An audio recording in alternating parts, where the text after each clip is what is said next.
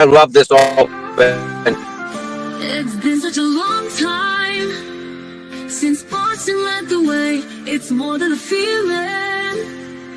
It's Mike and Tom to start the day. The heart of Massachusetts should be freedom, justice, and liberty. Freedom led pilgrims to Plymouth Bay. Salem trials had justice too late. The sons of liberty spilled the tea, and then the redcoats spilled their blood. The shot heard around the world rang out from the Bay State. Boston strong and ready to defend. It's where revolution started and ends.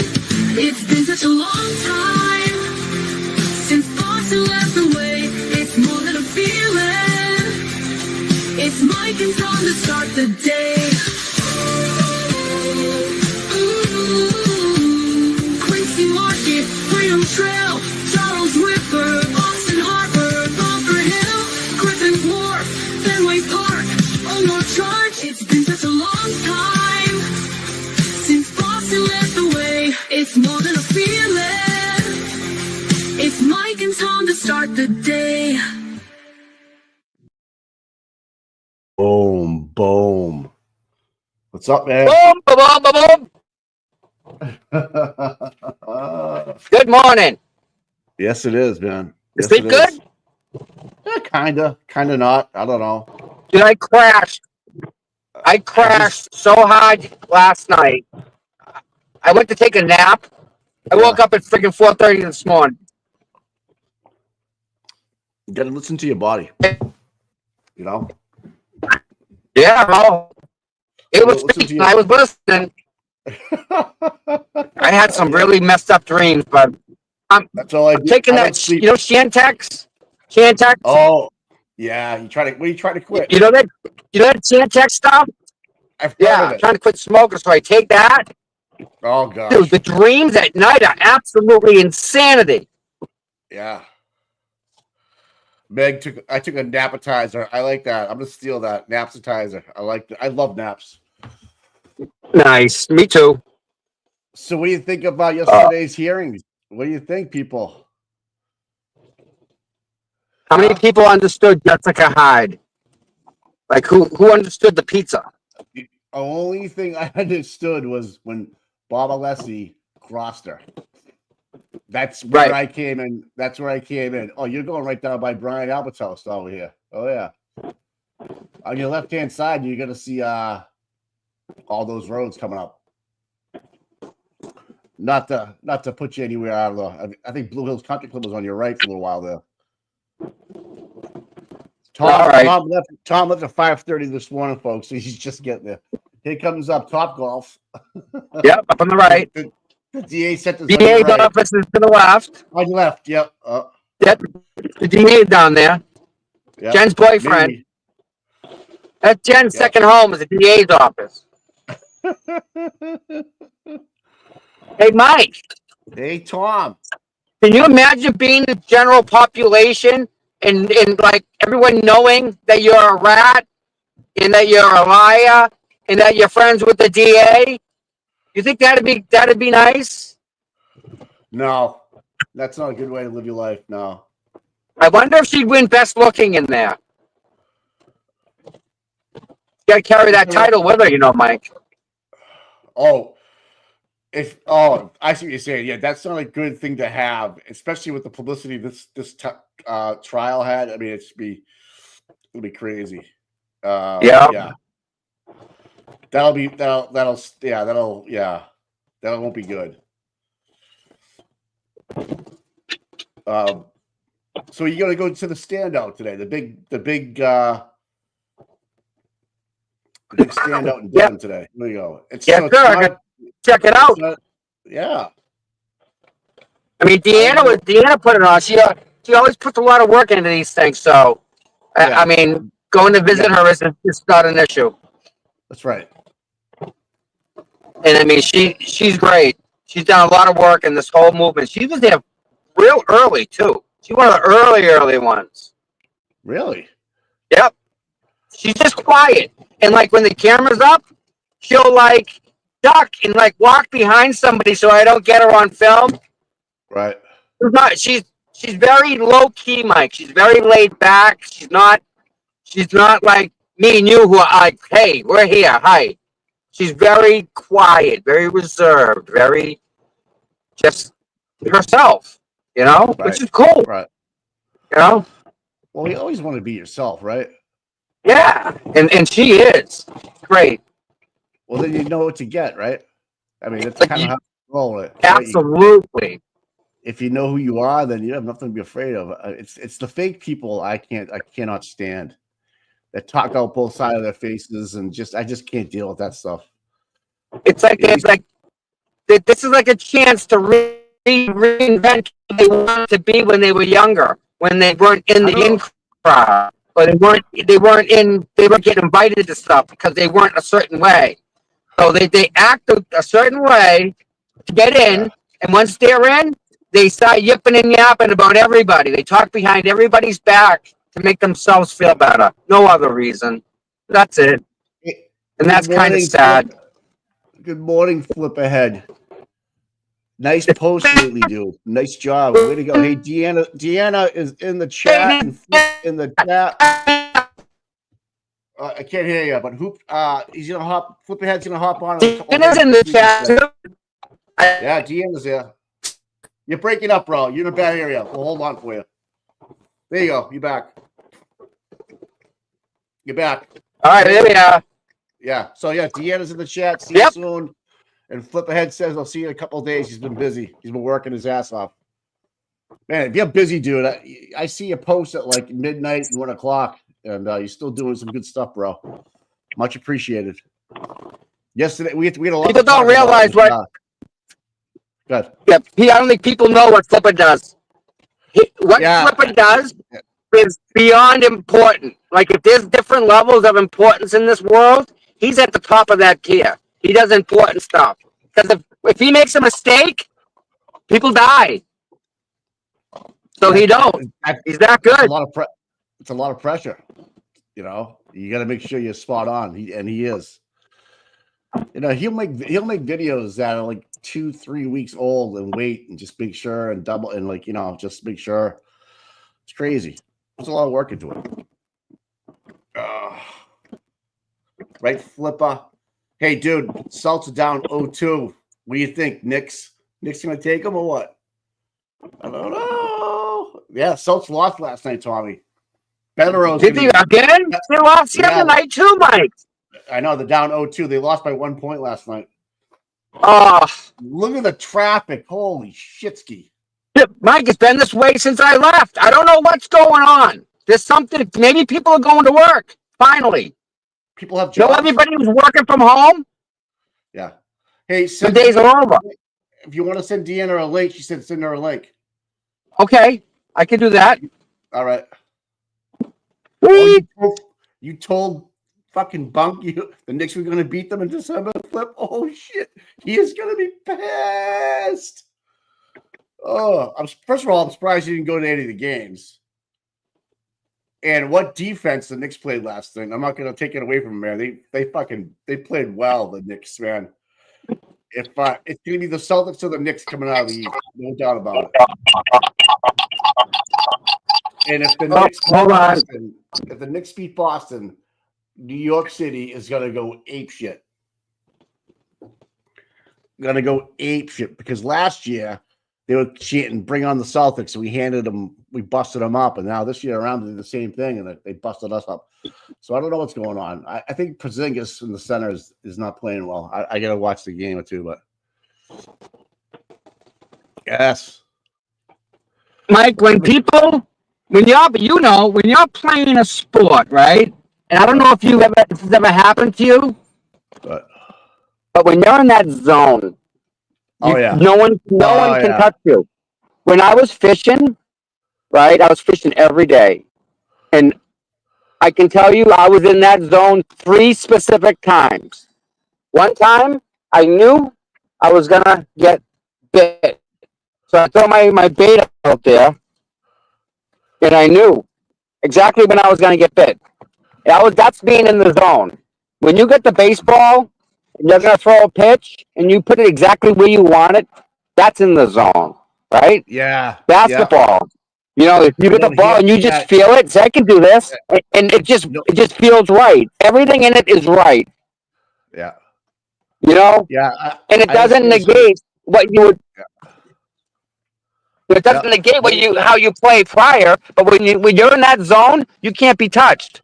I think doesn't happen. when lately we're seeing these players that are getting in the zone and they're really putting it on. You know.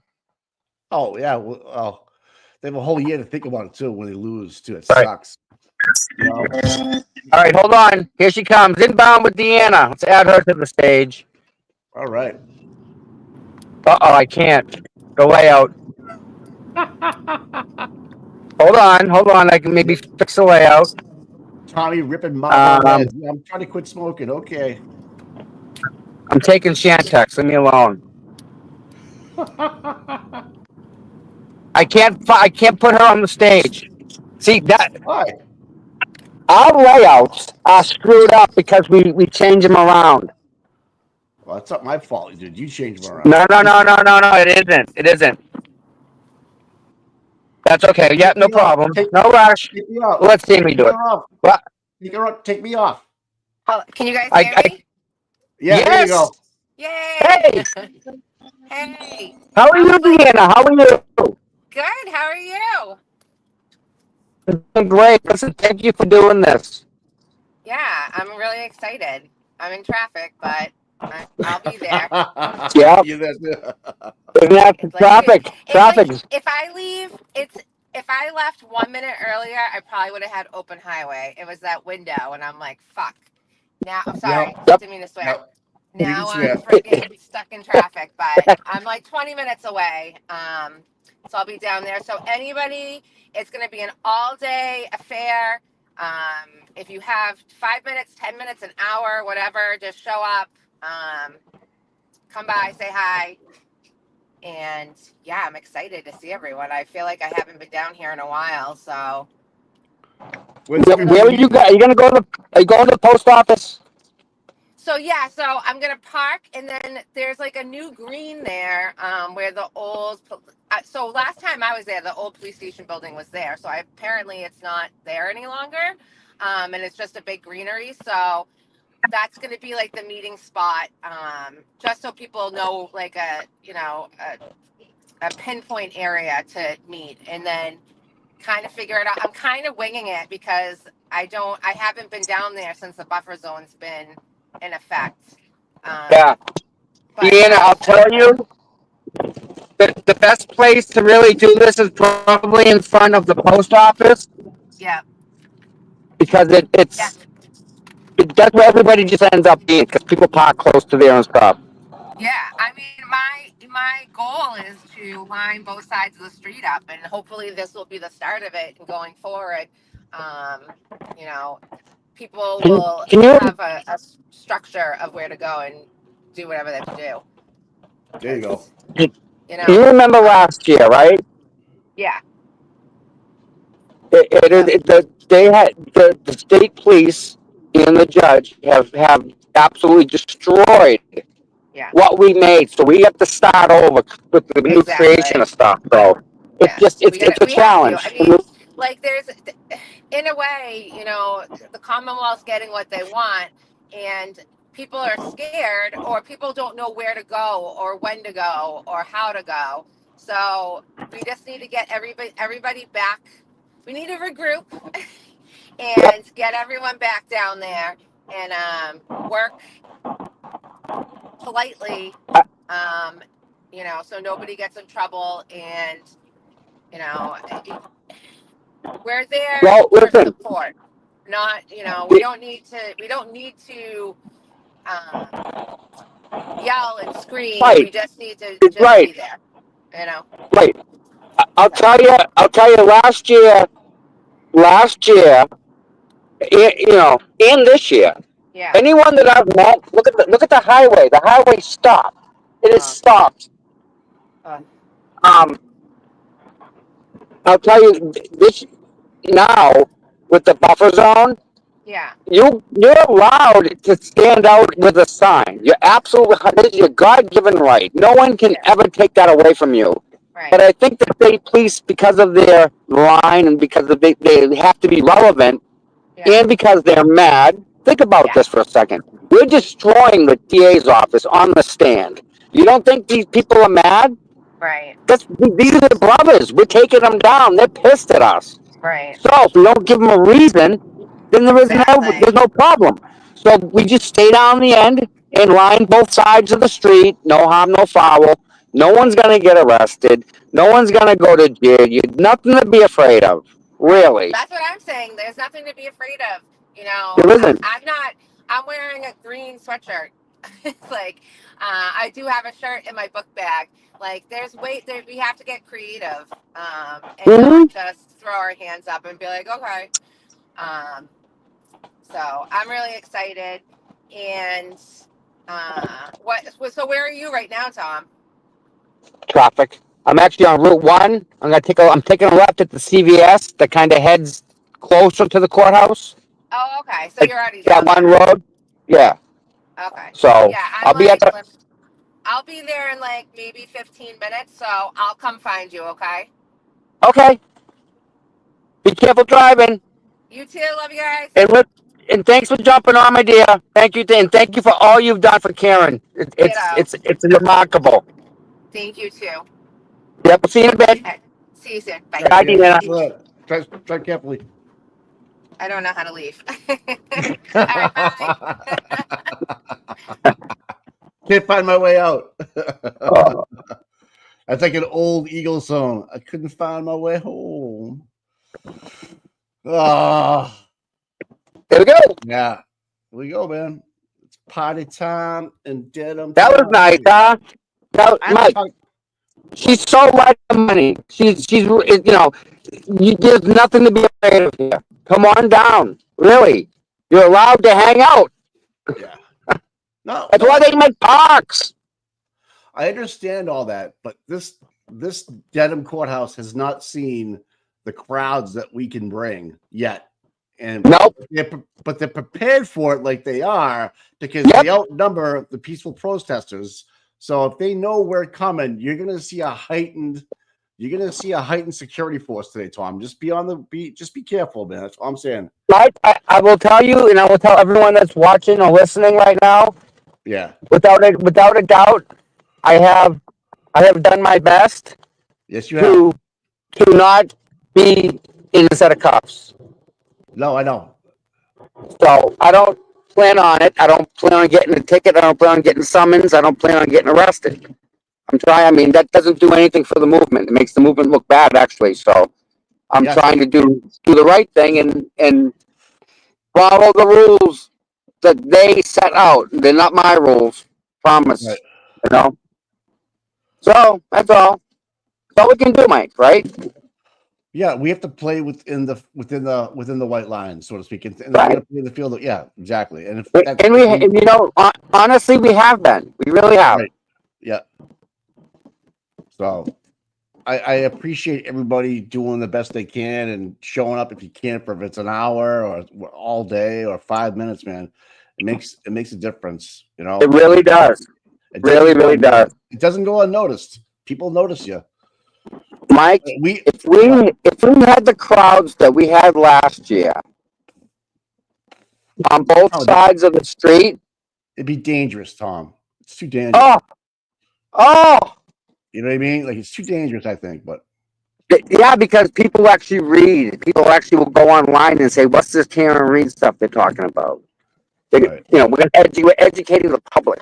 And again, I'm biased. You're biased. We want what's right for John. Flat out. That includes, unfortunately, Karen. Right. It's also including other people. The McCabe's, the Alberts, Proctor.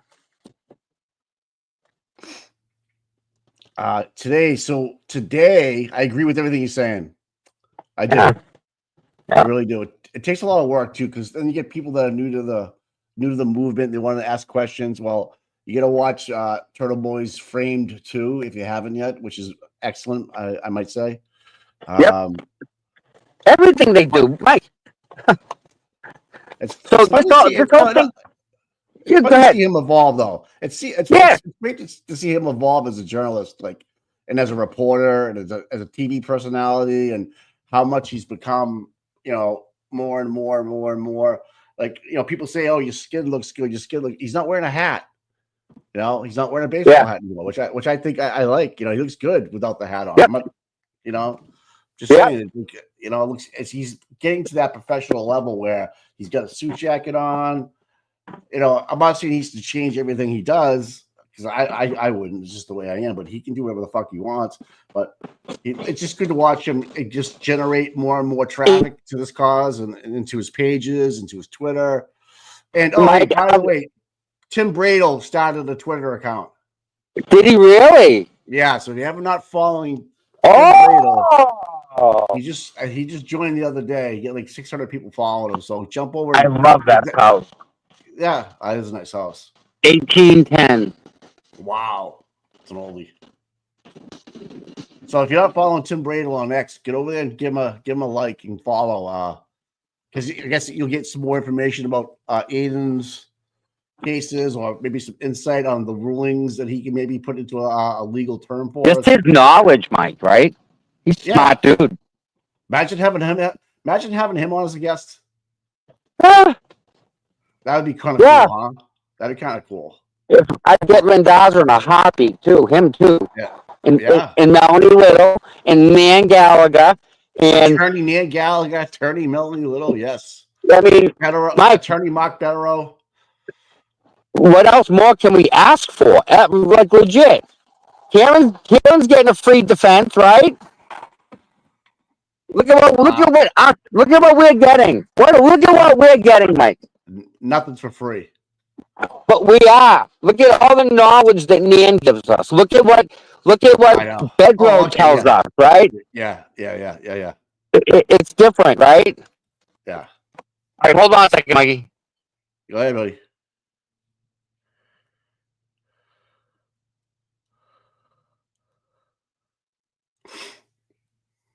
What are you doing? Oh, he's talking on the phone.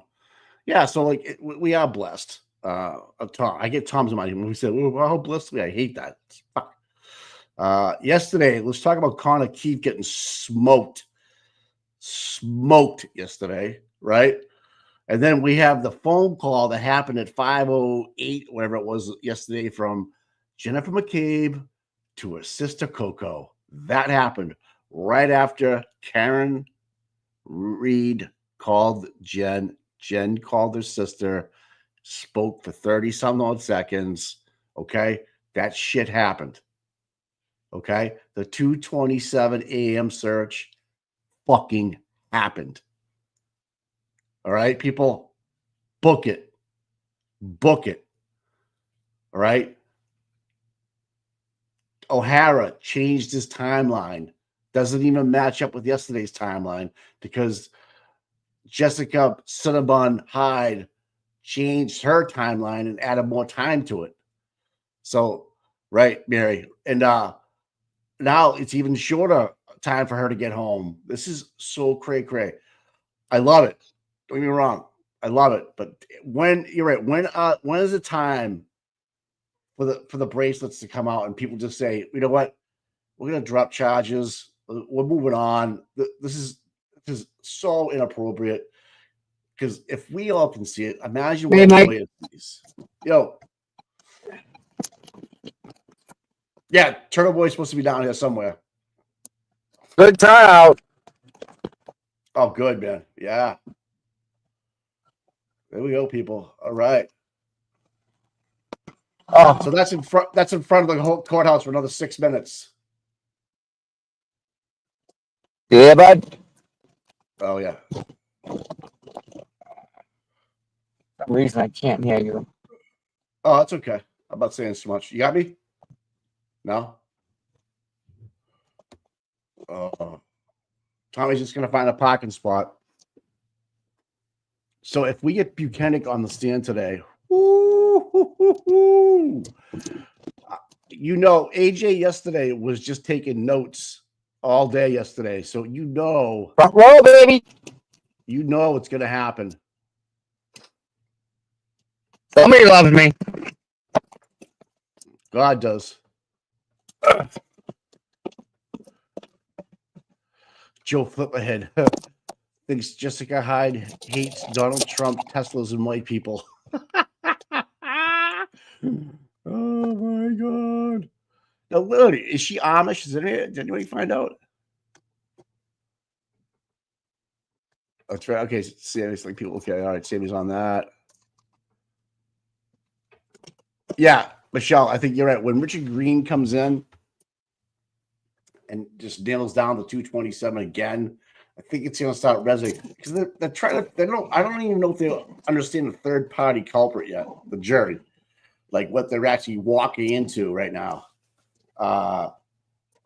Because it's well, the Karen's being prosecuted. Why would we think Jen McCabe had anything to do with it? Watch, okay, so why is the prosecution spending so much time trying to protect her, and we're trying to dismantle this whole thing? That's that has to start at some point start resonating in someone's head, and then when they go into deliberations or before that, it's going to come up, right? They have to bring that up. I mean, why do we keep on talking about all this stuff? Why is it even being mentioned about these phone calls and footsteps after the fact and all this other stuff? Because it's irrelevant for us, knowing what we know. For them, if they're unbiased and they haven't done any research, I get it. They're kind of like, okay, but someone's gonna put the dots together and then draw the line straight through the dots. Mike, it's a good day because guess what? What's up, bro? Not raining. It's not snowing. Right. It's a good day.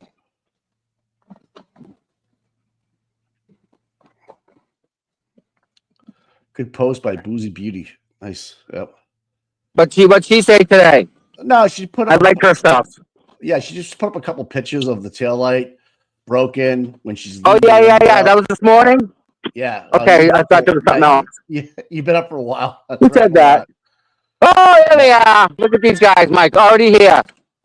Henry's leading the way. How are you guys? Good morning. Is that new ink?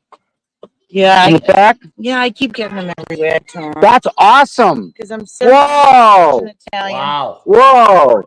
That's amazing. Italian, Irish, and Syrian. Awesome work. Who did I that? got this one, but it's so peeling. Oh. So peeling. That's going to look good. That's going to look nice. Good work. Nice, John. Thanks. It's Henry. Yep. Yeah, Henry's always here. Where is he? There he is. Henry! Glare on there. Hi, Clara. Clara. Hi, Melanie. It's Cheech. What's that? It's freaking me. I don't know. I think the Glare might be there today. I'm not sure where he is. Hi, Mike. Yo, Mike, you say hi. How you doing? Yeah, Cheech. Hi, Eddie. just ask how you're doing. She's got good ink, Mike. Oh yeah, I like the ink a lot. Yeah. Yeah. I'm a big tattoo guy. It's okay. They'll come this way. It's 8 o'clock, and these people are worried about what they're wearing already. Now, Can you give people where you are right now so they can try to find you? Can you tell people where you absolutely. If you go to the Dedham post office, you can park behind the registry of deeds. Right. And come out here. So this is the side we're going to be hanging on. That is the post office. This is the main, kind of the main drag. Right? And up here is the closest you're legally allowed to see Kaen Read. This is the closest you're allowed from right here at that sign. Right. So there's people that are so anything from that sign this way is absolutely America. 100% America. Okay. So people are down the other side as well, too, right? Tom? So they're down the other side. But are they right? Everybody's on the other side. Till 8 o'clock, right? I think. Oh, yeah, my tattoos are on the inside. So of we'll my end up arm. moving, Yeah. right? We'll walk from here down there Yeah. with their group of girls and Henry, Yeah. All right. and we're going to walk through the buffer zone. Yeah. So this is going to be a tricky situation because I'm recording, right? So I'm going to have to get off, right? Walk through the buffer zone, And go down there and meet everybody. right? I can't hear you for some reason. All right, that's all right. I'll let you do your thing. Why can't I hear you? Hold on.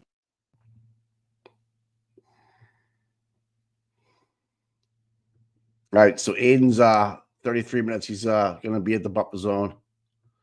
Dina's on the way. Bukaki's gonna be there.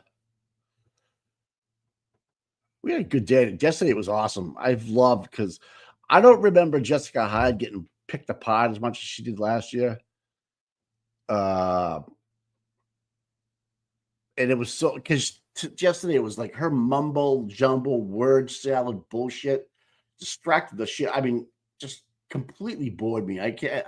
I wish we could have the reaction of the jurors because I'm sure if any of them are like me or you kind of just get lost in the words of like back wall files and hash values and hash browns and all that stuff.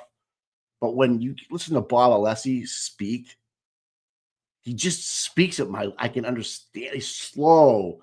Like Jessica Hyde was like, that nervous speech comes out. You want to get through your words quickly. So hopefully people miss what you're saying. That's kind of how I felt about her. But man, Bob Alessi, damn, dude. Damn. You should be a college professor, my friend. Man, that was good, dude. Because an idiot like me can understand what you said. Wow. Man. All the content creators guys lately, man, you guys been doing awesome job with your coverage and your guests and asking the right questions. And then when Karen comes out of court and stuff like that, she's not really talking to anybody. She doesn't see anybody. She doesn't see any friendly faces, so to speak. That that won't just take a clip like they're doing to her in court. Now, I got to say, yesterday's ending video of Karen talking what Hanky played bit him in the ass when she said it's either Jen or me are going down, one or the other, right? I thought that was priceless at the end of yesterday's trial. That was unbelievable. That backfired, completely backfired, in my opinion. If anybody's got a clip of that, you're gonna put that on X, man. That was unbelievable. Good morning to everybody in the chat. Please hit the like and subscribe. If you want to help out with the channel, go right ahead. If you don't have to, if you don't want to, we still love you. Don't worry about it. But yesterday's video, I hope Hank regretted that one just a little bit. Just a little bit. Now, Buchanan will probably be on the stand all day if he's called early. Yeah, Cheryl, see, did it backfire? Because I got after it played, I was fired up when she said that because that's like a tough girl. It was a boss move, a boss statement, in my opinion. And that is like, I'm fighting this all the way. There's no quitting me. I've never had to quit. I've never doubted. I believe in my innocence. I'm going to prove to the world who I am. And that's her right there. And Hank was probably like, fuck. Maybe I should slow down on these, right, Mom? Too, right? Love it, man. Love it. Hit the like and subscribe, please. Become a member if you want, man, because things are just gonna keep getting better here, especially with the commentary. Danielle up in Canada or just Southern Canada, man, she's been clipping some stuff that Tom and I do. It is funny. I don't realize the shit I say until afterwards. It just comes out of my mouth. Oh, and it's good to see that Flip's back in the chat, and Dina was here this morning. Some old names, man. Attorney Nan Gallagher will be back in next week. She got some family issues she's dealing with. Wish her the best. Lots of prayers. Yeah, good stuff, man. Good stuff. Melanie Little killing it, man. I mean, she's getting some big time numbers if you watch her. You know, some people do, some people don't. You know, that's why you have a choice of personalities, right? It's Dirty Dorito Day. I'm like, yes, Corey, yes. Please don't Google Bukkake, by the way. Please do not do it. Don't. Because I'm not going to be responsible for that. I'm not going to tell you what it is either. You got to do what you got to do it. But Koch Goblin. Do it. Good morning, sunshine. Oh, what are you doing? You're gonna put your picture back up there, you crotch goblin. Oh my god. Why am I so big? Oh my god. Hold on. I know. I know. There we go. There we go. What's there you go. Hi guys. Hey, it's like old school Secret Justice right here. Yeah. That's what we needed. We're ride or die, man. This is ride or die shit right here. How you doing? I'm doing good. Really good. I'm glad to hear that, man. I'm glad to hear that. You still seeing somebody? You still have you get things going on? Oh yeah. That's good. Oh man, tell him I said hi. I will. He's right now he's doing CDL training, so he's not here. Oh, okay. Awesome, man. Awesome. Yeah. That's a good gig, you know. Good union. You know, if he gets into the right one and stuff, but you know, it's not an easy job either, right? No, it's not. He'll be gone 5 out of it'll be like 4 days on, 3 days off, 5 days on, 2 days off. Like a firefighter, like kind of thing, yeah. Correct. Oh. Hi, Tommy. Hi, who's that? Who do you think? What's that? Shelby. Oh, Shelby. Hey, tell Deanna that we're down the other end. We're not near the post office. We're near the church like we were last year, okay? You can't miss the big white church. She'll know. So if you want to come down, I mean, there's a lot of people here. How many? You want to go across the street and get a picture? There you go. You're from Georgia? Just my daughter got from we flew in last night from Atlanta. You're kidding me. No, we got into our hotel about 2 o'clock this morning. What part of Georgia? Wow. Atlanta? North of Atlanta. I lived in Cummings for a couple months. You know Cummings? Yeah, you know Dawsonville? Yeah. Okay, that's where I live. Okay. I'm in Atlanta. Okay, nice.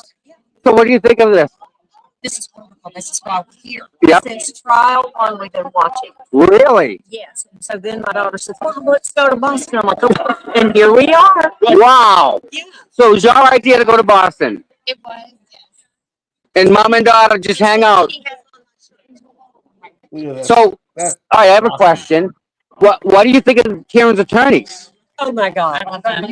She calls trial daddy. Alan Jackson. Oh, Alan Jackson, trial daddy. Yeah.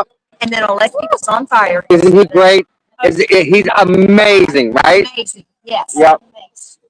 Yep. We're a freaking read 1,000%. I am so glad that you guys are here. I really am. I can't even begin to say. Yeah, we're glad to be here too. Well, welcome to Boston. Well, thank you. Do you guys need anything? Are you good? You check We're good. Yeah. Boy, I wish I had a way to get even you guys to meet Karen, even for lunch or something. Just even a hi. Yeah. You know, I wonder if there's got to be a way. Yeah. My life. Yeah, that would make her life. We would even give them some money. The support is just amazing. So I ask, is there support down there for Kaen Read? Yes. It's worldwide. Yeah, I mean, I go to the hairdresser. You know, what are you doing? Watch a trial. Look at your retrial. It's worldwide. It's horrible what's happening to her. Isn't it? It's horrible. They've taken her whole life away from her. And I can't wait for the day that they say, not guilty, not guilty, not guilty. And she walks free and sues them. So what do you think of the evidence that they're putting up? Well, they put up, we'll say. The prosecution? Yes. It's horrible. It's horrible.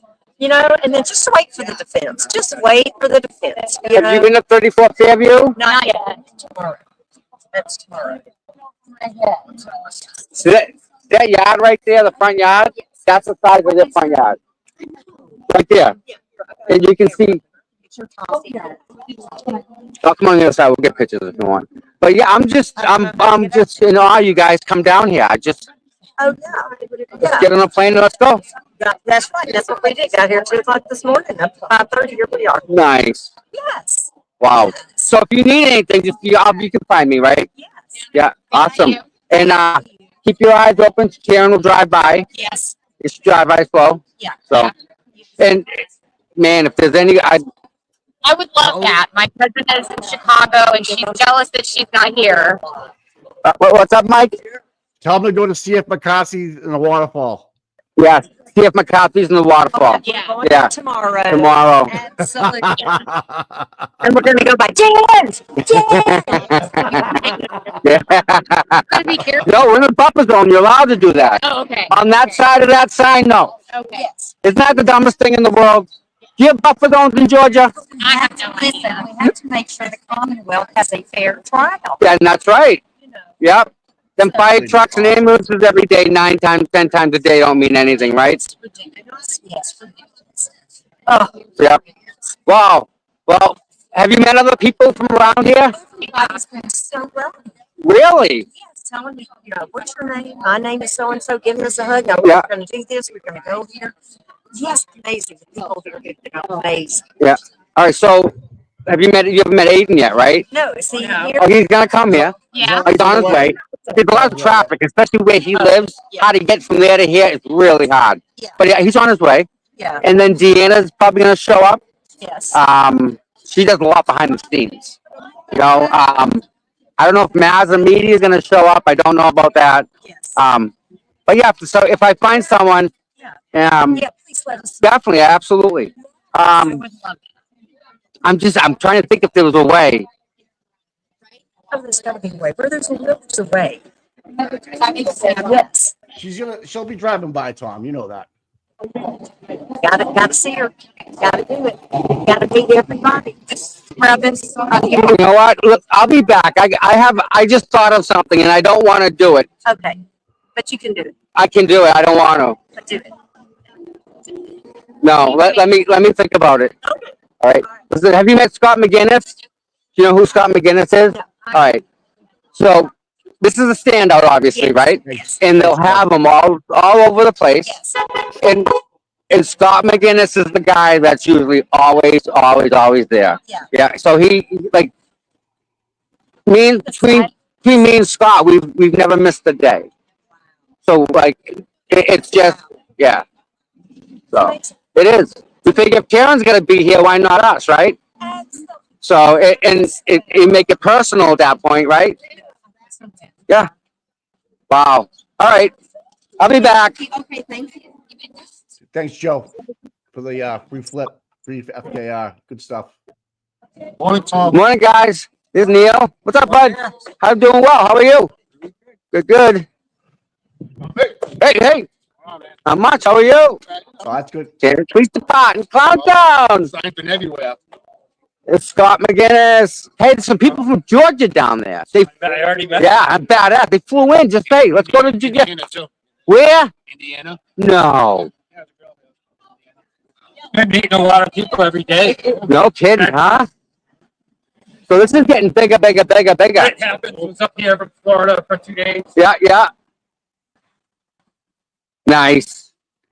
Yeah. it's- Morning, ladies. Yeah. Doing good. How are you? Hi, Papa. How are you? Oh, I love the dogs. morning. How are you? Good. How are you doing? Doing good. Be careful, Tom. Wait, Jesus. I'm okay. I'm on the white line. See the passenger line? Yeah, I know, but I was doing the same thing. I got arrested in Canton. I was on the other side. I was on the white line. Yeah? too, okay? Oh, yeah, it don't matter. Yeah, Yeah, I Canton's know. got his own rules. I know. Every third moon, it's whatever you want. On the second Monday. Tom, But the Mike, ladies, this is the sidewalk that they give us. dude, the ladies love you, dude.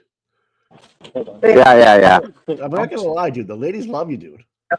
Well, doesn't work out in the long run. Hey, we have 227 people in the chat. Now that's gonna be something. Hit that smash that thing. Mike, I have 1448 total from Oh, nice. CPU, from Seeking, and from Twitter. Can everybody just take a second and just really, I don't ask for much, but can we just take a second and just hit the like button and the sub button? Hit the We hit membership. 7,000. We hit 7,000 Yeah. subs. Yeah, buddy. So I think we should That's be it. more, but we're a morning show. Yeah. We do So we 5 can't days. ask for more than that. We do 5 days a week, dude. I know it's a lot. We do a lot for the people, and the people enjoy it, Mike. They really do. They really like what we do. They get pissed if we're not on. I know. They don't know what to do. Good morning, guys. Tom's so polite. I know. They see, no. The people are polite. See how the people open up the sidewalks for the pedestrians? Yeah. Everybody does that, Mike. That's like, yeah.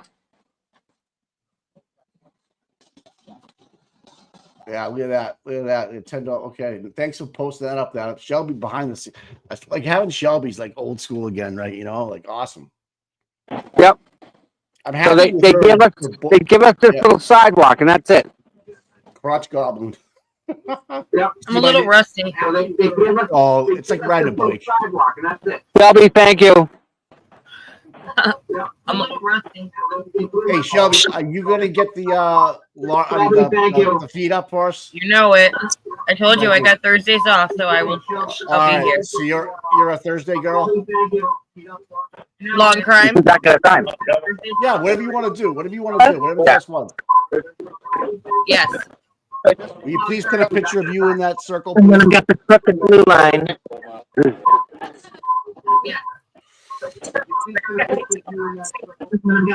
Thank you for that time. Yeah, John O'Keefe. I would say treats. I keep forgetting to bring treats to the dog. Hi. Right, she's not taking treats anyway. Oh. Hi. Oh. Hi. I miss my dog. She's too shy. Yeah. Hi. I miss Marilyn. Huh. Yeah. Say hi to him. My dog used to get up under me in my sweat. So look, I was pregnant. Love being close to me. I was in a sling for her. Yeah. She has a hip issue. My The doctor wants me to walk her. Yeah. He says better than her jumping around. Yep. You be good for mama. She's going to puppy daycare. Puppy daycare. Yeah, at 9 o'clock. Oh my.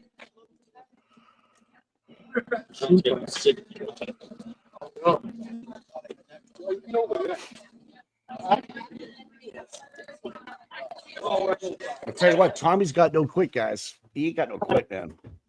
Can I ask the chat? Sure can. Turtle Boy, I know the Celtics lost, but where are you? He's probably in traffic, to be honest. You know? That was awesome. The Celtics lost, but where are you? Oh my God. Mike, we need him here. He is absolutely needed. No, I don't think the Celtics were different. No. Where is Aiden? I don't know. I'm good. How about you? Good. Thanks for coming down and supporting Karen. Thank you, Shelby. You're Cross welcome. Valley. All right. Cool. How's the boys? They're good. They're good. I have to bring them to school right before court, but I'm gonna have court up. Using long crime. We can use that one. I don't care. I have NBC up because that's my go-to, but it doesn't matter either way. Yeah, just whatever one gives you the best feed, I guess. You know, with the interwebs. Yeah, I'm gonna plug my computer into Ethernet, so I won't lose any internet. Oh, you're awesome.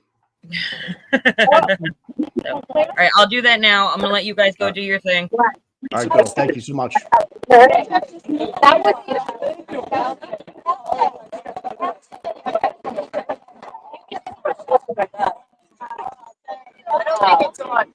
Of course, there's no mainstream media down here today. Why would there be? Right. Well, I like that one on the back of her right there, that federal prison one. That's awesome. Oh my goodness.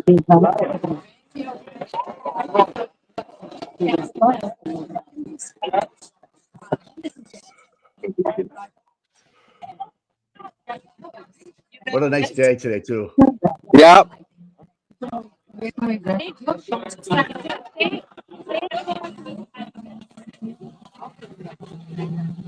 at that sign right there. How much time it took to make that sign right there on your left? The federal prison one. Jeez, that's so cool. You know?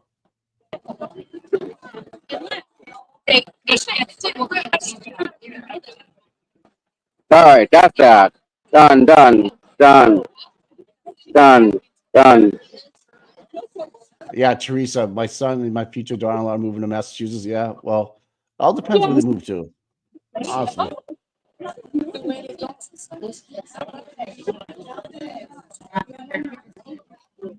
The trial will be on soon, guys. Yeah, you have to leave. We're gonna have it on for you. It's only 8:21ish, right? How are you? I'm putting you today. I like the blue. The blue's like pop. I love that color. Doesn't it look good? Yep. Pink. Mike Read. You know, I'm gonna put my there's like $6,000 in that bag. Electronics. Yeah, I know you know. You like that? Yeah. Thank you. Yeah, I'm not sure if you guys have seen me. You want to hold that for a second? Sure. Can you get me? Yeah. In the frame? Yeah. Oh, you're in the frame. I'm very good at this. Go. So much. I don't even know what I'm aiming at. Oh, I'm ready. Let's see. I'm doing what I'm supposed to be doing. Hopefully. You're doing good. You're doing good. Good morning, Donkey. I know the ladies love Tom. I know. If I was Tom's girlfriend, oh, there's mainstream media across the street over there. There they are.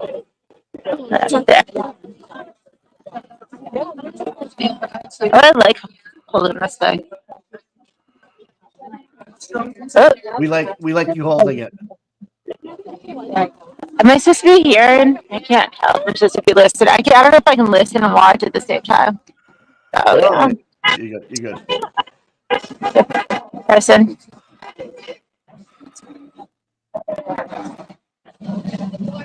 Good morning.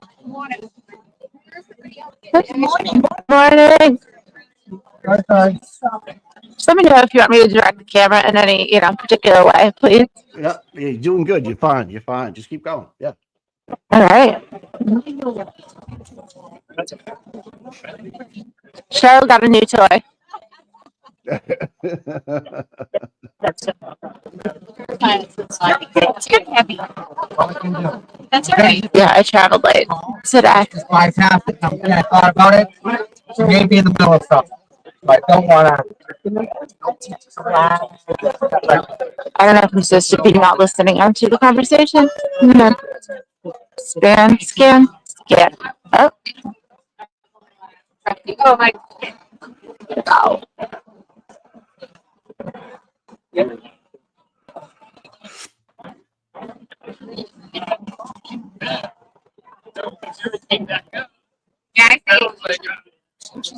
Tom's out there socializing.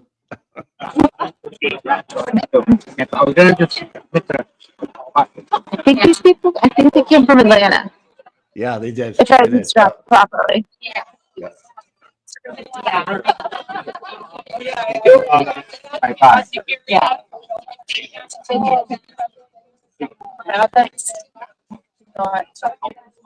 Yeah. I'm not gonna lie, it was like 5:30 when I left my house this morning. It was freezing. And now it's like, hi! Thank you so much. I got a keychain for my keys so that when I drive down here, Isn't that awesome? it is beautiful. Thank you so much. Wow. Does he really? Yeah, the little ones. Go on the air. Just say. Oh wow, so cool. All right, I'm ready. Give me two things. See this turtle boy. It's in the Oh, look at that. That's awesome. You're the coolest. Thank you. There's Aiden. So. We got some pictures with you. She's dying of me. I Right.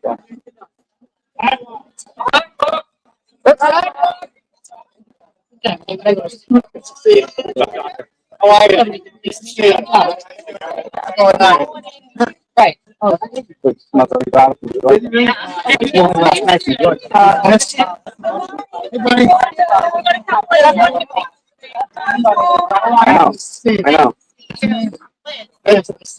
Hey, let's get a picture. Hi, Mom. How you doing? Oh, sorry. I'm on left-handed. So, will you get a picture? You want to get a picture? Yeah, for sure. Let's do it. Oh, nice. Indiana, too. Thank you. You go in the middle? Yeah. I love it. Thank you.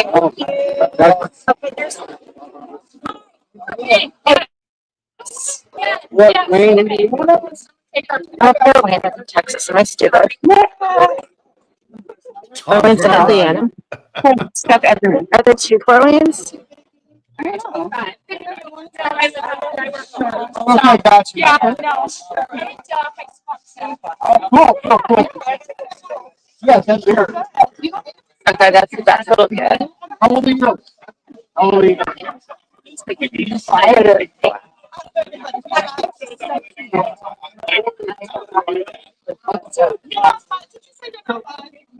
Yeah, you're right. It's true. It's fine.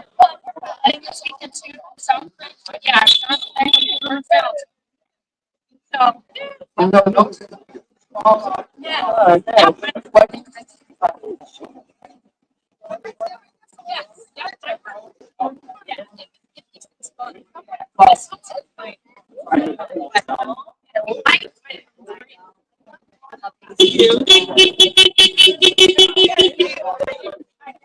Go. And you have a big super fan. Oh, nice. I do. Oh wait, did you hear that? Yeah, I heard it. Yeah. Yeah, I wanted to get shots there.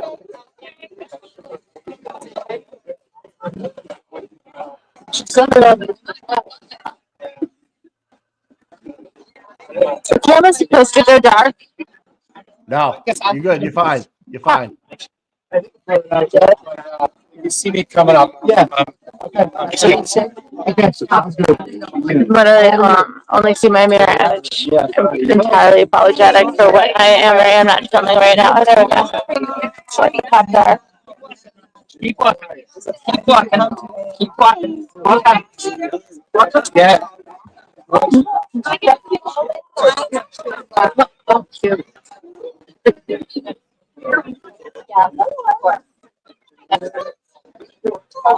Oh, what a good picture. Yeah. Very welcome. Thank you. Nice to meet you. Oh, how you doing? Nice to see you. Thank you. I love it. I love it. He's already going out stuff. Oh, no, yeah. I read all of it. Oh, thank you. I get that. I got the traffic. Of course, yeah, right. Wait, Mike. You need one? I'm going to just call you. Okay, all right. Talk to you. Yeah, give it to me. I'm gonna hold you regular papa. But camera. Well, I swear I didn't touch anything. Good job, guys. Come on, nice. Wow. Oh, God. Did I make this go dark by accident? I No, didn't do no, anything. no. Nope. It's probably the phone. I didn't touch it. No, you got battery. That's me. Thank you, by the way. I was talking to the, she's from Indiana, right? And,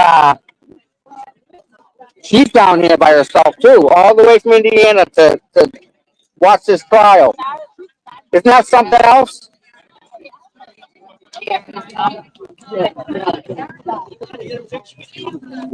Maybe this will work.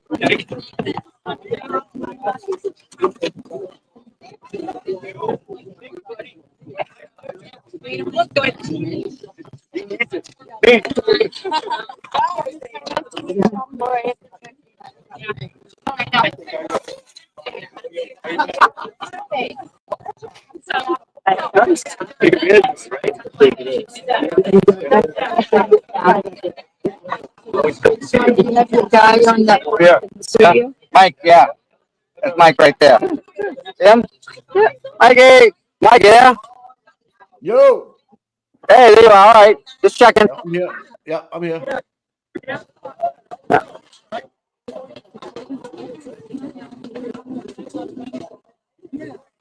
Look at that Jeep. Look at that color of Jeep. It's blue.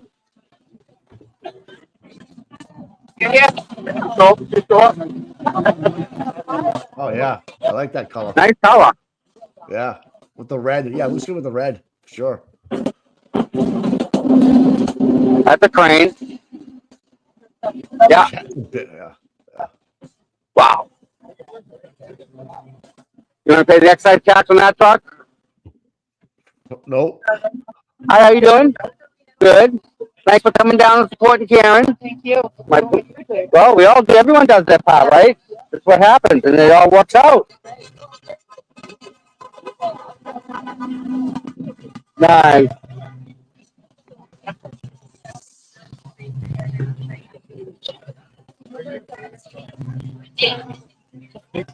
Paying directors way down the end, talking to everybody. How many people you think are there, Tommy? Oh, 50, 60. Oh, good. Good. Yeah. Yeah, good turnout. But again, Mike, they stuff us in the sidewalk, you know? Right. Yeah. Yeah.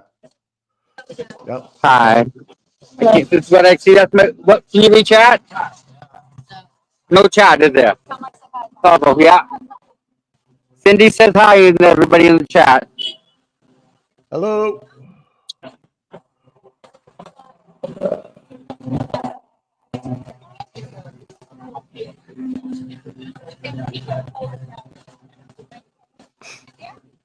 I would think Karen, if she's gonna drive by, it'll be in the next 10 minutes, bro. Yes. Yep. The mother and daughter from Georgia right here getting their cameras ready.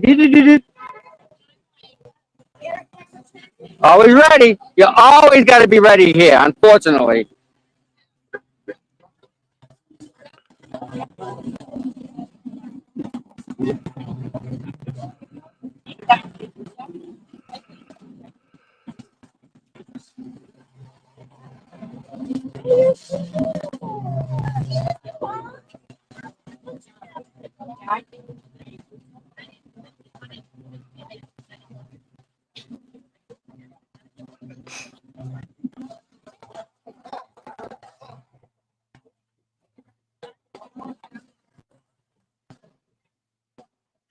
So we got Trooper Lieutenant today, huh? Yeah. Yep. Yep.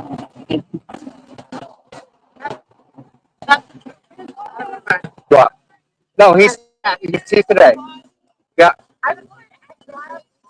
It's so cool. Turtle Boy came down there. Yep. Yep. Interesting. Yep.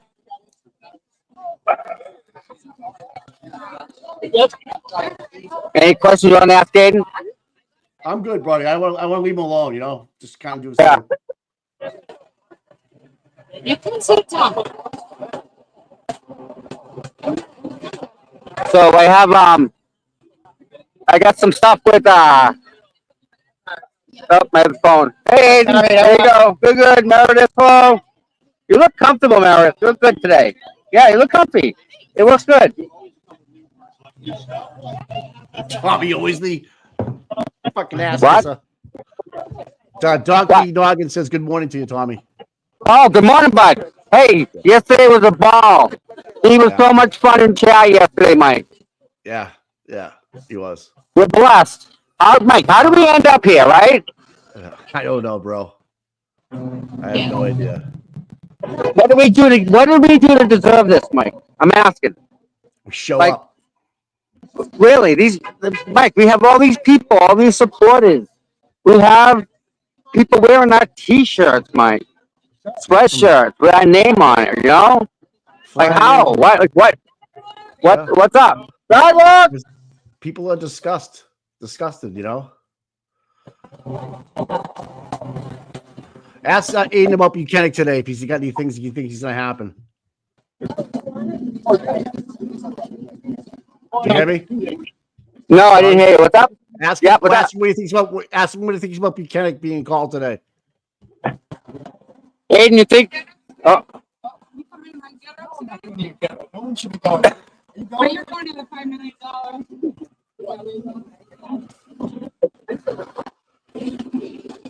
you know what she comes in, right? You know the SUV that she comes in? Black. Black with the brand new. Big Suburban. Big. See the lights like that? How they go with their like lines? The front of it will look like that.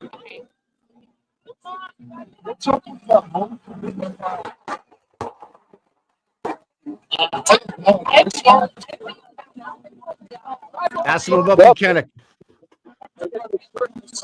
An enormous amount of police vehicles and ambulances. It's like always coming by. Right. You didn't know, you noticed that too, right? Yeah, that they do that on purpose. Yeah, that's There were more police here than supporters a couple times. Like it's for no reason. You know what? Last year we had over 200, 300 people. yeah, Not one person skinned a knee. yeah. Like we didn't have one problem whatsoever. None. And they have all these cops out here for what? Why? There's no need for that. No one's done anything wrong. Yeah. They got to justify their money. But we've never done anything, like nothing like that's ever happened. Like everyone's been nice and quiet and reserved. There's not like nothing. No, like nothing. Yeah.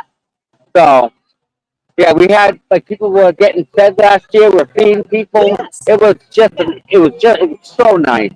It really And was. it's okay if the market guy gets harassed. Right.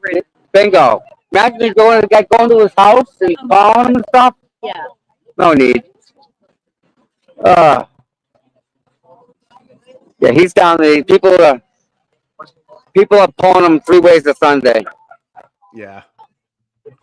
Ah.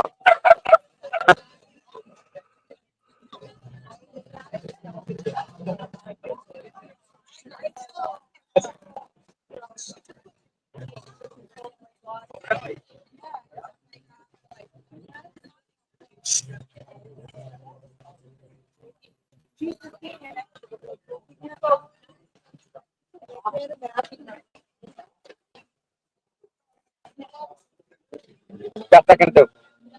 Sorry. Right. No, it's a long ride, long trip. But I'm working on it. Another.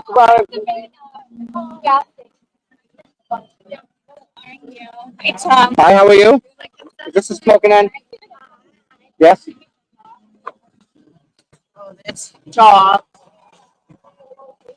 Tom said it was so natural night. I know if you're not going. Oh, by the way, you guys did dynamite raising all that money for Karen. So everyone at North Shore Nacho Night, thank you very much for everything you've done for the movement.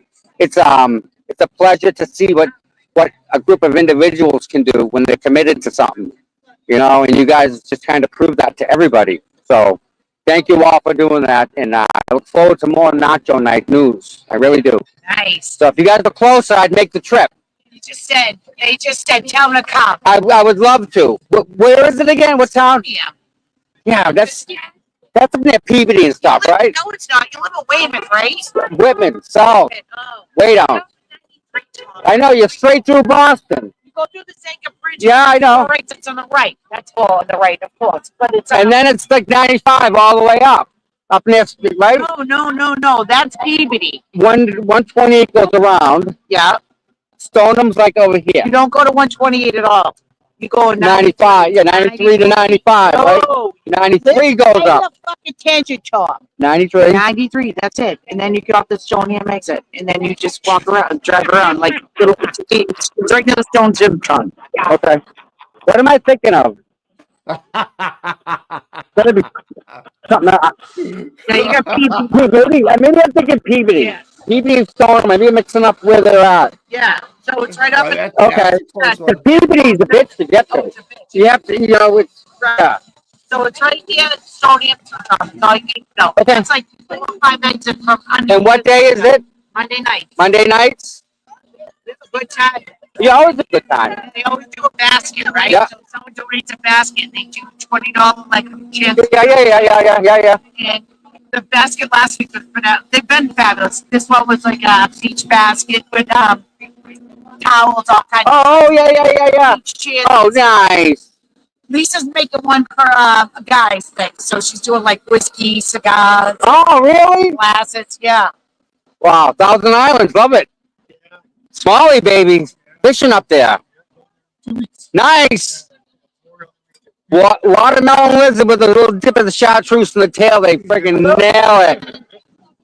So they're telling you all come and thank you, Todd. Bingo. Listen, I can't promise it, but maybe sometime soon. Maybe I can say that. But again, thank you all for that. Really, it's good to speak. What time does it start? Thank you. What, Mike? What time does it start? What time you guys start? 6 o'clock. 6 o'clock, Mike. All right, man. All right, 6 o'clock on Mondays is nacho night. Okay, and you guys raised a whole bunch of money for Karen, so Yes, every week. It's unbelievable. yeah, it's awesome, isn't it? Yeah. Me and Mike did pizza, and we were like almost $1,000. It's like, oh my god, like just thank you to everybody, right? Sean, they get like $800 even before it starts because people are Venmoing. Yeah. Not showing up, they Venmo, so we'll get like $800 before people even show to the Grimsby's. Thank you all, really. Thank you to all the people to nacho night. Yep. Yeah, thank Oh, yeah. you. Down on the other side. Yeah, go all the way down. Yeah. Anyone see Deanna around? Deanna's on her way. I promise she's in traffic. Oh, yeah, well, I was in traffic too. I have to Yeah. stop for her. It's the traffic's bad getting here, and then you got to park. So Yeah. I know Deanna's coming. Yeah. Sorry, Todd. No, we're good. I just want to have a quick cigarette. There's Deanna. She finally made it. Mm-hmm. I'm like, they had to do so much.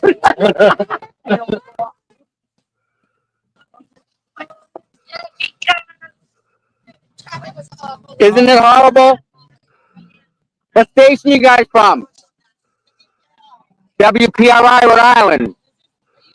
Yep. Yes. Yep.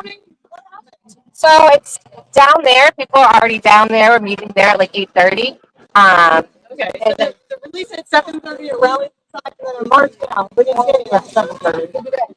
No, so you're in front of the No. courthouse till 8. Now we have to move down here, so that's. So they started at 7:30 in front of the courthouse. At 7:30, they kick us out. So everyone marches down here. 8 o'clock. Yeah. That's what I was talking about.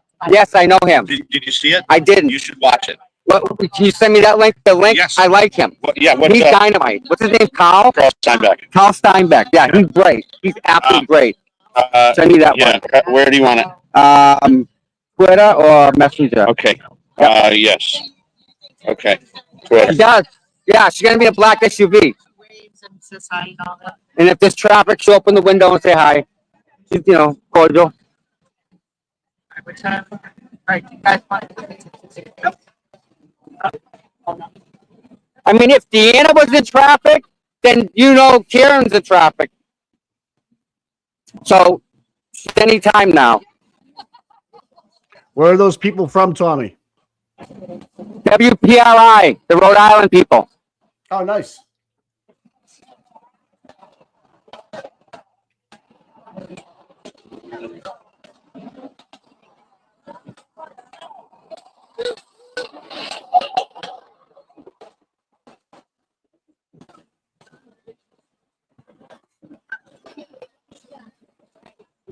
I wonder if just Machado is going to be inside live tweeting. I hope so. I don't. Don't the people that go and get voted in they go for a week, don't they? Is that the week? Yes. Yes, they go for a week. Yep.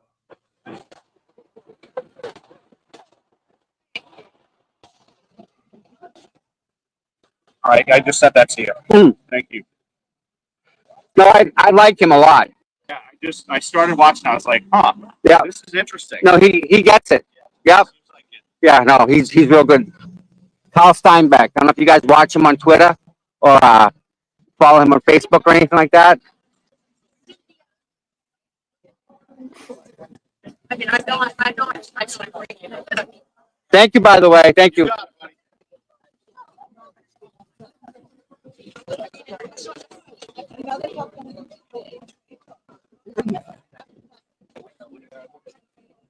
It's a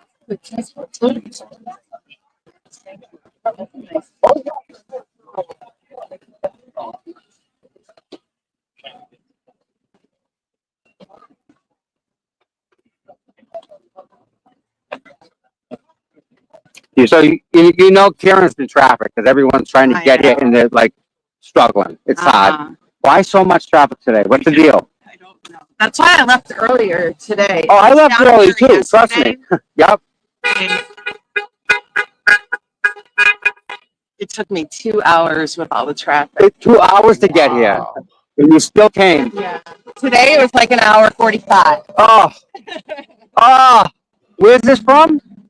New Hampshire, Okay. like the middle of the state. God love you. Thank you so much for coming down. I'm glad I can come down.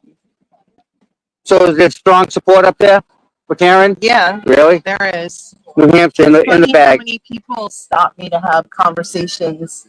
This guy stopped me the other day. He was like, "Do you know Jen McCabe?" I'm like, "Of course I know Jen McCabe." He's like, "What a crock of shit, huh?" I'm like, "Yep." Yep. So it's pretty funny how many people stop. I love it. Oh, because I have stuff written on my windows on my car. Oh well, that That's why. maybe yeah. That's Yeah. a little giveaway. Yeah, right there. Yeah, that's a tell. Spreading the word. So what do you think of yesterday's testimony from that trooper who didn't see the report? Nope, I didn't write no report. No, Well, got your name on it. yeah. I wonder if he actually did. If he was there. Yeah. Jessica Hyde, man. Yeah, she's ain't right, that girl. God bless Alessi, right? Are we not blessed to have him? I mean, really, Yeah, her whole team is amazing. I'm impressed with everybody. I just can't say enough. I can't. Right.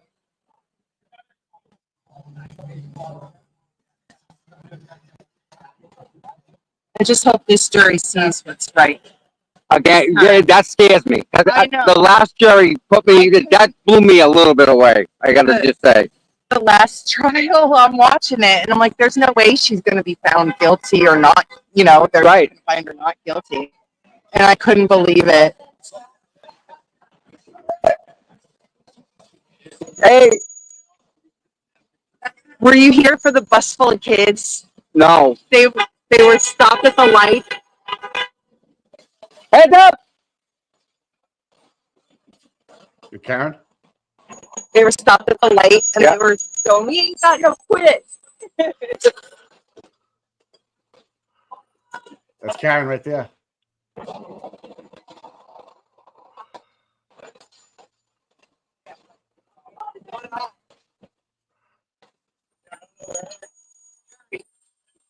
No, Stefano Yuri. Yep. Really? Yeah, which vehicle camera? Oh, definitely. Yeah. That should be interesting.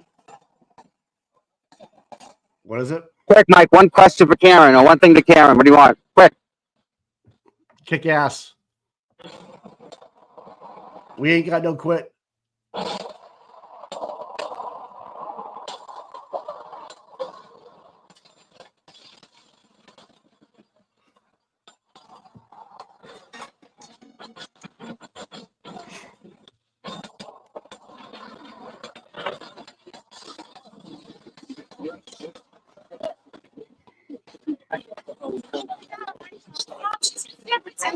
Come down there.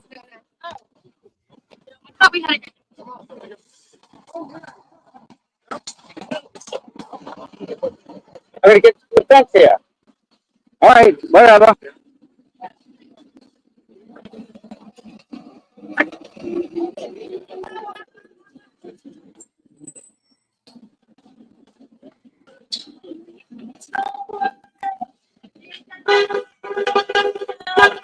Good morning, guys. Good morning. Great job, Mr. Lessie. Great job.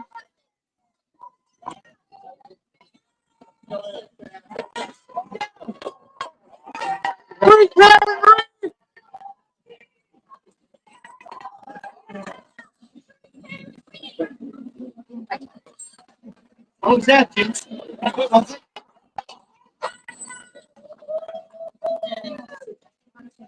Come here. Come here.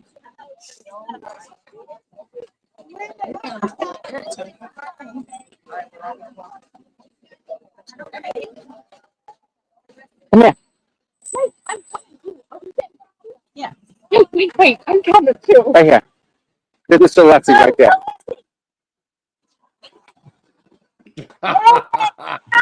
Sidewalk, sidewalk, sidewalk, sidewalk, sidewalk.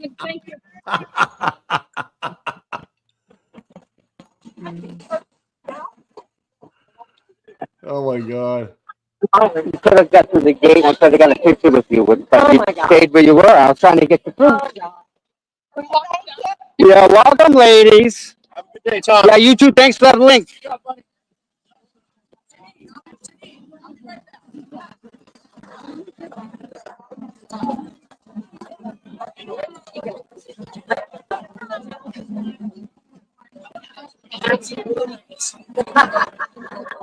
Henry's a good boy. Hey, you. Hey. Never drop your hand. Always protect your eye, okay? Keep that jab up. Always. Always. You learn that one, right? Hey, when's your next one? Still got trained though, right? There's a lady I want to hook you up with. Her name's Carrie. She does a lot. She's very involved in the boxing area, like professional ones, like in the Dorchester one. You know, she's very involved with that whole show. I want to hook her up with Carrie because Carrie knows the professional. She actually helps train them. She's very good. She got the whole thing in her garage. She got a heavy bag. She got speed bags. She got the thing on the wall where the lights up. You got to punch it. Yeah. You know, she's got everything. And a lot of the professionals, they go to her house and they train there. So I'm trying to hook her up with Carrie. So yeah. She went to a place called No Name Some Boxing Club for a little bit. Yeah. Yeah. Hi, how are you? Good to see you. Where's your mom? Okay. Tell her I said hi. I sure will. Yeah. So Mike, she's a boxer. Oh, nice. She's boxing, Mike. Nice. Yeah. Well, So I'm trying to get her hooked up with Kerry. What weight? Because Kerry does a lot of that stuff. What weight, Tommy? So, what's up? What's the weight? What weight? Oh, what class do you? What do you find a class, like a weight class? No. No. No, but I'm 145. Okay. I would be 145. Okay. All right. Good. All right. Good. Don't quit. If you like it, and the parts that get tough, Yeah, it was a good crowd. those are the parts that make you who you are. You'll see. You know one already? All right. Awesome. But if you need anything, you just give me a ring. I'll see if I can help you out. Really. All right. So keep that jab up. Protect that eye. Always. You never drop your other hand. Okay. All right, I'll see. Yeah. I'll see you. But The flash is on its head. I know you. I know you. What's up, my dear? What's up with you? Nothing. We're gonna have to get that ticket thing situated. Yes. I told him, don't. Roger that. Like, okay. Yeah, no. And if it does end up, we'll get a little rally going, and I'll try and raise some money for you guys. I told him, I said, we have an attorney. Yeah. Take care of us. Good. And you want the ticket completely removed. Right. Because if they just say you'll drop it to a warning, it goes against your record still. So. Renee. You heading out, Tommy? I guess so. Everyone's bailing. All right. Are you going home? I was probably gonna go back to the car for a little bit and see what happened, and then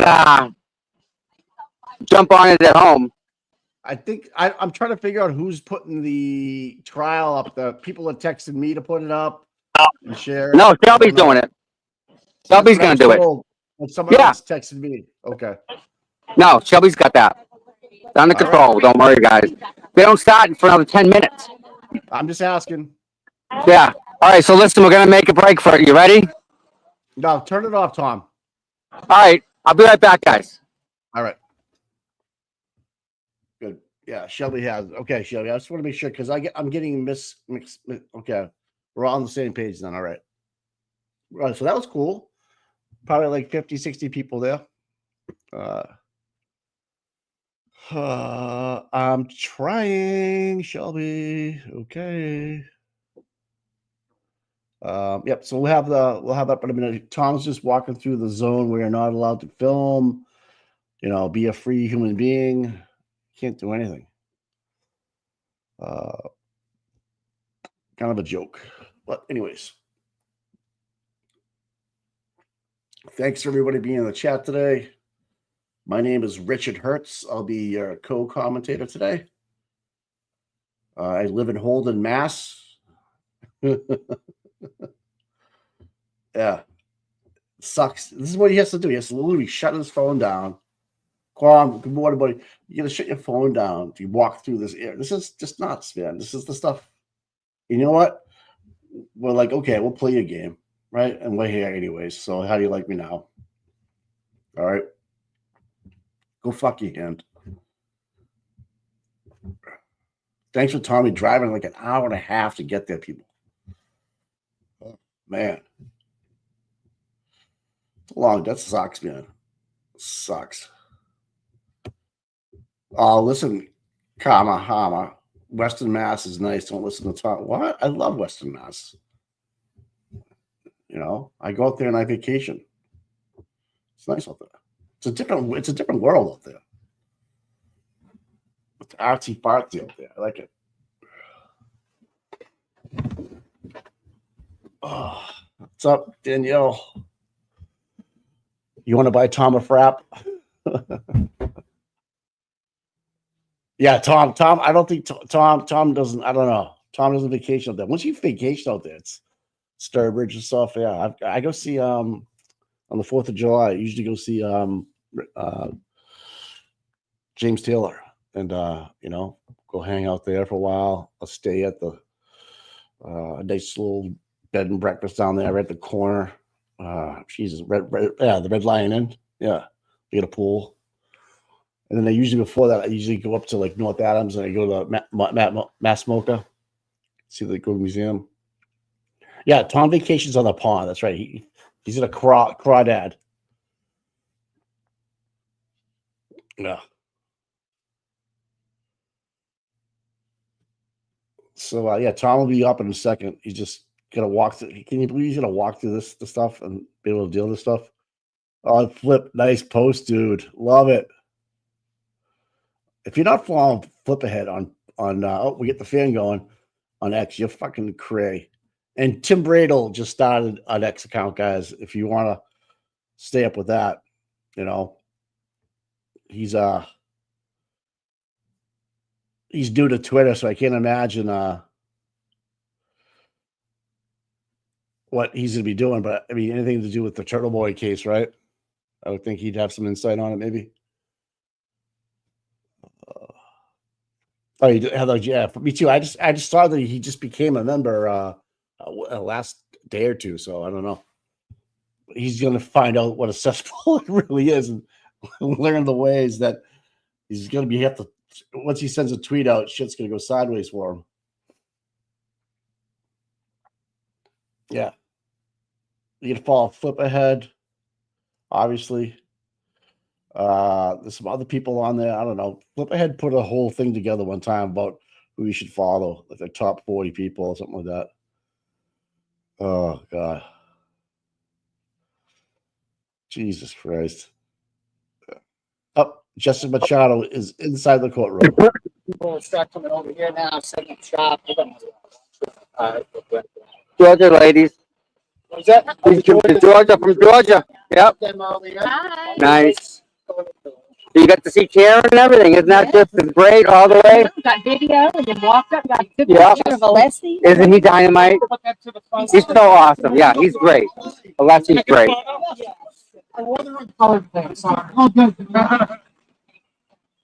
Hi, how are you? Lisa from San Francisco. You're from San Francisco? Nice bug house. And you came here to see this? I'm here for work, but Okay. I'm flying out tonight, so I thought I'd just pop in. This is all it takes. Just you're doing it. You're doing it. It's just stopping by. It's trial one. Yep. And what do you think about trial 1 to trial 2? Yep.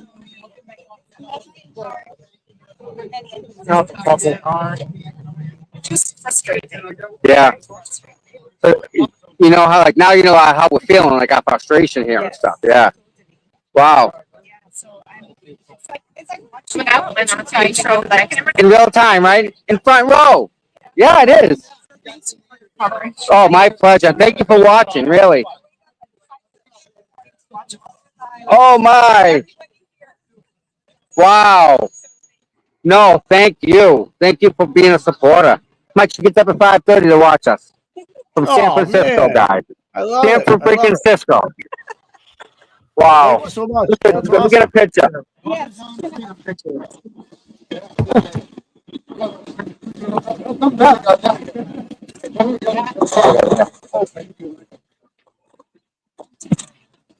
I always have 2 phones. Yeah, I'll tell you.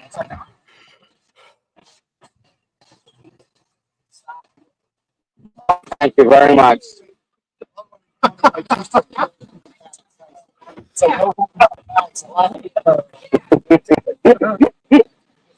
Oh my. Oh.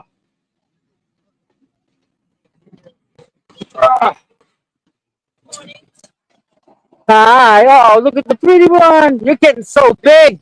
How she doubled. Doubled in size. You're kidding me. Hi, pretty. You're so pretty. You're the pretty one. Hi. Oh, hi. It's okay. Well, a dog wants to love everybody, huh? Hi. You're good. Yes, you are.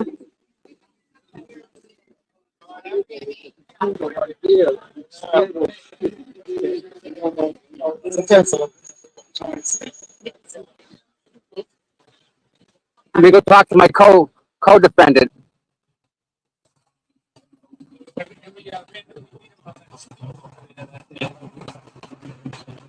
Johnny was going off on some beats. I was having trouble keeping up, but he had plenty to say. Yeah, so you were getting it all in one big flash out of context. You had no idea what you were talking about. And then, 5, 6, minutes later, we're in the middle of, the sticker games. We're going to I mean, we've said in the past, a lot of us in the movement have a pretty decent control with respect to how we've known us for years. We usually have good negotiations with them. I think we caught him on a really bad day. Well, and then we're coming through, and he's saying something to you about this isn't your 5th time. And then he sees Johnny with the 3 Kaen Read decal on his vest, and he rips it off. And it was such a subtle little sticker. I think it actually said something about justice for John Keith, and just below that tiny it said, just FKR. It wasn't even spelled out. Yeah, it wasn't even like a very bold statement. That decal. For those who weren't around that morning, we were wandering. It was April Fool's Day, which may be just a coincidence, but it was day 1 of the trial selection process. So everybody was kind of on edge. Yeah, that's when I heard them say as I made one of my 5 trips back and forth across that area. Yeah, which Sergeant Harvin was keeping count. Well, that's all good work. So he said, one of the guys said, not to me, just to his buds, said, we got the van here. We'll fucking arrest him. I mean, he said, we'll warn them once. So that was their mindset that morning. Right, they were coming in with that attitude, trying to lay down the law. I think they've relaxed quite a bit, actually. I mean, even yesterday at the end of the court day, I was down there.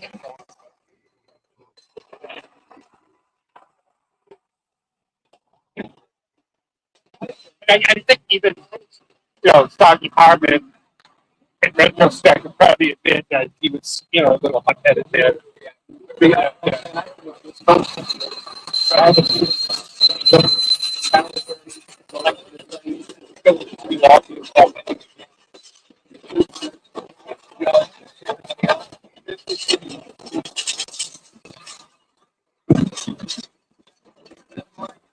That's reporter from Justice Serve TV on there, guys. Just so you know. Co-defendant, how are you, sir? In our matter again. Court's in session. Good job with Dr. Biden yesterday. That's Awesome. That's easy duty. Isn't that?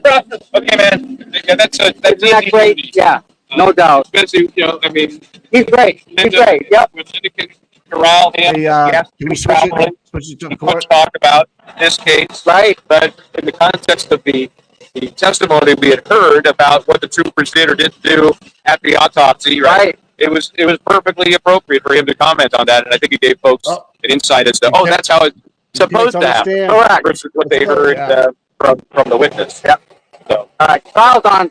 Trial's on. Oh, I'm out of here.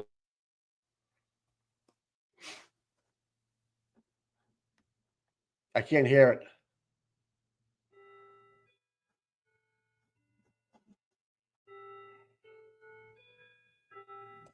Oh, I'm controlling it. Okay.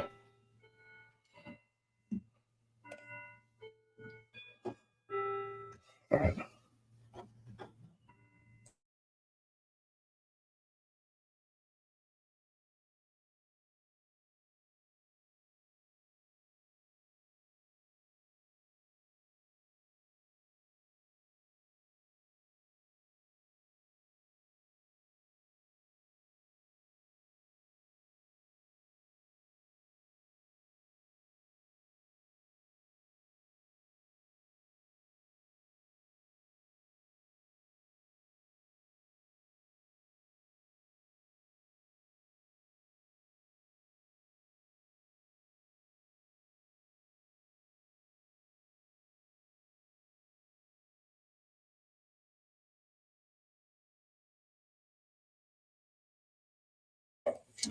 It was right after 9/11, and my. So you guys have no sound? Okay.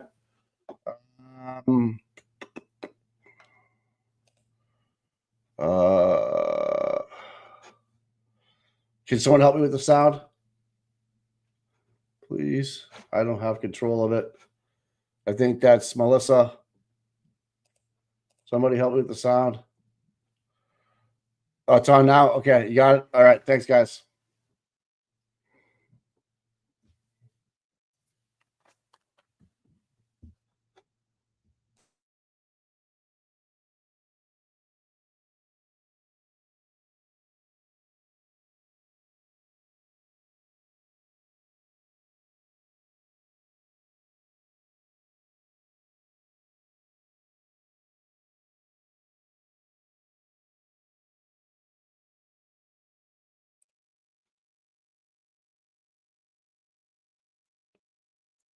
I don't have sound, guys.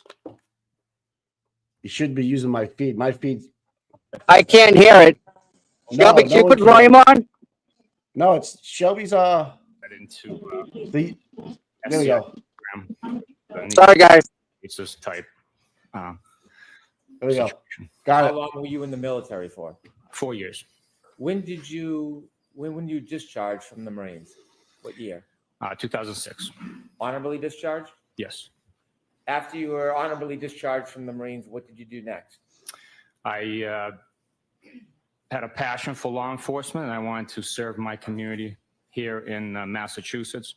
So I left California and came home and applied for various police departments, ultimately getting a job with the VA Hospital Police here in the Boston region. When did you transition from the VA to the Massachusetts State Police? What year? I actually transitioned to the Attleboro Police Department. I worked there as a patrol officer, SWAT team member, and then in 2011, I transitioned from Attleboro to Massachusetts State Police. When did you join the homicide unit? It was May of 2015. Do you guys have sound or And have no? you been in that position since? I have. And you're now a sergeant in that? I am. I want to ask you about the Okay, you guys have structure some. of the homicide unit for the state police. How many different troopers work in the homicide unit at Norfolk County DA's office? We have a range from 2 to 6 troopers working in the homicide section over the years that I've been there. Currently, we have 6 homicide detective troopers in the section.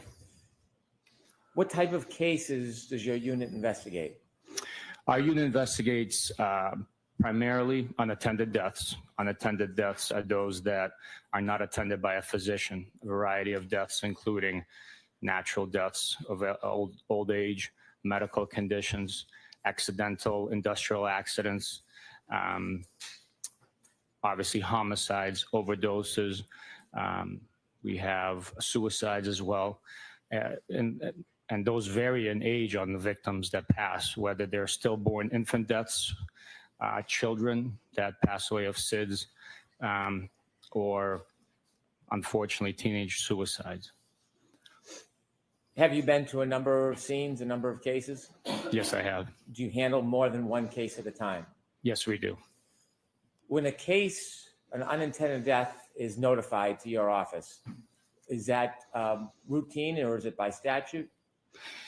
The notification comes in due to the statute requirement in Massachusetts, under Mass General Law, Chapter 38, Section 4. The authority is given to the district attorney in each county to investigate those deaths. They appoint designees, and within Norfolk County, those designees are law enforcement agents from the Massachusetts State Police. So in our county, the Massachusetts State Police, with the district attorney's authority, investigate all unattended deaths. You mentioned that it's called the homicide unit. Are many of the deaths that you investigate not homicides? Primarily, the death investigations are not homicides.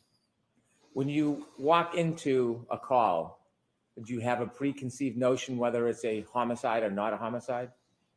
When we walk into a call, we take in all the evidence, so we do not know exactly what we're going to have as a finding. We follow the evidence, we follow the information that we're provided, that we learn throughout the investigation. At times, it's obvious there was a homicide when the local agency that's reporting the death says that there was a shooting reported and there's a deceased person at the scene. So yes, we will know that it's most likely a homicide, but we don't.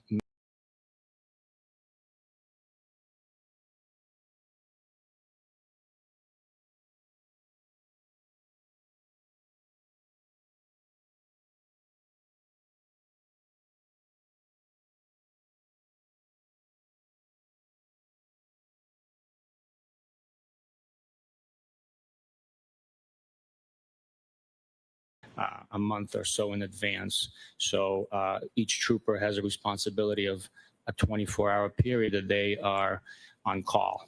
They respond to the scenes, whether it be a train strike versus pedestrian or a vehicle or a suicide by hanging.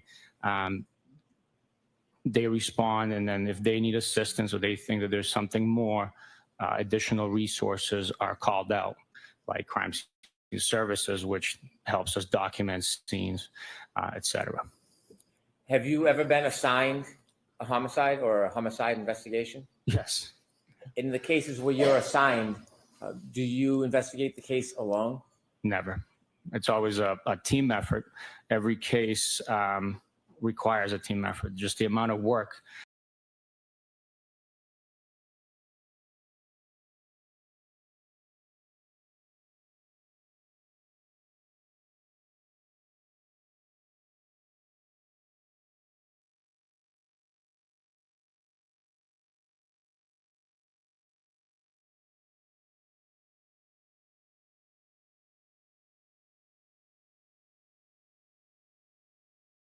to work together in concert to accomplish a successful investigation. Are you often working on more than one investigation at the same time? Yes, we are. If you were the case officer, would you have other resources you would use to help with the investigation, other units in the Massachusetts State Police or local police? Yes, typically we partner up with the local police detectives. And when we're conducting interviews, it's a state trooper and a local detective that are conducting those interviews or collecting surveillance footage and so forth.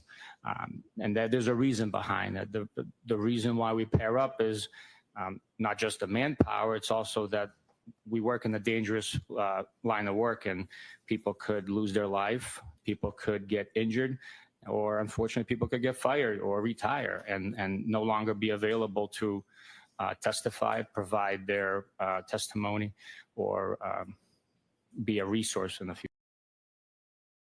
More than one trooper will appear at many events? It is very common and preferred. Unfortunately, in the real world, it's not always possible.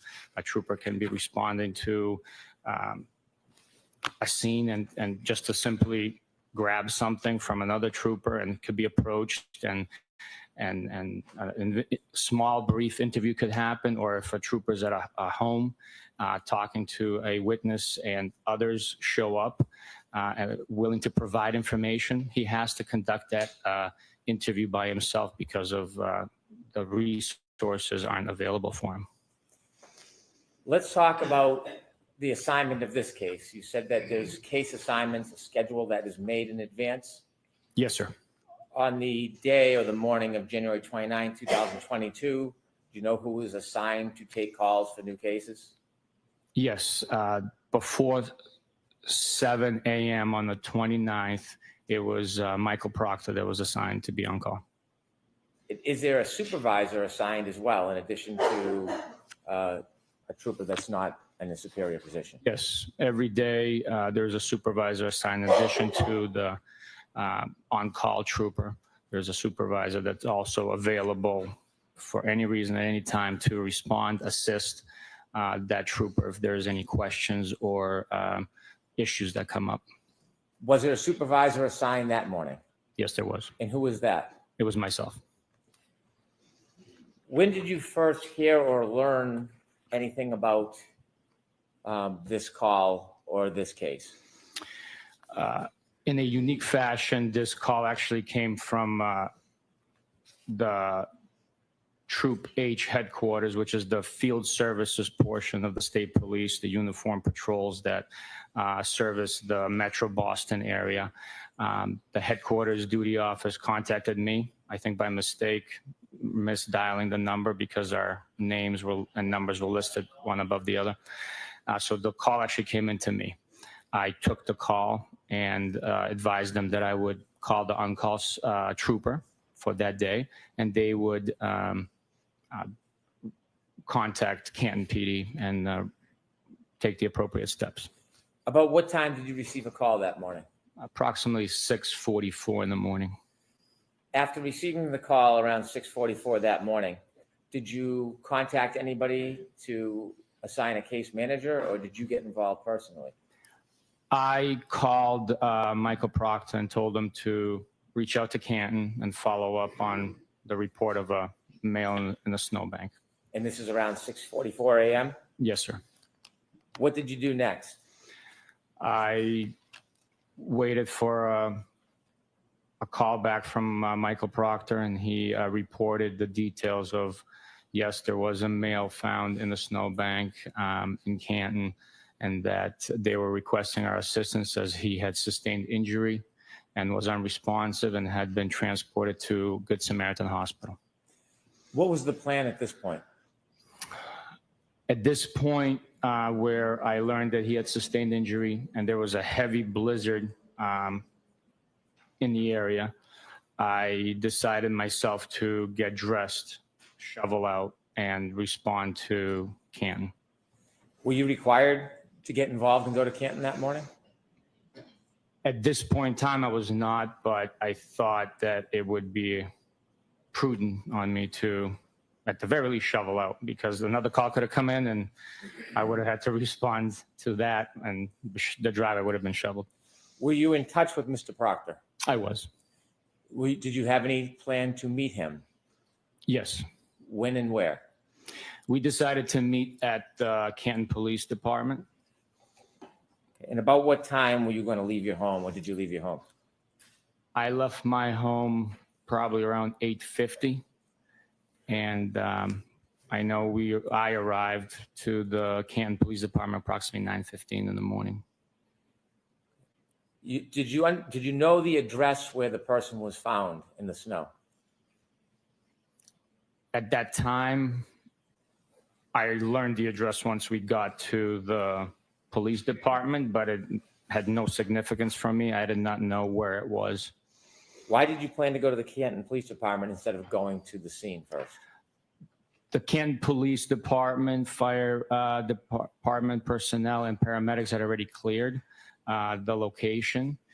So we, again, given the conditions, we were in a controlled environment inside a police station to exchange information, collect any evidence if it was available, and the police department safety and security of that would have been the best location for it. You mentioned that you arrived at the Canton Police Department around 9:15 a.m. Yes, sir. Was Mr. Proctor there when you arrived? Mr. Proctor was there walking in with me. When you went in with Mr. Proctor that morning, who did you meet? We went in, we met with multiple Canton police personnel, one of which being Sergeant Good. He was one of the first responders to the initial scene. Did you receive any items from Sergeant Good or any of the police officers while you were there? Yes, we didn't receive it, but we were shown a broken cocktail glass, bottom of a broken cocktail glass. We were provided Mr. John O'Keefe's cell phone, and I was also shown a brown paper bag with 6 plastic Solo cups in it, containing what was reported to be blood in the snow. When you were shown these items and had a discussion with the Canton Police Department, were any decisions made about the future of the investigation? You had shared with us earlier that typically the state police pair up with local detectives. Did you do that morning? That morning we did not. We had learned that there was a loose familial connection through town channels with the address and possibility of a Canton police officer or detective. So Canton police, out of overwhelming precaution of impropriety, not that there was one, decided to step away from any interview investigation assistance with us. Has that happened in your career before? Yes, it has. Yes. Since there would be no local detective, did that change your role at this point in the case, your involvement?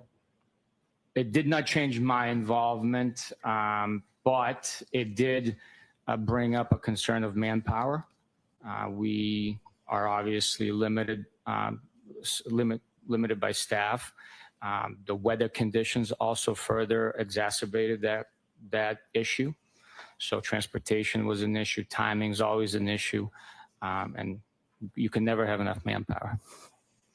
Did your role become more prominent given there was no local detective involved? I would have to pick up the slack. I'm a team player. I always want to assist in any which way I can to make others' life easier. And you were Mr. Proctor's supervisor? I was. After you received the broken glass, the cell phone, and you saw the plastic cups with the blood in them, where did the evidence next lead you? Based on the information we had learned and the evidence, we decided that we needed to speak to the individuals who were last in contact and present at the scene when Mr. O'Keefe was found. Did you have any specific other information that you were following at that point? Yes, we had statements made by the defendant that she was questioning whether she had hit him, and to that extent. Had you focused in on a target at this point or reached any conclusions about your investigation? No, we were still in the information and fact-finding portion of the investigation. We are not ruling out people as much as we're not ruling people in as much as we're ruling people out. So we need to get as much information as possible that is in physical form, statement form, and circumstantial factors as well. So where did the evidence take you next? Following 3 interviews conducted in Canton with witnesses, we proceeded to the Good Samaritan Hospital because based on the information I learned, I needed to put eyes on Mr. O'Keefe and his injuries. I need to see what exactly the witnesses were describing. Do you remember who you spoke with that morning before you decided that you wanted to go to the hospital to see Mr. O'Keefe?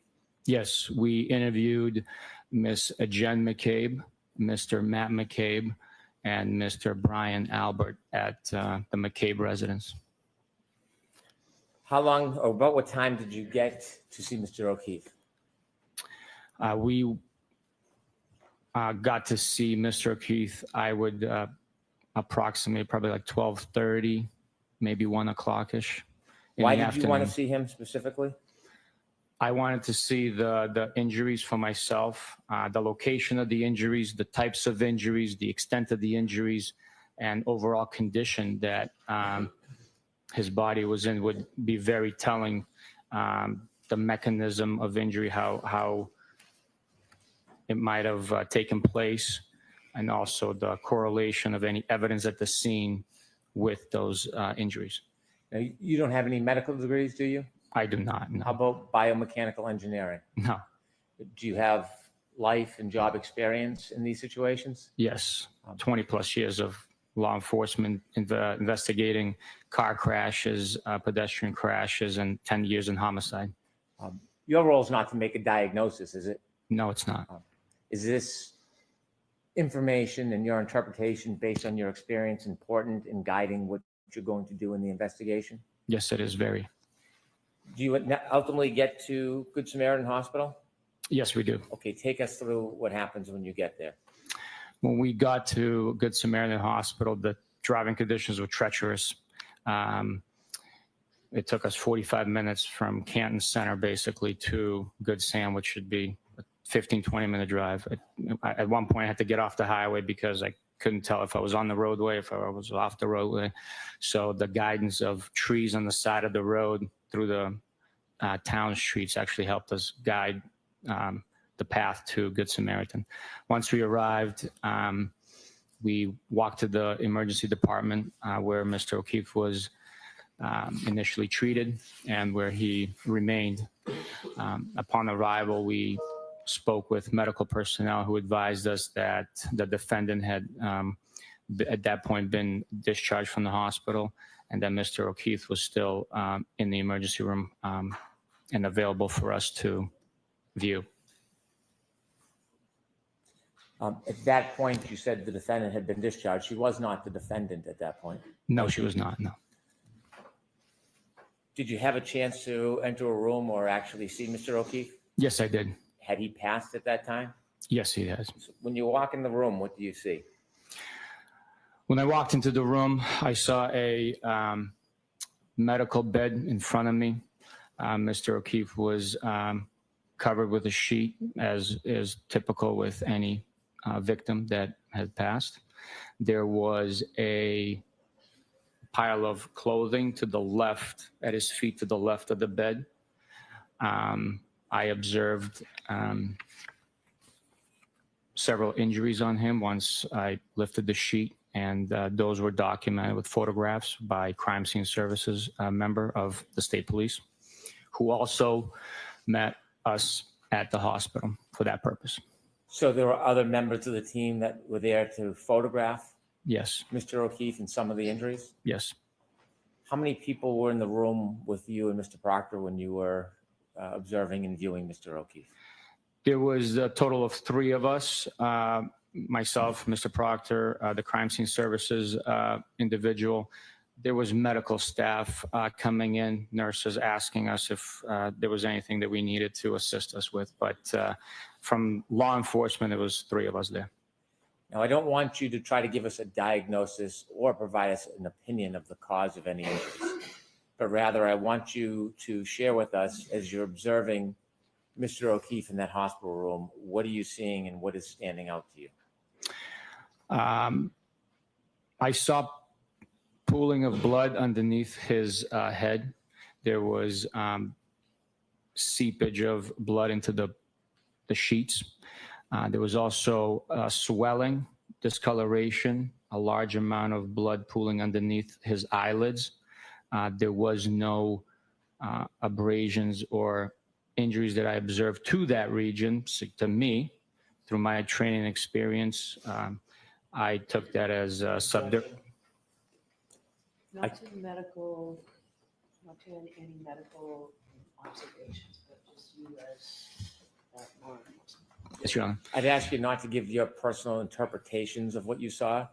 Rather, I want you to share with the jury what you saw through your view. There was also a tiny cut laceration to the eyelid area. You're pointing to your right eye. Could you be Yes. specific, please? Also on the left nostril, there was a very small laceration there. Both were not actively bleeding. There were a series of cuts and bruises to the right arm, which extended from approximately mid forearm up to the mid tricep area of Mr. O'Keefe, and they were concentrated on the exterior of the arm. There was no other injury or marks on the interior or inside of the arm. There was also a bruise on that same arm on the back of the hand. It was light in color. It wasn't a profound discoloration as the eyes appeared to me. There were also injuries to abrasion or cut scrapes to the knee, I believe. Which knee? The right knee. I apologize. You had first described swelling in the right eye, and then you had just said the eyes. Could you be specific? Was the swelling in one or both eyes when you saw Mr. O'Keefe? When I saw Mr. O'Keefe, the swelling was in both eyes. It might not have been exactly symmetrical, but there was swelling, discoloration in both eyelids of Mr. O'Keefe. There was also blood pooling in the cavity of the eyeball, both sides of the eyeballs. Do you know about what time it was that you visited Mr. O'Keefe and made these observations? It was sometime between 12:30, 1 o'clock, and 2 o'clock, I would assume. You mentioned that there was pooling on the back of Mr. O'Keefe's head. Did you look for any injury? Yes, we looked for injury. All I could tell, there was bleeding happening. I could not tell exactly what the extent of the injury was, not being a medical professional. You mentioned there were a pile of clothes in the floor. Is that uncommon? No, it's not uncommon at all. Did you have any opportunity, or did you decide to look at those clothes? Yes. What happens, the reason those clothes are on the floor is that for medical therapy, for medical treatment, the victim has their clothing removed for access to the body. There's obviously all sorts of equipment and medical procedure that's done. So that clothes is discarded. We knew that it was Mr. O'Keefe's clothing. We knew that it would be important to aid us in the investigation. So that clothing was picked up, identified item by item, and bagged. It was in a soaking wet state with moisture and other debris on it. When you are looking at Mr. O'Keefe, do you have to touch him and move him? Yes, during our investigations, we're not simply looking at photographs. We are there in the scene. We are smelling it. We are touching it. We are, unfortunately, with certain pungent scenes, we were tasting it. That's the reality of us breathing in the scene when we're living it through the investigation. Do you wear any type of protection? Absolutely. We wear gloves. At times, we wear other PPE, personal protective equipment. When you looked at Mr. O'Keefe's clothes, you said that you bagged them. Did anything stand out in particular about his set of clothing? In particular, we were missing a sneaker of his. That was very significant to me. It caused me to have Michael Proctor contact the paramedics that transported Mr. O'Keefe to the hospital and confirm with them, conduct a secondary check that that sneaker was not left behind in the ambulance. Why was the missing sneaker significant to you at that point?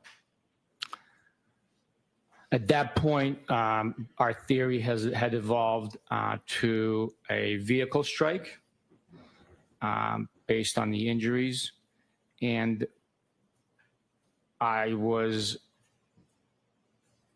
suspecting that he was hit out of his shoes. Is there a phrase that's common in these type of situations? Yes. What's that? Knocked out of your shoes? Did you know where the other sneaker was? I did not, no. But I suspected, since it was missing, and once the reports came in that the paramedics, EMT personnel did not find the other sneaker, that it would be somewhere where Mr. O'Keefe was found or where he was initially struck by a vehicle. Did you and Mr. Proctor have an opportunity around that time, 12:30, 1 o'clock, to go back to that address to look for the sneaker? We did not know. Why not? Again, during the critical early hours of an investigation, timing is essential. We have to make sure we get to any and every location that could possibly have evidence and prevent that evidence from being destroyed, altered, or concealed. So we are prioritizing missions. And with the resources available at that time, I conferenced with my boss and advised him of the current status of the information that we had.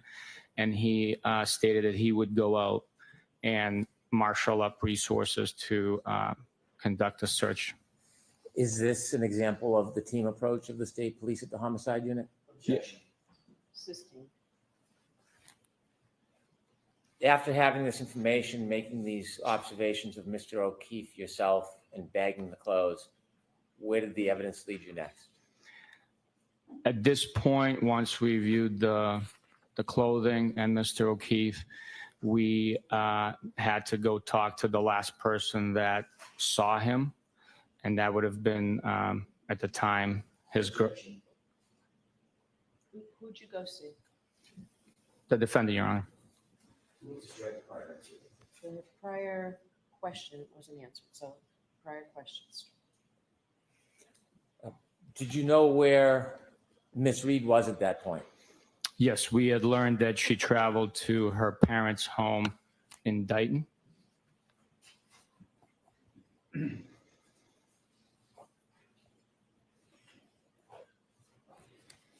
Did you learn about any, or did you have any interest in any physical evidence at that point? Yes, with the missing shoe, her stating that did I hit him, and along that line of statements, I was interested in the vehicle that she was operating that night. How far was Dighton from where you were at Good Samaritan Hospital? Typically, I would say it's probably a 35, 45-minute drive. With the driving conditions, it took us all of an hour, 15 minutes. Who was driving? I was driving. Were you in a issued vehicle, or were you in a personal vehicle? No, I had to drive my personal pickup truck due to the weather. My cruiser would have never made the unplowed streets of the area. Was Mr. Proctor with you? He was. Were you by his side the entire time? Mr. Proctor and I were together the entire day. You decided to go or drive towards Dighton. Did you ultimately make it to Dighton? Yes, we did. Do you know what time you arrived in Dighton approximately? Approximately 3 p.m. On your way down to Dighton, did you learn any further information beyond what you had known when you had left Mr. O'Keefe at Good Samaritan?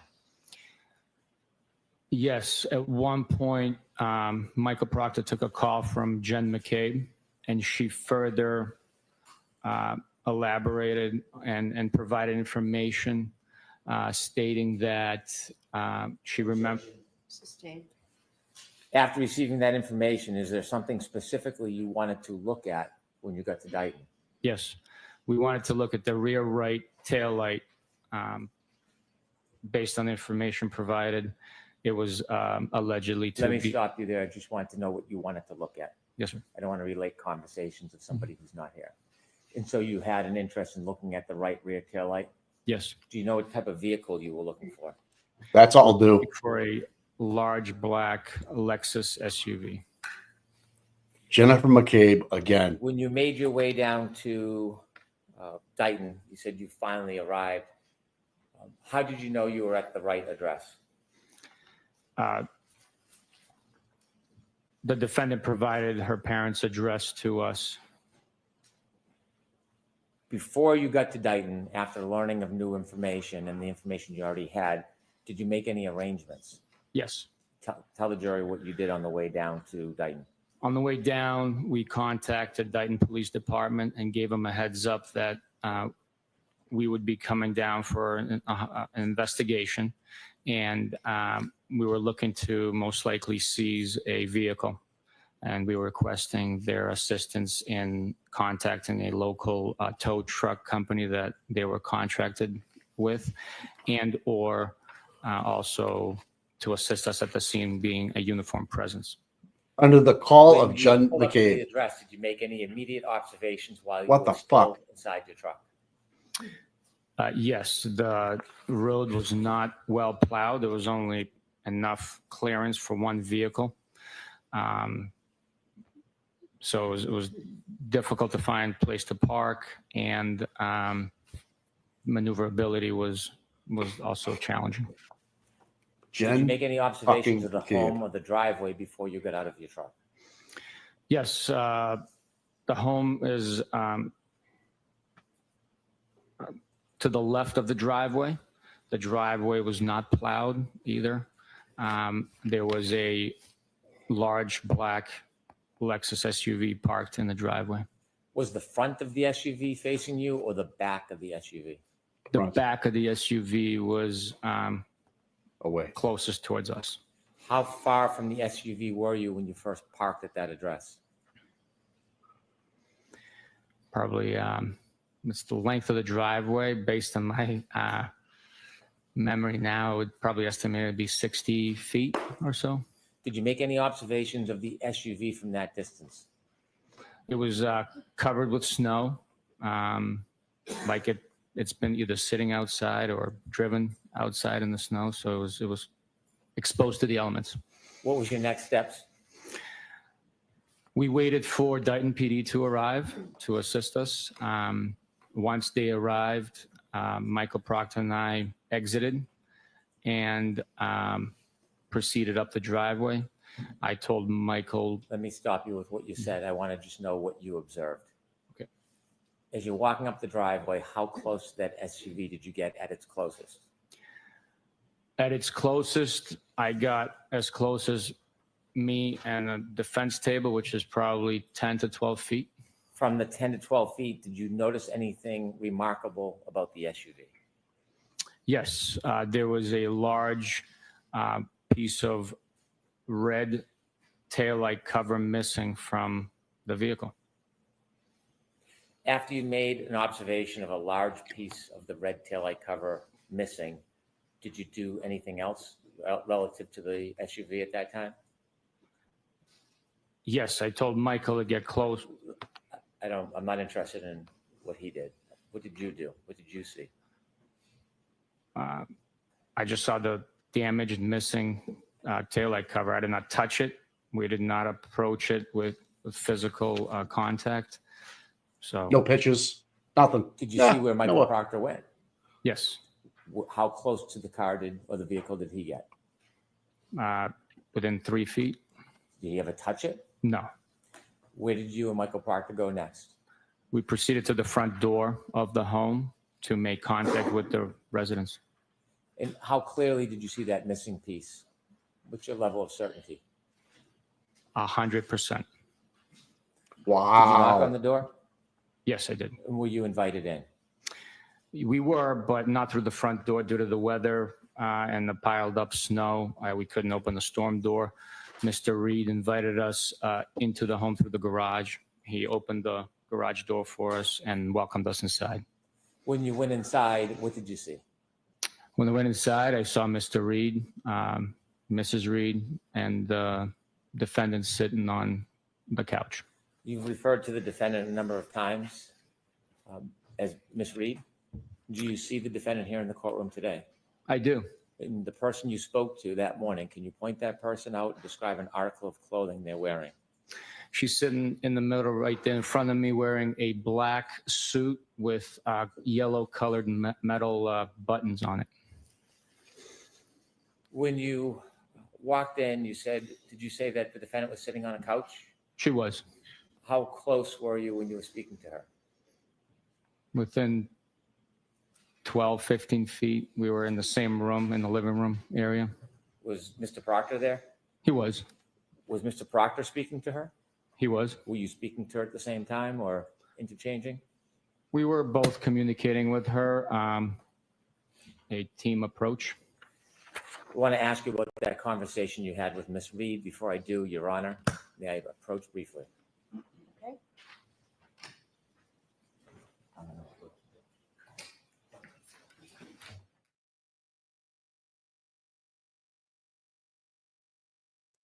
Wow.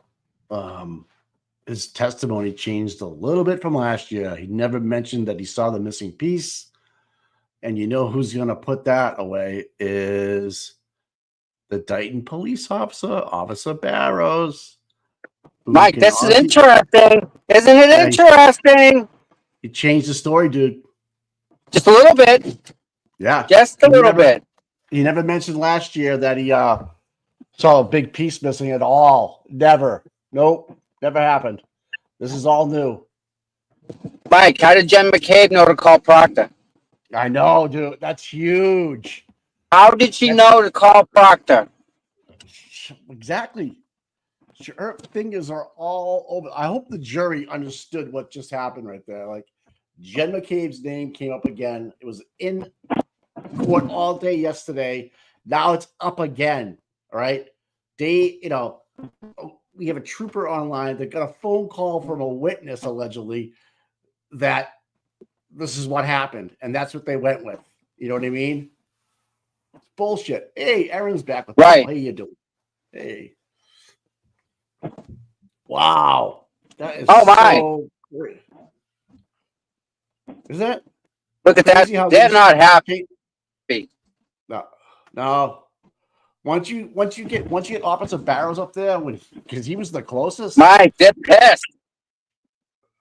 Yep. Because they know he changed the story. All right, what? They know he changed. They know that. Yep. He changed the story. You know, he never mentioned last trial. Who do you think told them? Mike, who told the O'Keefes? Told the O'Keefes what?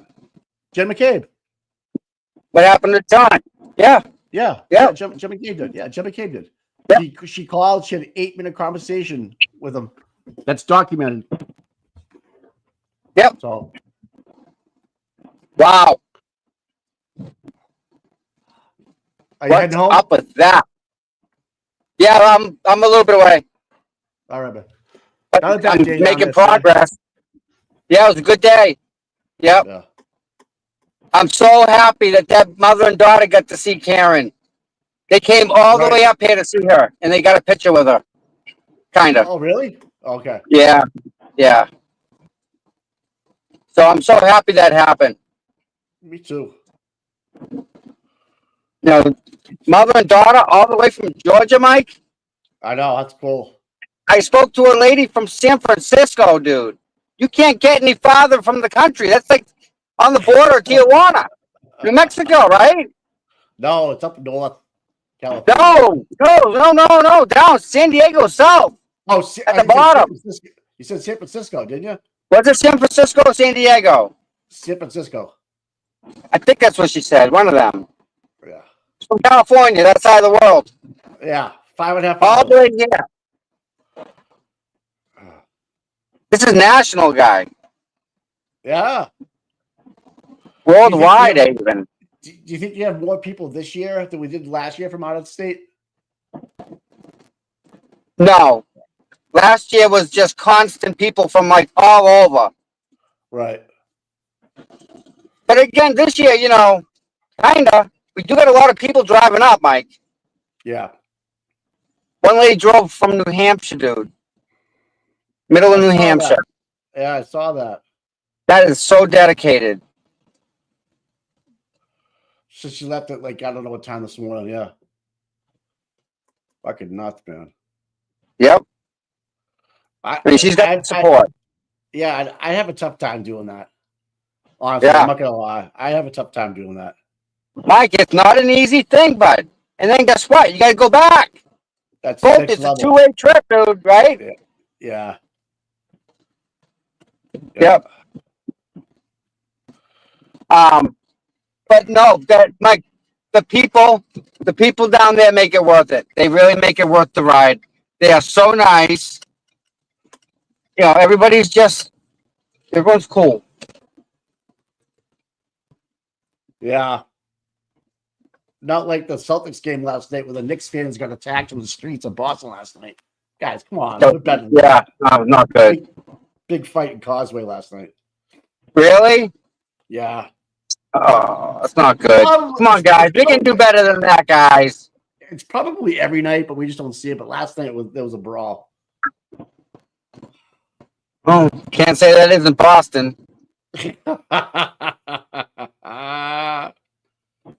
How many times have you walked by a fight? Oh, Jesus. Yeah, exactly. I don't, you know. So. Yeah. Yep, I've seen it. Just walk around it. See you later. The mics are loud as fucking insane. Keep it. Nothing to see here. Legit. Turn my mic down. Nothing to see here. Yeah, we can't do anything right, Tom. Our mics are too loud. Our mics are too soft. You break it up. Jesus. Do you guys understand what kind of road show we have to put on with no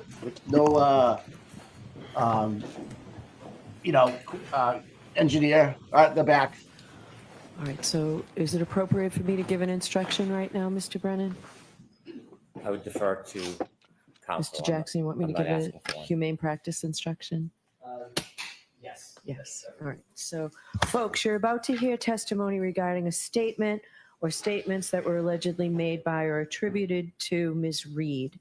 I'm going to instruct you in more detail at the end of the case about this matter. However, I want you to understand that at this time, as the statements are offered into evidence, that before you may consider the content of any such statement made by the defendant as evidence, you're going to have to make a preliminary determination about whether or not it can be considered by you as evidence at all. In your determination, at the end of the case, you're not to consider any such statement by the defendant as evidence, even though it's presented to you through a witness at trial, unless from all the evidence in the case, you first determine that the Commonwealth has proved beyond a reasonable doubt that Ms. Read made the statements she's alleged to have made, and that she made it voluntarily, freely, and rationally. All right, go ahead, Mr. Brennan. Thank you, Your Honor. Sir, I want you to begin from when you were in the living room, your beginning conversation with the defendant, the presence of both her father and mother. You're with Mr. Proctor. Can you share with us the conversation that you had with the defendant? Yes. She stated that she's willing to answer our questions, but she didn't want to go into too many details. That's how the conversation began. She provided us the fact that Mr. O'Keefe was hanging out with a friend of his at 5 p.m. at the One Meadows Ave residence, following which he proceeded to C.F. McCarthy's in Canton, where the defendant stated that she met him approximately at 9 p.m. She was drinking vodka sodas. Mr. O'Keefe was consuming Bud Light beer.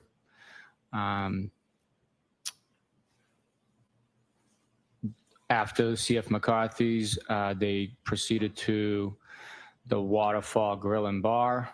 At this point, the defendant was asked if she brought a beverage with her from C.F. McCarthy's to the Waterfall establishment, to which she stated she didn't think so.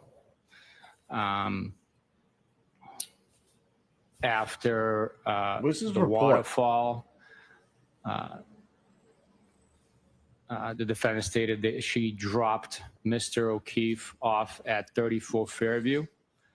She was asked if she saw him go in the house. She stated no, she did not see him go in the house. She was asked about the damage to her rear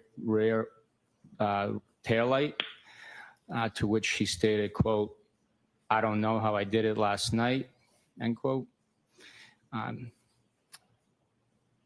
Once she provided us with the fact that she dropped him off and never saw him go in the house, she was asked to provide details about her leaving. She stated that she made a 3-point turn and left.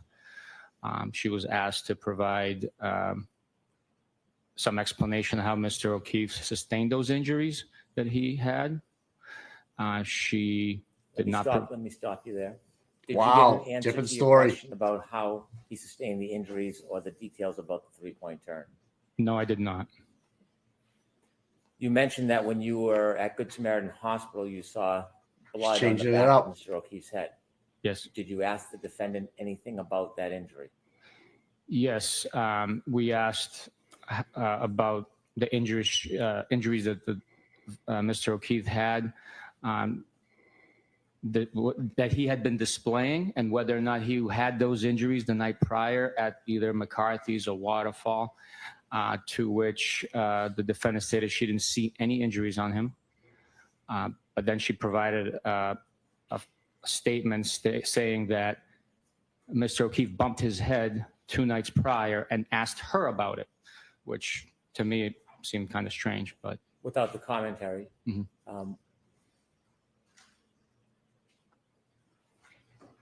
After she told you that Mr. O'Keefe had bumped his head 2 nights prior and that he had asked about it or she had asked about it?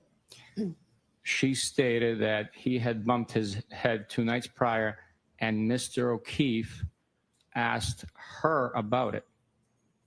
Did she say when Mr. O'Keefe asked her about the bump on his head from the few nights before? No, she did not. Did the conversation conclude? Yes, it did. After the conversation concluded, what was your next step? Once the conversation concluded, the defendant was advised that her vehicle is being seized, and her cell phone was also seized. Were there any other items at that point that you were seizing other than the cell phone and the vehicle? Not from that location, no. Did you have a warrant at that point? We did not, no. Did you have authority to seize items prior to having a warrant? I'll allow that. What is the process when you want to obtain items but you don't have a warrant? What process do you go through? We seized them to prevent any alteration, destruction of the evidence that could be contained on those items pending a warrant. They are secured. They're not touched or processed by us. The process of obtaining a warrant includes writing an affidavit justifying. Yeah, we don't need to hear any of this part. Understood. Understood. Did you ultimately obtain both the phone and the vehicle? Yes, we did. Describe how the vehicle was seized. What happened? The defendant provided her key card. It's like a credit card size key fob for the vehicle to allow the ignition to start. It was driven onto a flatbed tow truck, secured, and then we followed it from Dighton to the Canton Police Department. Was video ever provided that showed part of that vehicle being loaded onto the tow truck? Yes, it was. Have you ever reviewed that video? Yes, I did. When you were at Dighton and the defendant's Lexus was being put on the tow truck, about what time was that? It was approximately 4:15 in the afternoon on the 29th of January, 2022. Now, you mentioned that you took a cell phone. Are there parts or people, participants on the team that handle that specific type of evidence?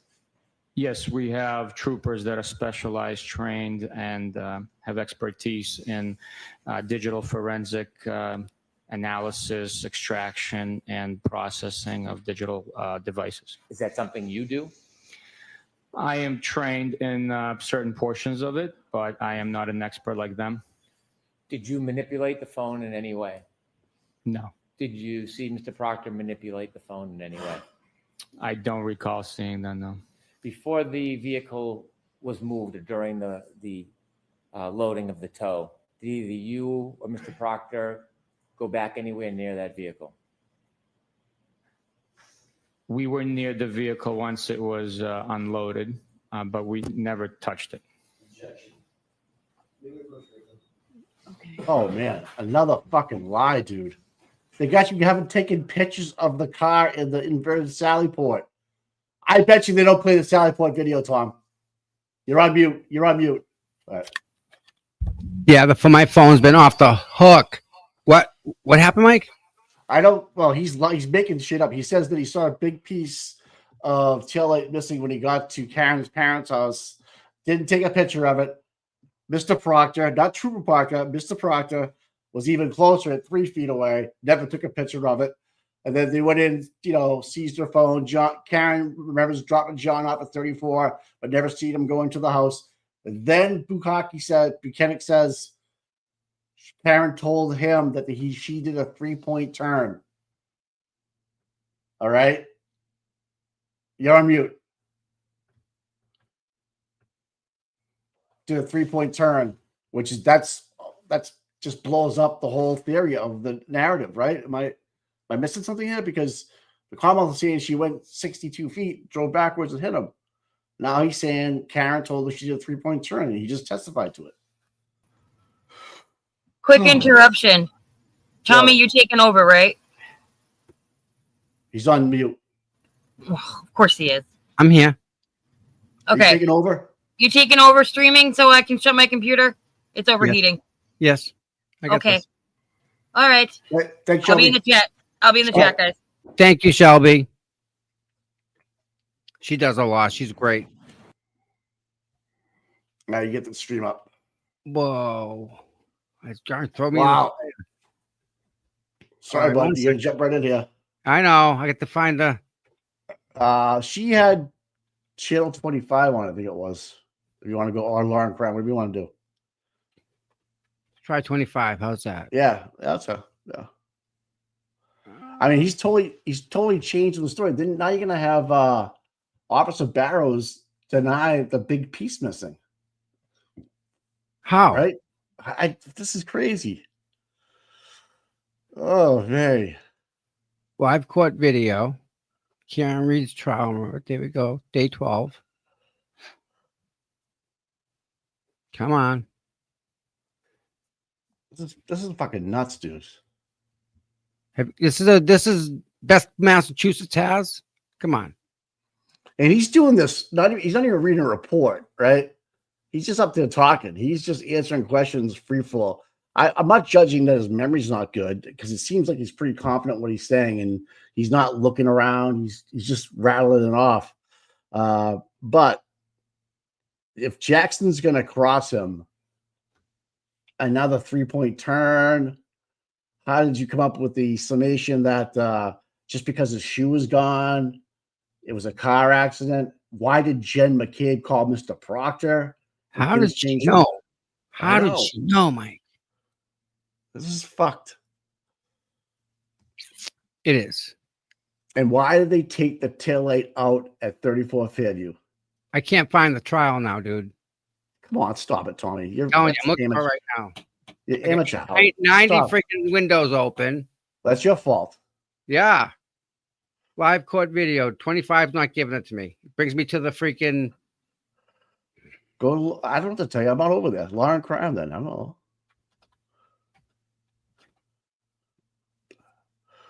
Stock market's flying, man. Is it? Is it? Yeah. Yeah. I hear China is 40 of their big banks drop. Stock market's through the roof.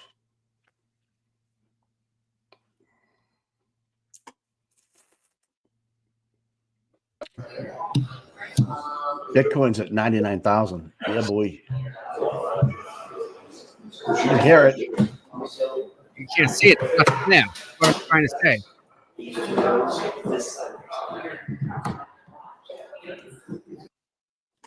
you go to the live button up there in the brown? Yeah. Live. Watch Law and Crime Network. Yeah. No, watch live. Brings me back to this page. You can't find channel. Tom, come on, man. Dude, all right, hold on. Kaen Read. Search. Okay, hold on. I'm gonna send you the. I'm gonna try CBS. See if CBS will give me a link. Send it to you right now. I don't want the freaking timeline. Where is There you the go. video? Look at your phone. Tommy, check your messenger too. Yep. People send it to you. Got it. All right. Copy.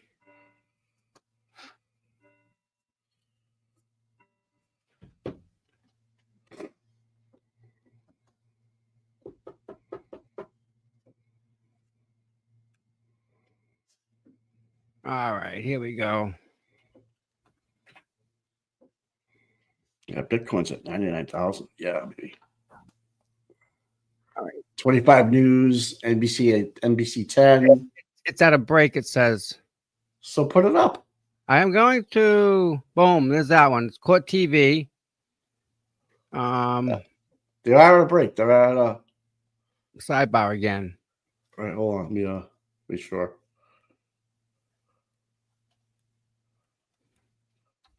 No, they're live. Heated garage or Sallyport. Yeah, they're live, dude. Okay, hold on. Live. Got it here.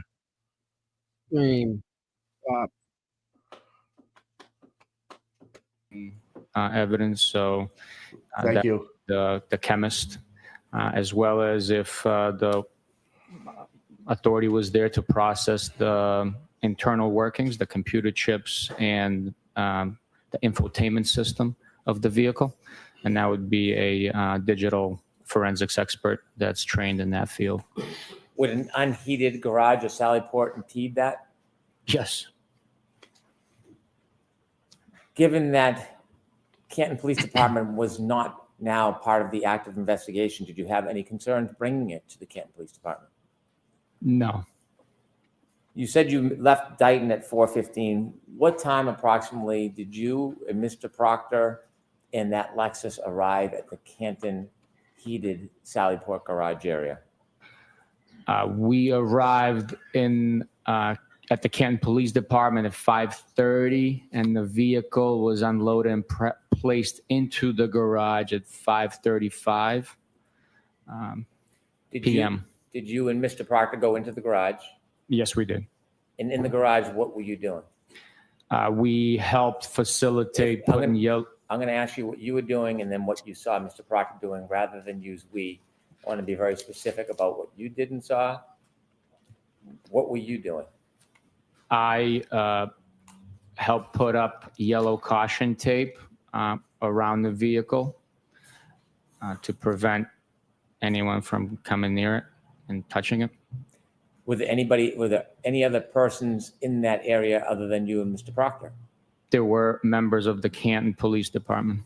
Did you make observations of the vehicle once you had it in that Sallyport area? Yes, I did. You mentioned that it was packed with snow. Was the snow still on it when you brought it into the Sallyport? Yes, there was. Did you wipe the car down or clear No. the car of the snow? No. Did you touch the vehicle in any way with your hands? No. Did you ever see Mr. Proctor touch that vehicle? No, he did not. Objection. I'll sustain it.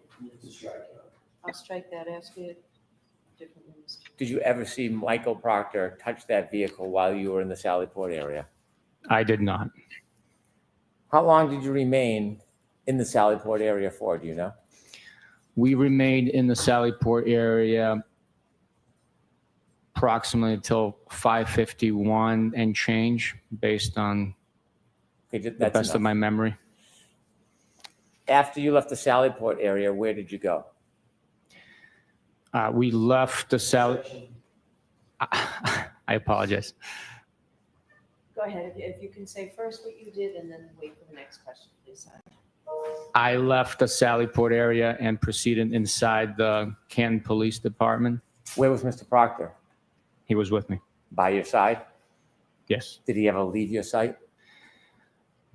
I'm sure at some point he walked away from me, but I can't. We were traveling together all day. You went into a different part of the Canton Police Department? Yes. Where did you go? Into the dispatch area, and then the conference room upstairs later on. Why did you go up to the conference room? The conference room was provided for us to use as a meeting location. The members of our unit that had assisted at the 34 Fairview Road scene had traveled back to Canton Police, and we were meeting there to exchange information based on what we had learned with our portions of the investigation. That way everyone's on the same page at that point. Did you meet, is this team, is it called a CERT team? There is a CERT team. Do you know if the CERT team was the team that went to 34 Fairview? Yes, I do. Did you meet with the entire CERT team that night at the Canton Police Department, or some members? Not the entire team, no. When you had the meeting in that room, who did you meet with? In that room, I specifically remember being Detective Lieutenant Tully, myself, Michael Proctor, and other members of our homicide and narcotics section assigned to the Norfolk District Attorney's Office. Did you discuss the evidence you had to that point? Yes. Regarding 34, why was the narcotics there? Did you develop or decide any plans to physically go back to that area? Yes, I did. And what was the plan? The plan was to take shovels and rakes and other gardening equipment and go back to that location to excavate for additional evidence. When did you make the decision that you were going to go back to 34 Fairview? It was that evening. Why did you decide you were going to go back at some point? During the recall of all the information learned and sharing of that information with other members of our investigative team, it was realized that Mr. O'Keefe was wearing a black baseball hat. And at this point in time, that article of clothing was still missing. Was there something impeding a full Article of clothing investigation of the scene? At 34 Fairview? Yes. Yes. The heavy, large amount of snow that had accumulated over the last 12 hours or so heavily hindered our investigation of that immediate scene. When you were debriefed, did you learn the area where the CERT team had spent most of their time searching? I'm sorry, can you repeat that, sir? When you were debriefed, were you informed the area that the CERT team spent most of their time searching? I don't recall on the specifics of it, no. Now, at some point, did you obtain a registry of motor vehicle record and certificate for the Lexus that you had towed? Yes, we did. May I approach? Yes.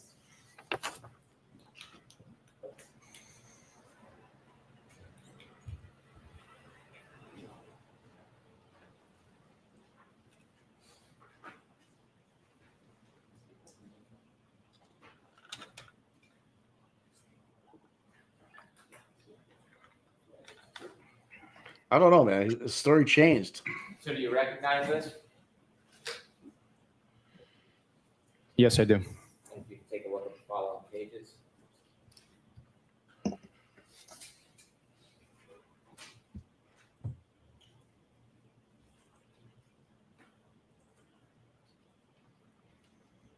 And what is that, sir? It is the Massachusetts Registry of Motor Vehicle title, history, and registration inquiry for a black and color Lexus LX year model 2022, bearing Massachusetts registration 3GC684, registered to Kaen Read. Do I move this document into evidence? No objection, Your Honor. Thank you.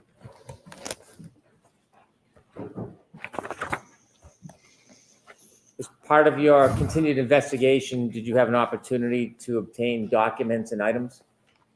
Yes. Did you listen to audio recordings that were included statements of the defendant? Yes, I did. Did you listen to audio recordings from different sources? Yes, I did. What do some of those sources include? Dateline 2020, Gretchen Voss, Fox 25, various media platforms. I want to walk through some of the evidence in chronological order of date. So going back to June 29th, 2022, at the hospital, you obtained some items. Yes, sir. Did you bring those items with you today? Yes, I did.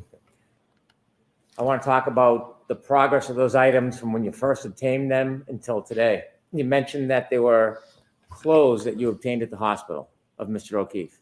Yes, sir. And you shared with us that they were wet. You put them in bags. Yes, sir. That night, where did those clothes go when you left the hospital? Those clothes, while bagged up, they remained in the back Those clothes. cab portion behind my driver's seat of my pickup truck on the floorboard. Where did you bring them that night? That bag containing all those clothing traveled with me around the area as we investigated. And then after the debrief at Canton PD, we brought them directly here to the Canton office of the district attorney. Did you have those items with you at the Canton Police Department? They were in my truck. I didn't bring them into the They office. remained in your truck while you were in the Canton Police Department? Once I placed that bag in the back of my truck, I did not touch until I removed it from the truck at the Canton District Attorney's office to bring it in. When did you remove it from your truck and bring it into the District Attorney's office? Probably around 8 p.m. on the 29th of January, 2022. When you brought the clothes inside, where did you bring them? We brought them to the temporary evidence processing area within the district attorney's office in the state police section of the office where we have our desks and workspaces. There's a designated area at the time for evidence processing. What did you do with the clothes once you got them into the secure area in the District Attorney's office? Once the clothing was in that secure area, we had to lay them out to dry. What you did it. I had to lay them out to dry them. So Find this funny, fuckhead? excuse me. Is it funny? I took a butcher paper, laid it out on the floor, and each item I the floor. removed and laid out onto that butcher paper to dry. Was anybody with you helping you? Yes. And who's that? Michael Proctor. Why That's did you fucking lay out funny, the dude. This is funny. clothing items one by one Fucking separately? douche. Each clothing item needs to dry naturally and prevent moisture from being trapped. That moisture, if trapped, could develop mold and damage any DNA evidence that we could retrieve. Scientists could retrieve from It's so fucking funny, dude. the item. To prevent that, we dried each item individually, separating each item for better airflow. How long did it take for those items to dry? Several days. And Oh, were really? they in that secure area on the butcher paper for several days? Yes, sir. Are there times when that separate area was left alone, nobody watching? Yes. Were those clothes ultimately moved from that area? Ultimately, they were moved, yes. Did you personally remove them from that area? No, I did not. Did you know if they were bagged and put into evidence? I do know they were bagged and put into evidence. Is there an evidence locker at that office? Yes, there is. Is it a secure area? Yes, it is. Does every officer or trooper have access to that evidence room? No, they do not. Did you again see those items at a later date? Yes, I did. And have you seen those items since? Yes, I have. The items, the clothing items you took from the hospital, do you remember what items they were? Yes, I do. Can you share with us your memory of what items they are? It was a two-tone gray sweatshirt, light material sweatshirt.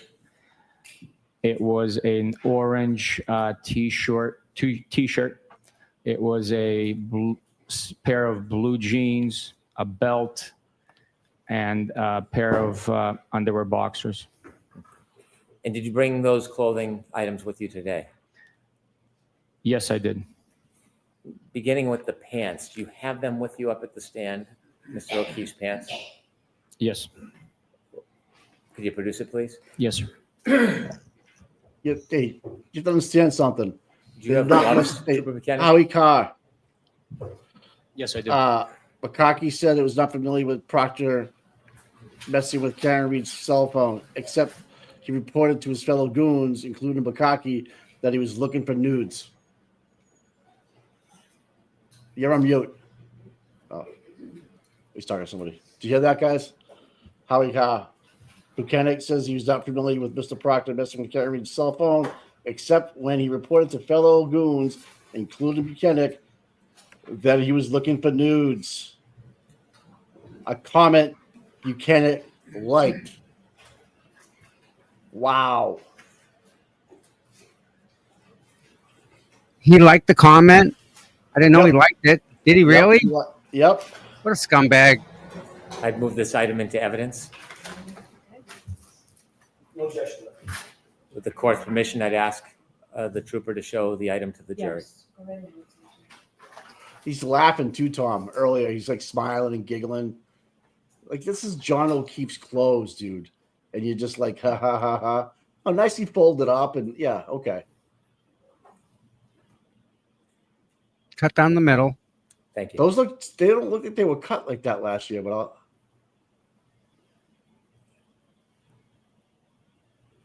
Mike, there's grass stain on the ass. or blood. Yeah, but you saw that, right? Yeah. So how do you get grass stain if it's snowing out? Right. Hey, did you get that text just now? May I approach, Your Honor? Yes.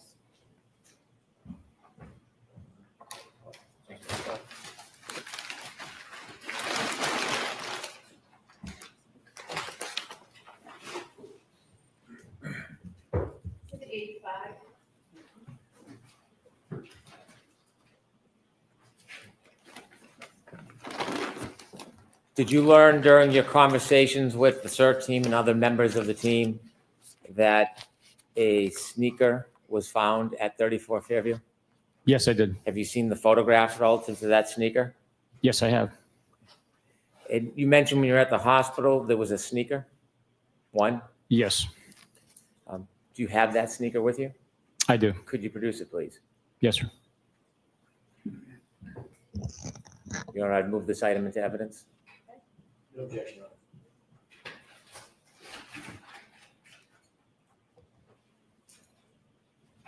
Could I have the court's permission for the trooper to show it to the jury?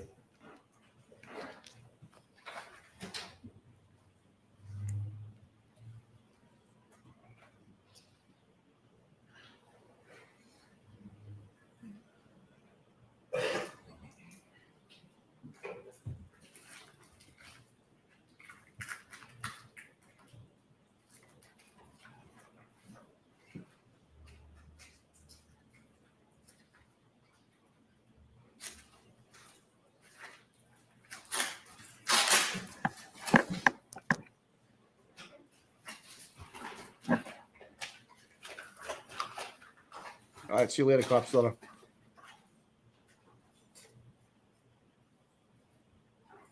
Trooper, is that the sneaker that was at the hospital when you visited Mr. O'Keefe? No, so this is the sneaker from 34 Fair. Could I have that marked?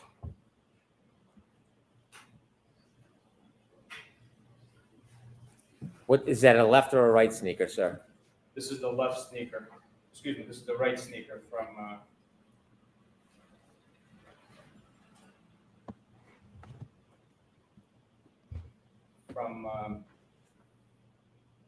34 Ferry Road, Kansas. Sure. If you could put the speaker back in the bag and let Mr. Brennan bring the bag over, please.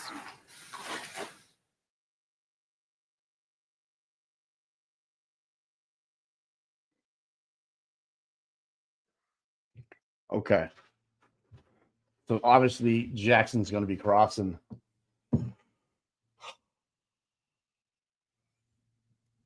And we're going to have Nan on during lunch today, people. If you have questions, legal questions about the proceedings or not, you can definitely keep those. I'll start thinking about some questions you might have. Now, remember, Attorney Nan Gallagher, I don't know if she watched the whole trial one or not, but obviously to a lot of us that have been watching this,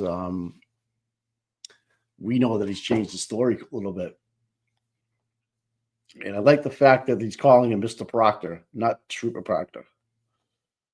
So lunchtime-ish, we'll have Attorney Dan Gallagher on the stream. Get your questions ready if you have any. Thanks, Dan. Appreciate that. She's always a awful good help when needed. Right? Yeah. I mean, Howie Carr coming up with that was really, oh, Jesus. He's not familiar with Mr. Proctor messing around with Kaen Read's cell phone, except for when he reported to his fellow goons, including Buchanan, that he was looking for nudes. And then Buchanan liked that. So that's going to, Alan Jackson's going to tear this guy into asshole. Like, I don't know if he really understands what's coming. Like Connor Keefe yesterday. Oh, my God. This Buchanan, buddy. I mean, you're laughing about stuff up there. I think it's a fucking joke, dude. It's a fucking joke. You get a dead man's clothes sitting next to you. You get his family sitting across from you, an innocent defendant sitting in front of you, and you're laughing. You think it's funny. And now you're saying you saw a piece of a taillight that was missing at her parents' house that you didn't mention last year, or Michael Proctor didn't mention last year, nor did you take any pictures of the taillight last year. But, you have Officer Barrows from Dighton police officer who said it was cracked. That was it. Nothing missing. So you guys get that uphill battle to work with. So cut the bullshit. Stop laughing. Act like a pro. Unless you're throwing the towel in, dude. That just makes me sick. He laughed like that. Asshole. Just lost all respect, man. joking, like you think he's getting along with the jury, but he's got no notes in front of him. He's going by memory. You don't think this is going to be once Jackson starts reading off his reports? Oh God. Yeah, I don't know. Maybe he is medicated. I don't know, man. He just seems a little less edgy, you know? He does seem like he's down a couple of heartbeats. Blood pressure's down a little bit. Maybe, I don't know. Oh God. But that just upsets me, man, that you just laugh. You get like you chuckled like, oh, this is funny. Dude, you're in the middle of a murder trial of an innocent person and you chuckle. Wow. Whew. Now, if I was the O'Keefe's, I'd be pissed. Jurors will take on morning recess because you don't need to watch us over there. So we'll take a half an hour just to make sure that everybody has a break and is able to move forward smoothly. These things happen when you have a lot of evidence. So we will see you at 11:30. All rise, please. Jurors, close your notebooks. Follow me. So we're going out for half an hour. No big deal. This is horrible. So Dan just announced that she's coming on. Okay. She'll be on at lunchtime. Whatever lunchtime is, we'll get her on here and then she can ask some questions. But any questions you have in the chat, just put a Q next to it if you want. I guess he can help you out. But I'm really upset at the fact that he laughed up there like that. So let's get it straight. So he's saying, No one, I'll come right back on. Your Honor, may I? Yes. Yes. well, what's going on? May I, during the break, in the company of a representative from the defense team, speak to Trooper Buchanan about this issue? I have no problem with that. Do you, Mr. Jackson? Oh. No, no problem. Yes, you may. Thank you. Ooh, what's that all about? All right.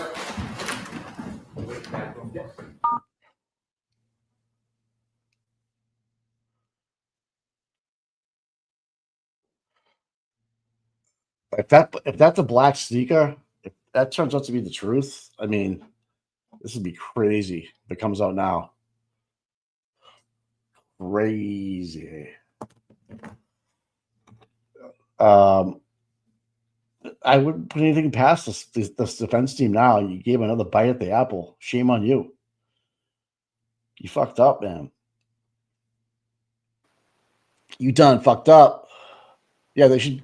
Well, I saw pictures yesterday of both sneakers side by side, right and left, upside down. But you're right. They should have both sneakers up and presented to the jury today, or at some point. But I don't know. The hat get found later. The straw hasn't been talked about. They found a black straw. His shoe was there. So I don't know, man. Do you think what's her face really brought over donuts in the morning in the blizzard for her nephew's birthday? That's bullshit. Wait till that comes out. Yeah. What's the strategy of not calling Proctor, knowing the defense will call him? I get distance themselves from that lead investigator. Yeah, I mean, there's only so much. He was the lead investigator. There's only so much you can do there. Oh, okay. The neurosurgeon on the bump in the head. This is interesting. Like that, such Hank, that sly son of a bitch, man. Yeah, she brought in donuts to celebrate Brian calling. Yeah, right. Piece of shit. But really, was she really at Dunkin'? Was Dunkin' Donuts open that early with the blizzard? I was close friends with John when we played basketball together. Then we kind of you grow up.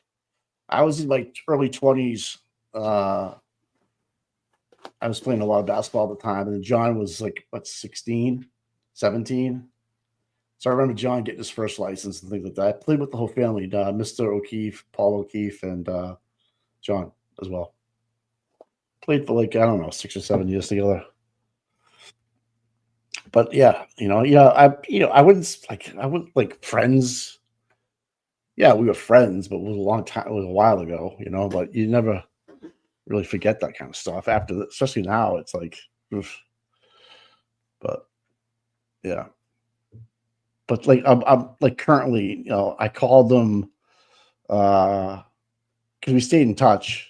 But I called them for 2 tickets my wife had received by the state police in Milton. She was going to Cambridge. She got 2 speeding tickets in 1 week, and John fixed them for me. So with the state police in Milton. So yeah, that's the kind of guy he was. You just could call. I had his phone number and Venmo. Well, I don't know how it works. I guess you Venmo through his phone numbers, whatever. But I had no idea when I talked to him that he was actually living in Canton. Nor did he know I was living in Canton. And nor did I know that Mike Camarano, who lives down the end of my road, was friends with him, and his because of the kids and stuff. So it was like a small, like I had a blowback moment. I was just like, what the fuck, Yeah, a lot of good memories with John, like playing and Paul and his father. His father was you used to see him pull up in the old plumber's van, big creaky van, the 3 of them in there. And I remember when John got his license, he was all fucking, I don't see one of them lie there. All right. Yeah, is what it is. Sucks. But then you find out he was done dirty, and that changed the game for me, anyways.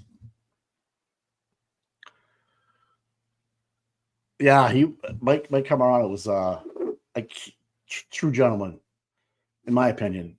From what I could tell, good family guy, good kids, and it was really showed emotion. Trial 1 and trial 2, it bothered him. His John and Mike were going out because their daughters. I'm going to call Kaylee John's niece, but Mike's daughter and his niece both got into Bishop Feeney, and they were out celebrating. She wasn't going to go to Canton, and that was half the reason that we went out. Yeah, but yeah, I would think so. They were close. They hung out quite a bit, and so did Kurt Roberts hung out with those guys a little bit, So enough about that. Goat Boy, if you guys don't follow Goat Boy on X, he also grew up with John when he was younger and stuff. I don't know what relationship they had later on in life, but John was from Braintree. So when I knew him, he lived in Braintree when he was younger, and then he obviously got on the police force. I knew that. He was in Duxbury. I'm a South Shore boy. And then he went into Boston. He was going to school. John's grandfather was a police officer. So, yeah. Paul was a quarterback at Braintree High. Paul was a quarterback. He was a stud dude. He was an athlete. And then he went on to, was it Stonehill? Yeah. He's a quarterback. So his sister, obviously, we know what happened there. She passed away. Yeah, so it's been like fucking the worst luck, man. I don't know. Oh, Merrimack, then Stonehill. Okay, yeah. Merrimack, I know some friends that went there. Merrimack was a lot of fun. Stonehill, yeah. Stonehill's not cheap, man. I was playing golf with somebody last year. They were telling me it was over $50,000 a year to go to Stonehill. Am I right? Yeah, Tully played football with Paul. He was on the was he a defensive tackle? Yeah.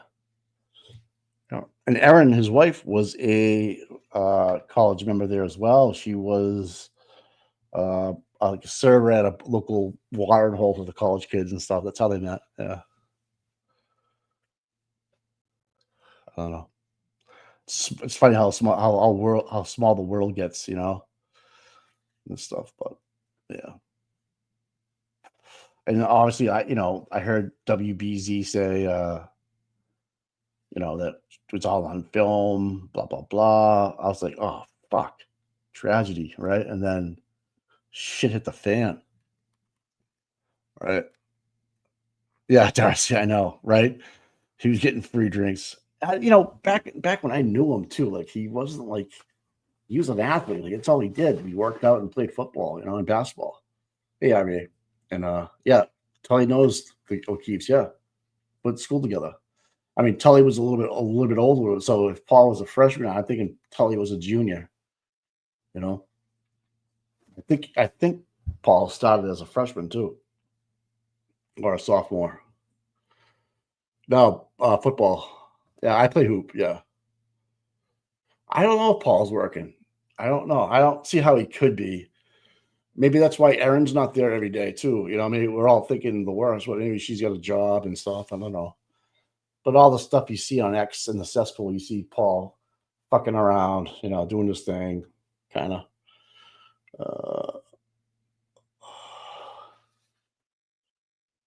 Paul transferred to Stonehill after Merrimack. Yeah, because he probably wasn't getting any playing time.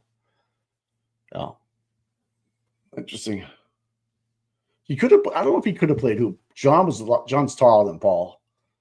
Paul was like, Paul was young, but he was a good athlete. He was a real good athlete when he was young. And then obviously, as time goes on, injuries and shit. But yeah, we used to battle quite a bit. Me and the father used to pull me aside, senior, and just say, "Beat the bag off these guys, will you?" I'd be like, "What?" He's like, "I want you to bang." So that's we got chippy. But that was the back in the day. And then I played hoop until in my 40s, until injuries no longer could let me go anymore. Yeah, I blew my back out in high school. I blew my both ankles out a couple of times. Never blew any out. Yeah, Mr. O'Keefe was an awesome guy, dude. He had when we played, he had a bunch of his friends played with us too, and they were just awesome guys. One was a corrections officer, one owned an elevator company. Just really good people. If you told me their names, I remember them. But there was times there was people that played after us that had us play. We played 4 hours on the night. It's a long run. We played in Quincy. And Mr. O'Keefe was always a good guy. He's always been a plumber. I don't know if you get that, but a plumber. He'd do anything for you. He'd do anything for you. If you said, "Hey, I have an issue with my plumbing," he would either tell you to go see this guy where you lived, or he would do it or something like that. That's the kind of guy I pictured him to be. And he was close with Karen. Him and Karen went to church together. I found that out. They attended masses on Sunday together. So what's the rub between Paul and Peggy and versus Karen? I think it comes down with the kids and like the love of the kids and who gets more of it. And it can be a thing where you're a grandmother and there's another woman involved in your son's life. I don't know. I went downstairs last night. I caught my wife watching Real Housewives of Salt Lake City. Holy shit. You want to talk about evil people. Fuck. Women, what is up with that? Real Housewives of Salt Lake City reunion, whatever the heck it was. Holy shit. Yeah, the other question I have is, how long was that stuff on the butcher paper for? And was that room sealed? Did you have to have a special permit to get in, or a card to get in there? That's what I want to know. A lot of different things. Like, I don't remember his pants being cut open that bad last year either. But I don't know. Jed McCabe called and put the bug in their ear. Let's just stop talking about it. That's what happened. So Brandy Churchwell, so Trooper Keefe found the left shoe at Fairview, and Buchanan found the right shoe from Fairview. Got it. Shit show. Yeah, you're right, Brandy. Can we just please see them all together? I know. I saw a picture yesterday on someone just did. Brandy posted them. Yeah, so they're in two different evidence bags. One shoe on one side, one shoe on the other side. Interesting.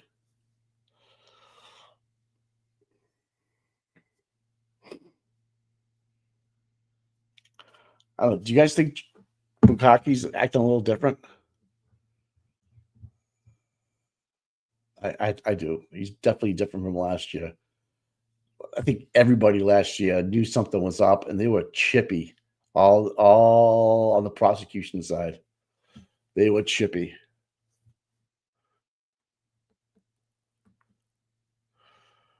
Yeah, I can't believe they're even still going on with this sham trial, as the Glare would say.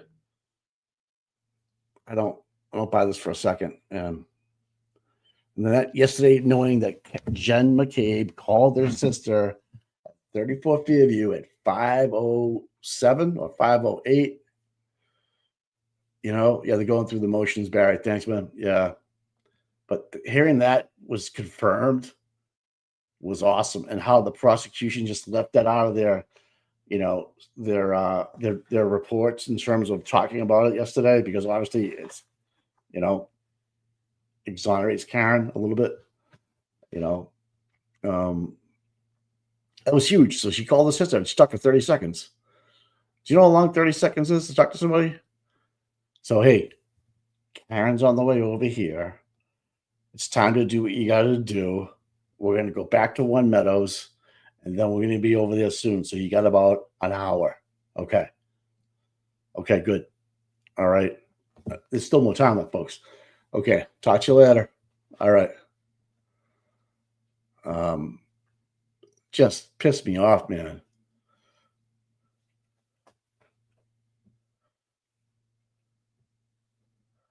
Yeah. Justice Bajonki on the way to Dighton, Jim McCabe called Proctor and told them about Karen's cracked taillight. Jim McCabe framed Kaen Read. That's Justice Bajonki. And they got the phone calls, man. 10:55, Proctor calls Jen before arriving to her house for interviews. 12:49 p.m. Proctor calls Jen for 1 minute 9 seconds. 1:24 p.m. Jen calls Proctor for 1 minute and 42 seconds. So that was on the ride down to Dighton. This is nuts.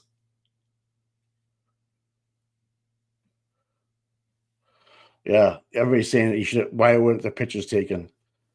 Why weren't the pictures taken?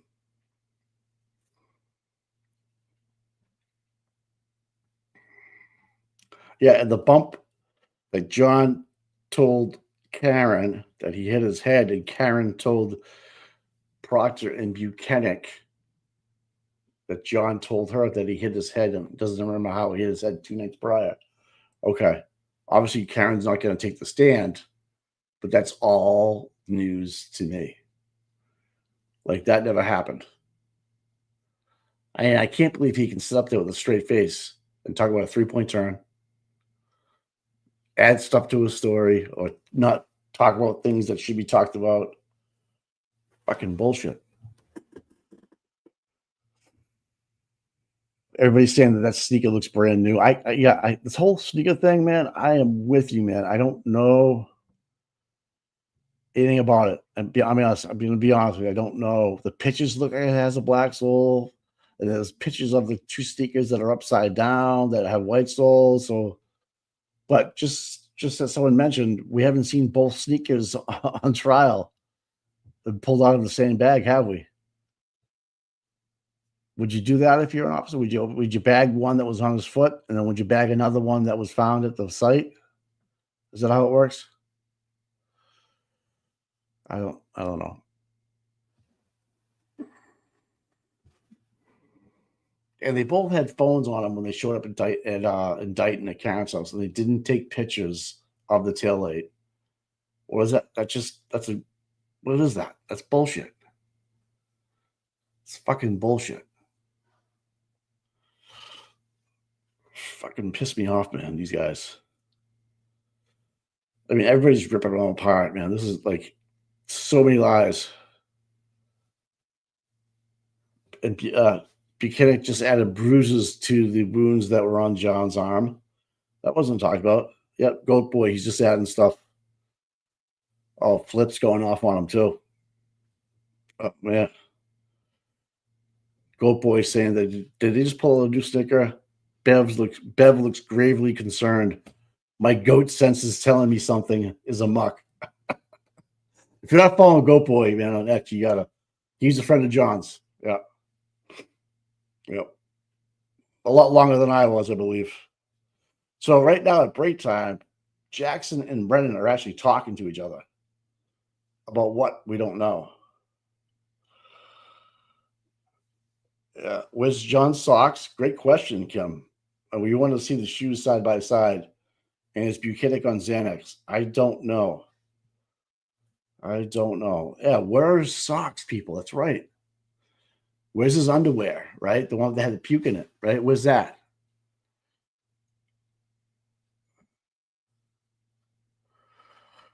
Oh, man. Yeah, what are they talking about with Buchanan? I wonder.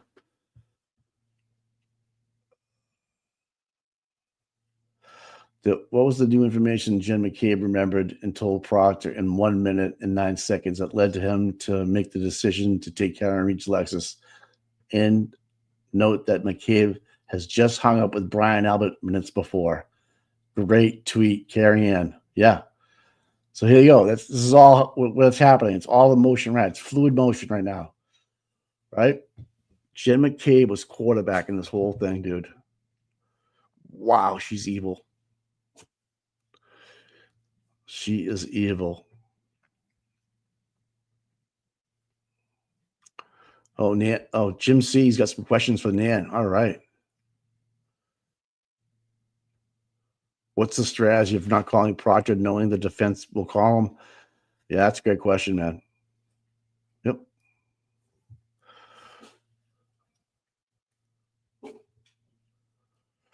No, my three sons. I don't know what bombs the Canton Chronicle has been posted. I don't know anything about. I don't follow them. I know. I live in Canton. Hold on, I think my dogs want to come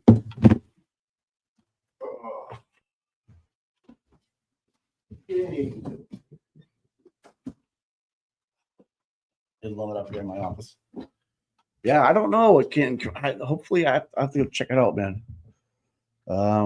John Camo is really dialed into Canton and is other point. Yeah, I know. I'll find out. I know if you watched the town meeting the other day, they were going after Chris Albert pretty hard and asked him to resign again. And then they went after Mike Lochran, told him, "You're next," basically. You know, like, you're done too, dude. So, and these people, you know, the select board think they can, they'll never get voted out. Yeah, it's just ask on John Connolly what's going on with his world right now. So yeah, people are posting about the shoe.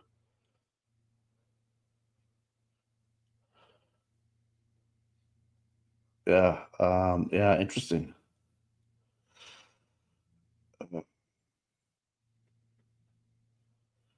Yeah, I know. Aiden is like this guy that spent the last 9 months investigating rubber duckies and harassing South Shore grandmothers is on the stand acting like he's some sort of legitimate murder police. He's right. He's laughing up there. Pisses me off, man. What is Brennan and Jackson talking about? Like, listen, I got your boy lined up for an impeachment. I don't know what you want to do, but this is what I'm going to do.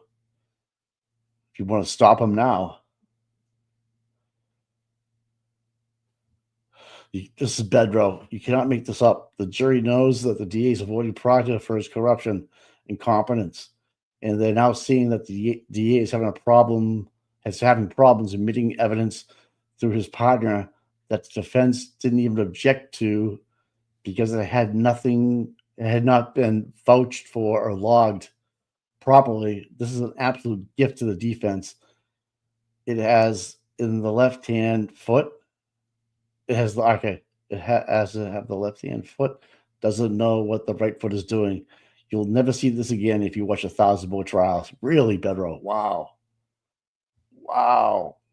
So he's on the same page with us guys. He's talking about the sneakers. Olivia, wow, did the Commonwealth just get caught red-handed planting sneakers with their evidence mixed up on the stand in real time? The defense should move for a mistrial right now. Olivia, wow. The defense called for a sidebar at the court, just broke recess. Holy shit. Whoa. What is going on, man? Wow. It's got to be on Facebook too, guys, right? I don't know. Olivia dropping a bomb. In Brandy Churchwell, bombs are being dropped. Wow. Imagine if the sneakers are different. Man. Okay. So Olivia. Wow, did the Commonwealth just get caught red-handed planting sneakers with their evidence mixed up on the stand in real time? The defense should move for a mistrial right now. Defense called for a sidebar, and the court just broke for recess. That was Olivia Lambeau.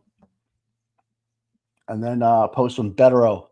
You cannot make this up. The jury knows the DA is avoiding Proctor for his corruption and incompetence.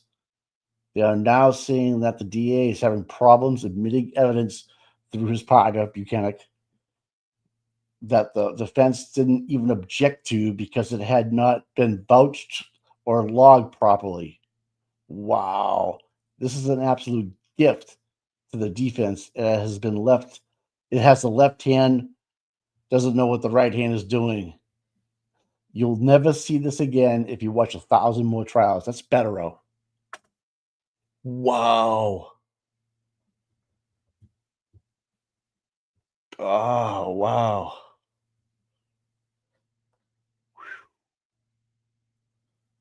If they can prove that, man. Again, I don't know. I'm just like you, right? I don't know anything about that. And that you had Connor Keefe holding up a shoe yesterday, and Buchanan is holding up the other shoe today, right and left, right? Why aren't both in the courtroom? This is fucked. Yeah, I mean, he's up there chuckling too. Like, come on. Guy's a fucking douchebag. Oh man, this would be, imagine right now.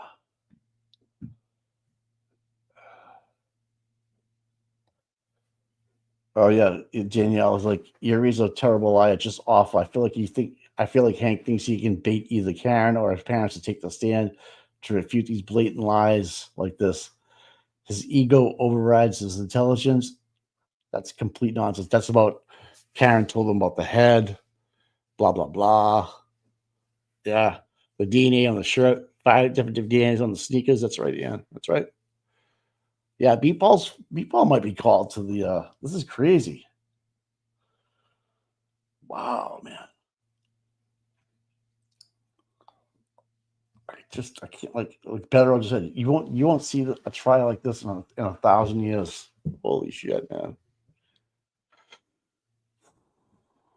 Stressful, man. It's fucking stressful. And you're gonna have Action Jackson crossing Buchanan, and I think AJ had Buchanan last year too. Yeah.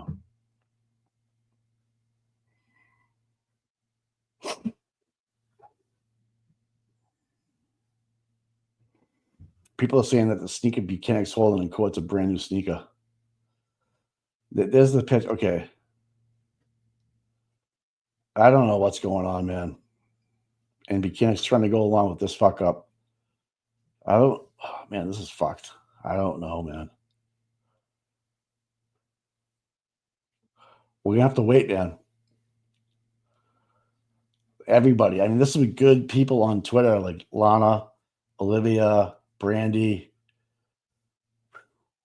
Wow. People are talking about wrong sneakers, man. I don't know, man. I don't want to jump the gun, but these people are pretty smart people. Check my Twitter messages. Okay.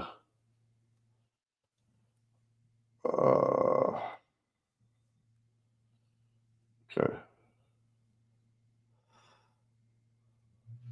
Okay. Breaking news. Dr. Bush states that he's being told Proctor will not be called by the Commonwealth. And almost. Okay, that was. Okay, yeah. All right.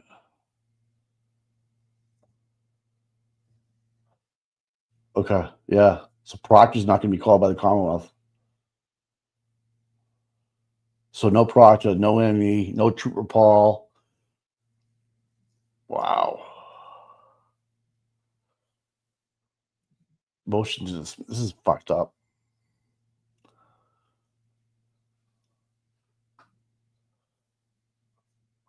Man.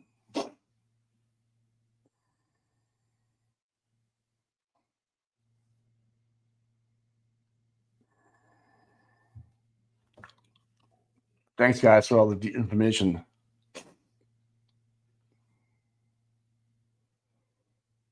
Yeah, this is the exact reason if the feds aren't watching, which is fucking bullshit because of Farwell and the Kansas PD, they're letting this play out in real time just to tighten the noose, man.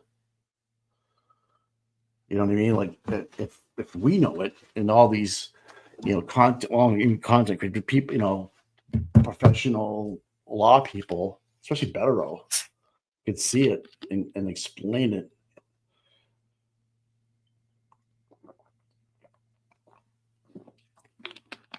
It's fucked up. Rosemary Gallagher. Karen told the newspaper reporter yesterday that this case is almost over. Is it true? Wow. Yeah. Brian Lawrence, lucky, he's going to say there was no body, man.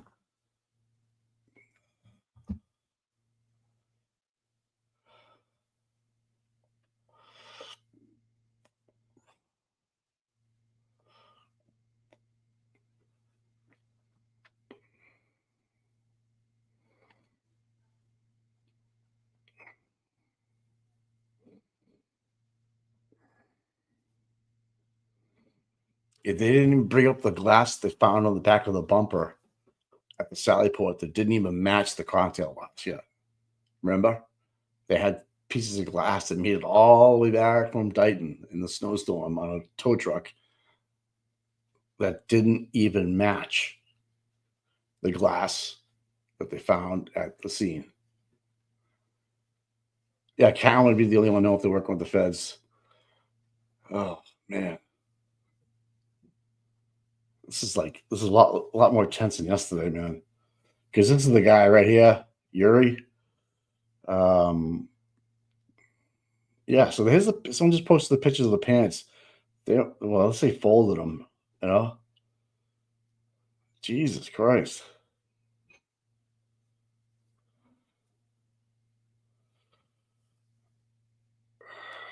Fucking disgusting.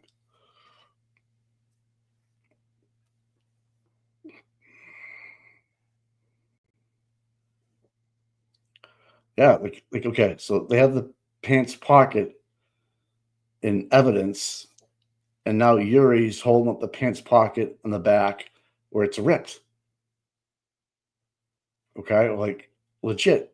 Okay, you have pictures of evidence that are logged, submitted to court, exhibits 242. Now you have, and they have the pictures of the back of the Levi's, we'll call them, and then now you have Buchanan holding them up, and they have a complete tear in the back pocket. What the fuck happened? Oh my God.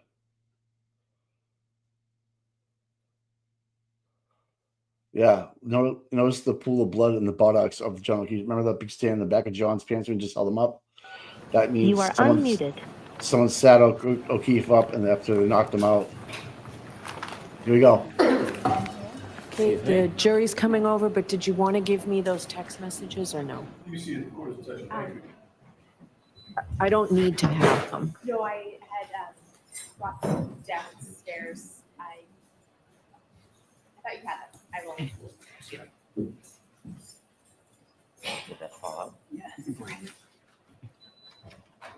Jim, go get us a couple of drinks, will you, please? Get some more ice, please, up here. That. What's that little thing hanging over the? What is that? What is that thing? He's got a board. Right next to Buchanan there, on to his right. What is that thing?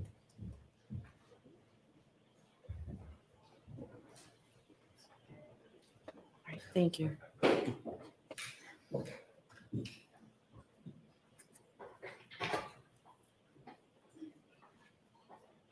Oh, AJ looks ready. Yeah, look how cocky he is. Like, imagine just looking at Karen and say, "I was gonna try to put you away for the rest of your life, and I don't give a fuck. I don't care. I would have done it. And I'll do it again. Fuck off, dude."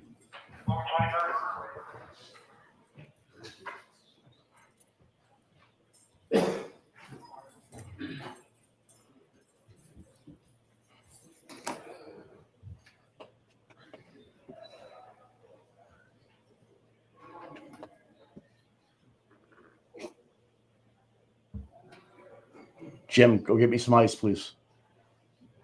Bab's looking over the text messages. Uh-oh.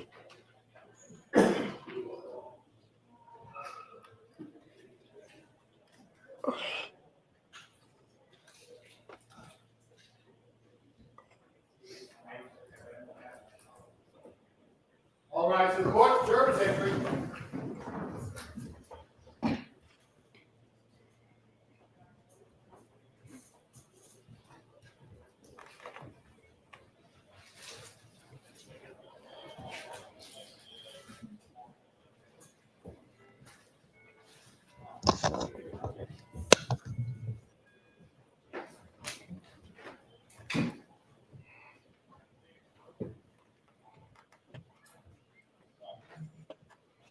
Yeah, Buchanan wore his gloves the whole time and went and took a piss. Howie Carr, if the shoe ain't right, the case ain't airtight. Something's afoot here. Court's back in session. You may be seated. Nowosky, major evidence screw up in the Kaen Read trial. Ma'am, thank you. Potential Ma'am? mistrial. Developing story. Holy fudge.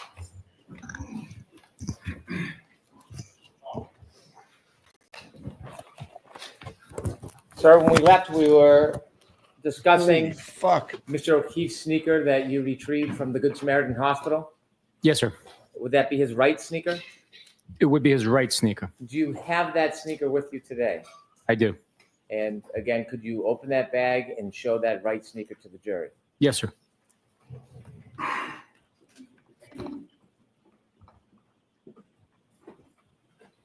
think they were just on social media listening to me. Yeah, where are the socks? Oh, you get change your gloves up with your pee-pee on them? You fucking cuck. Now I'm getting pissed.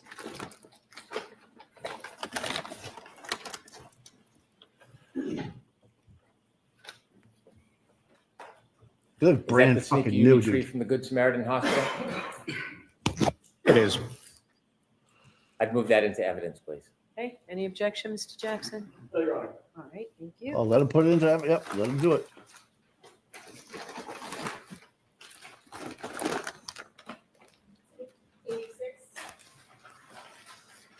Fucking pissed.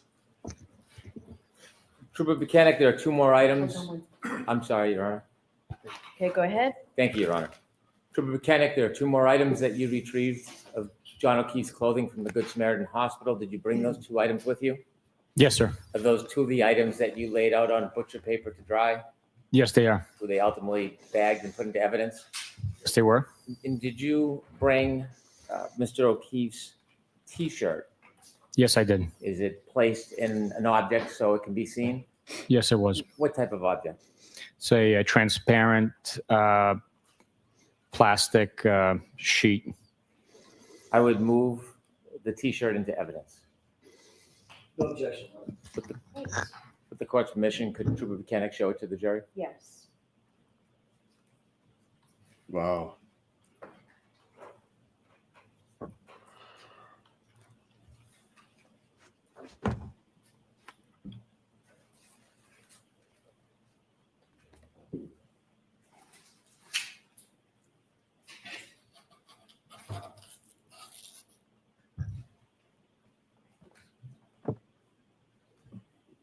Could you show the back as well, Trooper?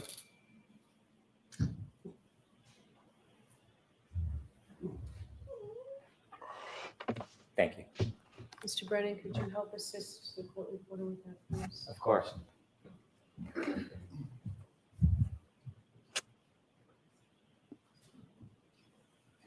Exhibit 87. Yeah, that'd be great. Thank you.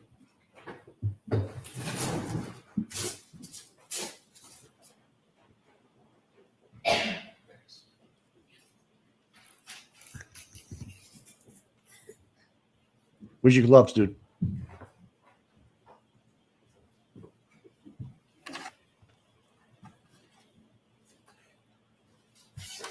And Trooper Mechanic, is there a last piece of item of Mr. O'Keefe's that you took from the Good Samaritan Hospital? Yes, it is. And what is it? It's the sweatshirt. I'd move that into evidence, Your Honor. No objection, Your Honor. The court's permission? Yes. I'm not. No, I can't lay down. I can't lay down. Okay, I'm working. You want to come say hi?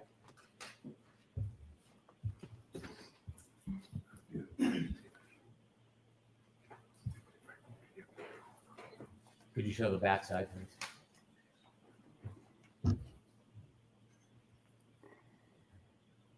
May I approach? Yes, thank you. Last year it wasn't in plexiglass, people. Is that on the court reporter? Exhibit 88. Thank you. No, that's due to maybe I'm sorry? maybe approach. Oh, okay.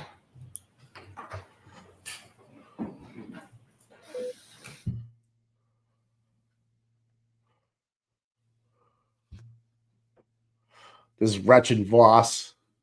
Look at Jess hiding her shit. Good girl, Jess. John, I don't know where I am, DePietro. Yeah, where are the boxes? Where are the socks? Yep.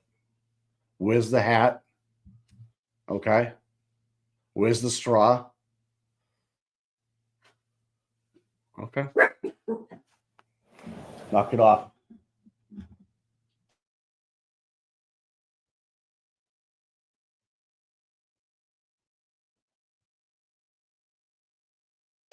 Karen looks ready to go. Who's this little thing on the far right there? That's new. All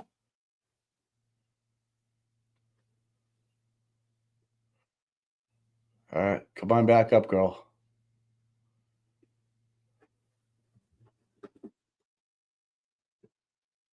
You guys lay down. Come on. Lay down. Edith. Edith. Down.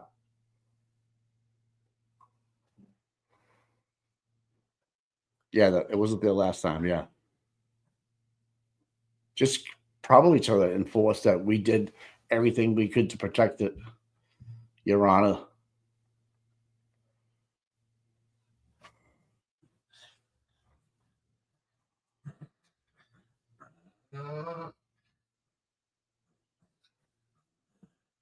Yeah, my dog's name is Edith. Yeah.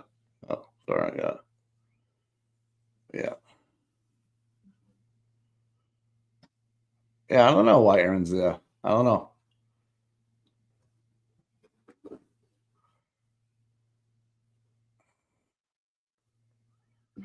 Well, I don't know. Maybe she knows it's going to be a blockbuster day today.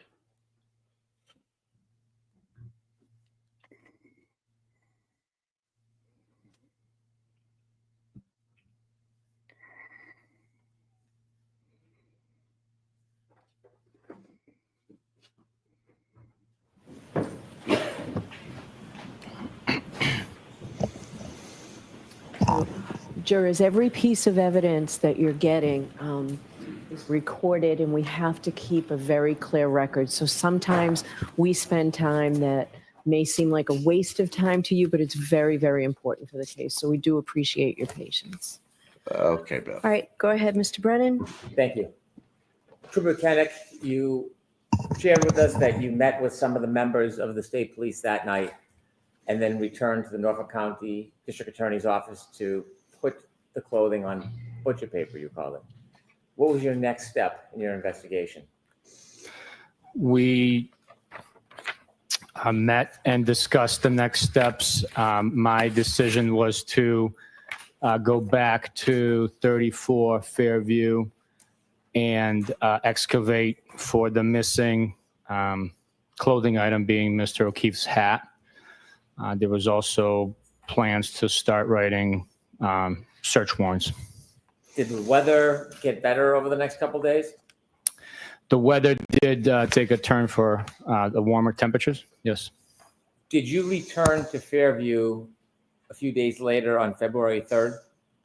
Yes, I did. Was that the first time you personally had visited 34 Fairview? Yes, it was. When you went to 34 Fairview on February 3rd, 2022, do you remember about what time in the morning you went? Sometime between 8:30, 9 o'clock, maybe 9:30. When you went there, did you travel with anybody? Yes. Who did you travel with? It was other members of my unit and a member from crime scene services. Did you all travel in the same vehicle, or did you meet there? We all traveled in our own issued cruisers. Was this a planned search or a planned excavation on February 3rd? Yes, it was. 2022? Yes, it was. Who was there at the scene, 34 Fairview, with you? It was Trooper DeChico, Mike Proctor, and Trooper Evan Brent. And Trooper Evan, last name? Brent. Brent. Was Trooper Brent the photographer? Yes. What type of tools did you bring when you went to 34 Fairview? We brought snow shovels, garden shovels. I brought a like an E-tool, military style E-tool. Was there still some snow on the ground? There was, yes. Did you and the members of the group begin to look for any evidence? Yes, we did. Were you looking on the street, or did you move to more on the grass? Objection, Your Honor. Ask it differently. What area were you focused on at this point? We were focused on the lawn portion of the property by in the vicinity of the flagpole, the fire hydrant, and along the edge of the asphalt. Did you see a berm, an asphalt berm separating the concrete street and the yard? Yes, Were you looking anywhere near the area of the berm? we did, yes. Were you looking anywhere on the street? The street was plowed, but portions of the street still had remnants of snow. So we did check that area, but it was much easier to identify anything because it was clear of snow.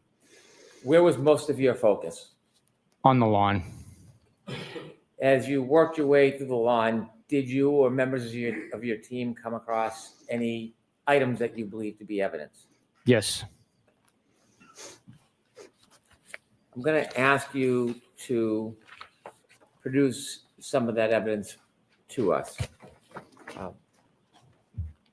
Beginning with 535, did you find a number of pieces of plastic? Yes. Could you produce 535? Yes, sir.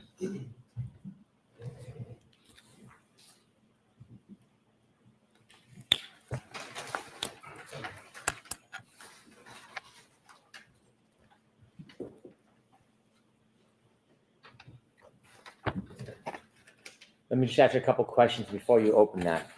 If somebody identified an object that they believe to be evidence, what was the process of handling it? On this day, we identified an evidence. The process would have been documenting each item that was located with photographs.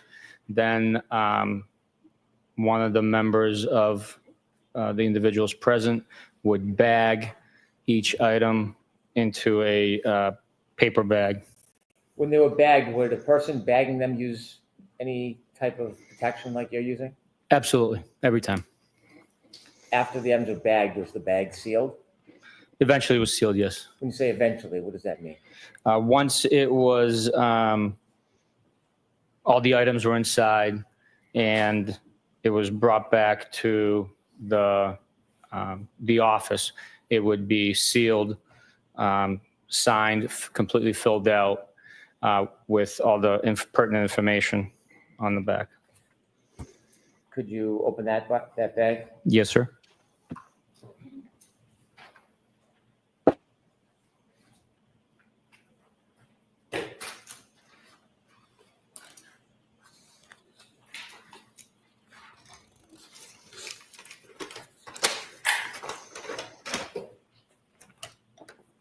Before you take the pieces out, I'm asking you to look in. Do you recognize those pieces? Yes, I do. What do you recognize them to be? I recognize them to be the items that we recovered from the lawn area on the left side of 34 Fairview Road on February 3rd, 2022, during the planned excavation of the property. And were they photographed before they were put in that bag? They were. Your Honor, may I approach before Trooper Buchanan Yes. opens that bag or goes through it?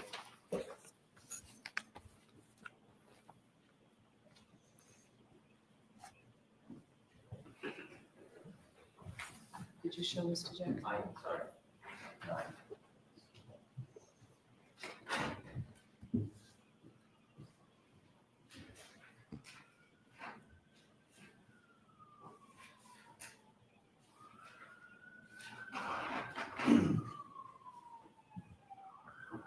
Hand you a series of photographs and ask you to take a look at them, see if you recognize them.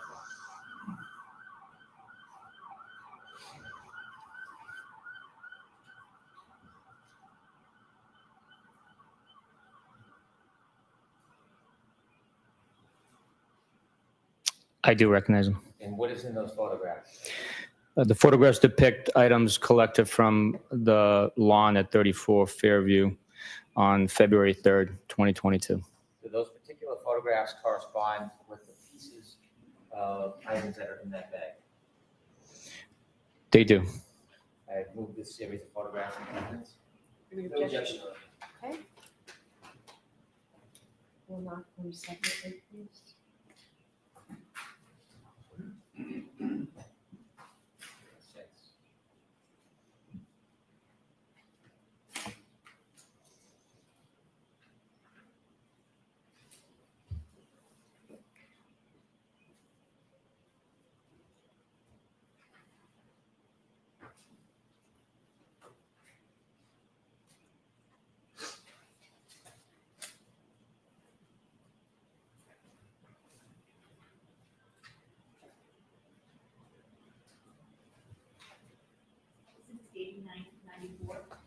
Thank you very much.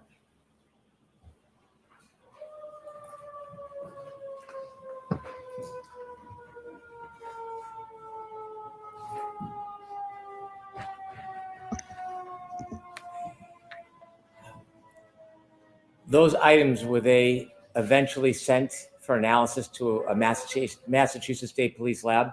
Yes, they were. When the laboratory received those items, are you familiar whether they marked them with a label or a number for identification? Yes, they mark each item individually. Do those items have markings on them reflected by an item number? Yes, they are. When you refer to a piece, will you refer to that item number that is on any individual He's getting piece? nervous. He's getting a little nervous. Once it's labeled, it is identified by that individual piece, by that designated label. So if there's any numbers written on any of those pieces, was that written by you? No. Would that have been written by somebody else after it was sent? Yes, at the lab. Okay. Here we go. If we can begin, if you can begin to take the pieces out so we can show them to the jury.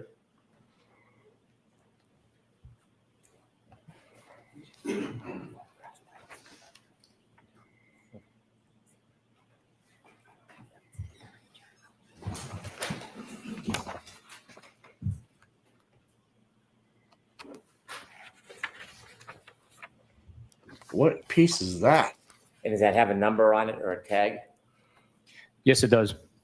This is item 22-02-184-7-8, also alphanumeric A. May I approach, Your Honor? Yes.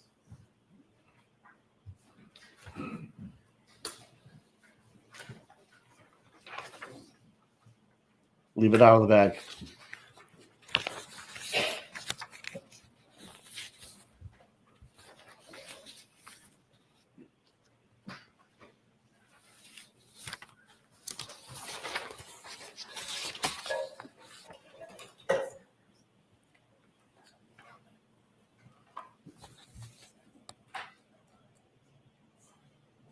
Thank you.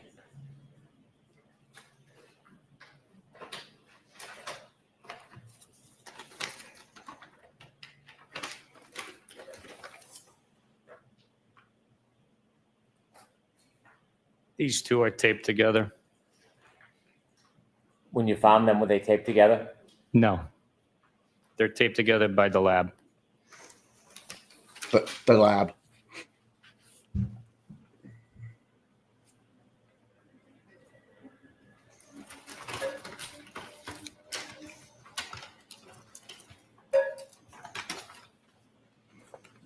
There's also a canister labeled debris collection. That number is 22-02184-7-8.1.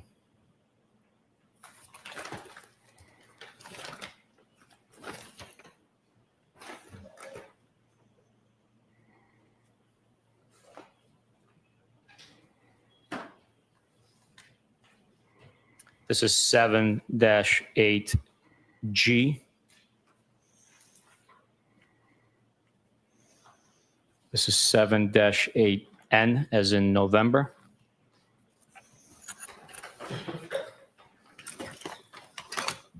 There are also items too small to label with a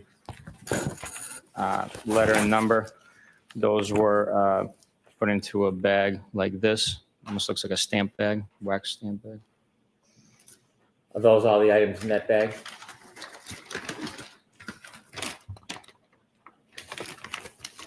Altogether, there are, it does look like those are all the items. Some of them are inside the canister that I pulled up. Understood. You know how to move those items into evidence, please?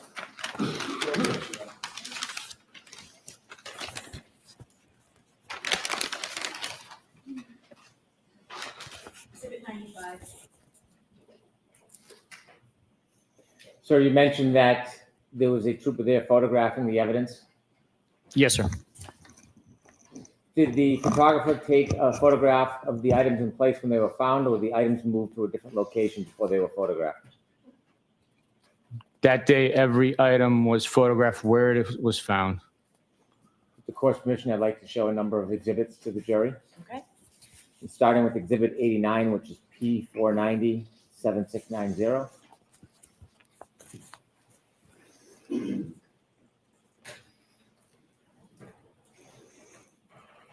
Trooper, is that one of the items you found that morning?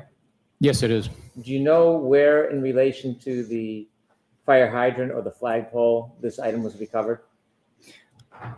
It was in the general vicinity between the flagpole and the fire hydrant. The area we were excavating was approximately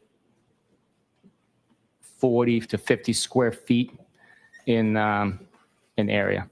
Mr. Brennan, can that be expanded, please, so that the jurors can see what we're looking at? Thank you, Your Honor. Is the item that you recovered on top of that leaf? Yes, it is. Thank you. If I could next show Exhibit 90, which is P492-7692. Before we close up, sir, is that the fire hydrant that is at the corner of 34 Fairview Road? Yes, it is. Could we close up, please, on that?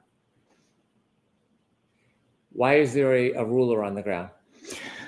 The ruler is utilized to help put the item to scale by the photographer from Crime Scene Services. They utilize these measuring rulers for scale of the item that you're looking at. Sometimes it's hard to depict how large an item is if there's no reference point. Could we do a little bit further view to show the fire hydrant? Thank you. Is that where this piece of evidence was found, in that exact location? Yes, sir.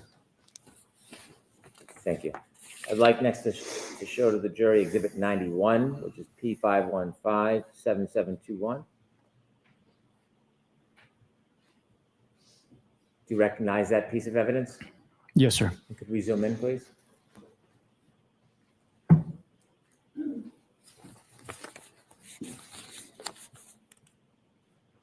Is that the same piece of evidence that is depicted in Exhibit 89, P490, 7690, a different angle with the ruler? Yes, sir. Thank you. If we could have Exhibit 92, please, which is P493, 7694. Could you zoom in, please? Is that piece of evidence in the bag that you've provided as evidence, physical evidence? Yes, sir. Was this found near the area of the other pieces? Yes, it was. If we could show Exhibit 93, P507, 7711, please. Could you zoom in, please?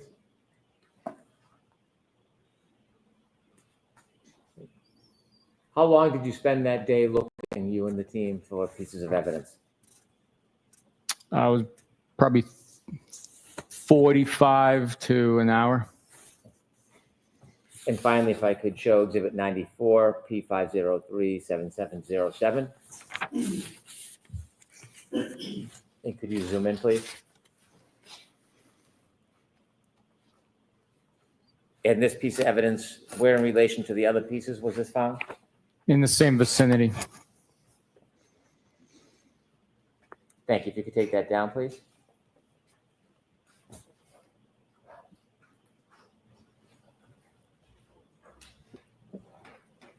When you were searching, did you find any item near the street area? Yes, we did. What did you find? A black plastic drinking straw. Could you retrieve 536 for us, please? How do you know that wasn't there from the wind, dude? Jesus fucking Christ, man. A straw. You guys left the scene. I'd move this piece of evidence into evidence. No objection. All right. May I approach, Your Honor? Yes, let's get it marked. I'm sorry, Your Honor? Let's wait till it's marked. Thank you.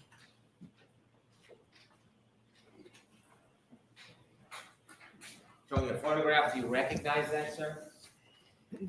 Yes, I did. What's it a photograph of? It's a photograph of the black drinking straw that we found at 34 Fairview on February 3rd, 2022. What location did you find it in? It was close to the paved berm on the street. This is after the street was plowed? Yes, it was. Let's move this into evidence. So, yeah, the plow truck could have put it there. What the fuck?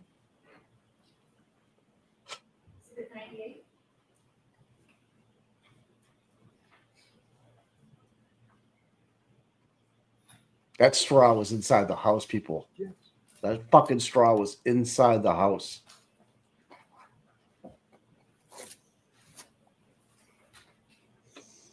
I'd ask you to open this and show it to the jury. Yes, sir. Right there, yeah, it was that straw was inside the house, and so was in his hat. Or they got a new, Jesus Christ.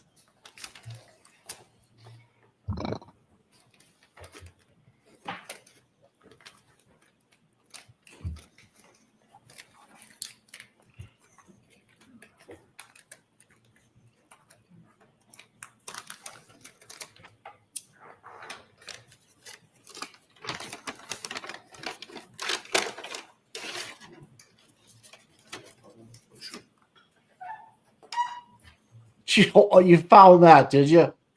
Come on.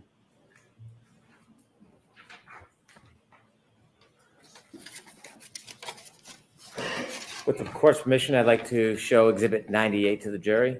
Okay. And that is P4887688.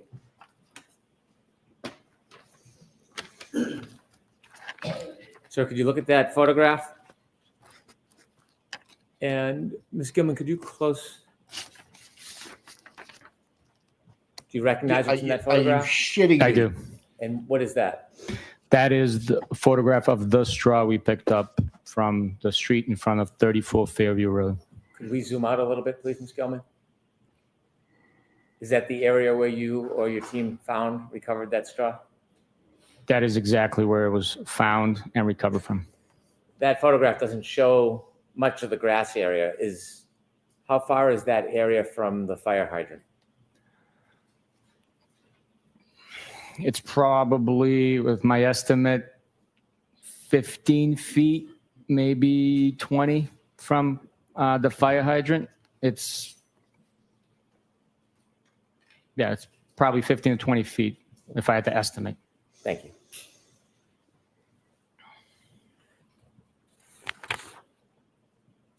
You mentioned that one of the items that you went back to Fairview to try to find was a hat. Why were you specifically looking for a hat?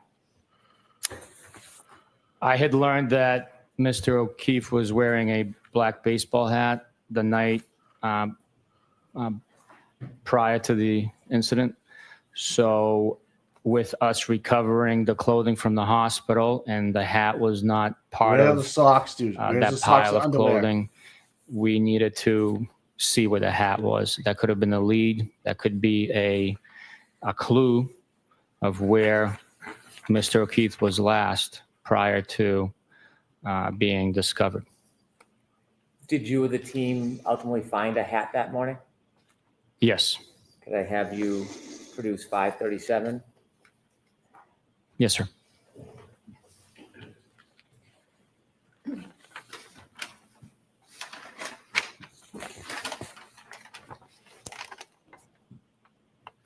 All right, I've moved that item into evidence. So this is going to be 96. Thank you.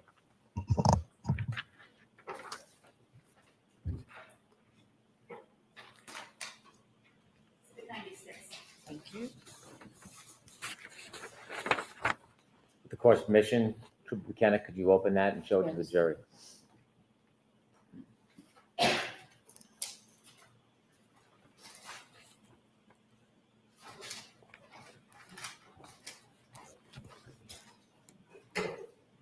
I'd ask Mr. Buchanan, after the last episode, who's the last one to sign off on this evidence bag?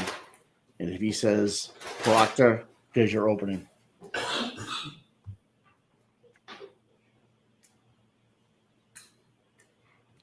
Wow. I thought it was blue. I could be wrong, though. And it had something on the side of it, too. It had hockey or something. Yeah, it had hockey on the front. Was that item photographed? What the fuck? Yes, it was. And when that was taken from the scene, was the same method used of using gloves and putting it in a bag? Yes, it was. When the item was it photographed in the place that it was found? Yes, it was. May I approach, Your Honor? Yes. Did they have pictures last year where the hat was found? Yeah, and the snow and stuff. Yeah. See if you can pull it up. See if you can find. I'm trying to find it. I thought it had Boston hockey on it. I know that he was wearing one with a hockey on it with Karen and I'm Fenway showing you a on it. series of photographs. If you take a look at it, the first one, do you recognize that photograph? I do. What is it? It's the accumulated snow that was being excavated at the scene where we located Mr. O'Keefe's hat. And the second photo?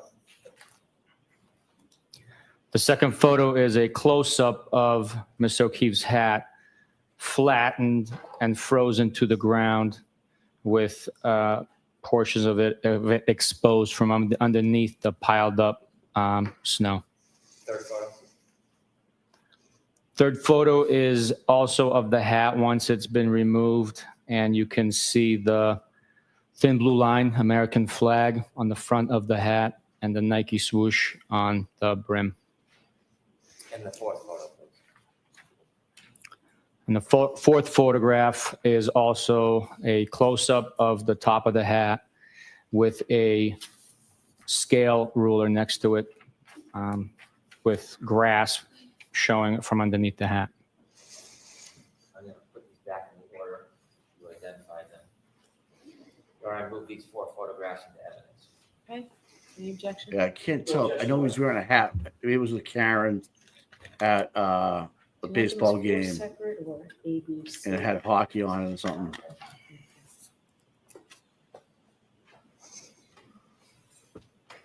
Mike, it looks like the same hat. Okay. I was even looking at the curve. It looks like there was more bend in Yeah. the hat that he had, like on the collar. If you find the picture of Karen and John at the Fenway Park game, I got it. You'll yeah. That does that say hockey on it anywhere? In the front? Yeah, I think it does. Yeah. But I can't tell. I can't tell you if I can. But I can't tell you if that's the hat he was wearing that night, though. Unless we go back to the bar and find out that way. Thank you very much. You follow me? Yeah. With the court's permission, I'd like to show these photographs to the jury. Yes. Beginning with 99A, P526 7733, please.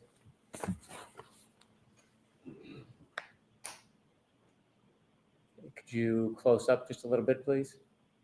Sir, can you describe what you see here? Yes, that's the excavation track by one of the members at the scene. You could see the hat frozen flat to the bottom, or on the bottom of the snow, right on top of the grass. It was under approximately 1.5 feet of snow that had accumulated in the area. Connection 99B, P527 7735. Didn't he say it was better conditions? This is again the close-up of the frozen flat hat to the grass. Why are they making sure at it's flat? 34 Fairview Road. Next is 99C, P529 7739, please.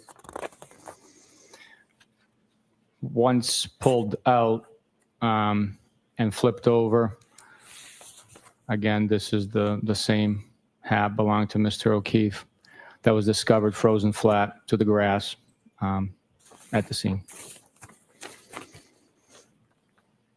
Thank you. You can take that down, please.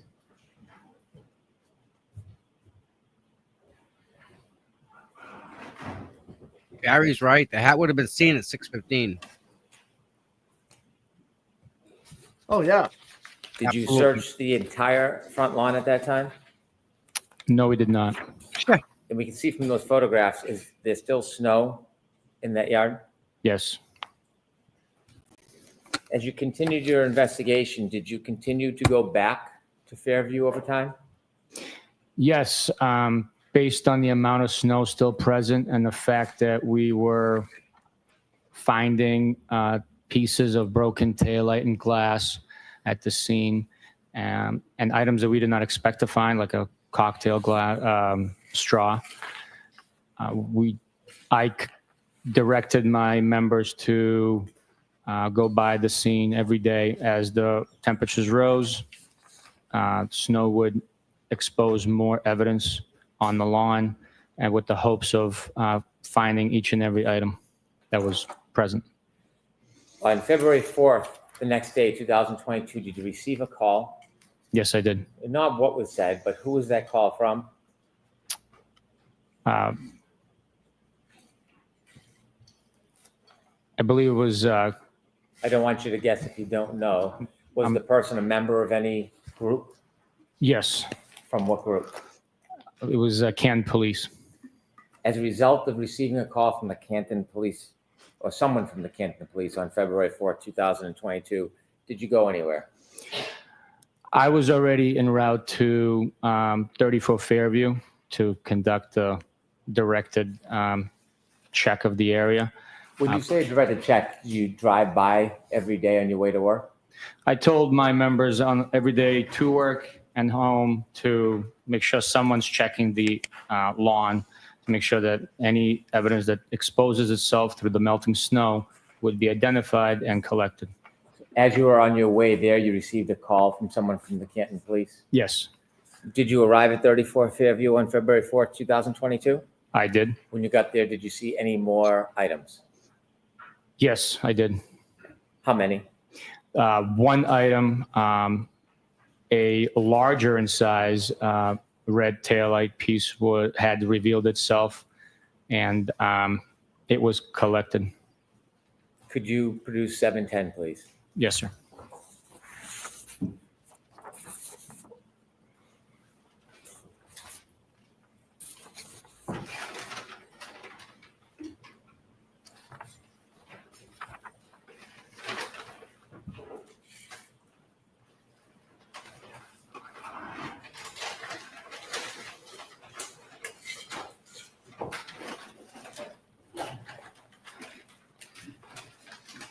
They can't prove this is from the taillight.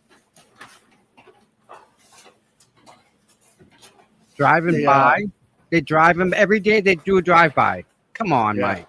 I know. A drive-by. Hey, I'm sending you a picture I just found, but I can't date it. So, okay. And this is the hat I'm talking about right here. When you look at it, it has the Nike swoosh on it, and right there, BPD hockey. Yeah, I see it. See it? Yeah, I zoomed in on it. That's the one I'm talking about right there.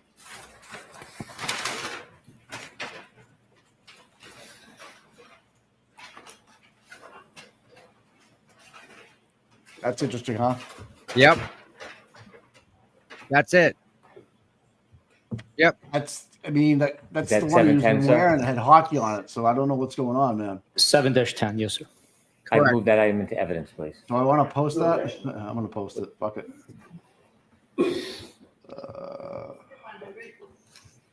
Definitely it, bud.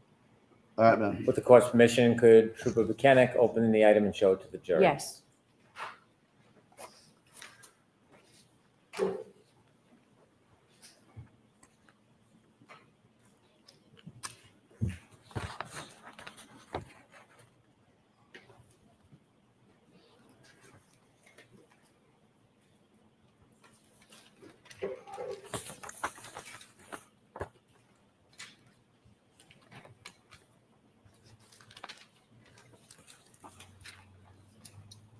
Interesting, huh? Very. So that was opening day. That could have been so. Karen, if she was dating John of 21, right? Yeah. So that would bring this accident happened in 22. He would probably still have that hat if it's black. You know what I mean? It's not like it's so old because Karen's in the picture. Right. They did it for 2 years. It's not like it, you know. Yes.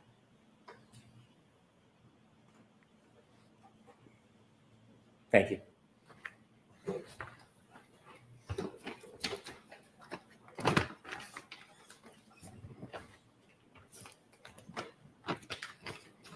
Did anybody photograph that item where it was found? Yes, there was a photograph taken. Did you take the photograph? No, I did not. How did you receive the photograph? It was attached to the Canton Police reports that were provided. Canton Police documented that item in place. May I approach? Yes. Canton Police. Didn't they recuse themselves, I thought? Yeah. Could have sworn they recused themselves. Showing you two photographs. The first page, you recognize that item? Yes, I do. What do you recognize that to be? That was the item I collected on February 4th at 34 Fairview Road, which I was just showing to the jury. And the second photograph? The second photograph is a zoomed out general vicinity photograph of the same item from 34 Fairview Road, the lawn area, approximately 7 feet from the roadway. I'd like to move these into evidence. A and B. Court's permission. Any objection, Mr. Judge? No objection, Your Honor. Exhibit 101A and B.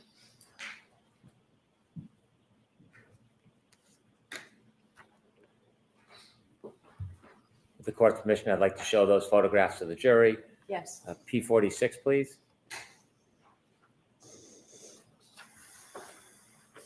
Is that a photograph of the item you just showed the jury, sir? Yes, it is. And where was it in relation to the other pieces that you had found on February 3rd? It was further to the right. If you're looking at the property, if you have the fire hydrant on your left, it was further to the right, on the right bank of the snow that was melting on the lawn. Is that on the lawn or on the pavement? That's on the lawn. And could we show the close-up, please, P47?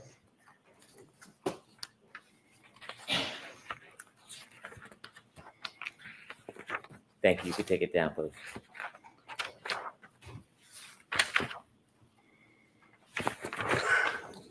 When you recovered those items, did you go through the same protocol of gloves and bags? Absolutely. Did you return to 34 Fairview on February 10th? Yes, I did. Was the snow in a different state than when you last left it on February 3rd? Yes, it had receded significantly. When you went back on February 10th, were you with anybody? I believe I was with another trooper. Do you know who that was? I don't remember. I'd have to refresh my memory. Was it Michael Proctor? It might have been, yes. Could you produce 7-11, please? Yes, sir. Uh-oh. Just open the door for Proctor. Yep.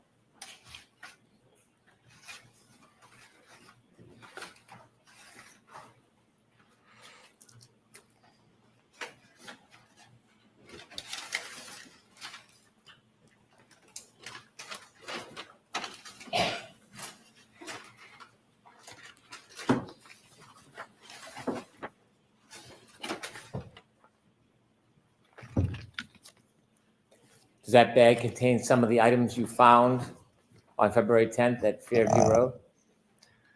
Yes, it does. I'd move that into evidence, please. No objection, Your Honor. Okay. Exhibit 102. Can you describe generally the size of the items in that bag?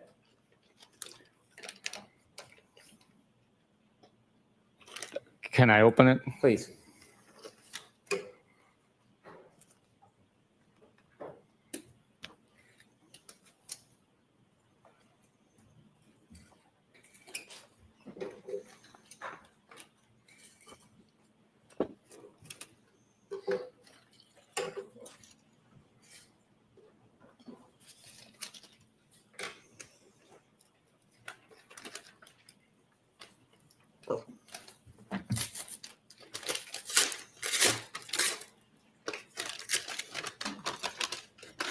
I'm out. You go lay down. Go ahead.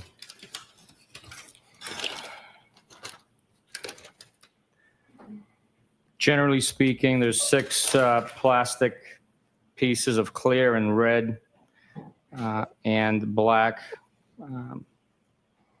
items that are in size approximately to like $50. Without going through every one of them, can you just pull out one red and one clear to show the jury a representative sample of what's in the bag?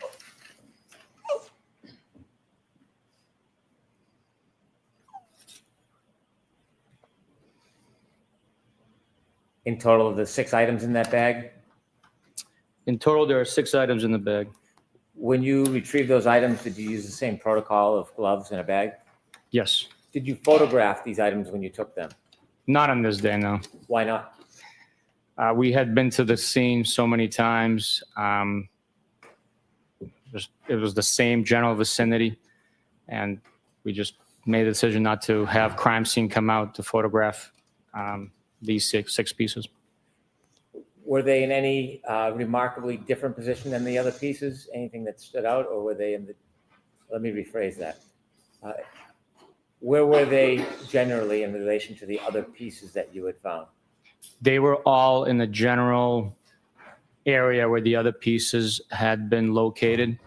It was on the left side of the lawn, but near the flagpole, between the road and the home.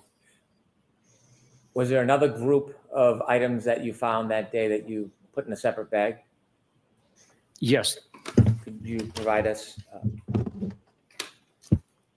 May I approach? I'm not sure if I've marked this one for evidence. Yes.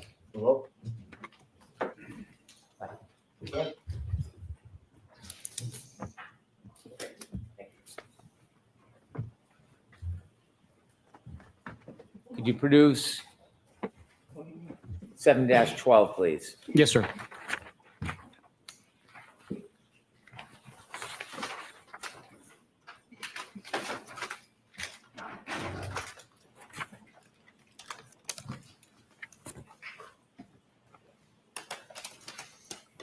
I'd move this into evidence, please. No objection. With the- Exhibit 103. With the court's permission, could Trooper Buchanan open the bag? Yes.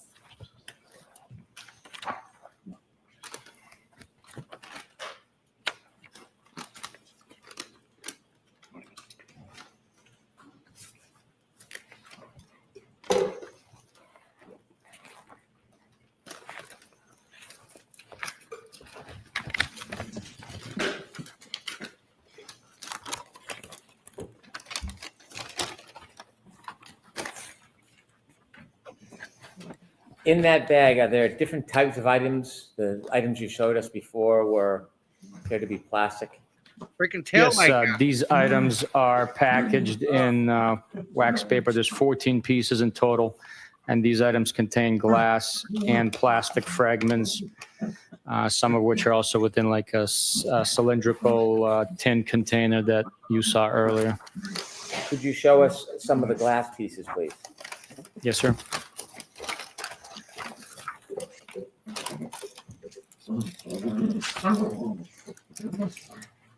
I'm gonna have to open the wax bag. Please.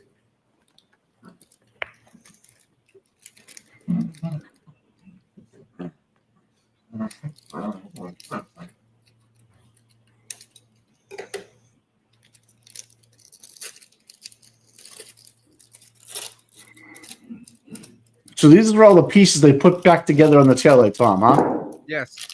Yep. Bullshit. Little freaking. The ones they found, dude. They found these small little pieces. Wait till you see these pieces they found. In her taillight, when she left the driveway at 5:06 or whatever it was in the morning, what did not have all these pieces missing at that time. There's no fucking way. No. Oh my god, this is pathetic. Could you stand so the people in the back can see?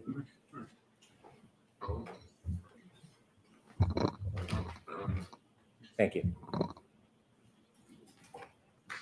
Were there a number of different items inside that are inside that bag that you found that day? Yes, there are a number of glass pieces taped and labeled for identification at the lab and mechanically pieced together to form this one piece in my right hand, and this is one solid, thick piece of curved glass in my left hand. And again, is this February 10th, 2022? Yes, it is. The last evidence bag, you said that you did not photograph where they were found. Did you photograph where these pieces were found? No, I did not. No. Any different reason than the last bag? No. Do you have a memory of where these items were found in relation to the items in the last bag? Yes, they were all in the general vicinity where all the other taillight pieces were located, as well as the baseball hat. How much snow was on the ground at this point? Most of the snow had melted. There might have been some areas that was still present because of the excavation that took place. So very little to no snow was present at this point in time. May I approach, Your Honor? Yes.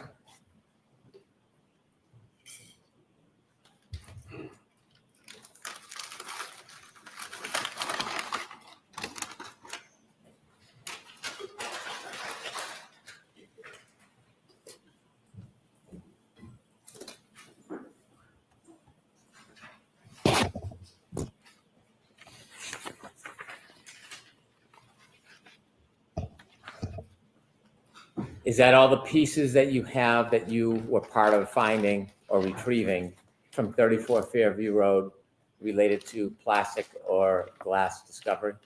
Yes, sir. Did you continue to work on this case? Yes, I did. At some point, did you receive video from a number of different locations? Yes. Where were you part of retrieving or receiving video from? I was part of retrieving and receiving video from CF McCarthy's, the waterfall.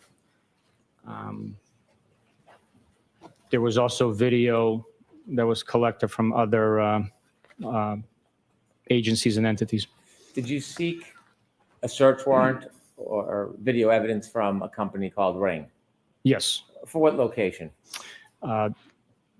For the Meadows Ave location, Mr. John O'Keefe's residence. Did you receive video from Ring, directly from Ring? Ring sent over files with Ring video.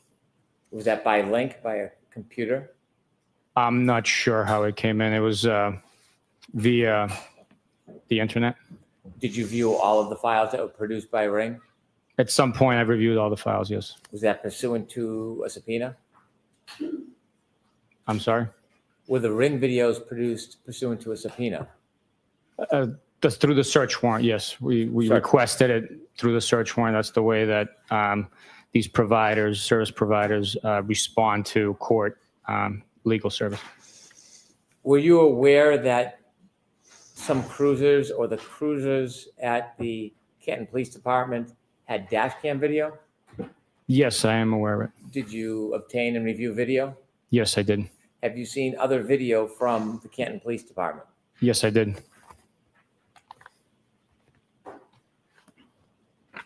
At some point, were you asked if you would consent to provide your DNA? Yes, I was, yes. Is that uncommon in investigations? It's not common, but situations do arise where you're asked to do that. So it's not the first time that's happened, but it has happened before where a law enforcement individual officer has to provide DNA and they consent. Did you? Yes, I did. Did you review any other materials in this case? Did you review any reports? I did review reports, yes. Did you write reports in this case? Yes, I did. Now, I want to ask you about Michael Proctor. You had told us that you were working on this investigation with him. Yes, I was. Are you still working on this investigation with him? No, I'm not. You were Michael Proctor's supervisor? Yes, I was. When you work for the state police, do you have a personal phone and a phone that is provided to you by the state police? Yes. The state police phone, is that a work phone? Yes, it is. What type of information do you receive on that phone? You can receive communications via email, text message, cell phone, tower, voice communications. Okay. Do officers communicate with each other at times on those work phones? Yes, they do. And during that time, did you have a work phone that you were using for communications? Yes, I did. At some point, did you receive or were you placed on an email chain that included Michael Proctor and others? No, I believe it was a text chain. I'm sorry, a text chain. Yes. Were you included on a text chain involving Michael Proctor and others? Yes, I was. Did you receive a text or a text chain from Michael Proctor and other people? Yes, I did. And when you received a text, do you remember where you were when you received the text chain? The specific one you're referring to, I was at the Logan Airport working a traffic detail. When you received that text or text chain, did you respond? I acknowledged the text. I did not respond through with verbiage. And then during that text chain, did you look at the entire text chain? No, the text message came through on my Apple Watch as I was controlling traffic. I glanced at it, took part of the information that came through, and acknowledged it with a thumbs up emoji, indicating that I read it. At some point, did you learn everything that was on that text chain? Yes, And as a result of that text chain, was there an investigation? there was. And during that investigation, you were Michael Proctor's supervisor? I was. After the investigation was done, did the state police make any finding against you for that text chain? Yes, there were 2 sustained findings as a result of that investigation. Did you initiate that text chain? No, I don't believe so. You did react with the thumbs up? I acknowledged the text message that he sent, or portion of the information that came through on my watch. And the 2 sustained findings against you, were one of them for failure to adequately supervise? Yes, And the other, was it regarding a routine or regular review that it didn't consider that text chain? I'll rephrase. Okay. That second sustained finding, was it regarding a review of the performance level of Mr. Proctor? that's correct. Sustained is to full. Was there a second sustained finding? Yes, there was. Did it relate to the review process of a subordinate? Tommy, Yeah. Sustained you is said to Nana a link. Yep. What was that second sustained finding? You all right? The accuracy of the review. I'm just trying of to the figure out. quarterly performance evaluation. You said quarterly. How often would you review? Not making the sense to subordinates? No, Every he's all 90 days. jammed Was up. there any other sustained finding against you? No, Was there punishment in Yeah. light of those 2 sustained findings See? against you? there was. And what was that punishment? I lost 5 vacation days. Oh, Do you presently work in the homicide division of the Norfolk County District Attorney's Office? I do. Are you currently a sergeant? I am.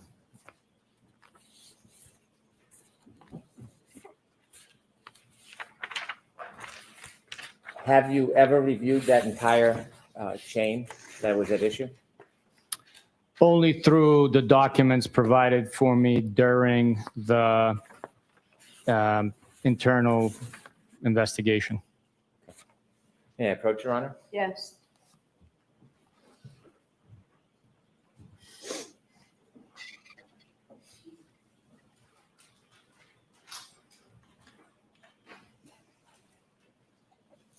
Now, if the jury was able to see the taillight at 34 Fairview on the field trip, I think there'd be a bigger discussion about what they're seeing right now.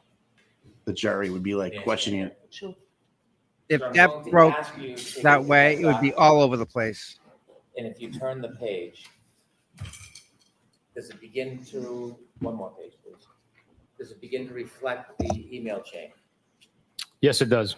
Do you remember this email chain? I remember seeing it when I reviewed it. I don't remember the intricate details of these messages. Do you remember that photograph? I don't. Okay, could you turn the page? Is there text? Yes, there is. Without citing the phone numbers, I'd like you to cite the author of the text, and I'd like you to read the text to the jury.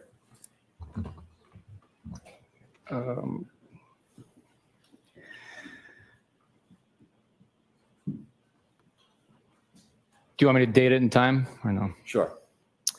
August 17th, 2022, 9:44 p.m., 25 seconds.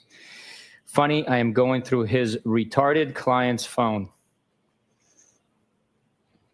Nice. August. I'd like you to read all of them, please. Next one, no nudes so far. I hate that man. I truly hate him. Hey, can you give the author for each comment? And can you start again, because I want us to understand. I'm sorry, can you repeat that? The author, whoever makes the comment, I'd like to have the name of the author. I'm sorry, this document does not identify who the author is, sir. Yes.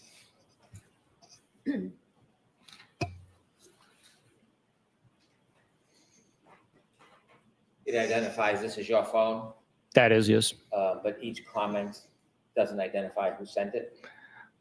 No, it does not. I assume it's an extraction from one device, but I see. Good job, Hank. If you've made any of the comments yourself, would you tell us? if I made those comments? No, if you make any of them in here as you read them, will you point out if you? Absolutely, absolutely, yes. Okay. And if you don't know who made the comment, could you just identify that for us as you read it so we know? Okay, do you want me to continue the next page? Why don't we start over because I Okay. should have been more clear in my direction. Could you begin again? So in the beginning, it says, funny, I am going through his retarded client's phone. Is that your comment? No, it is not. Okay, next.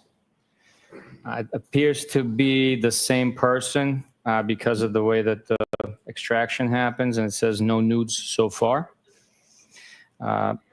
Again, this I believe it's the same person because all of these are identified as sent. It says, I hate that man. I truly hate him. Do you have any belief that's Michael Proctor who is writing these? Yes, I believe that is. Next, please. Wow. They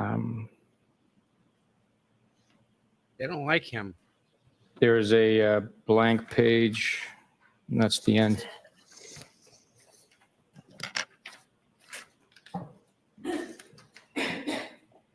Yes, sir.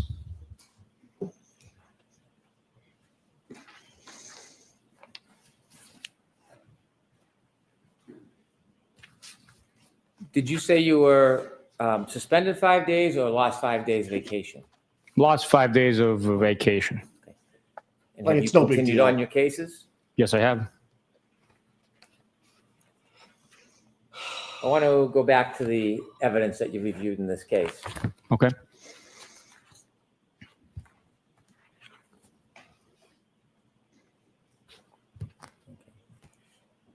Did you get to look at the Ring video for John O'Keefe's home at Meadows?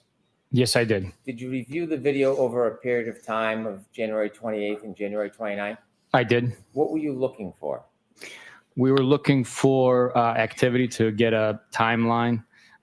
During investigations, different sources provide you information that can develop into leads. It also helps verify witness statements. It helps verify information that's coming in. We always trust, but we always verify the information that we take in from individuals we do not know.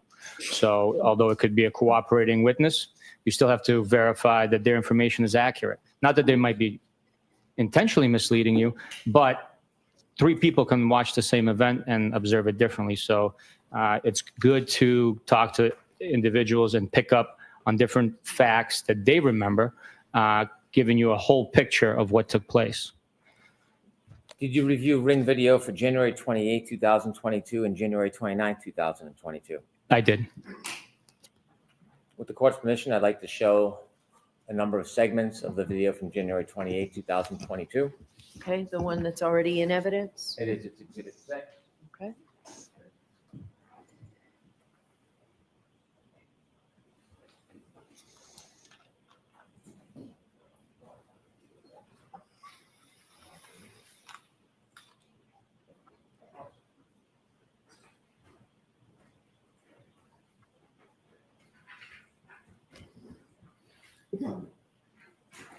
Thank you.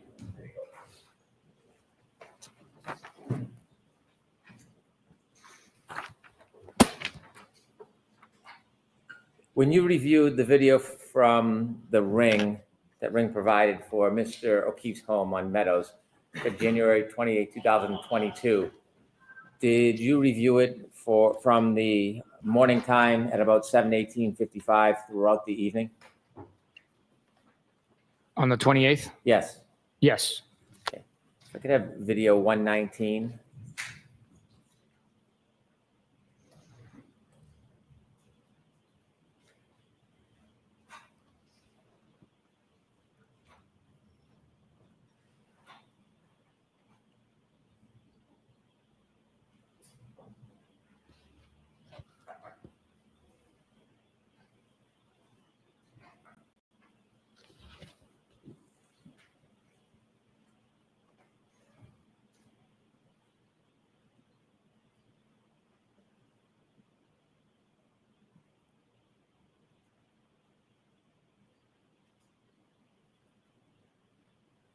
What are we doing? Watching Karen back out of the driveway. I know that, dude. I mean, this is ridiculous, Mike. I know.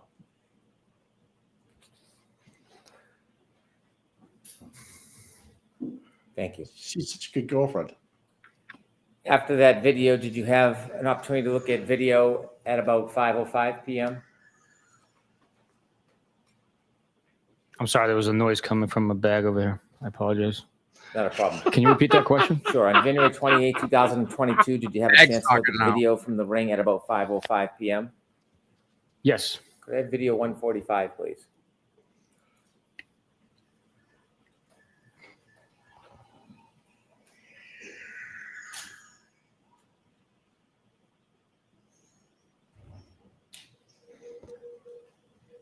Okay, and what am I missing here, Mike?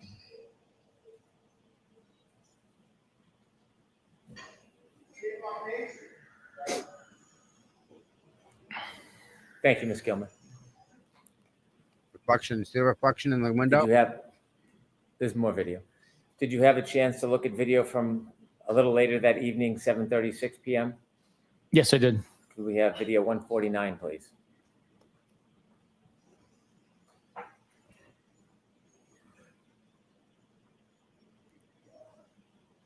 That's Mike Camerano.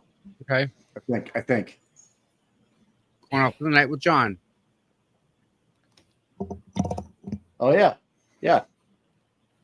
His lights were just on, weren't they? He locked his car. Mike, he took the keys with him. They're in his pocket. Okay. All right. See that? Yeah, I did see that. Yep. Where are the keys and evidence, Hank? Where are the car keys, Hank? Actually, Paul, how are you driving around the fucking car if he's got the keys?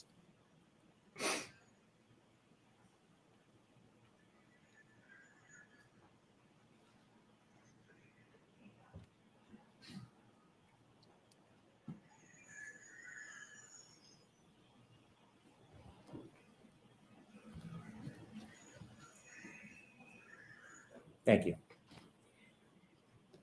In your investigation, did you learn that the defendant's phone connected to Mr. O'Keefe's Wi-Fi at his house on January 29, 2022 at 12:36:39? Yes. Did you look for any ring video for that time, 12:36:39? Yes. Was there any ring video on the production that was sent to you by Ring for the time period of around 12:36:39 on the evening of January 29, 2022? There was no ring video for that time frame. Did you look for ring video around 5:07:58 that morning on January 29, 2022? Yes, I did. Could we see video 153, please?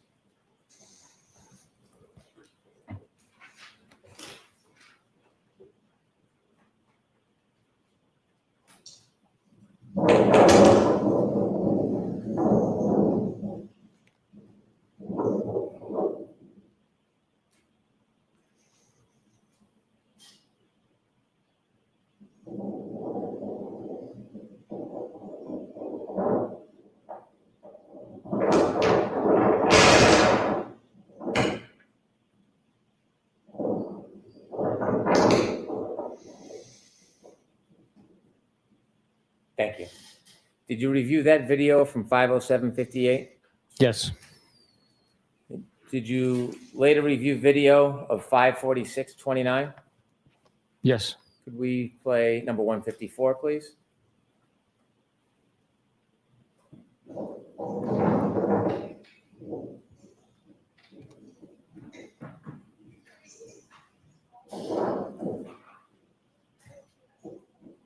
Could you stop that, please? Do you recognize what's in that video? Yes, I do. What is that? That is top left corner is Mr. John O'Keefe's vehicle. Middle left side of the screen is a black Lexus SUV registered to Kaen Read with the license plate based on that registration. And then on the right side, I believe that's Miss Carrie Roberts' vehicle. Did you see the people enter the house? Yes. Did you look for further video after the people arrived at 5:46:29? Yes. Was there any video of those three people leaving? No, there was not.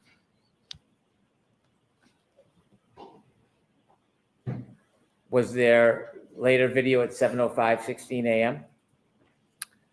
There was, yes.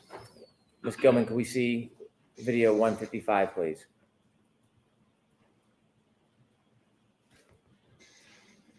That's Mike.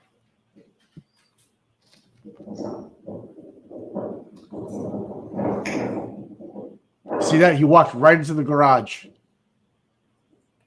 Thank you. Did you later see video at 8:23 a.m.? Yes. Can we have exhibit or video 159, please?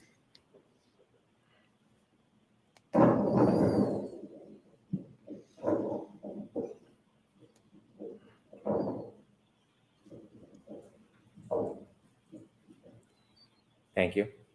Did you later see video at 10:36:28? Yes, I did. Could we have video 161, please?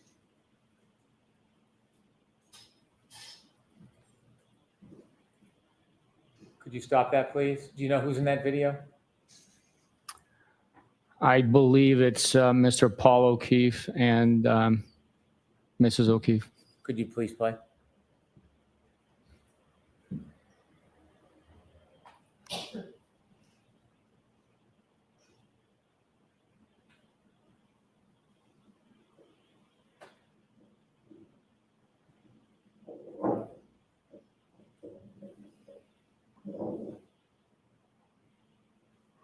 Okay, thank you. Did you later look at video of 12:04? Yes. And could we please play the 1-minute segment of video 165?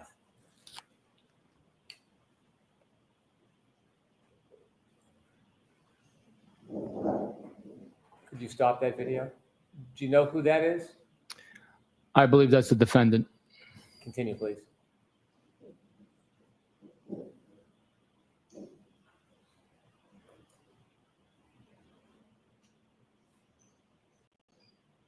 Could you stop that? Do you know who exited the car?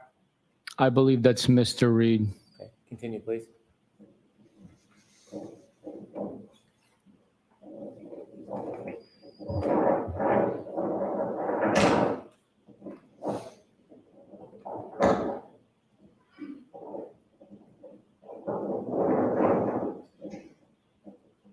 She can't get into the garage now. She just tried to put the code in. The code's not working, okay? Thank you. Did you continue to watch the video from the driveway Yes. during that time period? Yes. Did you see anybody else get out of that car that was in the back? Yes. And who did you believe you saw getting out of that car? I believe it was the defendant's brother and possibly his companion. I don't know who that is. Did you have a chance to watch the video? Yes, I did. At 12:35 p.m., could you play video 174, please?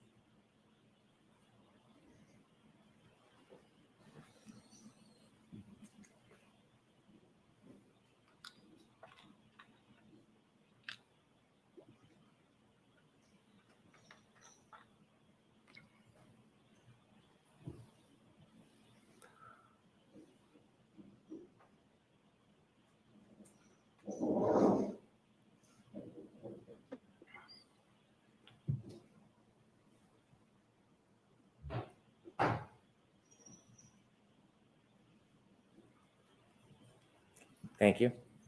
Did you look at video from 12:40? Yes, I did. Could we have video 171.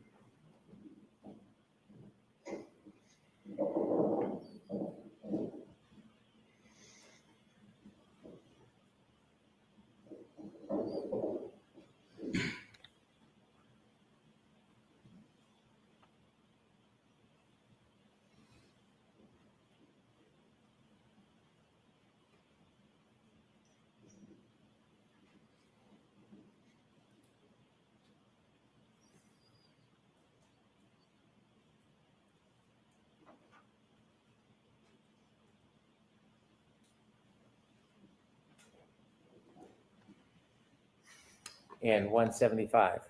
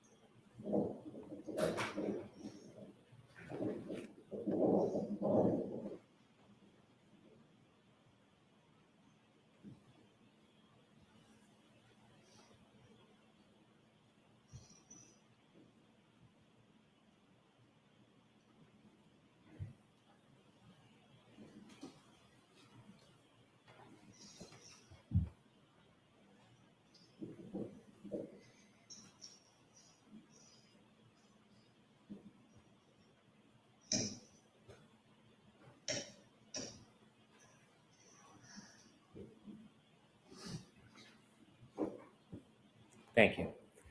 Did you look for further video to see if there was any video for the time around when the Lexus was taken from Meadows that morning? Yes. Was there any video that was produced that shows the time around before and the time that Lexus was removed from that driveway that morning? There was no video, no.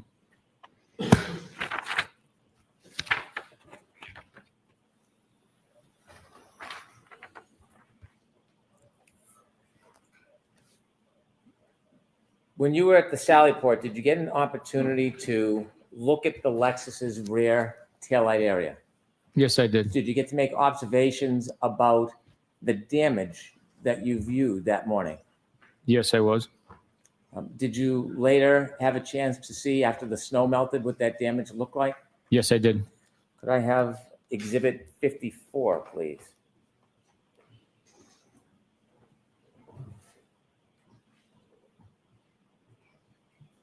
Do you recognize what's in that photo? Yes, I do. And what do you recognize it to be? That is the defendant's Lexus SUV that was seized and later processed. It's currently in the Canton Sallyport, I believe. Could we close up on the right rear taillight, please? Do you notice anything about that right rear taillight? Yes. What do you notice? It's missing a large red portion of the lens. Is that consistent or inconsistent with the damage that you saw when you first saw that car? That is 100% consistent. Did you get an opportunity to see any video or photographs of that right rear taillight before the car was placed in the Sallyport video? Yes. Did you view the ring video from Mr. O'Keefe's Meadows Ave address? Yes.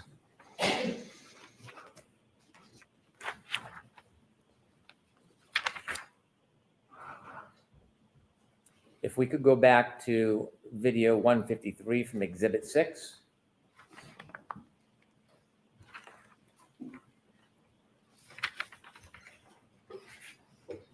If you could play this, please. Did you have a chance to review this video? Yes. Is this at 5:07:58 a.m. on January 29, 2000? Yes, it is.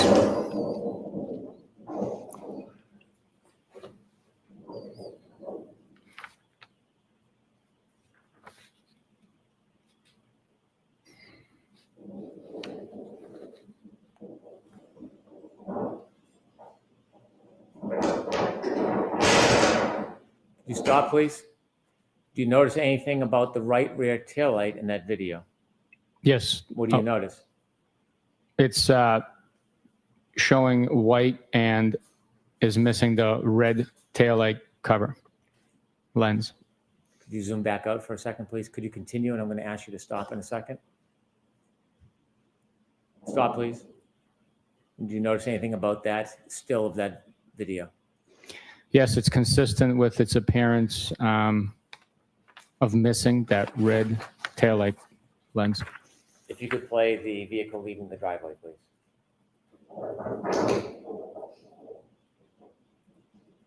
Thank you. May I approach, Your Honor? Yes. I want to see the metadata.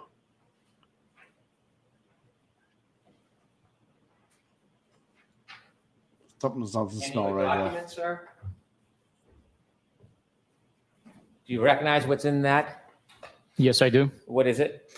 It's a still frame from the ring footage taken of the video we just watched of the Lexus SUV leaving, and the large red portion of the rear taillight is missing. I'd like to move this into evidence. Okay. Any objections to Jackson? Oh, this is going to be a good cross, man.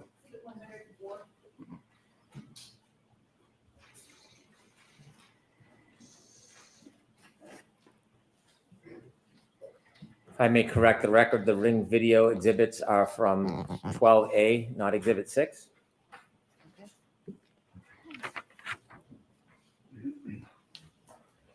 At some point later that afternoon, you shared, or mid-afternoon, you went to Dighton, but before that, did you review any other evidence of the damage to that taillight before you and Mr. Proctor even got to the Dighton address?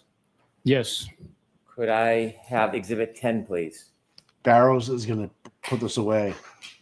The Dighton police officer. He's going to say that didn't look like that. Just so you know. Did you have a chance to view still photos from the wellness check that was conducted by the Canton Police Department and videos on the dash cam? Yes, I did.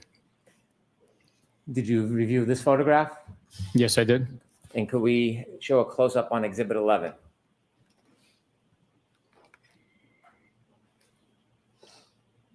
Did you have a chance to view the dash cam from this footage at 8:26:31 a.m. relative to the damage to that right rear taillight? Yes, I did. Doesn't even line up. You shared with us that, you can take that down, please. You shared with us that after this time, somewhere around 3:15, you went to Dighton? Yes. And you shared your observations when you got out of your truck and walked towards the car? Yes. Was there any difference between the damages that you've seen in the video, the photograph, and what you saw that morning? The only difference is the amount of snow that's impacted on the vehicle. The damage is consistent. The large red lens is missing in every single piece of every single image that I saw. You mentioned that there was a tow of that car in Dighton that you were there for. Yes. Were you aware that video footage was provided to us from that tow? I was made aware, yes. I'd like to enter into evidence a video from alarm.com. Okay. No objection. Thank you. Is it 105?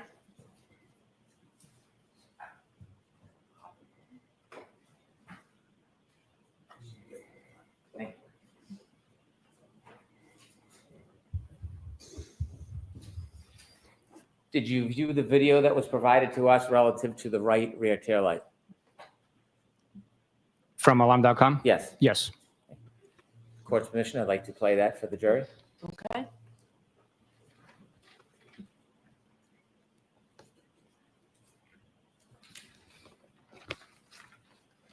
May I have a moment, Your Honor? Yes. There's no metadata. This is video 1 you're on? Okay.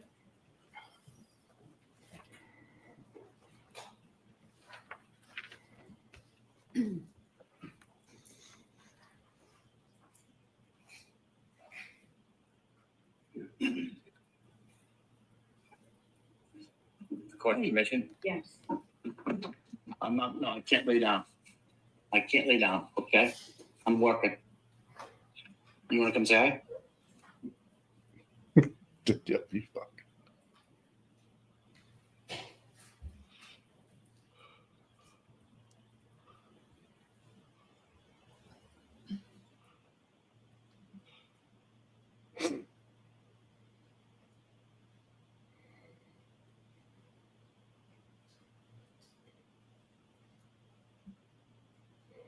Could you play video 2, please?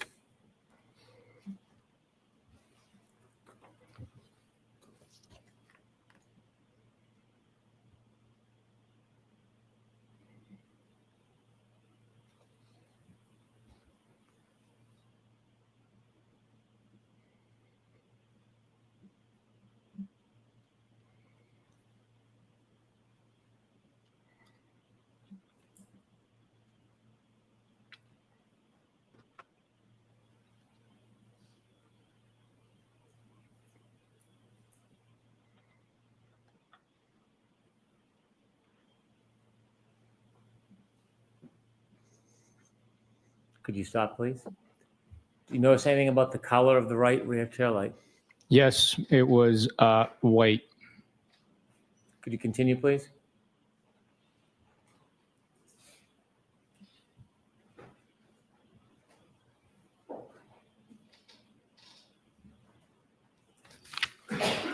Thank you. You can put the lights on, please.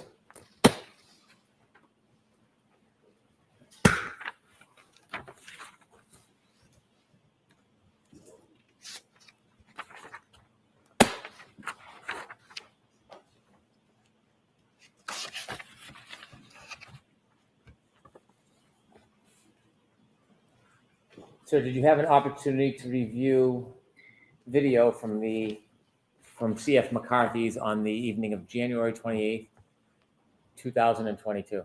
Yes, I did. Did you have an opportunity to review videos from the Waterfall Bar on January 28th, 2002? Yes, I did. Did I say January 29th, 2022? Yes. Did you review all the entire relevant time periods? Yes, I did. When you reviewed those videos, were there a number of different things you were looking for? Yes, there was. Can you share with the jury what you were looking for? We were looking for consistency in statements that were already received through interviews. We were looking for description of clothing individuals were wearing at the bar, at those locations. We were looking for any evidence of aggressive behavior, any sort of information we could learn to help us with the investigation. Please bring we're up the also Higgins looking video. to see and document how much alcohol consumption was on the recordings. When you went through the videos, did you happen to have an opportunity to copy and clip portions of relevant time frames regarding alcohol ingestion? Yes. Did you put all of those videos together in a sequence to show the course of the night, times when you could identify alcohol ingestion? Yes, I did. Did you put that into a video format for a presentation? Yes, we did. You know, I think this presentation may take a few minutes. All right, we'll raise the council inside back for just a second, please. Jurors, feel free to stand. We're probably going to go to lunch. Wow. Wow.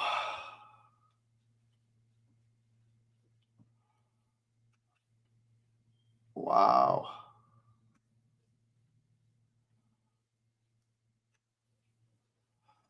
Yeah. The Barrows is going to say that's not what he saw, guys. He saw it in broad daylight.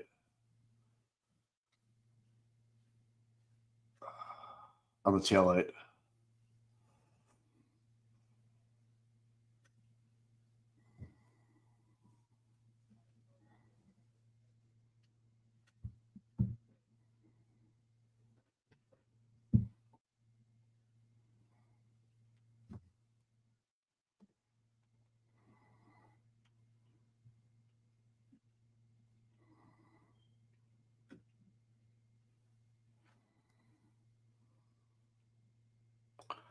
Yeah, this is nuts, man.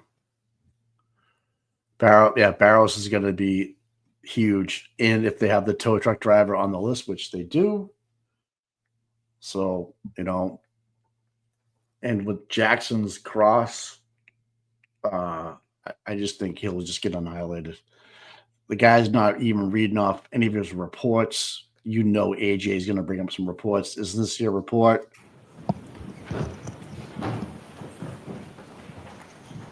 May I approach? Yes. Sir, I'm handing you the CD. Do you recognize that? Yes, I do. What is it? It is the PowerPoint presentation of the timeline from CF McCarthy's and Waterfall from January 28th, 2022. I move this into evidence as an exhibit. Mr. Jackson has no objection? There's no objection on that. Jackson's letting them just go right into the trap so they can't back out of it. This is new. This was never produced last year, guys. So this has been made this year for this trial. Yeah. Yes, Barrows did get hit by a drunk driver last year on detail. Yep.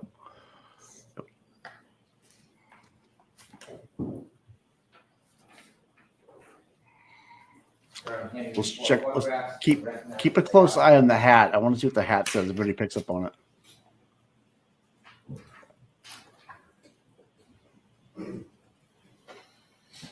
Yes, there was no accident report written at the scene of 34 Fairview of Karen had hit John. Yes, I do. What are they? There's still frames from CF McCarthy's on January 28, 2022 at 9:26:01 as timestamped on the footage cam. Are there 4 photographs? There are. I move these 4 photographs into evidence. No objection. Thank you. Is one exhibit again with the letters, please? Looking at each other like, okay, you have my pension in your hands, my friend.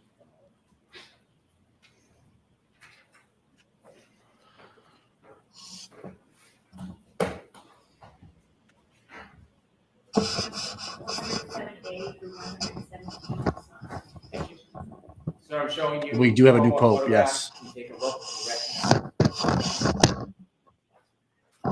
Hank, you enjoying yourself, pal? Because you're going to get eviscerated in about an hour or so. Whose microphone was that? Yes, I do. And what are they? They're still shot photos of the waterfall surveillance footage from the night of 28th into the morning of 29th. All right, move these 4 photographs into evidence. No objection, Your Honor.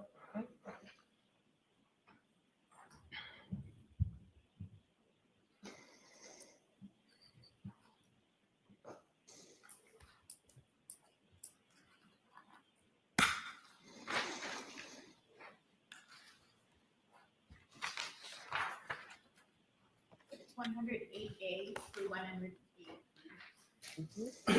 Thank you. Your Honor, could I proceed with the PowerPoint presentation? Yes. Trooper, I may stop you at a couple points. Yes, sir. Could you explain to us what this is? Yes, from left to right, it is chronological events that took place at CF McCarthy's. This is surveillance video from one of their cameras within the bar. It should be noted that the video is time-stamped 12 minutes behind actual time. So when it says 9:03, when it is 9:03, the frame will be time-stamped 2051, which is 8:51. So that's the time discrepancy, which is consistent throughout the surveillance footage. So the times that are displayed in those arrows, is that the accurate time? The arrows are the accurate time, and the time stamped 12 minutes behind actual time. In these videos, are you identifying drinks that were received in drink and had been consumed by the defendant? Yes. So the first video, as it is labeled, it's the defendant arriving. The next one will be the ordering of the drink and receiving the actual cocktail. Okay, let's start with the first video at 9:03, please.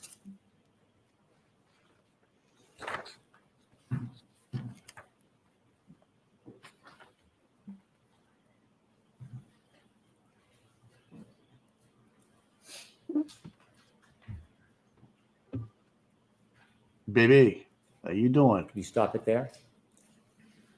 Do you recognize who's in that video?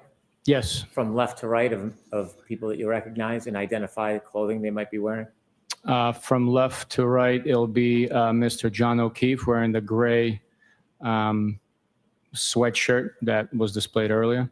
And then the defendant, who he is trying to embrace with one arm there. I do not know who the other individuals are in the shot. Okay, thank you. If you could continue, please.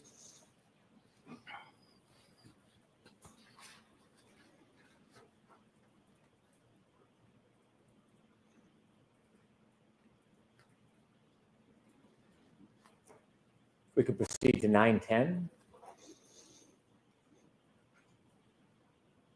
Oh, so there's a Nike swoosh on the back of the hat too. Interesting. Interesting. Huh.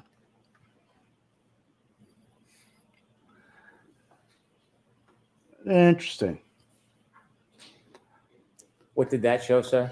It showed the defendant receiving her first tall vase, cylindrical style cocktail glass with a lime in it and a straw to go along with it. 9:27, please.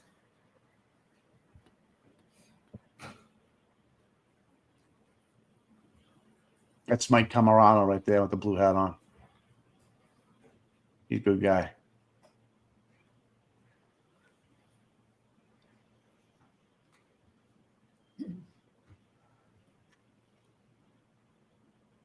When you do Match of the Hat video, make sure there's got a swish sign on the back of it.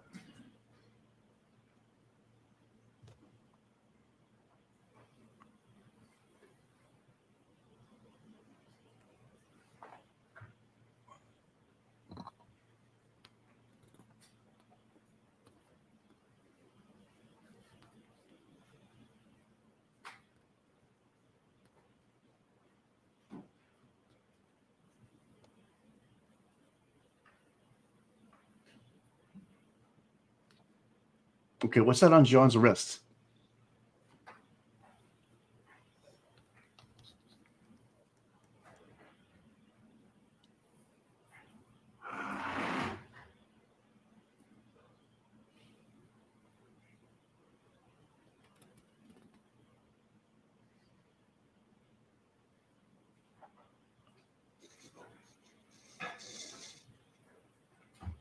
What is he wearing on his wrist there?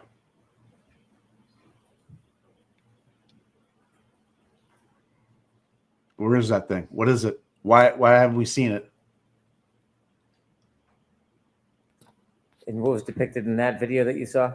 In that video, we see the defendant get handed her second cylindrical tall style cocktail glass while she finished the first one and then picked up the second one.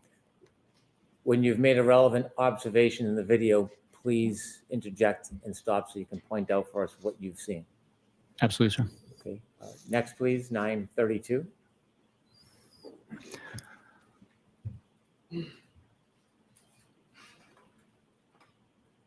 Here, the defendant is handed a shot. Stop, please. Okay.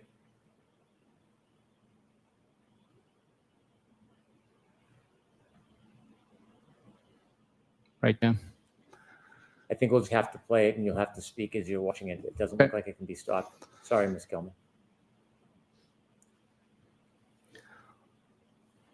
She's handed a shot by the bartender on the left side of the screen. She picks it up and puts it into her second cocktail glass, making it a third beverage of alcohol content that she's consuming.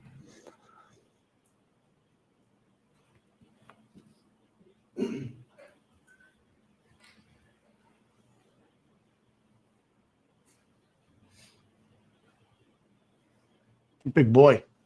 Big shoulders.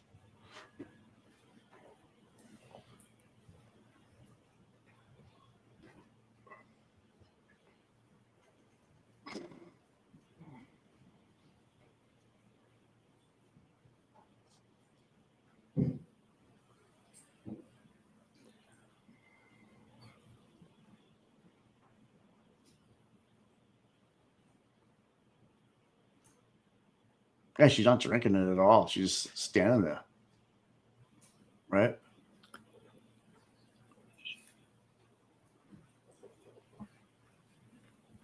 Is she on the phone? Who's she calling? Oh, I don't know.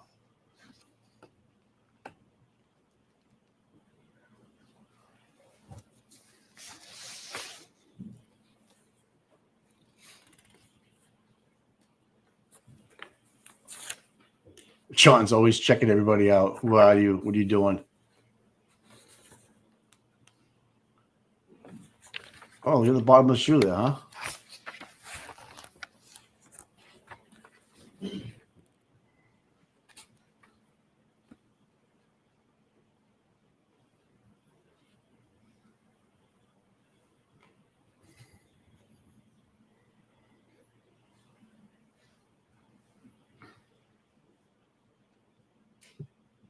It's a big shadow Karen's casting, huh? Interesting. No one else is casting a shadow like that. Wow.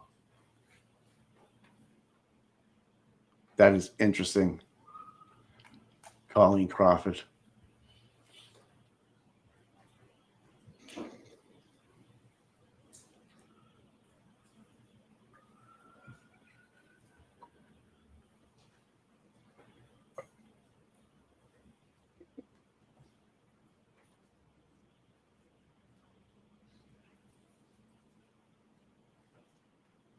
That shadow's all wrong. That shadow's all fucked up.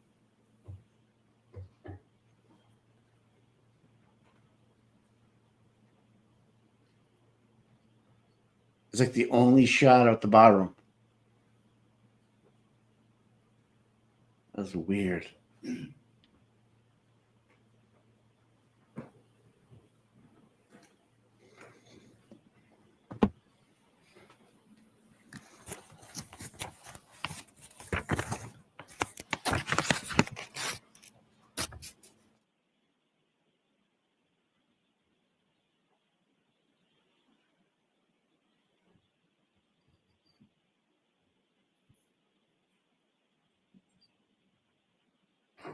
I don't even see her drinking the drink.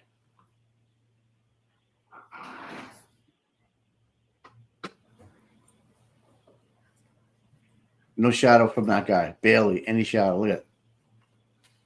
But Karen's casting this big ass shadow all the way to, like, come on.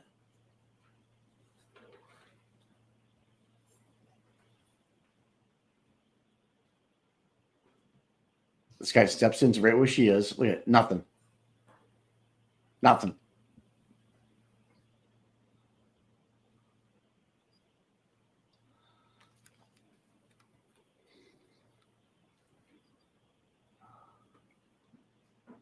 So the guy's standing right next to Karen. Look at, he's standing right next to Mike. Mike's coming around. He's got no shadow on his feet. This is fucked. Yeah, black hole right behind his feet there.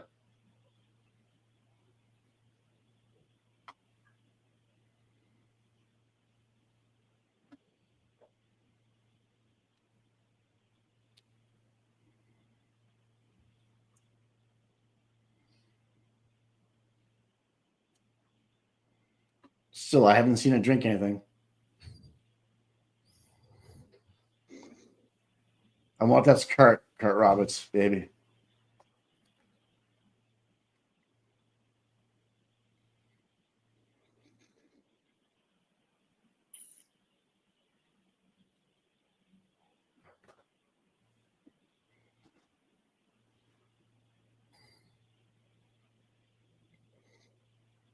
Oh, they're definitely upset with each other, huh, guys?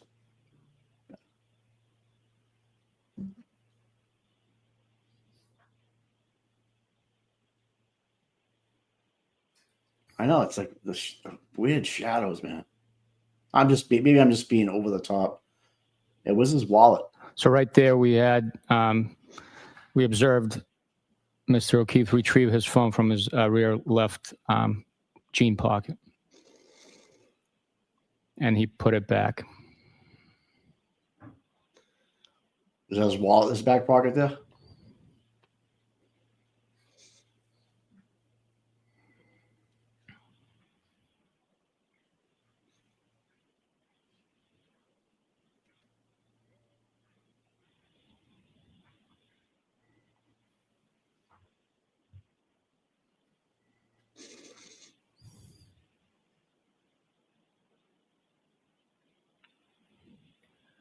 Okay, this is swishing the hat in the front and the swishing the hat in the back.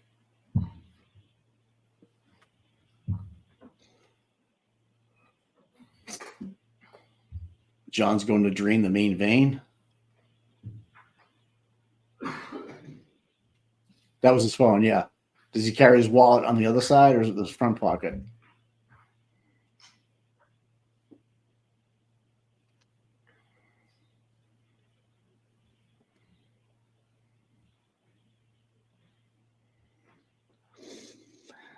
Now the defendant picks up her second cocktail glass with the added shot in it and consumes it.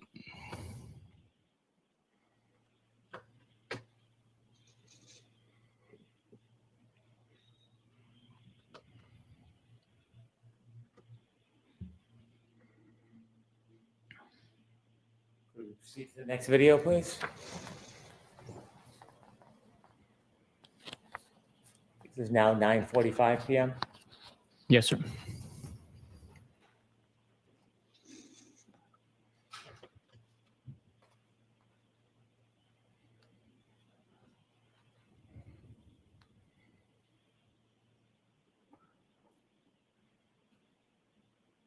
And what if he's checking his ring video?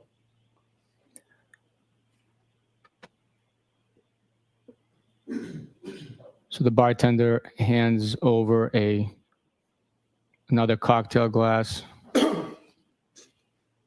and some beers.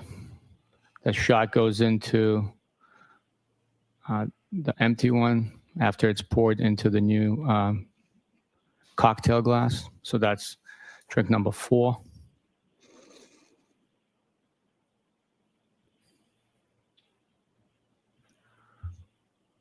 Does it also depict Mr. O'Keefe putting his cell phone in his back pocket again? Yes.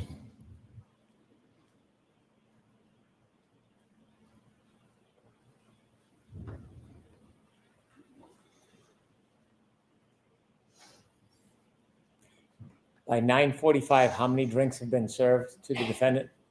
4 drinks. Trying to think if John was a righty or 9:10 lefty. and 9:45. That's correct. In 35 minutes, 4 drinks. Could we proceed to the next screen, please? 10:09 p.m.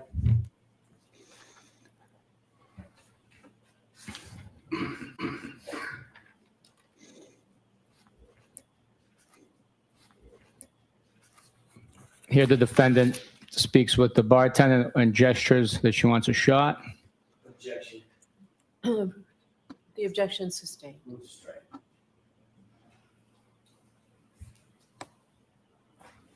Did you switch pockets with the phone? Mr. O'Keefe on his cell phone again? Yes. And he puts it in his back pocket.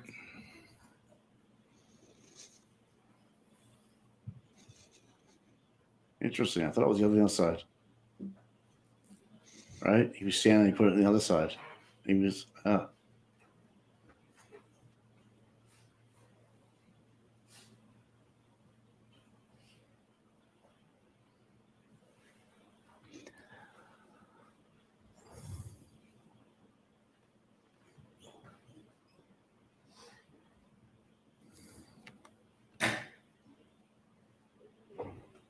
The defendant is showing Mr. O'Keefe the middle finger, and then puts beverages on the bar.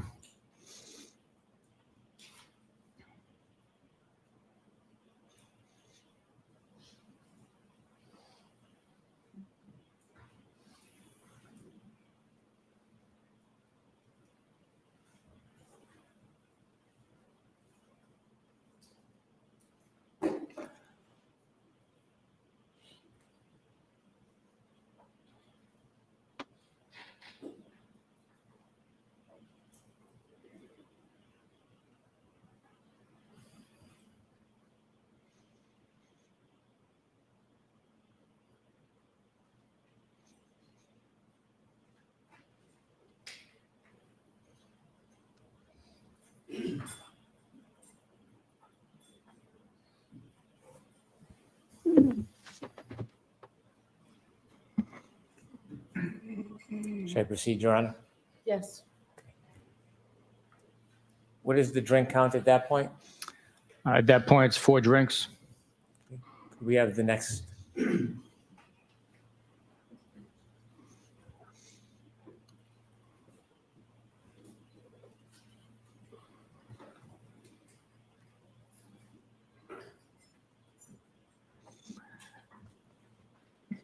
Mr. O'Keefe brings over a couple of beverages. The defendant retrieves the cocktail glass.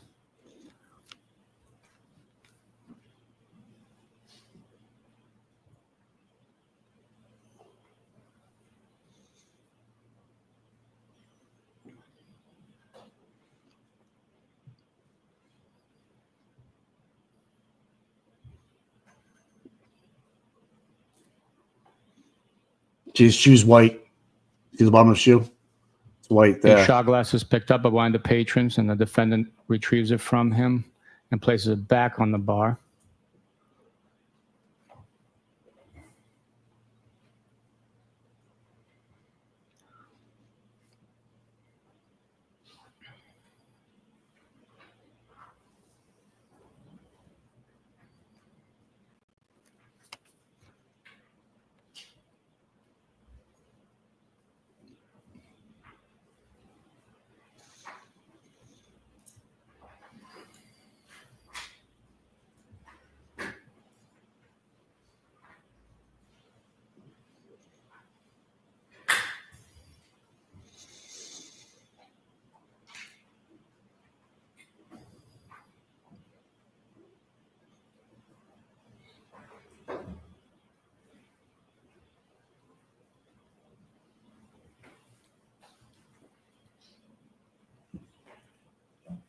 The defendant is consuming the beverage in her hand, places it on the bar.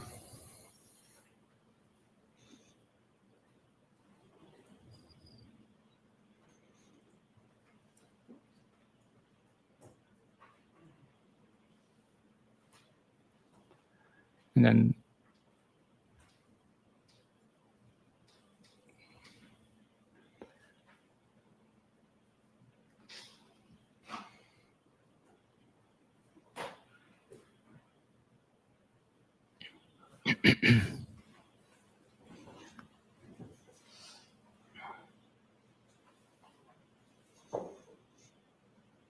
Welcome back, Tony.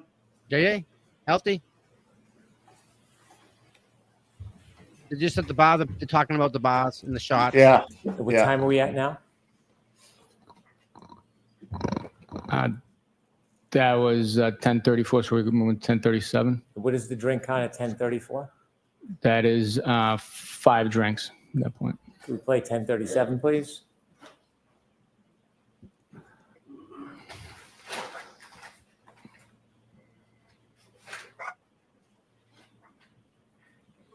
The bartender makes 4 shots, top left corner. She's seen preparing the 4 shot glasses. 2 are on the bar top now. She retrieves 2 more.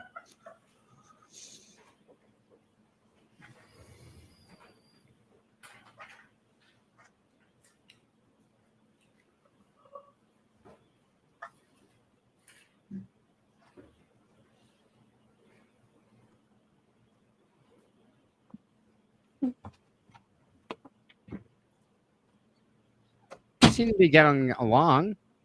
Yeah, there's no bullshit going on there. They're normal, Mike, right? I don't see anything wrong with this. No. And the people on the right having a normal time, but 3 girls just laughing it up. But Hank's just jumping around. He's like at the Sally Port, Karen's house, at a waterfall bar and grill, he's just jumping all around. There's no sequential order to like, what happened and how it happened at the time. Yeah. Exactly. 10:41. He's trying to confuse you. The shoes in this photo and this videos are definitely bottom or white. Here, the 4 shot glasses are redistributed. Yeah.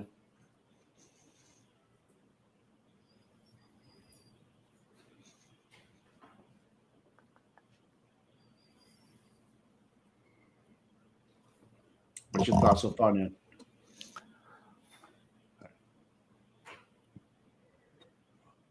I think this is a bunch of shit, and she's not drinking all of those drinks. Pours it into her drink. She does not consume it from the shot glass.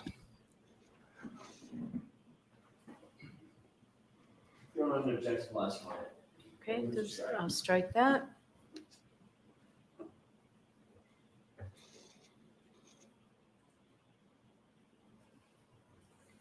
He does. He threw that one down. I don't know how people, you guys drink a lot up there. Hey, we people, you people. Stop it. Stop it, Mike. I haven't had a drink in 11 years, but I would have been like that all day. No doubt. Not me. Now, no, I can't. As the One and I'm on the floor. Mr. O'Keefe and the defendant are getting ready to leave. The defendant is holding the drink in her left hand. Continues to sip on it.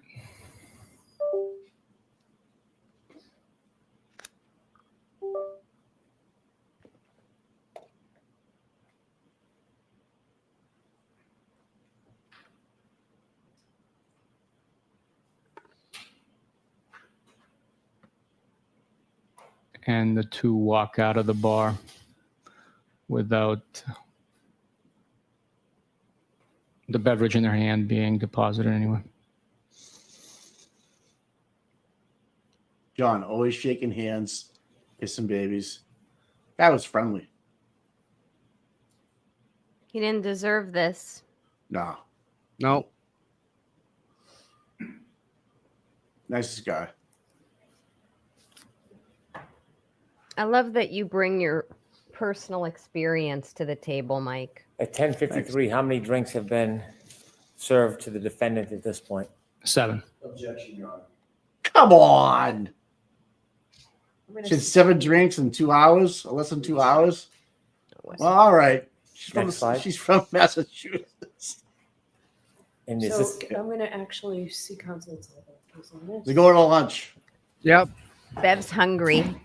Yeah, it's what 110. Yeah, definitely.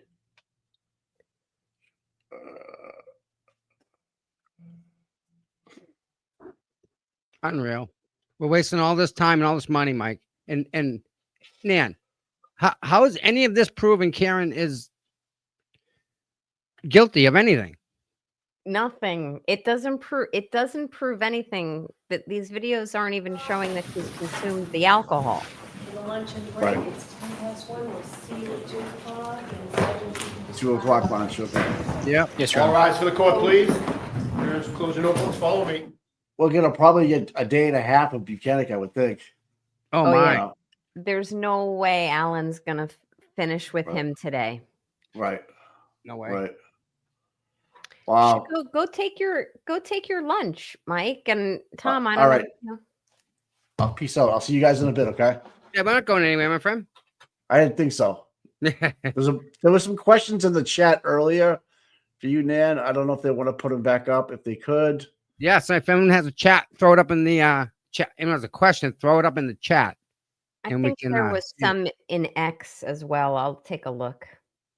But I also have things to say that might answer some questions as well. All right. Where are we? Where are we? We're in the netherworld. Go, Mike. Go walk your dogs. Do whatever you got to do. Yeah.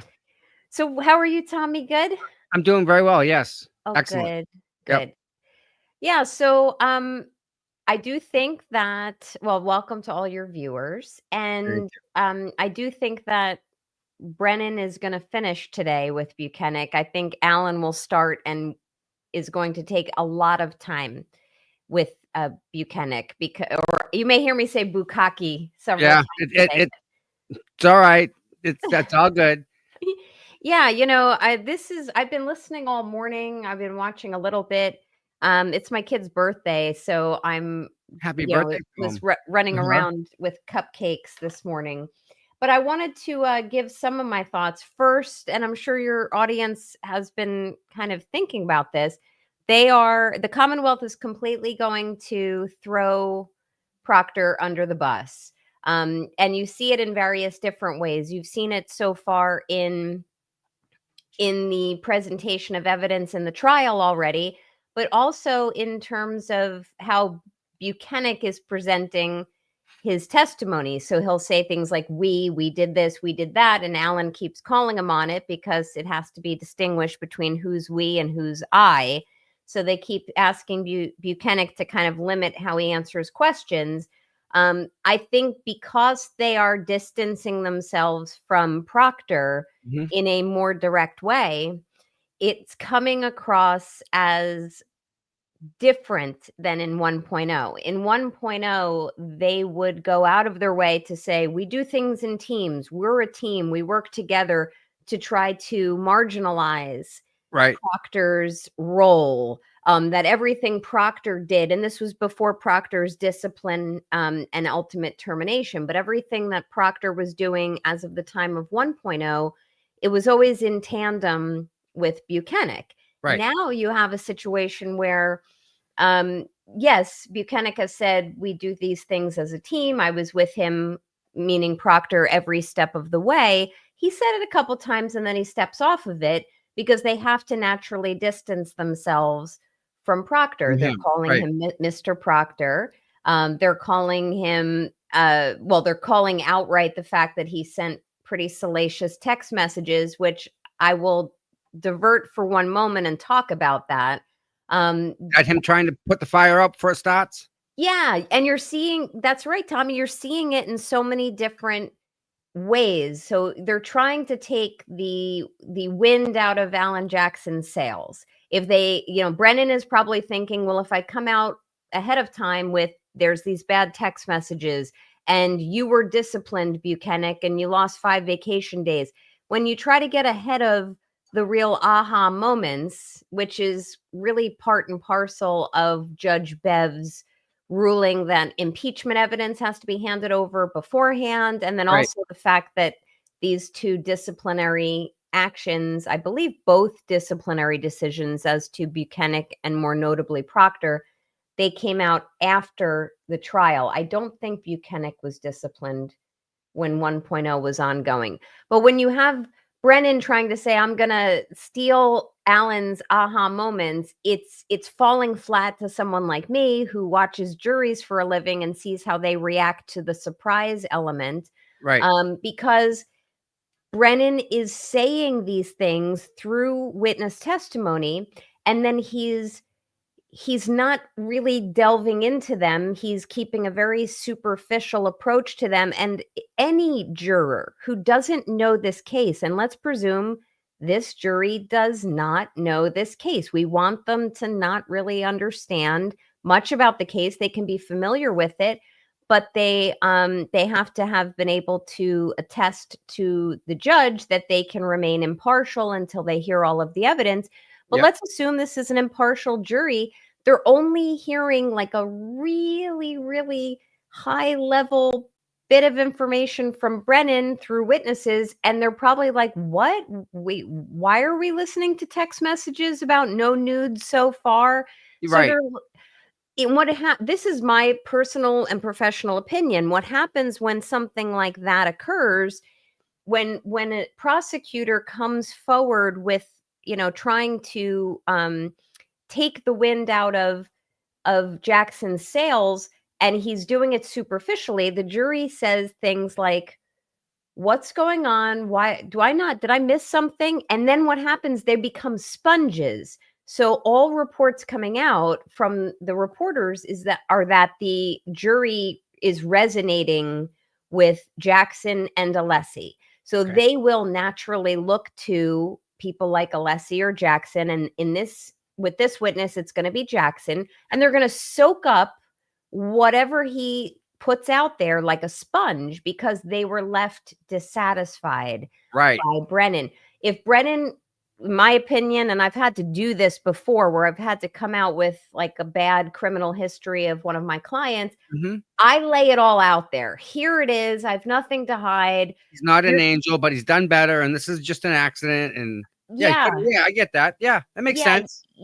And I have found that, and because I talk to jurors after the fact, they tell me we really appreciated that you just kind of laid it out there, that I wasn't trying to put lipstick on a pig. I wasn't trying to just hide part of the story from them. And Right. that is what Brennan's doing. He is hiding part of the story. We're seeing it in the text messages.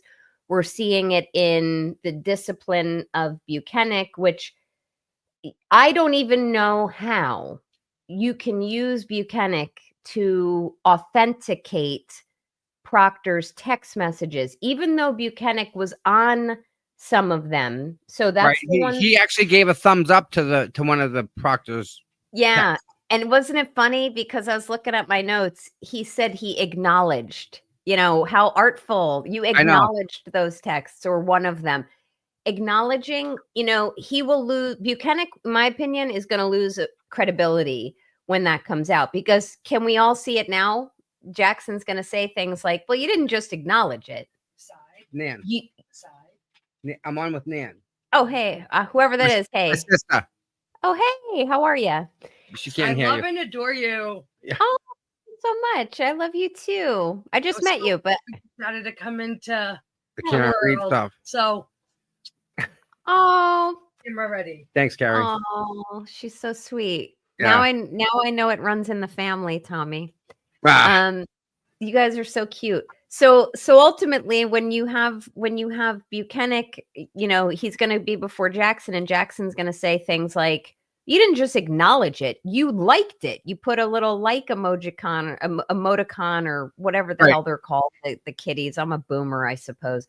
And that will naturally lend itself towards a finding of incredibility of Buchanan. But then there's also really other important parts. Like I was listening to you and Mike talk this morning about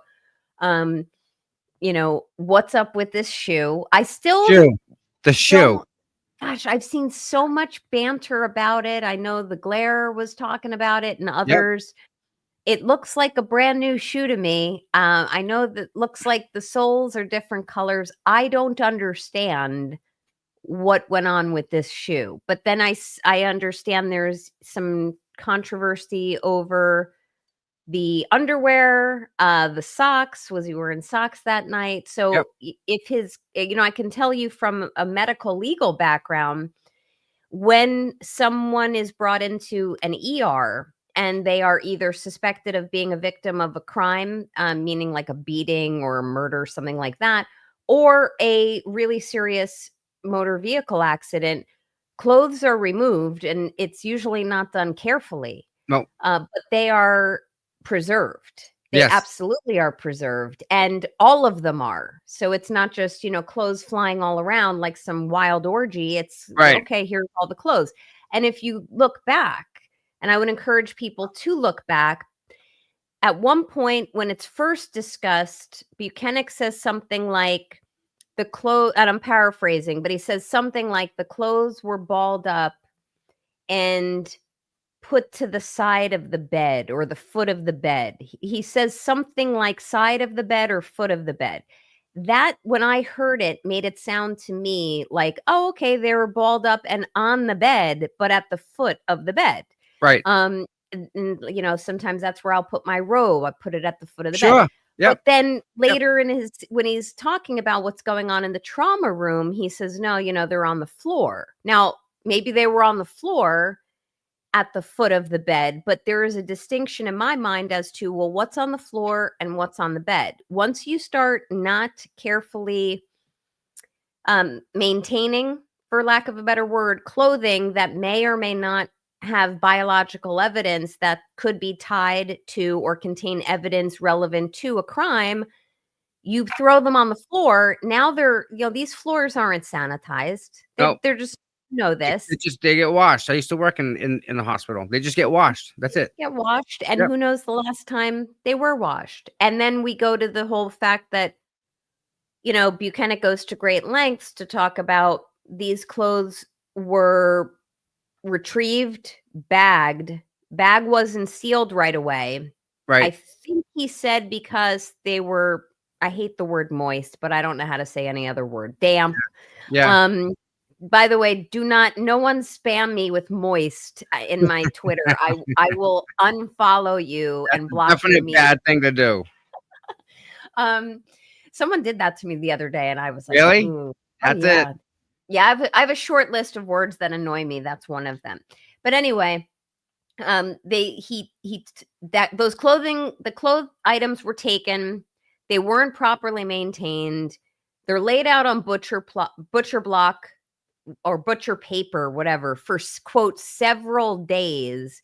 My understanding is they weren't even logged into evidence for roughly Weeks. 3 weeks. Yeah. Weeks. Let's Yeah. 2.5 to 3 weeks. That's unheard of. So you're gonna see, as you did with 1.0, In the trunk. Alan. Yeah. Were they in the trunk or the back seat? I thought he said maybe the. I think he said the trunk. Well, let me tell you, I think it was a trunk.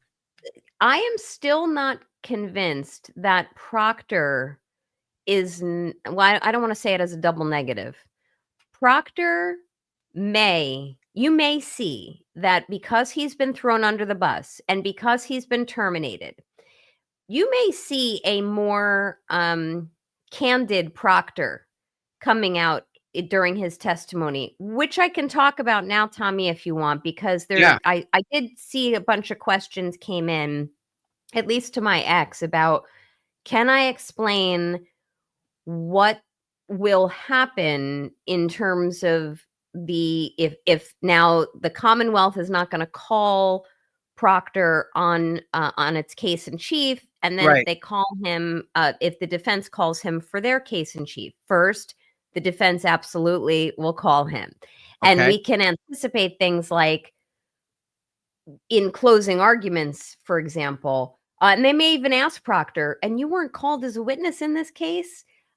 Or were you called as a witness for the Commonwealth in this case? He has to answer that. So they're going to create this optic that the lead investigator or the lead case agent wasn't called. And that really does look bad. It is a death knell, as far as I'm concerned, for the Commonwealth. But if the defense, which they will, calls Proctor as its witness, normal rules would say that they are only permitted to ask him open-ended questions, those what if any, or the really vague type of questions, and he has to answer them. We can anticipate that if those types of open-ended questions are asked of Proctor, he's not going to answer to their liking. They can't box him in. So he can't take the fifth because he already testified before? Yeah, I've seen some legal scholars banter about that, whether he can take the fifth or not. And I've seen people reach different conclusions. My sentiment is he cannot plead the fifth. He's waived it by taking the stand in 1.0.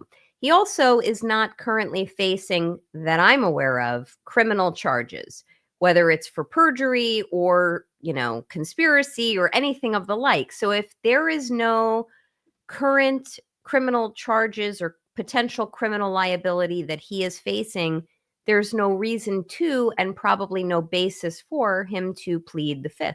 So he's going to have to answer. Now, don't get me wrong, folks. If he does plead the fifth, that doesn't mean, well, Nan was wrong. What it means is different lawyers could come down differently on this. I don't see that he would plead the fifth here, or that he could. And if he does plead the fifth, well, that only helps Karen more, so I kind of don't care. You guys probably recall in the OJ trial, for those watching who are old enough, the lead investigator, Mark Furman, did plead the fifth on certain questions. He had been accused, and I mean, it seemed he was dead to rights on the fact that he had made some really racially inappropriate comments that had been recorded, which may or may not have had some relevance to that case. And he ended up pleading the fifth on questions posed to him about that because he had used some really bad language. And that looked horribly for him as he went on the stand. So I think Proctor will not plead the fifth. If he does, that's okay. If he doesn't, the general rule is he has to answer kind of open-ended questions, I presume, which will come from Alan Jackson. Unless Alan gets Judge Bev, who is the huge variable here, Right. to Right. declare him a hostile witness. So that's the general rule. However, now we are in a situation where Brennan foolishly, in trying to take the wind out of the sails of the defense by getting ahead of things and talking about Proctor's texts and talking about disciplinary actions, Brennan made a foolish decision to do that, because when he did that, he put into place a warm and friendly environment for Alan Jackson to say these text messages that I was going to have a hard time asking about of Proctor with direct questions, not leading questions. Now they're fair game. I can ask anything I want. Right. Brennan, in my opinion, blew the door wide open, and I had replied to one of Turtle Boy's tweets in that regard earlier this morning. So now, as I see it, because Brennan, on the text messaging issue alone, because Brennan opened that door, Alan can ask whatever he wants, and he's going to go well beyond the text messages that were questioned about, because the ones that were questioned about were only the ones that Buchanan was on. There was this whole other chain of texts with his Proctor's like buddies. Yeah, reading it.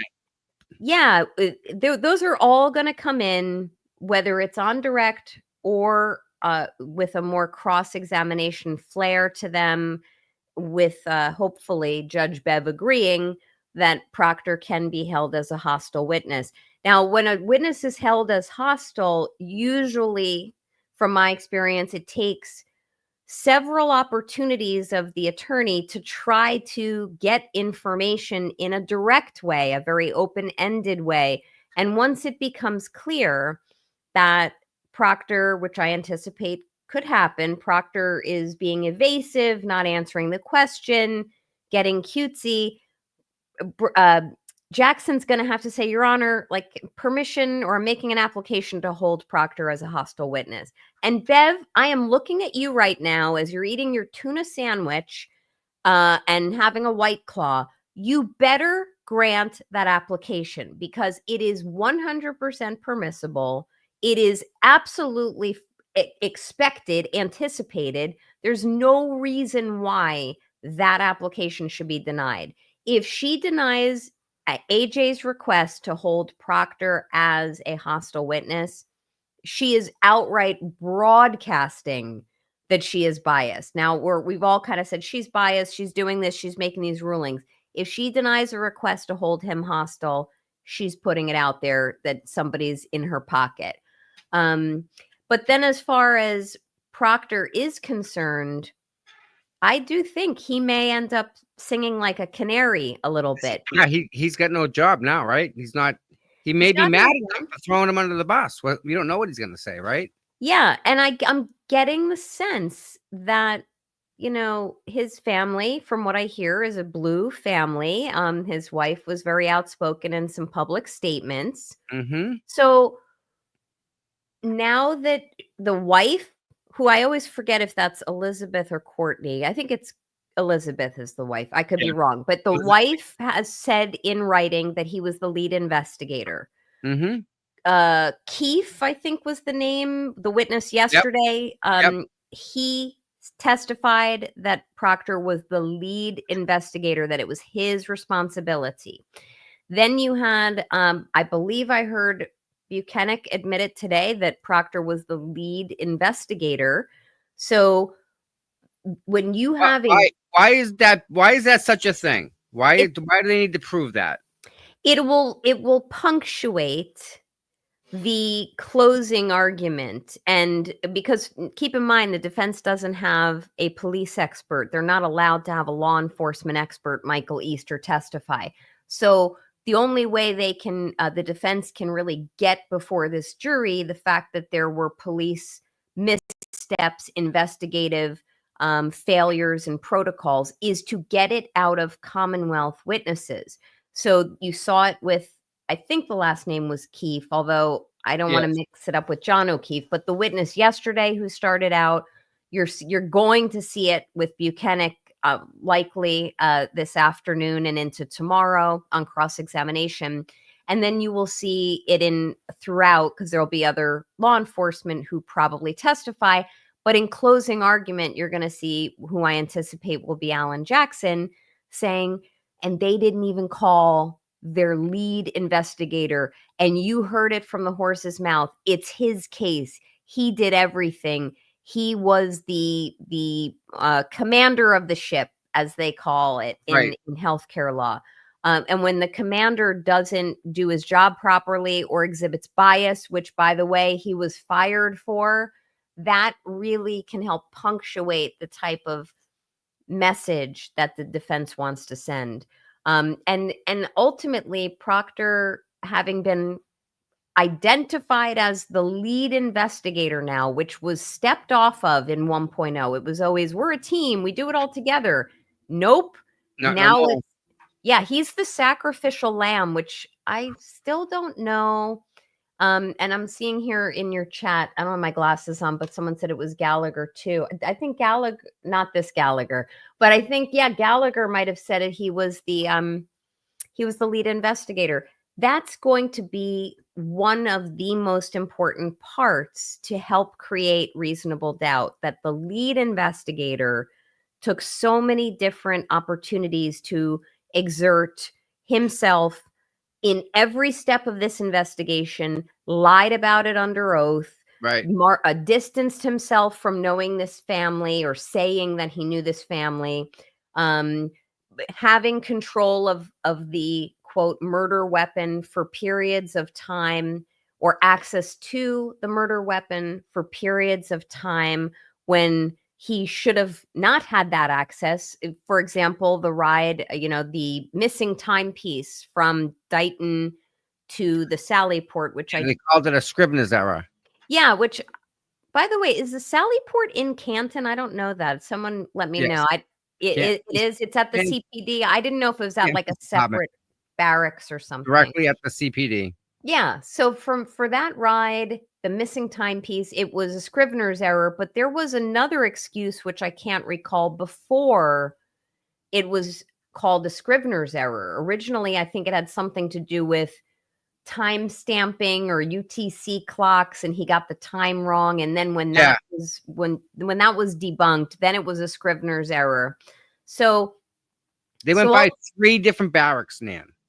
3 different barracks that had access to these vehicles. You could have put the car in the barracks secure. But if you heard it today, and I'm sure Alan is going to ask about this, but this is a heated Sallyport, and the heat is so important. I would be very interested to know if the barracks that were passed on the way from Dighton to Canton had heated Sallyports. So all of these little additional nuances that you hear Brennan offering, the heated Sallyport, which made it optimal to take it there, even though there was a declared conflict. You have the acknowledgement of of Buchanan acknowledging really inappropriate text messages when we all know he liked them, and that's inappropriate behavior for a superior to a He subordinate. never punished Proctor either.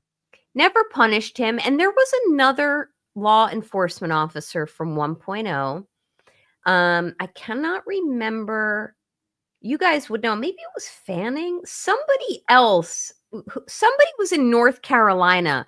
Fanning was out of Banks. He said he's out there and he didn't get the cell phone message till he got back. And when he got back, he just didn't. He ignored Yes, it. we've talked about this before. Like I mean, who doesn't look at their text messages when you're on vacation? I'm sorry. He's in the DA's office. Come on now.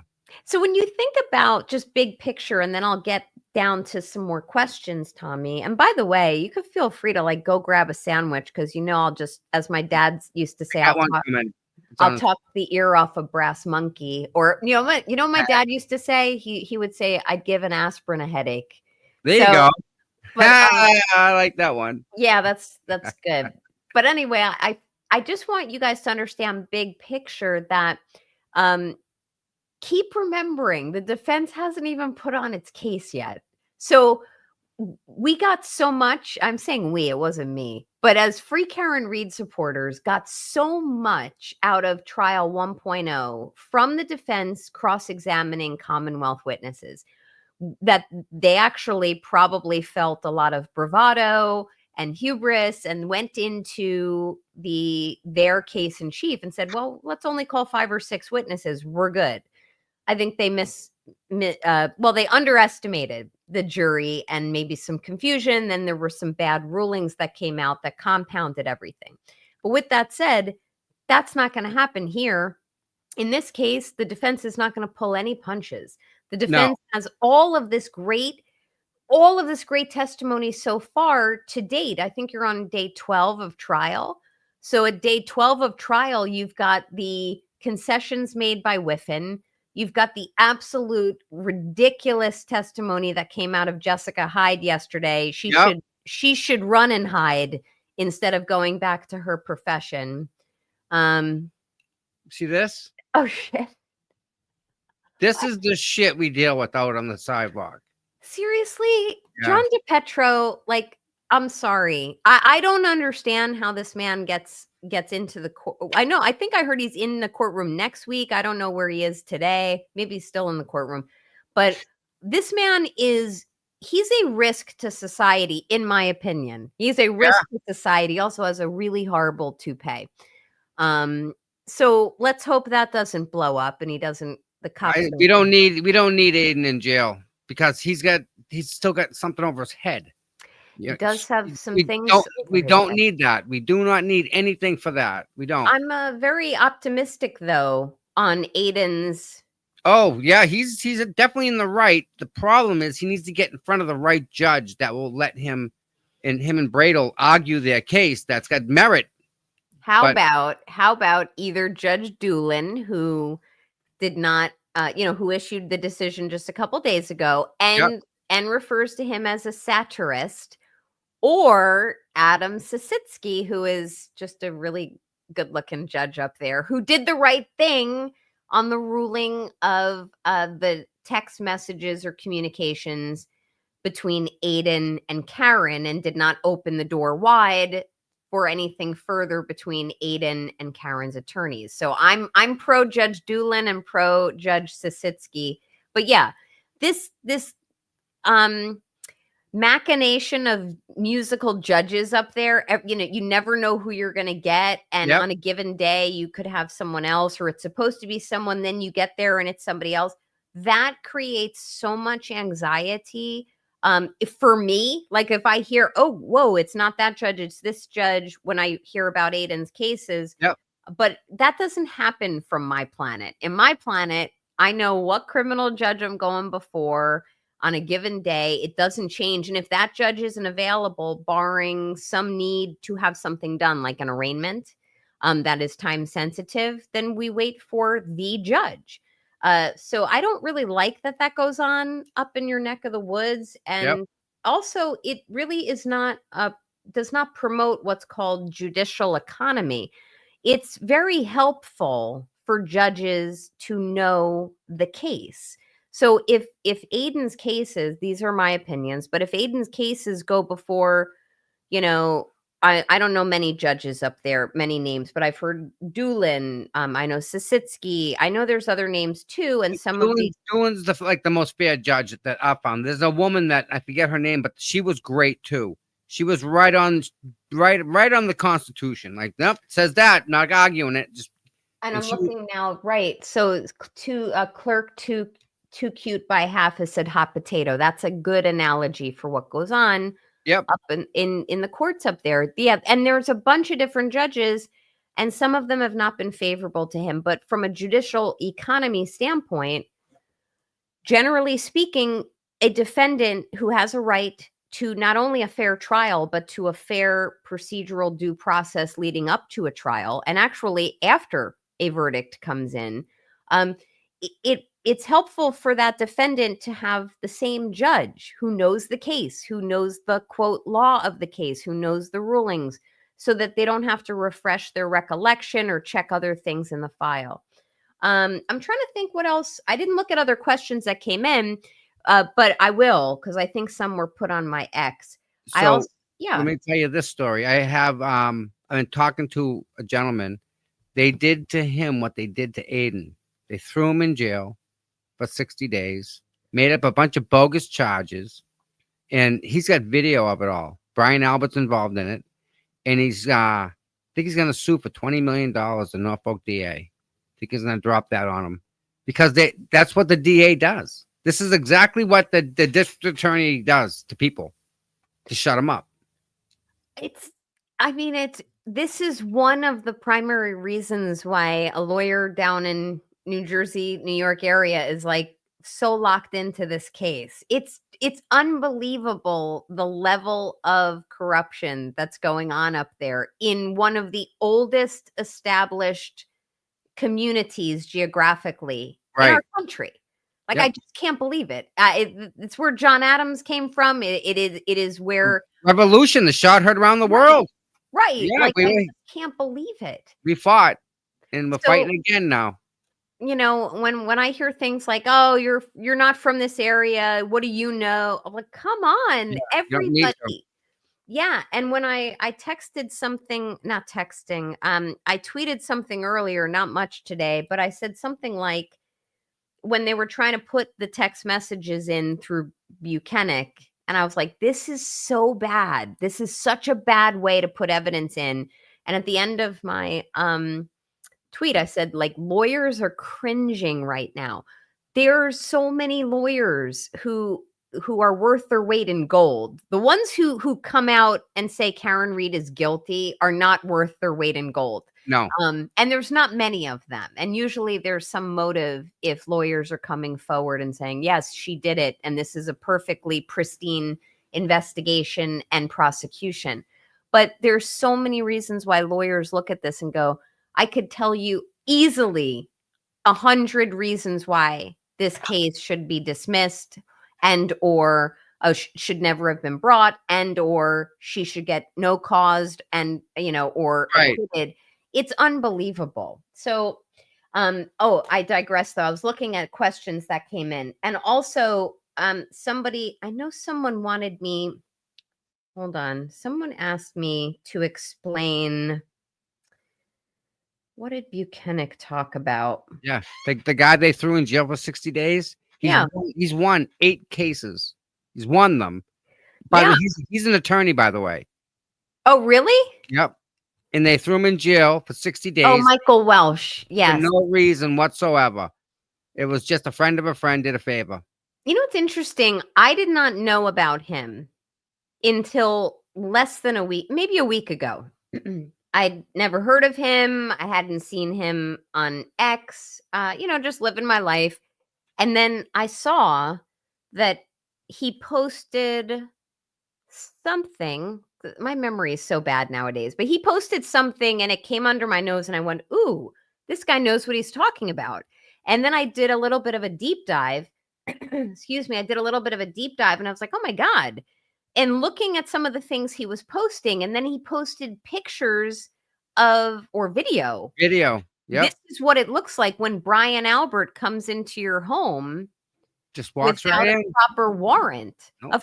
You gotta love it. Of course, the workers who are still working outside of my mansion, they show up now. Hopefully, they won't make a lot of noise. Of course. But I think he showed video of like them coming. I think it was his residence. Might have been another residence without proper walking right in. Yep. And again, if you get the right judge, it don't matter. Yeah, they have carte blanche. Imagine that they can do whatever they want because there's no repercussions at all. No repercussions and no everyone is so vague.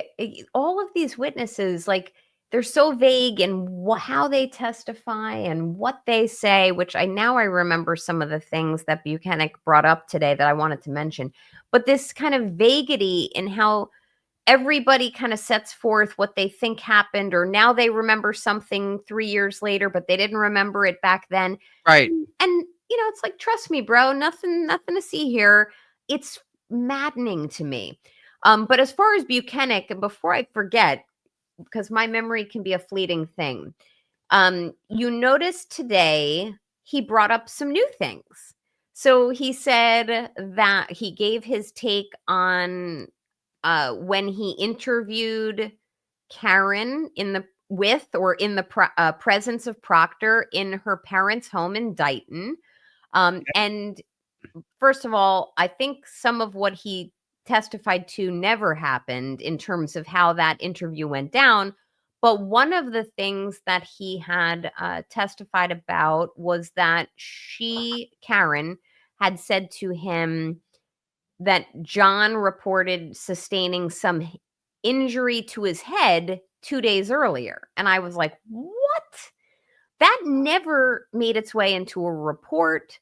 That never came out at 1.0. So now you've got the introduction of a prior head injury into this case. And everyone, I saw them kind of swirling on Twitter, like, what does this mean? That was never brought out before. And I'm just calling it now. It's my prediction that was important testimony. Otherwise, it wouldn't have come out. And I think it's going to somehow tie into the Commonwealth's neurosurgeon's testimony. The neurosurgeon expert who's going to replace Scorty Bello. Right. I don't know what his report says, neither do any of you, but I think his name is Wolf, not to be confused with the Crash Daddy Wolf. But this neurosurgeon, I believe is from Florida, he's going to be their new kind of forensic medical expert. And Brennan has kind of touted him in some of the court hearings, saying, yeah, he knows his stuff. And sure, he knows a lot about dead people and how to forensically evaluate them. But I have a feeling this prior head wound or injury, I don't want to call it a wound, will have some significance to a potential contra coup injury or whatever the injury was that ended up contributing to John's death. That may have some connection to a prior head injury from 2 days earlier. I'm calling it now. That's my theory. If I'm right, someone can take me out for a Coke. What's the relevance? How can they tie that together? That I don't know. His head's not from 2 days ago. I That don't was from know. that night. That cut. Every injury was from that night. Here's the stupid shit that I see. And I see this happen in my trials. Like suddenly this curveball gets thrown. I wouldn't be shocked. And I am totally riffing right now. I wouldn't be shocked if this neurosurgeon expert, whose name I think is Wolf, testifies at trial and he says something like, well, but Brennan's going to say, well, if John got hit on the arm and then fell back and hit the rock hard ground, are you saying that would have caused this contra coup injury? And I bet the expert says something like, well, yes. It's a bump. If he had sustained a prior injury, these injuries compound. It's kind of like the football players who sustain multiple concussions. hits. Yeah, there's some term for that, which I can't think of. But the multiple concussions that football players sustain with their helmets over years causes like traumatic brain injuries over time. And maybe there's some type of compounding effect that this type of hit to this arm, to this pirouetting, to falling back, to hitting your head on rock hard grass / snow is more potent, because if he had a prior injury, that the only person who says that happened was Buchanan. I don't know if Proctor's going to say that. I'd be shocked. Maybe that's what I'm calling right now. He also brought up something else, which I was like, well, that's new. And now I can't remember what it was. Of course, I wasn't taking notes like I usually do. Oh yeah. And I see someone wrote CTEs. That's the type of, those types of head injuries. So I would be nothing without your chat. And then as far as Buchanan is concerned, in terms of talking about all of these drinks, which, for what it's worth, the video speaks for itself. Right. If the jury, and you all can draw your own conclusions, but the jury is going to look at that and say, yeah, she ordered X number of drinks, or she was served X number of drinks. There were shots in this many drinks. She consumed all of them, or even if she consumed some of them, in a woman of her height and her build, possibly with her health conditions or comorbidities, yeah, maybe she was in a position where she would have become intoxicated, and therefore it is more likely than not that she struck and killed John O'Keefe. Okay, I don't think that's likely. I No. don't think that the video does show that she consumed, was it 9 that they're going to say? I don't Yeah. remember, but 9 ultimately, shots. Yeah. but ultimately, she could have been drunk. I mean, I look at it like, what's the end game here? The end game is she could have been drunk. And then if she was drunk, that doesn't mean she backed up her vehicle and knocked into John O'Keefe. It doesn't mean that she had any type of desire or passion to murder him. So it doesn't do much to me other than show at best that she might have been intoxicated. And the only way they're able to show that is with 2 things. These videos that they're showing of her consuming or being at least served alcoholic beverages, and her retrograde extrapolated blood alcohol level, Right. which is flawed in the extreme. I mean, that's flawed science. Right. That whole thing is just sketchy. The whole thing's sketchy. Yeah. What about what about the missing blood? Like, if he bled out, We've talked about this. it's not there. It's just not there. And his clothes to me look like they were washed. His clothes look like they were washed to me too. And as far as the blood is concerned, I mean, it's kind of like for those who took chemistry in school, like, there's only a certain amount of volume of blood that a human being has. Yep. If when you have an autopsy and there's not that amount of blood, then the forensic pathologist has to make some type of reasoned estimate as to how much was the total blood loss. And the numbers don't match here. Was it 3 liters or whatever it is, the amount of blood, where did it go? That you're hearing witnesses who have no no expert experience saying, I think it was Gallagher, the ground is frozen. How does he know the ground was frozen? Where I live, we're still getting snowfalls up until about 2 weeks ago. The ground doesn't necessarily freeze just Nope. because snow starts falling. No. And especially at that hour that he was hit, the snow only just really started falling. And when I say allegedly hit, I don't want to make it sound like he was hit then, but it's the blood had to have soaked into the ground, as far as I'm concerned, because the ground would not have been frozen. I was a little disappointed that they didn't explore that more with Gilman. I guess his name is. Yeah, Jen McCabe, she also said that Karen walked in with a glass in her hand. I never saw that. Did you see Karen walked into the bar when she went to Waterfall? I think Jen said that she walked in with a glass in her hand to make it seem like she was taking liquor from C.F. McCarthy's to the Waterfall. I don't remember seeing a glass either, but I think John left with a glass. Yes. But I want to say at the quote crime scene, when pieces of cocktail glass were found, I thought, and I always tell people when I'm wrong, I'm seeing in your chat, getting TB arrested. Please let me know if. Yeah, I'm looking right now.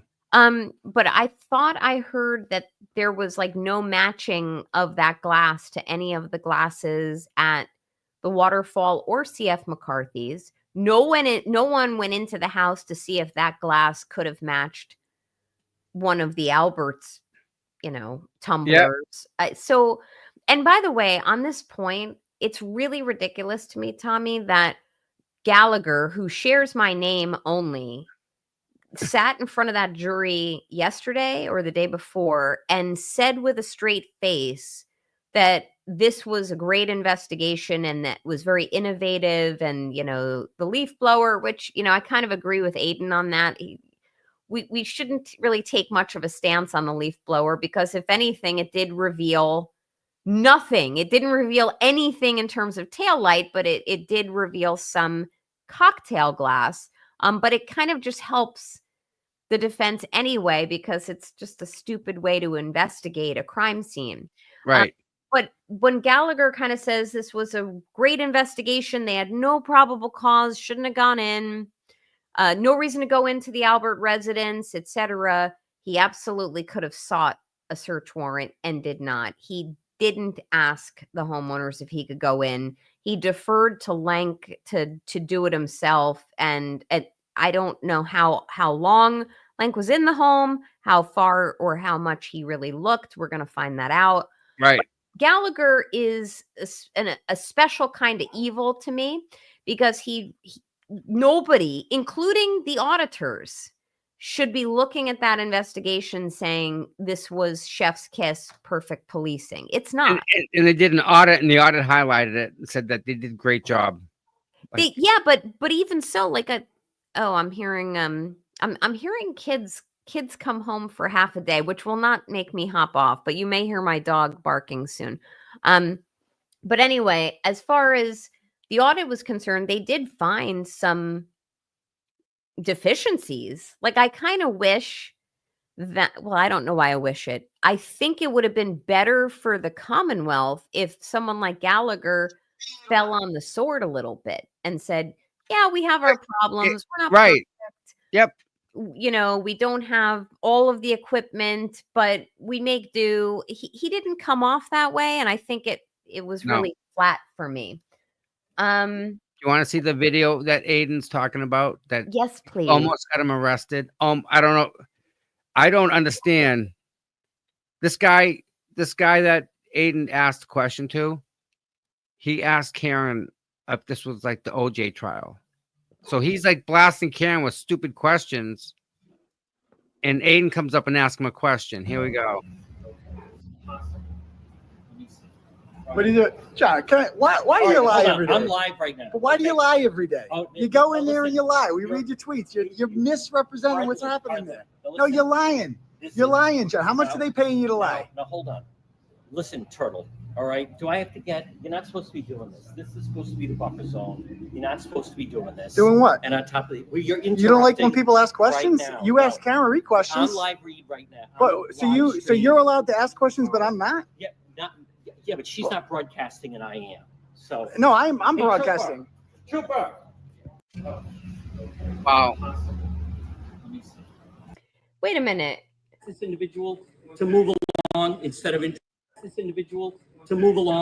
interrupting. So you can check that. It's actually a policy that you're not supposed to interrupt a broadcast.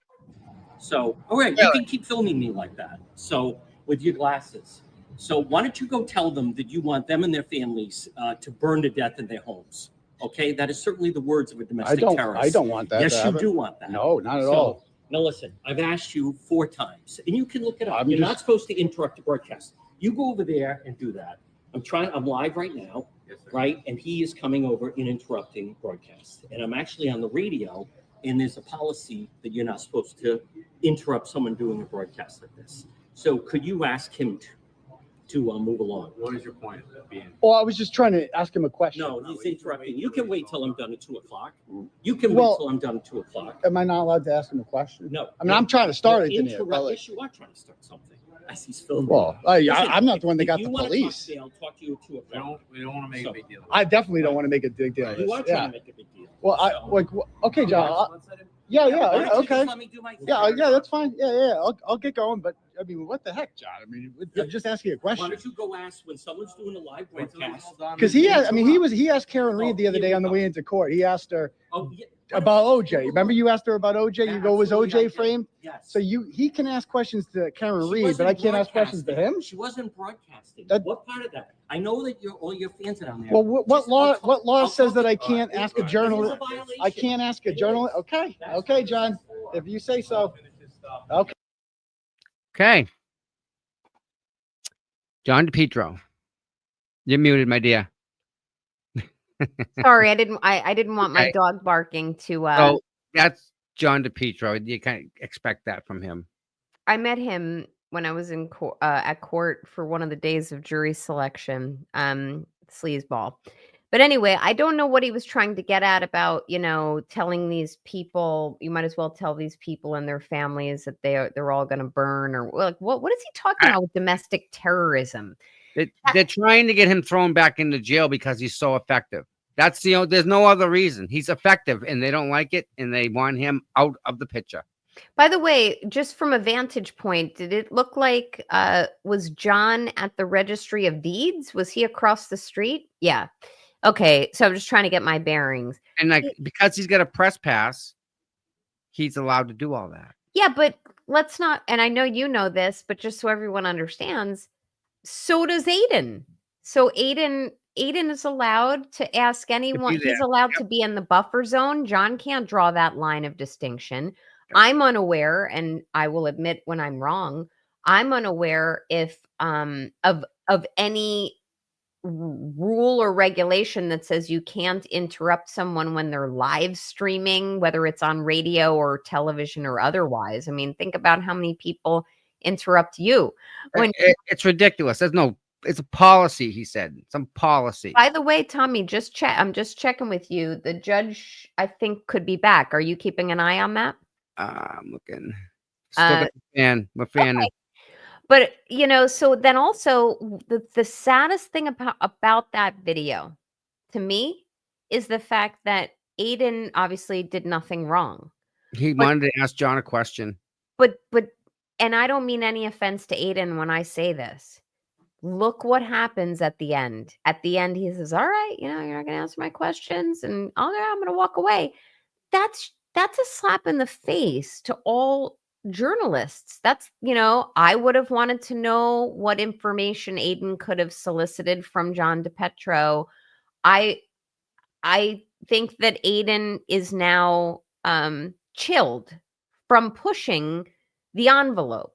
And right. I mean that out of respect. I'm not criticizing him. He knows there are now limits that are ridiculously placed upon him, because if he pushes too hard to, quote, ask a question, then there could be law enforcement ramifications. That's ridiculous. We shouldn't be living in a country like that where you can't, especially someone who bears a press pass and has equal rights, not only to be in the courtroom as John DePetro, but be on the streets as any human being does, whether it's in the buffer zone or not.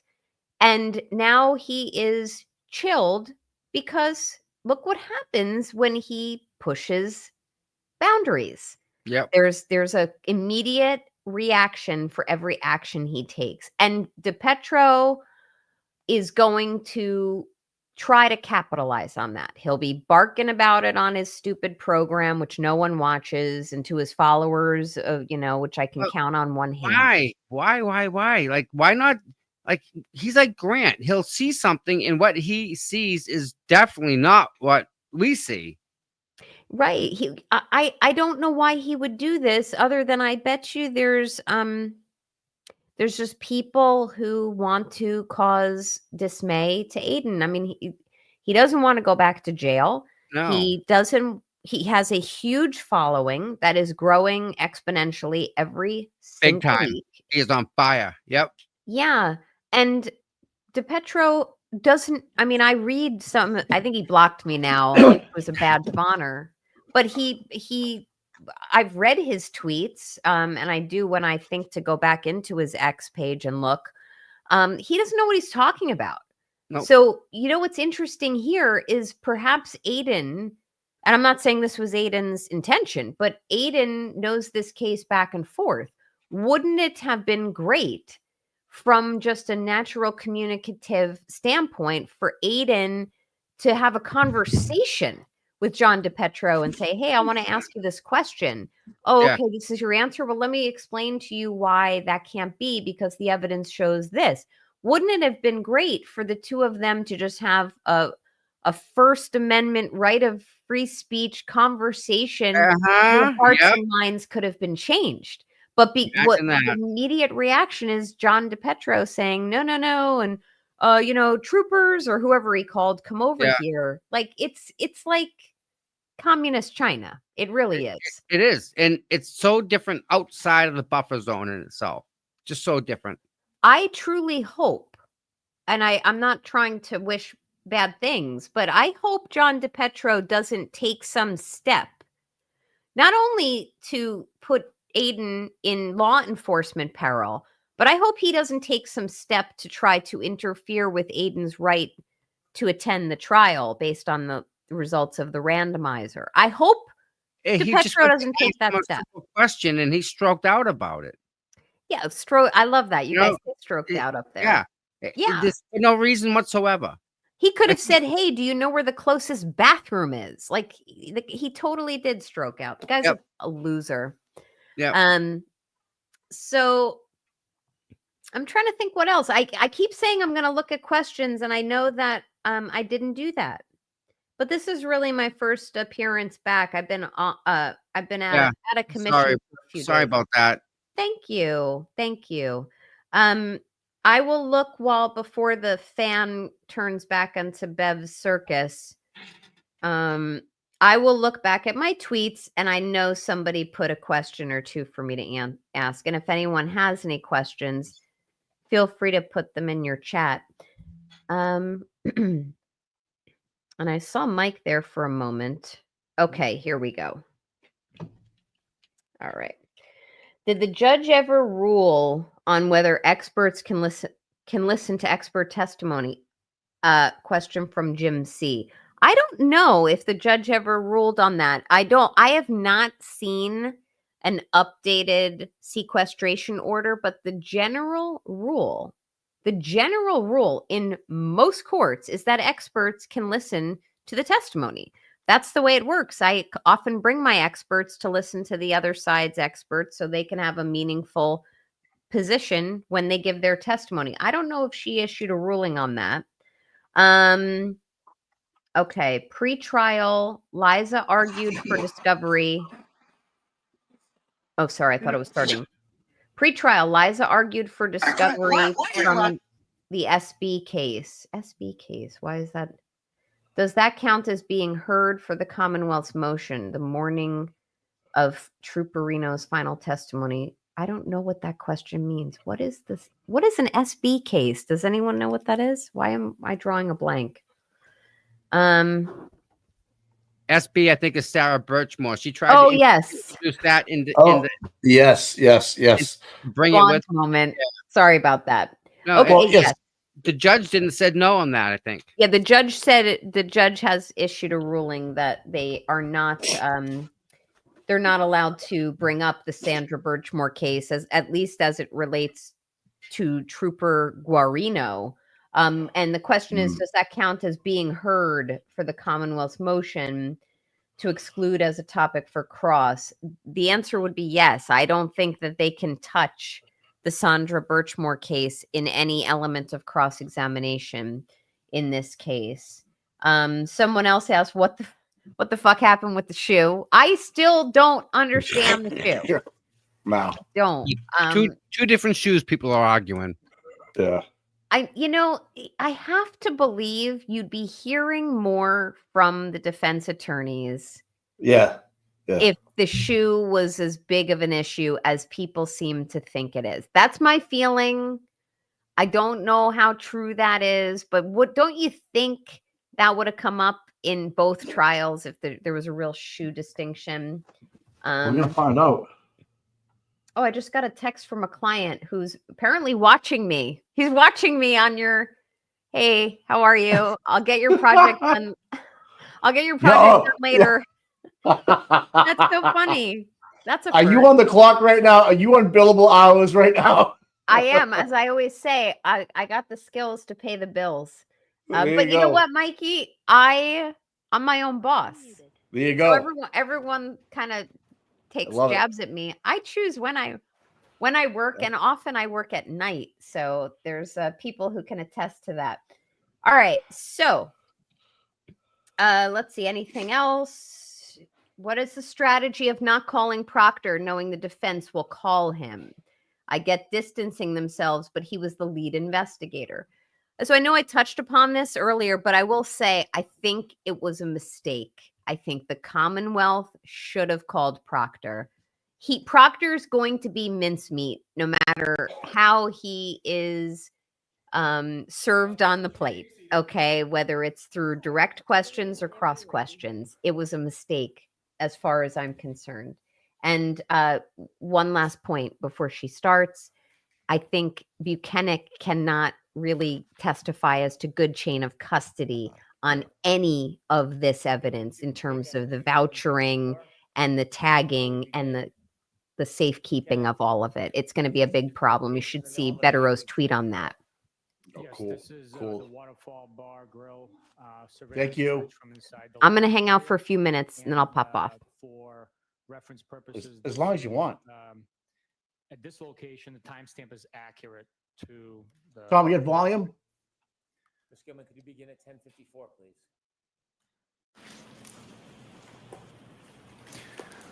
Here we see the defendant, Mr. O'Keefe, walk into the bar and see their friends. What a shitty video, huh? What a Engage shitty in video. hugs Colin Crawford, you and, shitty video. Greetings. We'll let the No wonder Waterfall she Bar opened her own videos play. business. That's, We'll that's let the not video Waterfall quality. video That's videos horrible. play. No one would allow that. Let them play. Okay.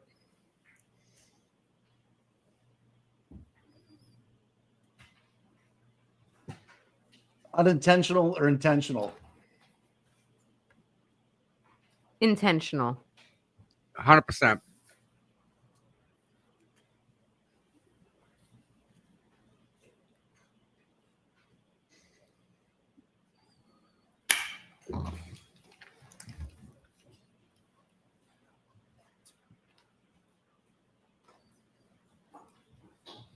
$11.46, please.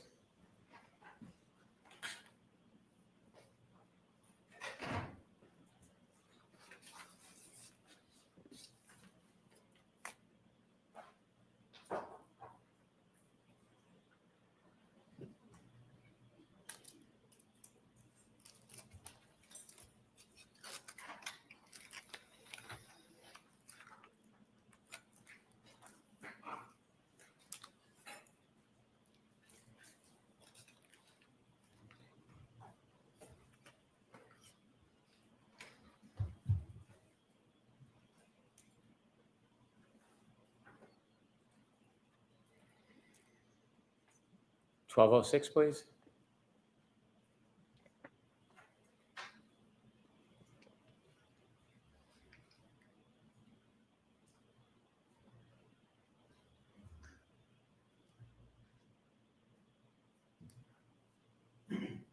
$12.07.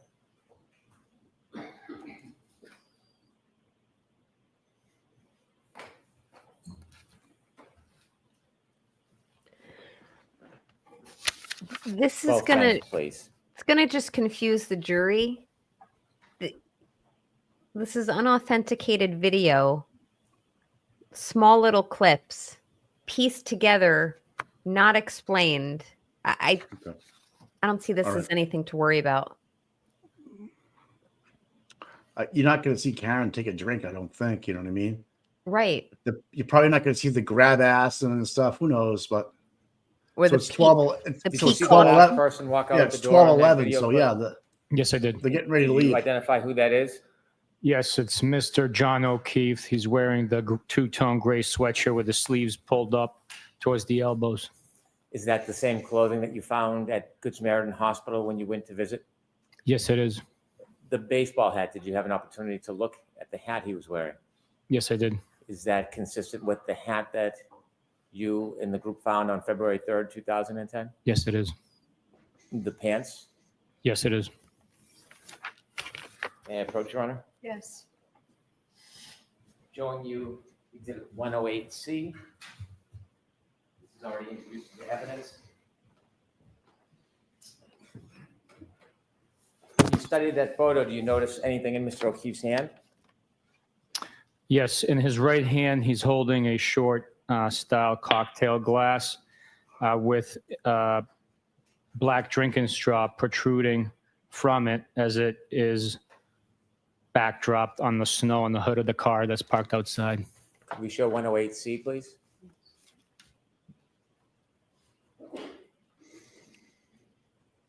Ms. Gilman, could you focus the best you can on the drink? Is that the photo you looked at? Yes, it is. Can you point out or explain where you see the drinking straw? Absolutely. Right there to the right of the red indicator, you could see the straw protruding out of the glass. Mr. O'Keefe is holding in his right hand. Thank you. You can take that down, Ms. Gilman. I'm going to allow it. You can take that down, Ms. Gilman. Thank you. One last matter, Trooper Buchanan.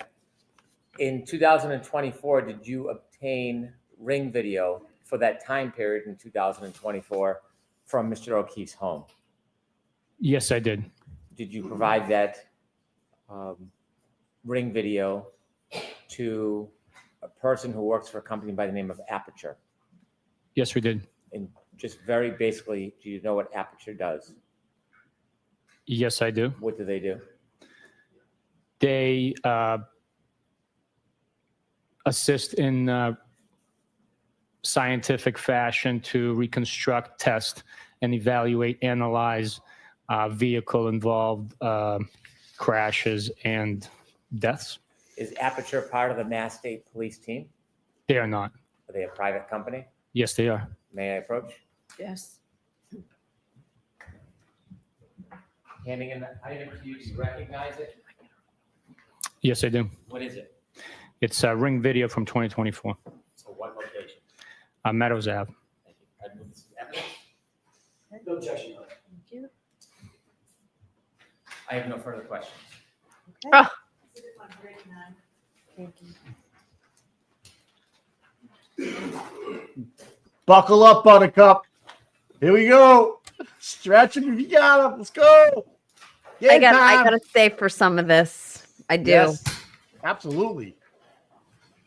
This is going to be biblical right here. Biblical. Whenever you're ready, Mr. Jackson. Thank you, Your Honor. Good afternoon, Sergeant Buchnick. Good afternoon, sir. I want to talk to you for a second about roles in this case, in this investigation. Would you agree with me that Michael Proctor was the lead investigator as well as the case agent in charge of this case?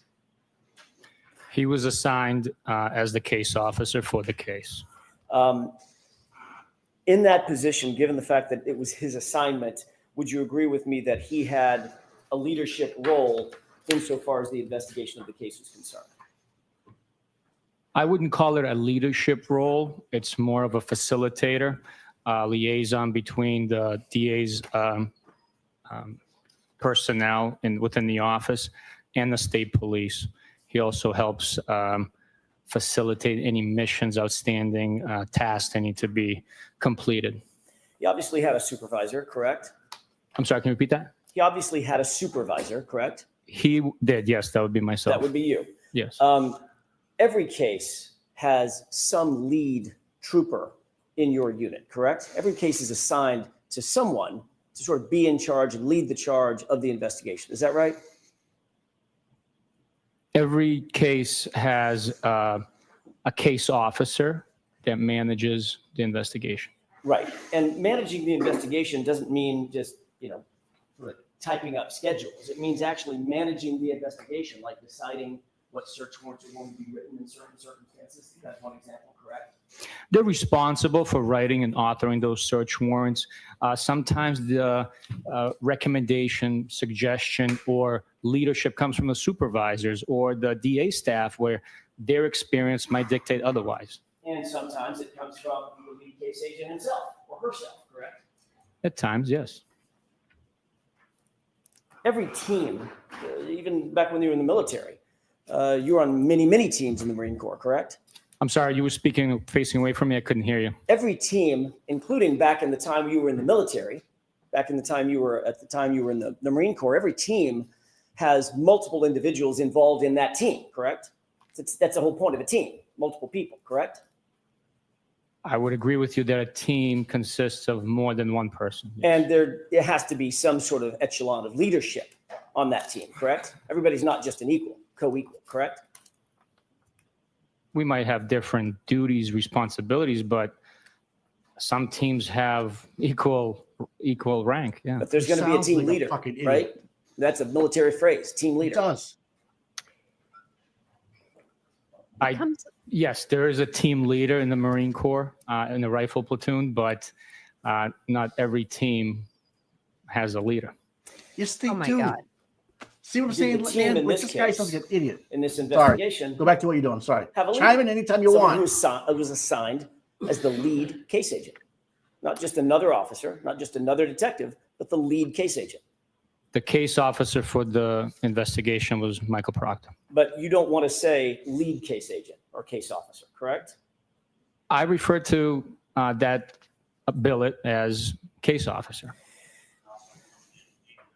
Your responsibility as the supervisor over this particular case officer is, or any other case officer that you might have, or any other trooper that you might have under your supervision, your responsibility in no small part is to supervise the individuals under your command to ensure that the case is adequately investigated. It's properly investigated. That's part of your role as a supervisor, correct? Is one of my many responsibilities, yes. It's partly because you have more experience, I'm guessing, than the people under your charge. Is that right? Certainly in my position, but there are many instances where a sergeant might have less experience than a well-seasoned trooper that's been in the office for 15 to 20 years. So fair enough. Fair enough. That may be the case, but under ordinary circumstances, you earn your way into a supervisory role in the Massachusetts State Police through both not just time, but time and experience, correct? We take an exam and then get promoted based on the exam.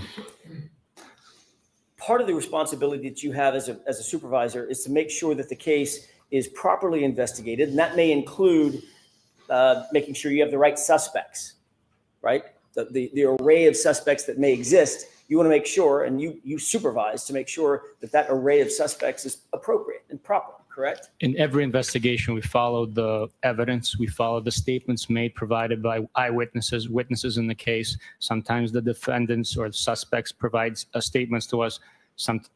At many instances, those could be contradictory statements. We follow the evidence in every investigation, and that evidence determines who the suspect, person of interest, or ultimately the defendant is. And you want to make sure that you gather, or that your subordinates gather, that evidence in an appropriate and objective way. It's obviously the foundation of a good investigation, correct? I'm sorry, can you repeat that? Maybe. You obviously, as a supervisor, want to make sure, you talked about following the evidence, you want to make sure that that evidence is gathered in a way that is adequate, in a way that is objective, that in a way that is unbiased, so that you can gather the evidence that will lead you to the right folks, right? The right suspects. We always want to gather as much evidence as possible. We conduct that gathering in the most appropriate ways possible. Sometimes there are tough decisions that have to be made where we have to either decide whether we're collecting evidence A or evidence B, and those decisions have to be made on the spot. At times it's a time-sensitive matter. At times it's a decision made by a group putting their heads together and deciding on that. So I don't know if that answers your question, but Not really. That's the most Let's try it again. Accurate explanation. Okay, you done?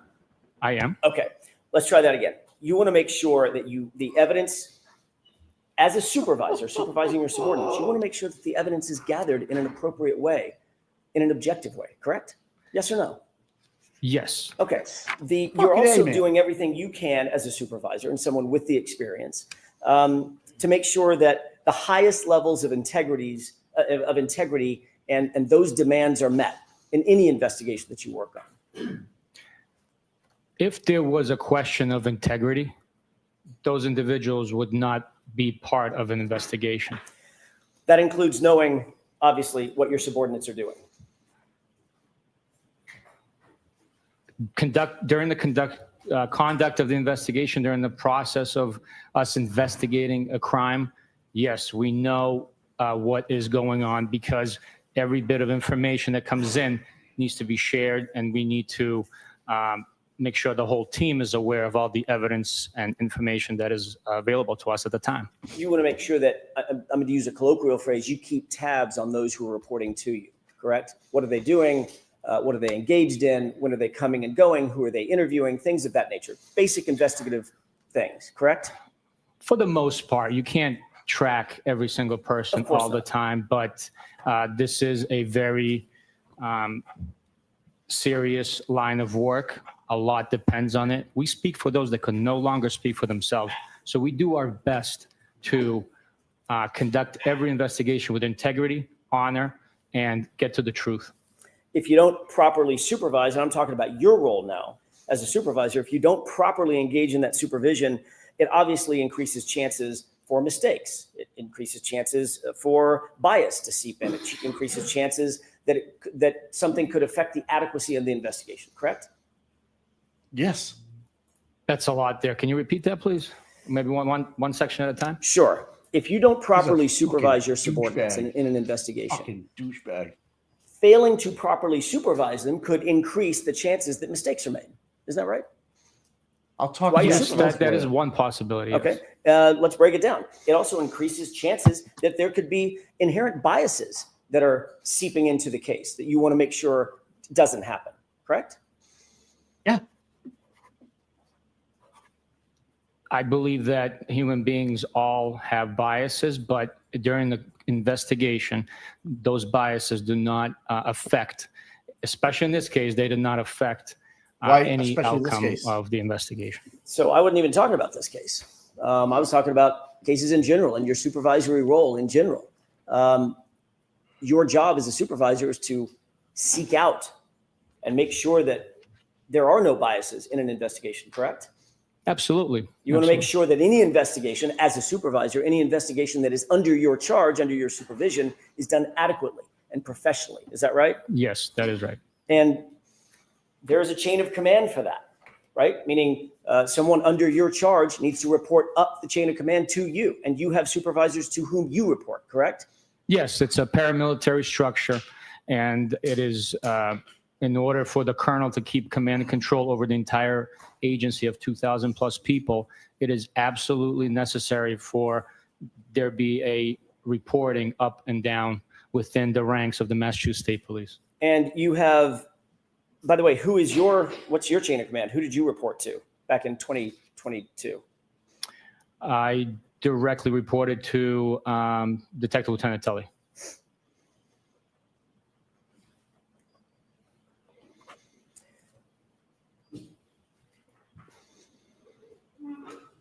Especially in a case, you mentioned this case a second ago, especially in a case like this, a homicide investigation, especially in a homicide investigation involving a police officer, you have to maintain your knowledge and intimate knowledge of those under your command, under your charge, to ensure that what they're doing fits what you believe to be the proper protocol. In other words, you're not just going to let people loose.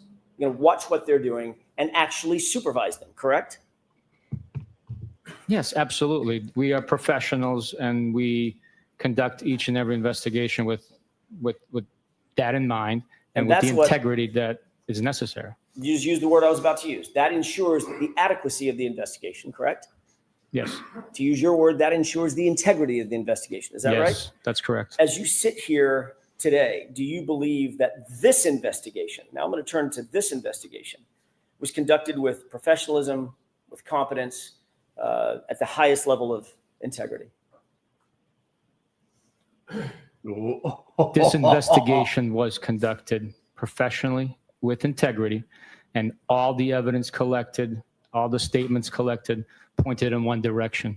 There was no bias influence on the evidence, on the information that was collected, or which direction the investigation pointed naturally. Former Trooper Michael Proctor was the person who was the assigned case agent, the lead case agent in this particular investigation, correct? Michael Proctor was the case officer for this investigation. He was assigned, ultimately, to use another phrase, as the lead investigator, wasn't he? I'm not going to agree with you. Is there a reason that you want to try to distance yourself from naming Michael Proctor as the lead investigator in the case? Is there some reason? I am not trying to distance myself. All I'm saying is the term that I use is the case officer. We're simply case managers. There's no leading investigation in any direction. So in your mind, well, let me ask you this. He's a case officer, another word for that, synonym would be an investigator, right? He's a detective, an investigator, correct? He is a detective, yes. And he was the one who was assigned by the Massachusetts State Police because of his on-call status that night, or that morning, January 29th, 2022. He was assigned to the case, correct? Michael. Yes or no? Assigned to the case. That's all I'm asking. Well, you said a lot before that. No, So I said he was assigned to the case. What I said before that was January 29th, 2022. He was assigned by the Massachusetts State Police as the case officer for this case, right? no, Who was? he was assigned to be on call a month prior. Just because he was on call, he was assigned the case as a result. He was not assigned the case right there and then, because his assignment began much earlier in the day. Oh, God. Jesus Christ. What a He fucking was. jawhead. He was. Because he was on call, any case that happened to come in would be assigned to whom? To the on-call trooper that's on the schedule. Which was whom? It was Michael Proctor. What the fuck? You look like an idiot, dude. Holy shit. Let me just ask you this. Do you believe that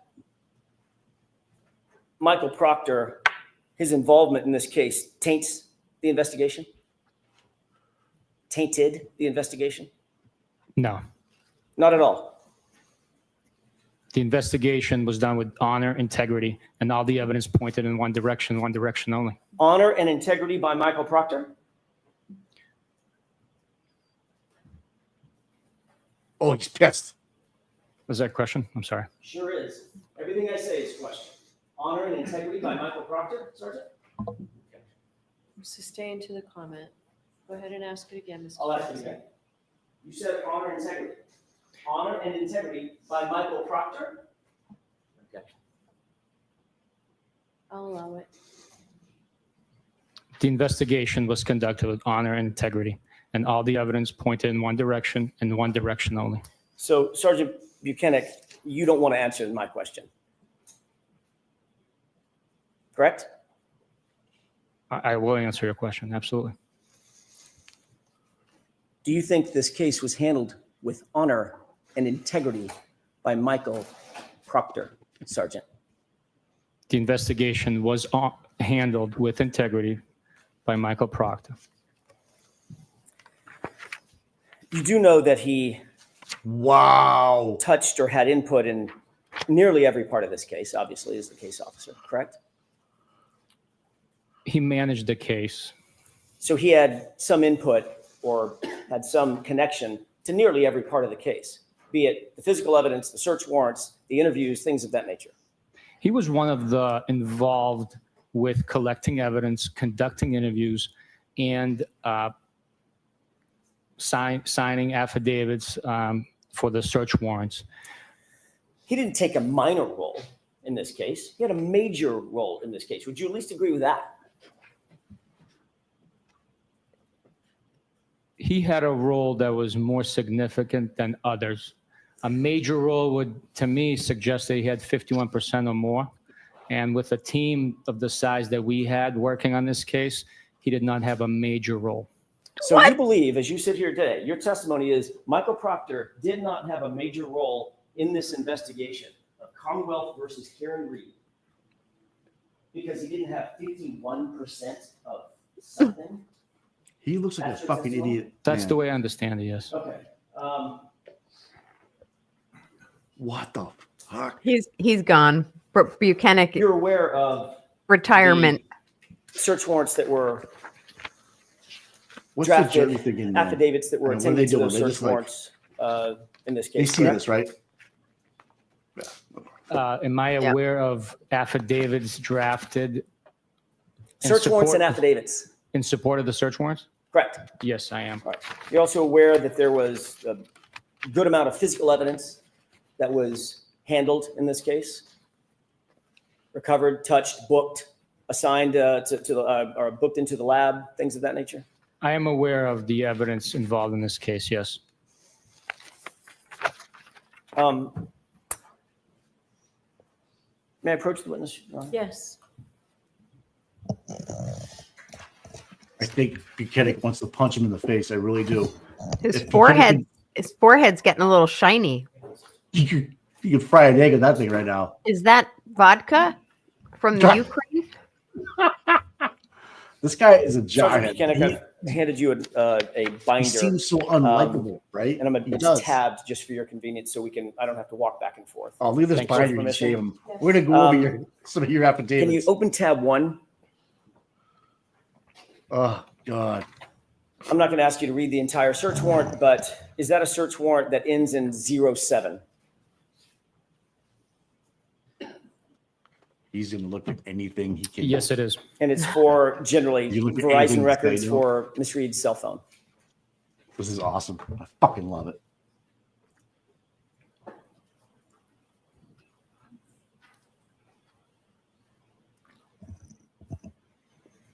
No, I would not agree with you, sir. What is that search warrant for? See, it's for Verizon records for a VIN number, which looks like a vehicle. Is that the vehicle, the SUV, the Lexus SUV in this case? I do not know for sure because it doesn't have that identifier here, and I don't know the VIN number off the top of my head. Okay, fair enough. Who's the affiant?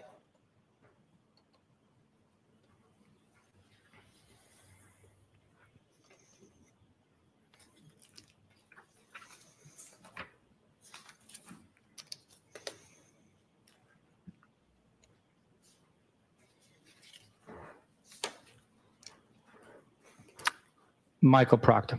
Can you turn to tab 2? Is that a search warrant ending in the number 14? This Give me is one so second. good. I don't want to ruin your presentation here. You don't want to ruin it? Search warrant ending in 13. I misspoke. Jesus Christ. Okay. Is that a search warrant for, generally speaking, Kaen Read's cell phone? Yes. The quality of this photocopy is so poor, I cannot See? make out He's exactly gonna do what it's everything he for, can. but there is an overlay of print. I can read what is presented to me, if that's what you want me to do. I do not know if this is an authentic copy of a search warrant. Let's just look at the affidavit. Can you tell me who the affiant is? He's going to do this with every single thing Proctor. This is genius. Would you like to have this guy on your stand and cross him, man? Oh, I would make him suffer Right. relentlessly. He doesn't seem like a bright dude to me. Buchanan forced Jackson to do this. Okay. On this document, the affiant is Michael Proctor. Can you turn to tab? By the way, just staying with that for a second, you said you don't recognize it. Do you recognize it as being attendant to this case? The application or the affidavit? The search warrant. Well, Again, they go together. The application or the together? They go together. I understand that, but I'm asking which document you want me to. The document in total. In other words, it's not a search warrant dealing with a different case. It's dealing with Miss Reed's case, correct? Had he just conceded he was the lead investigator and that he had problems, he wouldn't Again, I have. cannot say from the search warrant because of the quality of it. The addendum A appears to be with this case. Okay. Have you ever seen it before? I'm sorry? Have you ever seen it before, this search warrant? I haven't read the whole thing, so I can't testify to that. So this could be a search warrant that you never even saw? Oh, shit. Based on what you're presenting to me, never having seen or not having read all the details of it, I cannot say whether I've seen it before or not. So you're not sure that Michael Proctor didn't just do the search warrant without your knowledge? As you sit here. I don't know if this is truly Michael Proctor's Think that product. Think that might be a forgery? Why? I'm sorry? You think that might be a forgery at the end of that affidavit? Well, for one, it's not signed. So I don't know who produced this. What I'm saying to you is I don't know who produced this. The quality of the first document, the narrative, I don't know who produced it. If you show me a search warrant application with an affidavit from court, with a stamp, the time stamp and the stamp water seal from court, I will tell you that that's what it appears to be. What you've shown me here, I don't know what this is. Otherwise, looking at that document, seeing the affidavit, seeing the addendum, seeing Michael Proctor's name on it, no clue whether or not that's a warrant that's attendant to this case that Michael Proctor drafted and submitted. You have no clue. I can't take you at your word. Not asking you to take me at my word, sir. I'm not testifying. I'm asking you to take the document at his word. Do you recognize it or not? If you don't, you don't. I do not know. Okay, let's turn to tab 3. This is so good. Does that appear to be a search warrant ending in the number 14? Brennan's not even objecting. Brennan knows these are authentic Yes, it is. documents. And does that appear to generally be associated with Ring camera footage at One Meadows? Or can you not tell that? It has an email address, an associated MAC address. So yes, that's what it appears to be. Okay, can you tell me who the affiant is?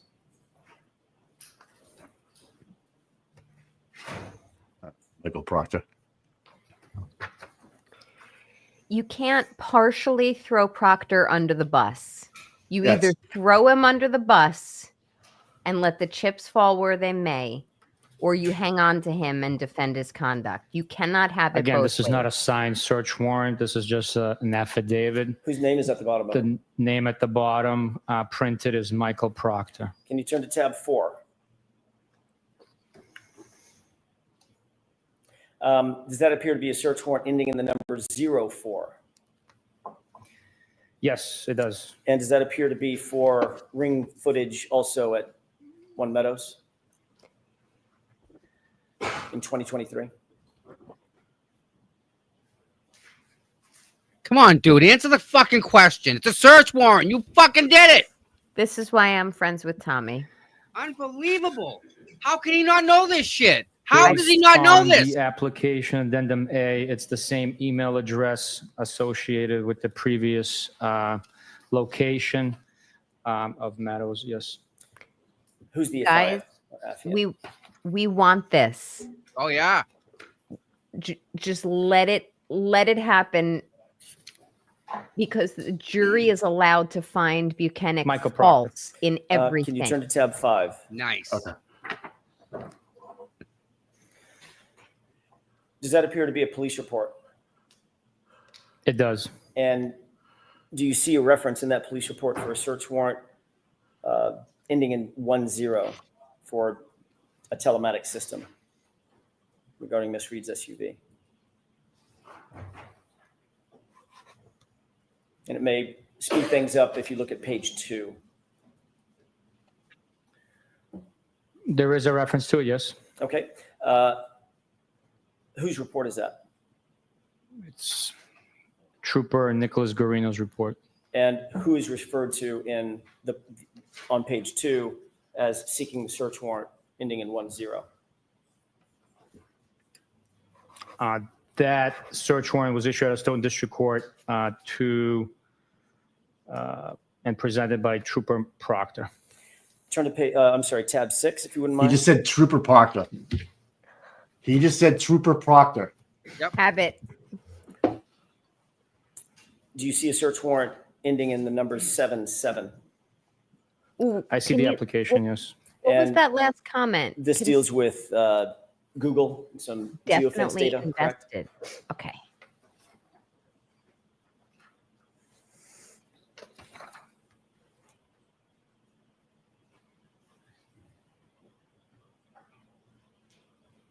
Yes, it is. Who's the affiant?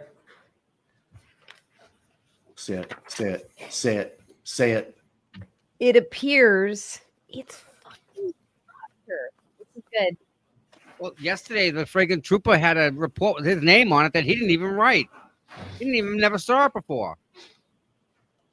Again, Say this trooper. search warrant is not signed, so, but I would say this isn't an actual search warrant, but it seems like at the bottom it says Trooper Michael Proctor.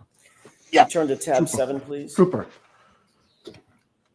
Hope the jury's hearing this. Trooper Proctor. Trooper Proctor. Does that appear to be a report from authored by Nicholas Garino? It does. Does that deal with John O'Keefe's cell phone?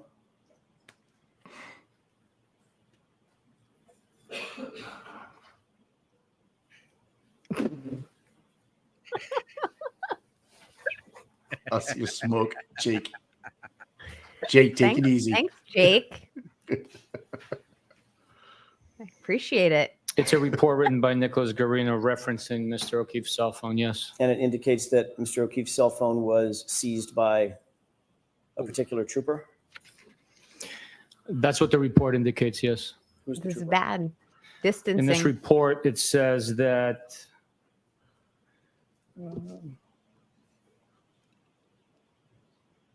Trooper Proctor secured the cell phone. Turn to tab 8. By the way,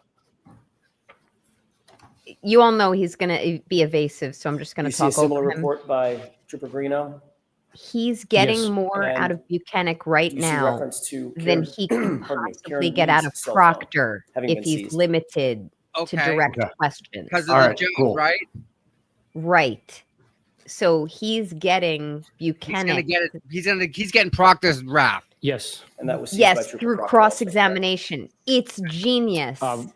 Yeah, him and I Wow. were there together. His name is in the report, though. Yes, his name is in the report. Your What name the is not in the fuck? report, is it? I'll have to check. Give me a second, please. You sound Some like a guys more invested in investigating rubber duckies. My than- initials are in the report. Why is he Turn to trying to tab 9. cover for Proctor? He's showing his Because stupidity right now. Or Oh, his that's what I bias. think. Do you see a report by you Ooh, I want to hear this I one. do. indicating early spring 2022? There was a CPD video requested by somebody, correct? Yes, Who did you indicate requested that CPD video? the case officer, Trooper Proctor. And you went and actually, in this The case officer. instance, you actually went and got the video and delivered it to him, correct? At his request. Yes, as the case officer, I would, yeah. Because as the Okay. case officer, he's entitled to ask for things, have them delivered, correct? Anybody's entitled to ask for things. Absolutely. We are pursuing justice. We're looking for Oh my any God. and all possible evidence. I'm sure. Sure. As the case officer, he's entitled to ask for things to be delivered to him, Yes, yes. even by his supervisor. Yes, absolutely. This is Mind good. turning to tab 10, please. He's flipped him. Yes. Do you recognize that report? I'm sorry, I was still turning.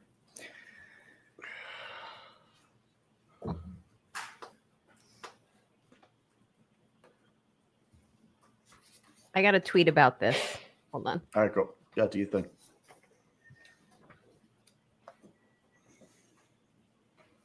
It's the same report. Same report, different paragraph, also talking about, or the different sentence, talking about a July 2023 CPD or Canton Police Department video that was also requested, correct? I'm sorry, can you repeat that question? Sure. That particular part of the report, where I'm directing your attention to July of 2023, there was a Canton Police Department video requested by someone, correct? Yes, Who was that requested by? Trooper Proctor. And who delivered it to Trooper Proctor? I did. Turn to tab 11, please. He helped Proctor. That's what he's walking him into right now, Tommy. Yep.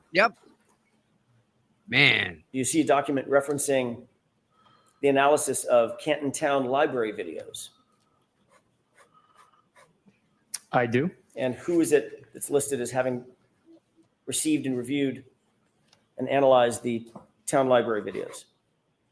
Give me just 1 second. I have to read the report.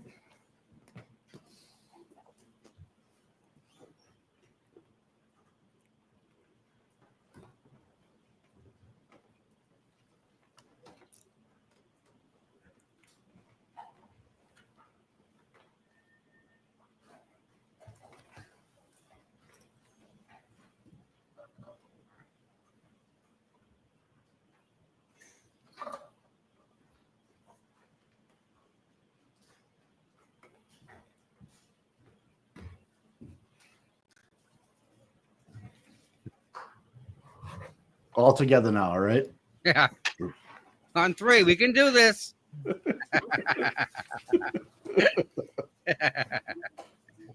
What a fucking tool. Dude, you've never read this fucking... I mean, come on. You're his boss. Mike, he probably never saw this. It was Trooper Proctor that analyzed the video and wrote up the timeline. Thank you. Sergeant, if you'll turn to tab 12. Smoked, dude. Done. He shouldn't have never came in heavy. Do you recognize Hot that and as heavy. being a November 2023 report? Yes, it's report number 83. And who authored that report? This report is authored by Trooper Michael Proctor. Does that indicate, and I'm not going to ask you to go through the entirety of the report, but if you scan that report, does that indicate certain items of evidence that Trooper Proctor claimed to have recovered on his own? Pieces of plastic, small black plastic, clear plastic, fragment of glass on February 11th, 2022, 3 pieces of clear plastic on February 11th, 2022, clear and red plastic pieces on February 18th, 2022. Is all that referenced in there? Those items are documented in this report as were collected. Yes. And those are all documented as having been collected by Trooper Proctor himself, correct? Yes, they were. And if you'll turn to tab 13.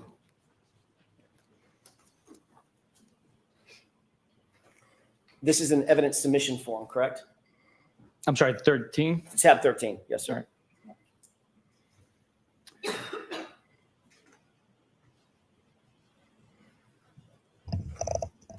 Yes, it's a copy of an evidence submission form from March 14th, 2022. And that indicates submission of certain items of physical evidence from Massachusetts State Police custody to the crime lab, correct? I would say so, based on this copy's information on there. Yes, I would say so. And who's the person who submitted the items that I'll ask you about?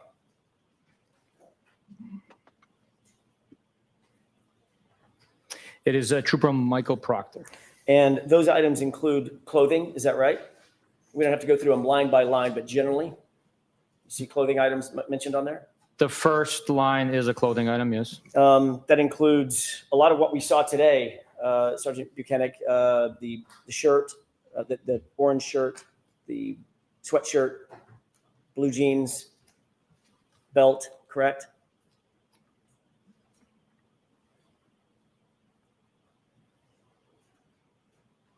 Blue jeans, belt. What was the other thing that you listed? Shirts. There was a shirt, yes.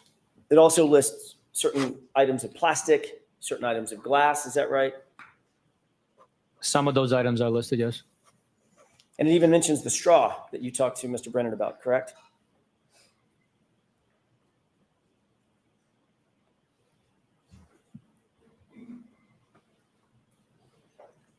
Yes, the straw is mentioned and numbered. And all of those items were submitted on March 14th, 2022, correct? That's what the form indicates, yes. And all of those items were submitted by Michael Proctor from his custody and control to the crime lab, correct? That's who signed the form. So the things that, according to the form at least, and your experience with forms of this nature, it was Michael Proctor who possessed and controlled those items before they were turned over to the to the crime lab, correct? That would be accurate, yes. So he would have maintained all of it, is that right? At least at some point? They would have been in his custody as he's transporting them for processing at the lab, of course. And then after he maintained control of it, eventually he turned it over and submitted those items, correct? If the form is accurate, then yes, that's absolutely right. So we've just gone through a few things. What you and I have just gone through is not nearly everything that Michael Proctor was involved with in terms of this investigation, correct? We didn't talk about witness interviews, right? We did not talk about witness interviews, So no. there's a lot more that Michael Proctor on a day-to-day basis as the case officer was involved in addition to what you and I just talked about, correct? Yes, there was many more things he was involved in. As I mentioned, that was just report 83. There's 100 plus reports in this case that were written. There's a lot of evidence that was collected and processed. So he had a part in the investigation as the case officer managing the tasks. But there's a lot of people involved in this investigation. So he touched or authored or reviewed or controlled at least every bit of what you and I have talked about this morning, all these items that we've just talked about, correct? He is referenced or is his name appears on most of these documents, yes, if not all. Of the ones that we just went through, he's not just referenced, he's the author of every single one of them, correct? No. Nicholas Garino wrote some of these reports. Sorry, the author of the search warrant. I asked you to look at Nicholas Garino's report to reference the search warrant that Nicholas Garino referenced in his report, and Michael Proctor was the author of that search warrant, correct? Again, I hate to do this to you, but oh, I don't think you do. That was awesome. Some of these search warrants could not be authenticated. I don't know what these documents were. I didn't read them, so I can't tell you that he was the author. Like what you presented, I can't speak to. You just made my point. Even as the supervisor, you don't know everything that Michael Proctor was doing, do you? No, it's impossible to know everything somebody was doing. Got it. Especially the case officer on this case, as busy as he was, right? I'm sorry? Especially the case officer on this case, as busy as he was, Michael Proctor, right?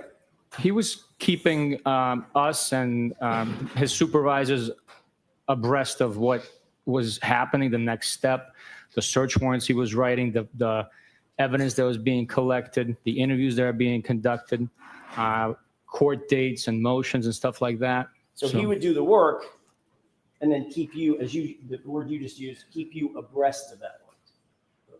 Right, unless I was involved with the investigation myself. We did a ton of interviews together as I authored some of these reports as well. I said there was 100 plus reports.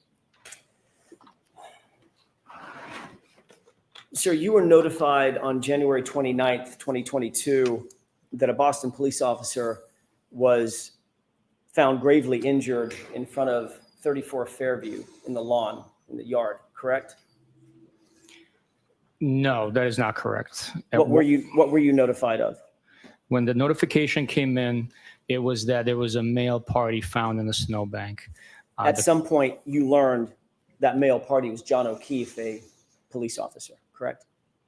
At some point, we did learn that he was a Boston police officer. Matter of fact, you learned that morning. May not have been the first notification, but certainly early that morning, you knew that John O'Keefe was a Boston police officer.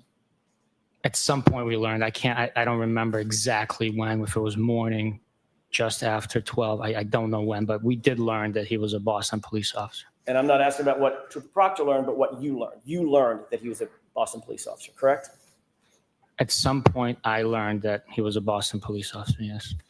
And on January 29th, did you ever respond to 34 Fairview Road at any time? On January 29th, 2022, at no point in time did I or Michael Proctor, who was with me the whole time, ever respond to 34 Fairview Road. So the answer to my question, very simply, is no, right? That's correct. You just answered this question as well, but I want to make sure we're absolutely clear. Your Honor, may I approach? I don't want that binder to be in the way. At no point on January 29th, 2022, did Michael Proctor respond to 34 Fairview either, did he? No, he did not. You already indicated and you described in some detail that Massachusetts State Police took over the investigation from Canton Police Department around 8 or 9 a.m., correct? You're following certain protocols. Yes, at some point in the morning, once it was determined that Mr. O'Keefe was gravely injured and was being transported to the hospital with no signs of life, and we were advised that he had a estimated 10% of survival rate, we engaged our services and responded to Canton Police to begin the investigation. So the answer to that question is yes, correct? Yes.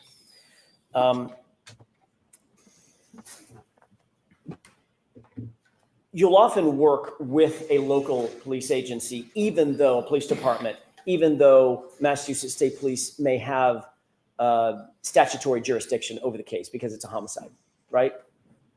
Yes, part of our mission is to aid and assist local police departments when they request it. In this specific situation, as I stated earlier, the DA's office has exclusive jurisdiction over death investigations, and our office has that responsibility of investigating those cases. But we work very well with local departments. So the answer to that question is yes, correct? Yes. If you can answer my question yes or no, this will go a lot faster. Arrogant. What a In this case, even though you oftentimes work with local law enforcement agencies, it was determined that you would not continue working with Canton PD because of a conflict or the perception of a potential conflict of interest, correct? To alleviate any perception, not that one existed, the Canton Police Department recused themselves from being involved in the interview portion of the investigation. And that's in no small part because the lawn on which Mr. O'Keefe was found belongs to to Brian Albert, and Kevin Albert, Brian Albert's brother, worked as a detective at Canton Police Department, correct? That was my understanding why they chose to take those steps. Your first documented action in this case was to call the medical examiner's office. First documented action, not the first thing you did, but the first thing that you documented that you did was to call the medical examiner's office at about 10:41 a.m., correct? In what respect are you saying first documented action? There's a report where we can look at the earliest thing that you did, and it's actually written down and documented. You know what I mean by documented? Written on a piece of paper. In that respect of documentation, I would have to look into it. Oh, I believe there was something probably before that, since there was a documentation of us getting notified of the incident. At 10:41, let me just ask it a little bit more Jesus. straightforward if I Christ. can. This guy's a Get to the fucking point. trooper. At 10:41 a.m., you called the medical examiner's office to inform them that Mr. O'Keefe, quote, was struck in the face with a cocktail glass, or at least appeared to be, correct? That is in part what I advised the medical examiner's office, where they are responsible for the medical portion of. Objection, Your Honor. May we approach briefly? He's doing it on purpose, Tom. Totally doing it on purpose. Absolutely. He's supposed to- Absolutely. She's going to instruct him to say yes or no and forget about the filibuster afterwards. That's what she's going to do. He just keeps going on and on and on and on. And on. He's really losing the jury with this because any comment, like common sense, right? I'm sitting there, I'm trying to hear the answer. Alan Jackson's asking a yes or no question, but he's going, well, in that situation, this is how we would do it. So with this, specific situation, he's ad-libbing so much more. He's actually hurting himself. Jackson's trying to help him by just going yes or no. And he's not. He just keeps going on and on and on. Right. Wow. You talk about pompous. And his answers coming back are kind of arrogant. Oh, yeah. I mean, no, if I'm sitting there, and I'm biased, right? But if I'm sitting, I have a little bit of like, okay, I understand what you're saying and how you're saying it. I understand the question too. Yeah. I hear what Mr. Jackson's asking you, and then you answering it with this filibuster bullshit. Okay, that's repetitive, really, verbal salad. When it's really just a yes or no question, it really is. And Mike. Alan Jackson keeps on saying that. Real quick, check What? this What out, do you do? people. Check this out. Come on. Dude, someone in Melanie's chat, who ripped John's pocket? Oh, yeah. We saw that yesterday. Yeah, but who ripped it? How'd that get ripped? I don't know, dude. He said it's going to come out. That's bad. Yeah, that was out yesterday. In the text. Yes, Your Honor. See? Yep. Answer the question. Mikey's right. May I have just a moment, Your Honor? Yes.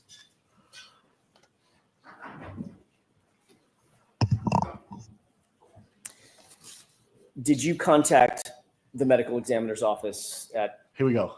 in the morning of January 29th, 2022? Yes. And did Thank you you. state to them that there was a possibility that the decedent, John O'Keefe, was struck in the face with a cocktail glass? I don't recall my words exactly, but that sounds accurate to what I might have said.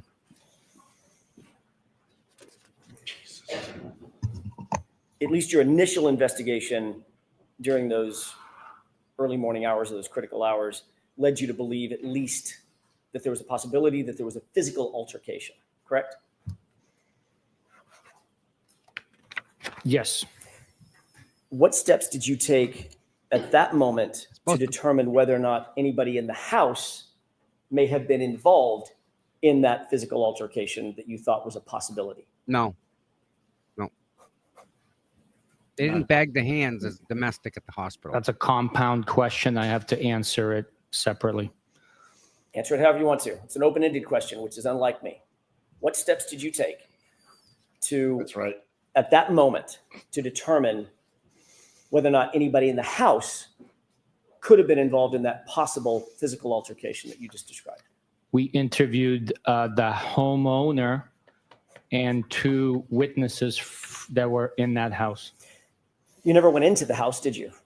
On January 29th, at least.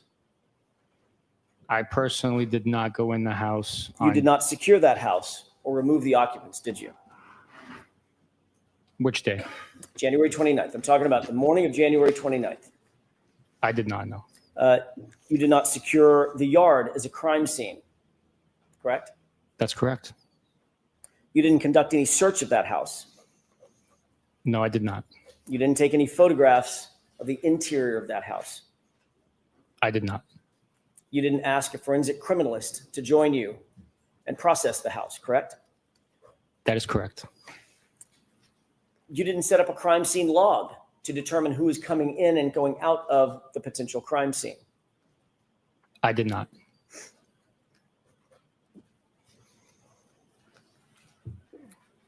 No one actually documented the crime scene by taking contextual photographs and then close-up photographs, etc., during those early morning hours, correct? I cannot speak to that. I was not there. So the answer is you didn't do that. And you didn't cause that to be done. I did not do that. Crime scene services section, what is that? It's a unit, specialized unit on the state police. They are specially trained with documentation, photographs, video, latent fingerprints, foot and tire impressions, footwear and tire impressions. They assist other investigators in documenting and processing scenes. Did you contact CSSS to process the house or the yard or the area adjacent to the yard? Which house, sir? 34 Fairview, Sergeant Buchanan. Do you think I was talking about a different house? Yes, I did. Really? Okay. Yes. Let's stick with 34 Fairview, where John O'Keefe's body was found. Wow. Did you call Give him some more CSSS fucking respect, dude. to process that house? None. I did not contact crime scene services on January 29th to the area of 34 Fairview Road to the lawn where John O'Keefe's body was found.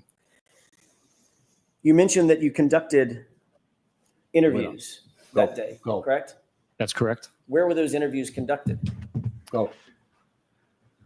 The first interview was conducted at Canton Police Department. The second, third, and fourth were conducted at a residence in Canton. The fifth, I'm sorry, what was the first interview at Canton Police Department that morning? Sergeant Good. So other than Sergeant Good, I'm talking about civilian witnesses. You mentioned 3 civilian witnesses. Where were those 3 witnesses interviewed? At a residence in Canton. But not at 34 Fairview, just to be clear. They were not at 34 Fairview, no. They had been at 34 Fairview, though, hadn't they? All 3 of them. Yes, they had. As a matter of fact, Michael Proctor spoke to one, at least one of them, while she was at 34 Fairview, correct? I don't know. Weren't you with Michael Proctor when he spoke to Jennifer McCabe? Which time, sir? The first time he called her to set up the interview that morning on January 29th. I don't know where Jennifer McCabe was. I can't testify to that. I have no idea. So if that call was made, if she talked about that call being made, that was made by Michael Proctor, not by outside of your presence. Can you repeat that? Sure. If there was a call made to Jennifer McCabe by Michael Proctor that morning, that was outside your presence. Not necessarily. I just did not know where she was.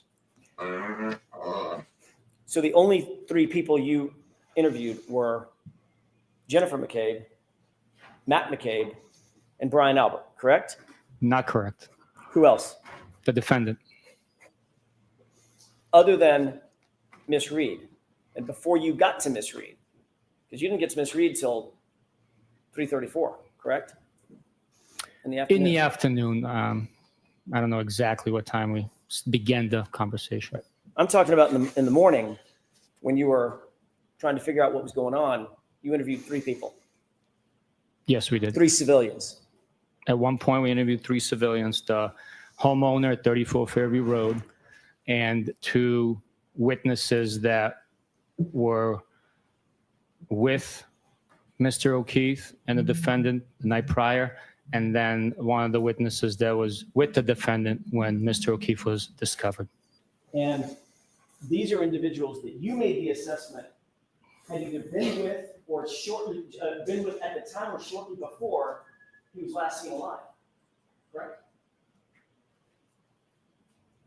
Based on the information that we had at that time, one of the individuals was with him right before he was seen alive, and the other 2. Before he was last seen alive. One of the individuals was with him right before he was last seen alive, and 2 of the individuals saw the defendant and Mr. O'Keefe together. And those same 2 individuals were also with Mr. O'Keefe just minutes before he was last seen alive. The waterfall, correct? All 3 of the individuals were with Mr. O'Keefe and the defendant at Waterfall, yes. And all 3 of the individuals were also at 34 Fairview when Mr. O'Keefe arrived. You had that information, didn't you? We did not have information of Mr. O'Keefe arriving at the house. He was dropped off on the lawn. And all 3 people, all 3 were either named McCabe or Albert. Those are the 3 people that you had information from, correct? Which information? We had information for a lot of different sources at that point in time. I'm talking about the first 3 interviews that you did, the first 3 civilian interviews you did that morning. Still on the same thing. You mentioned talking to 3 people at a residence in Canton. Brian Albert, Jim McCabe, Matt McCabe. All 3 were at 34 Fairview when they indicated John O'Keefe arrived in an SUV. They all told you that, right?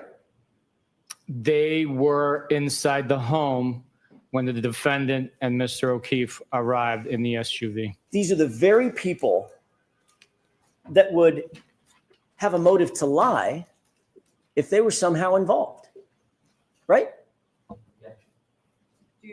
Can you answer that, Sergeant? No, Your Honor. You're a professional investigator, correct? That's correct. Homicide investigator, right? That's correct. Many years of experience, right? Is that yes? I don't know what many means Oh to my you, but God. Let me, how many years of experience do you have? The Bill in Clinton answer. homicide, Correct.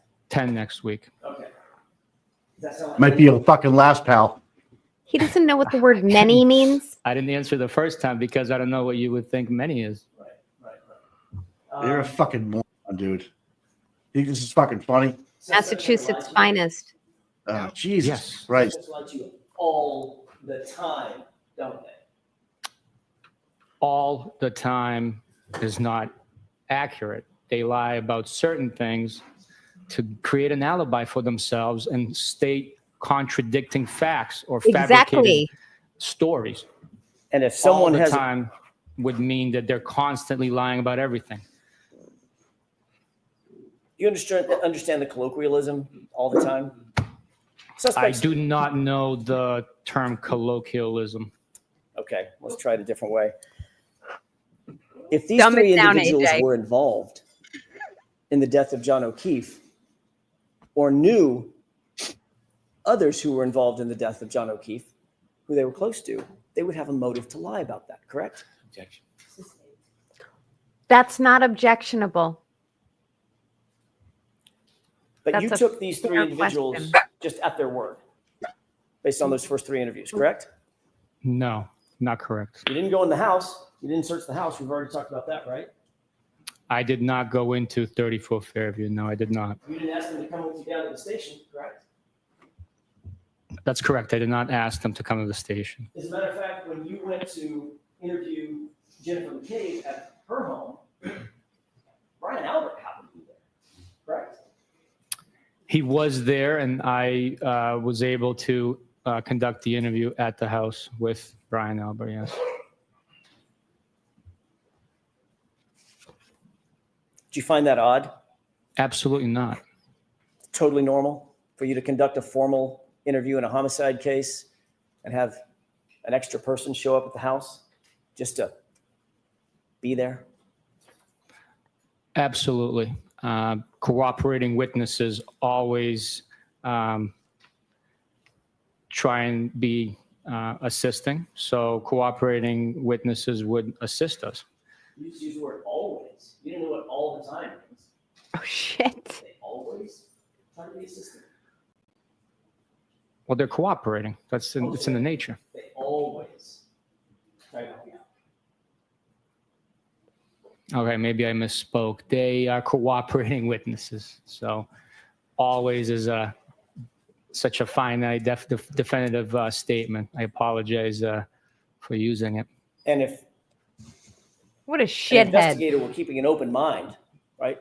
Open to all possibilities at the beginning of the investigation, someone that you now are calling a cooperating witness might well be a suspect who's lying, correct? Yes. That's there's a possibility. That is a possibility, yes. Ask it, AJ. Do it. Do it. Do it. It's right You already there. knows it's coming. You already knows it's coming. They have just He's in it for a long. Oh, He's in there for the long haul, dude. He's gonna get smoked.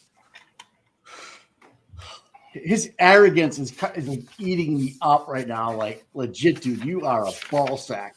Like just shut up. and the only thing that's bothering me now is because I want to now shift gears for a second, I want him to finish Sergeant today. Buchanan, and ask Yeah. you about Oh, some you of the do? physical evidence in the case. You and Mr. Proctor collected the gray sweatshirt and the orange T-shirt that we saw entered into evidence. Ooh, he's today, red. correct? He is That's red. correct. You talked about finding that AJ's getting fired evidence up. at Good Samaritan Hospital. Is that right? That is where it was seized from, yes. You described it as being on the floor, correct? That's correct. Yes. Oh, I was talking about this earlier on lunch. Where on the floor was it when you first saw it? Was it on the hospital floor, not the ambulance floor, correct? When I first saw it, it was on the hospital floor. Correct. All right.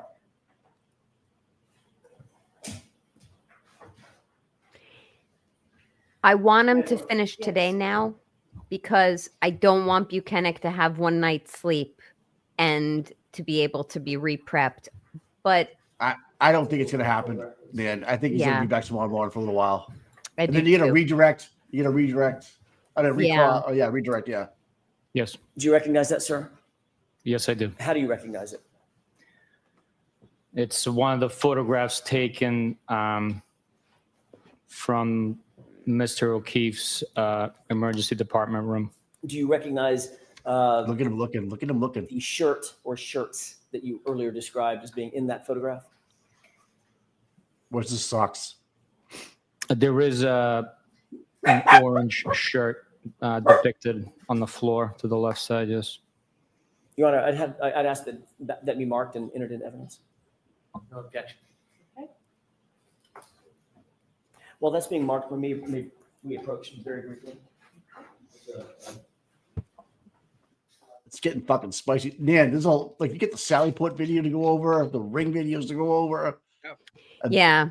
And Or do you I wait have- for Proctor? Right. And Proctor too. now that I know Buchanan is not fully throwing him under the bus, he's only Right. partially throwing him under the bus. I think that it's the best defense strategy for AJ to get everything out of Buchanan that he can on cross. Yep. Because there's no guarantees when Proctor is called in the defense case in chief that he's going to be able to get from Proctor on direct exam with limited open-ended questions the type of punches that AJ's looking to land. In addition, I'm suspecting right now that at 3:24, we're probably talking to the judge about maybe we should wrap for the day. Because she tends to like to wrap around 3:30. Yep. So I have a feeling that's what they're talking about. But I don't love, and it happens to me frequently during trial, where a witness I've got against the ropes gets one night's sleep and gets a chance to talk to the prosecutor overnight, which, by the way, is inappropriate. That shouldn't happen, but it's going to happen here. So I don't love that Buchanan will come back tomorrow fresh and dewy, probably with some new sound bites and new messaging and a new narrative. But you know what? It will require exceptional lawyering from AJ tomorrow to really get Buchanan back to where he has him right now. It's really hard to do. Gotcha. Do you believe this guy's afraid of Turtle Boy? Your Honor, with permission, may I publish? Yes. This is the guy that says, I'm afraid of Turtle Boy. Sergeant Buchanan, this is Exhibit 110. You just mentioned seeing an orange shirt. Do you have a laser pointer with you? If you don't, I can grab you one. I do. Can you point for the jurors where you were describing the orange? Just pick whichever TV you want to use.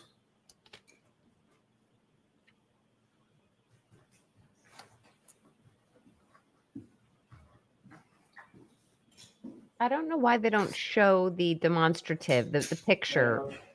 They usually do. Well, It this did, is a picture that might have John's feet at the end of it. Tell me which Oh, TV okay. And it's the poser in a corner, just Okay. balled up in the Do corner. one If to it's, my right so the jurors can see. There is something orange right there yeah. on the floor. Does that appear to be on top of something darker?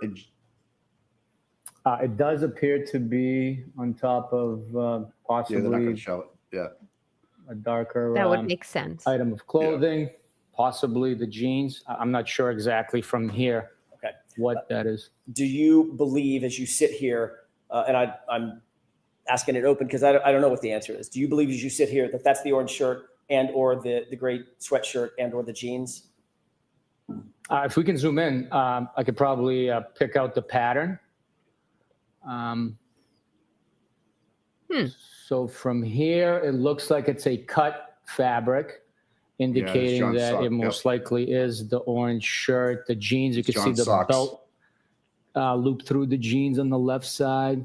I would Where's say the that belt? that is Mr. O'Keefe's clothing that we picked up and bagged. Okay, if you could unzoom that for me. One more question. You see Mr. O'Keefe's left leg and right leg from about the little lower than mid thigh down, correct?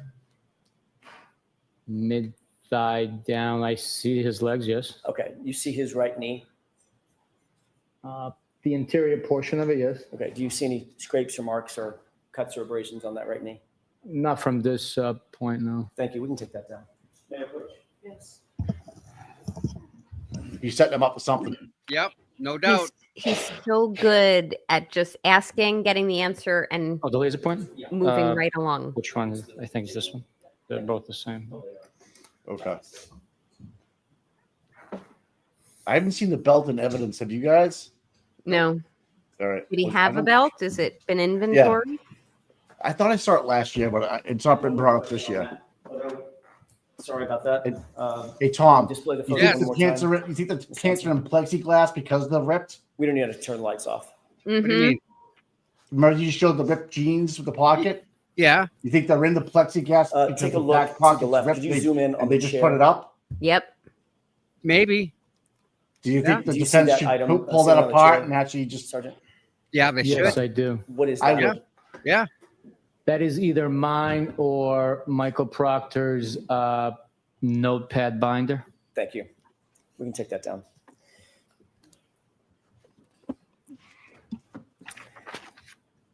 Concerning the two shirts that you earlier testified to as being sopping wet, did you bag those shirts? Well, did you bag those shirts, or did Michael Proctor bag those shirts?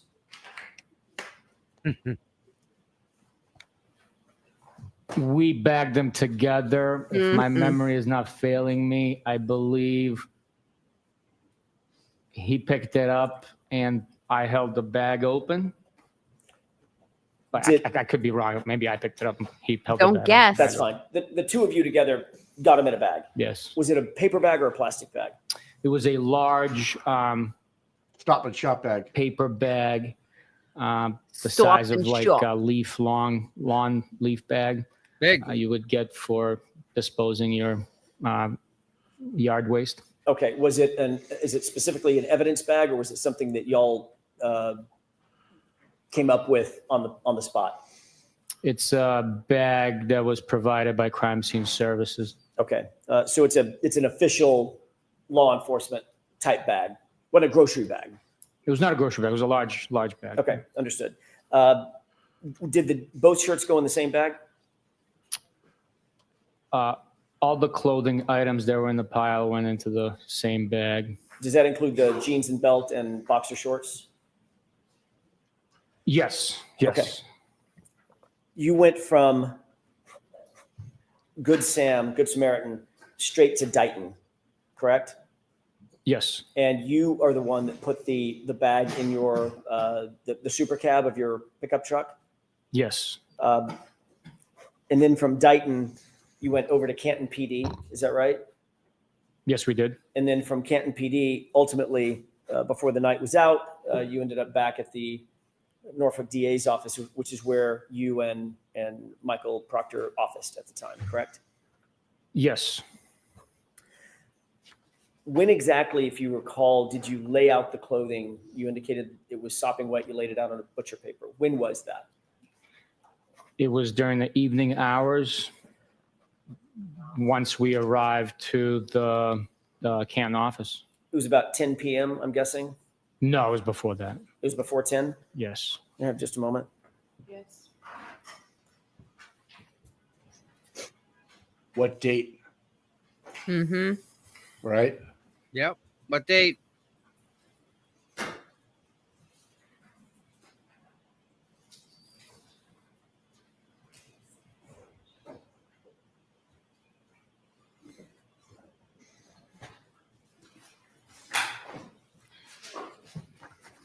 Sergeant, I just want to get the record as clear as possible. Did you testify at a hearing last year, at a proceeding last year here in this courtroom, that it was about 10 o'clock at night when you finally got the clothing laid out on the butcher paper?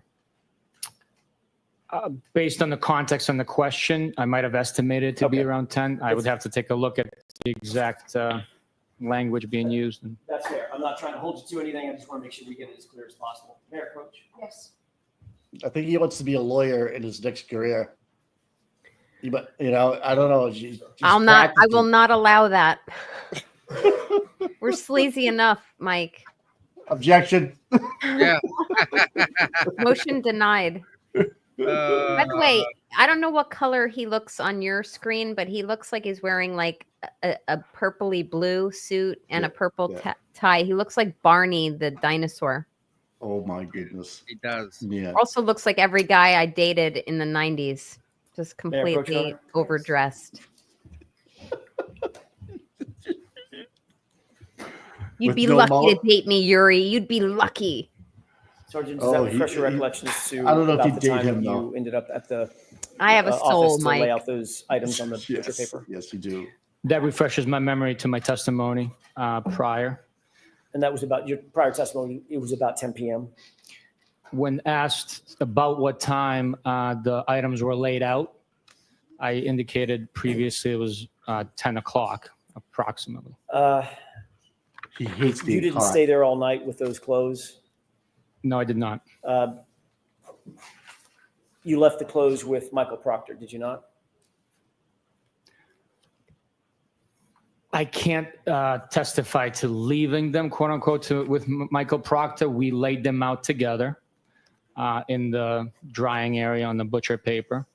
And then at some point, I secured from the office. I don't have a memory if he left with me or if he remained to do additional tasks in the office to, You whatever we have to indicated do. that those clothes stayed in that room starting on January 29th, 2022, so that they could dry, correct? That's correct, sir. Ultimately, they were bagged after they were dried, correct? At some point they were, yes. Who had access to that room where they were laid out on butcher paper in those intervening, those subsequent days?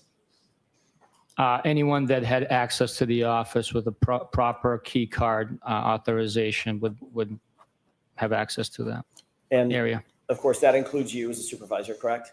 It does. It also includes Michael Proctor. It does. And those items were bagged on February 4th. Is that right?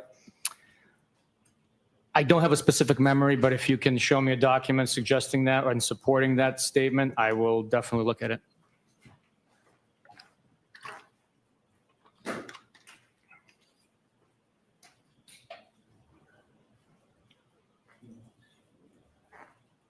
He's going to walk him right into they were not bagged that day. This is the second time where Buchanan has said at some point they were marked into evidence. Right. And it's distancing. Gotcha. The clothing items were in at this point, just the jeans. Earlier today, sir? Yes. I do remember looking at the bag, yes. Okay, and the bag has a label on it, obviously. That's Oh, generated this is gonna get good. when items are bagged. It has multiple labels, yes. Okay. Multiple. Did you see the label today that that right indicated it was bagged on February 4th? I didn't pay attention to it, no. May I approach, Your Honor? Yes. Jesus Christ, dude. You're a murder cop for another cop. You did the O'Keefe's dirty, dude. Dirty. And he's got his shit-eaten grin on his face the whole time. Oh, you getting tie Yuri? Huh? You need to have Joe Flipperhead clip the eye rubbing. Oh, I don't know what the nailed it, colloquy man. Someone's gonna means. grab Can you- that. He thinks this is fucking funny, dude. He won't think it's funny when the feds come, and they haven't gone. Why not? Nan, why? They're still around. Okay. I know things. Okay. I'm But just we thinking, wanted to hear. We're just checking. You think him and Michael Proctor are still friends? I do. Yep. Yeah, me too. Me too. Yep. They're I still do. buds. They play ice hockey together, Mike. All the cops. All right. Okay. Right near you. Yeah. I do think they're still friends. Yep. And that's the problem. You can't be friends Exactly. with your subordinates. That's right. You can't fire If you them. have a paramilitary structure as your police model, you cannot be friends with your subordinates or your superiors. That's right. This is the byproduct of that. That's right. With any police force in any town, that's where you get the nepotism. That's where Yes. you get all everything. By the way, who are you streaming off of? Well, what channel is that? This is 10, I Tom. Who think. we got? You want NBC 10. Yeah. Why you like it? I do. I do like it, but when they put up a little Chiron there, I was like, whose channel is this? So he's witness 24, I think it is. He's 24th witness for the. Seems like less, but 24 witnesses already. I just hope you get more than 3 hours. By the way, you have an hour to do your clothes. Remember that? Yeah. I'm not Last year. 100% sure I know what Yuri is reading right now, but I would just take a moment to mention to your audience that this Brennan's presentation is so disjointed of witnesses out of Yeah. order. It's not flowing. It's Reviewing going that to be document, refresh your confusing. recollection. Okay. As to the date that those items were ultimately bagged and labeled. Yes, based on the tag on the bag, when I previously looked at it, it appears that the tag was printed on 2/4/22. And that would be consistent with the time that the items are actually placed in the bag. I don't know that to be true. Because you didn't place them in the bag, Trooper Proctor did, correct? I'm sorry, former Trooper Proctor did. I don't know who placed them in the bag. But it wasn't you. It was not me, no. But the case officer, Mr. Proctor, had access to that room and was taking control over those clothing items for those 6 days that they were drying on the butcher paper, correct? That's not necessarily correct. It could have been the evidence officers bagging the evidence once it's dried and processing it. I highly doubt Trooper Proctor had access to the beast machine to print that label. Right.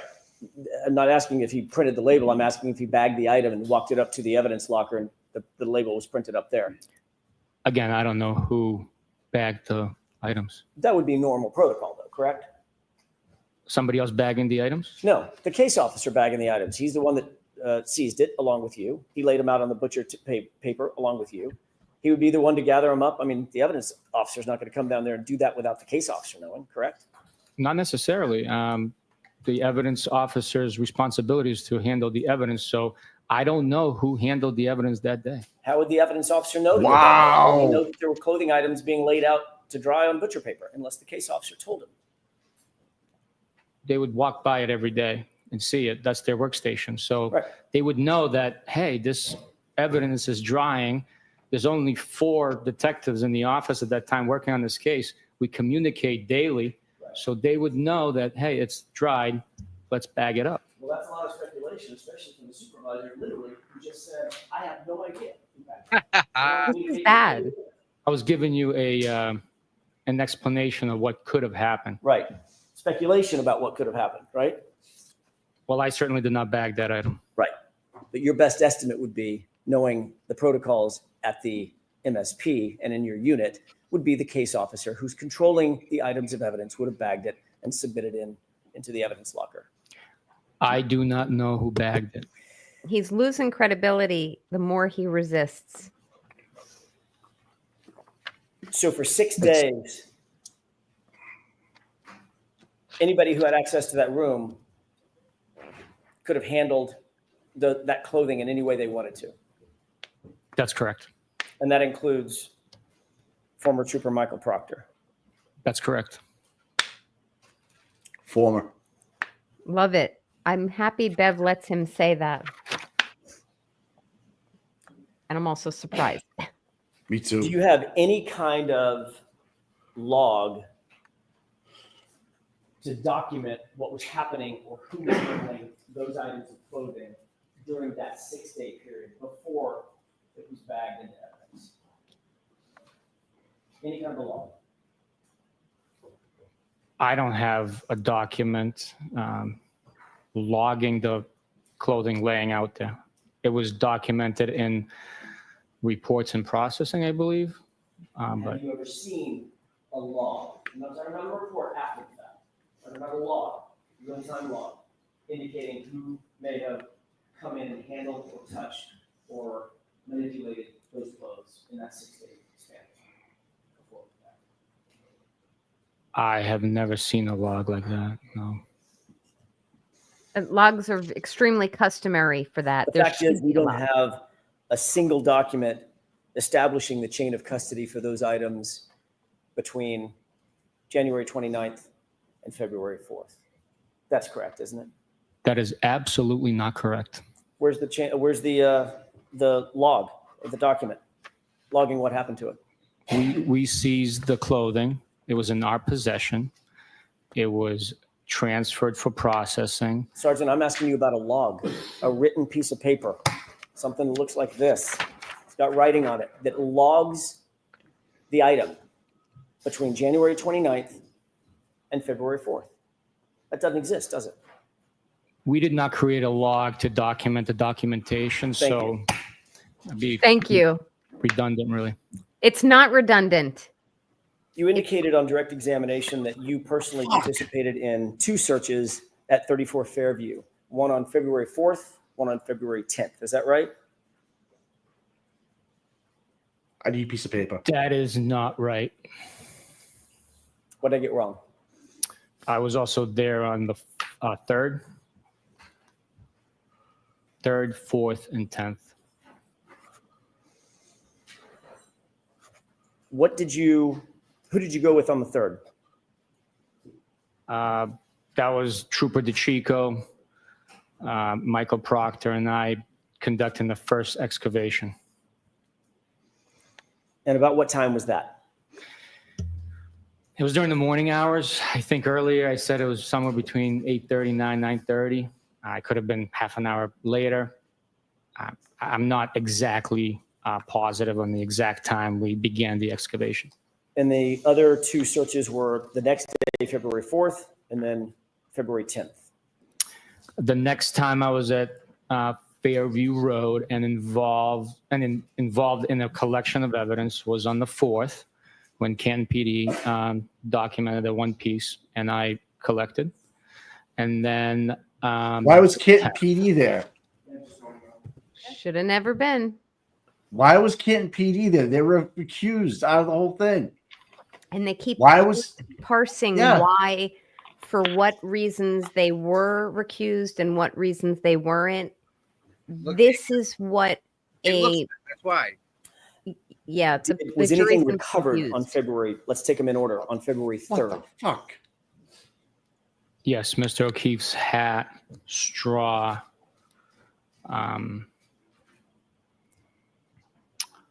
I believe red and clear plastic taillight pieces. There was those are the items that were recovered amongst. That's on the some of 3rd. Okay, what about the 4th? The 4th was the red taillight piece that we displayed, I believe, that Kaen PD notified me of when I was already en route there. When you say Kenton PD, who was it that notified you, if you remember? There was at the scene. There was Chief Berkowitz, a couple of detectives. Which detectives? Sergeant Lank. Does that sound right? Kevin Albert?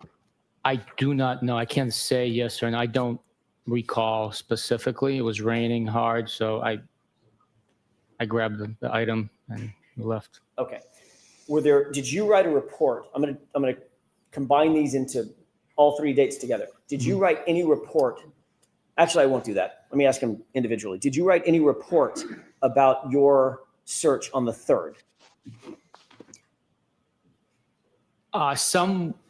Somebody authored a report. I'm not Did you? I'm asking about you. I can't. There's over 100 reports. I'd have to take a look which report documents my activity that day. Do you remember, as you sit here, authoring a report about your conduct or your activity on February 4th, the next day? I don't have a memory of it, no. Do you have a memory of authoring a report yourself about your conduct on February 10th, your activity on February 10th? I don't have a memory of it. It could have happened. I just don't have a memory. The reality, Sergeant, is that no report was written about any of these searches until November 4th, 2023. What? Correct?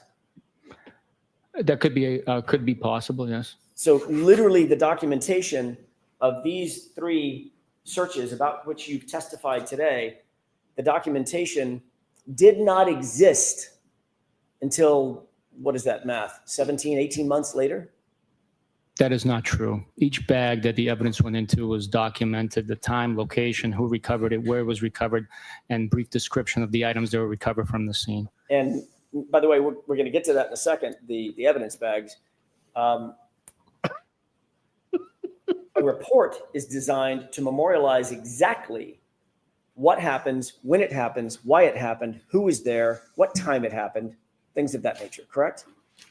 That is one of the purposes, or some of the purposes behind the report, absolutely, yes. And the report in this case that documented these 3 searches involving you, Trooper Proctor, I think Trooper DeChico, even Canton PD officers, there was no memorialization in a report until nearly 18 months later. Is that right? It's possible, yeah. We write reports at different times. Yeah. 18 months later, dude? I wanted to ask you about this February 4th. It's better as time goes on? Visit to the crime scene. That's a pattern. You indicated that sometime in the morning, 8:45, 9 a.m., something like that, you responded? On the 4th, sir? On the 4th.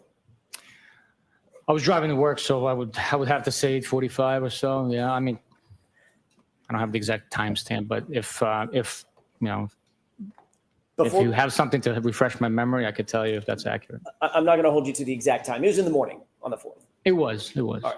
Did you know Chief of Police Ken Berkowitz before you responded on the 4th to 34 Fairview? Yes, I knew who he was. I had met him previously, and he was present on the 29th when the vehicle was delivered to the Sallyport. He was actually in the Sallyport, at least at some time, when the vehicle was delivered, correct? He was there at some point. I had a conversation with him. Okay. Tall guy, short guy? Chief Berkowitz was a shorter guy. Okay. Short and shiny. Do you know who Brian Higgins is? I do. What's your relationship with Brian You Higgins? hear that? What? Fire trucks? Or what was it? I should be more pointed to this, Sergeant. Yeah. What was your relationship back in 2022, January of 2022? Brian Higgins was a federal agent, and I crossed paths with him on a couple of investigations, strictly professional relationship, a federal agent and a state trooper. So not a personal relationship, more of a professional relationship. Correct. Did you know him to have a personal relationship with Chief Berkowitz? I did not know. Didn't Brian Higgins actually tell you and Michael Proctor in an interview that he had a personal relationship with Chief Berkowitz? He called him one of his better friends. Sustained. Sure. During the course of your investigation, did you learn, although you may not have personal knowledge of it, did you learn that Brian Higgins and Chief Berkowitz had some sort of a personal relationship? If you show me a report stating that, I would like to take a look. If it's written in a report authored by me or that I approved, I'll take it for to be fact. As you sit here now, you don't have a memory of that conversation with Brian Higgins?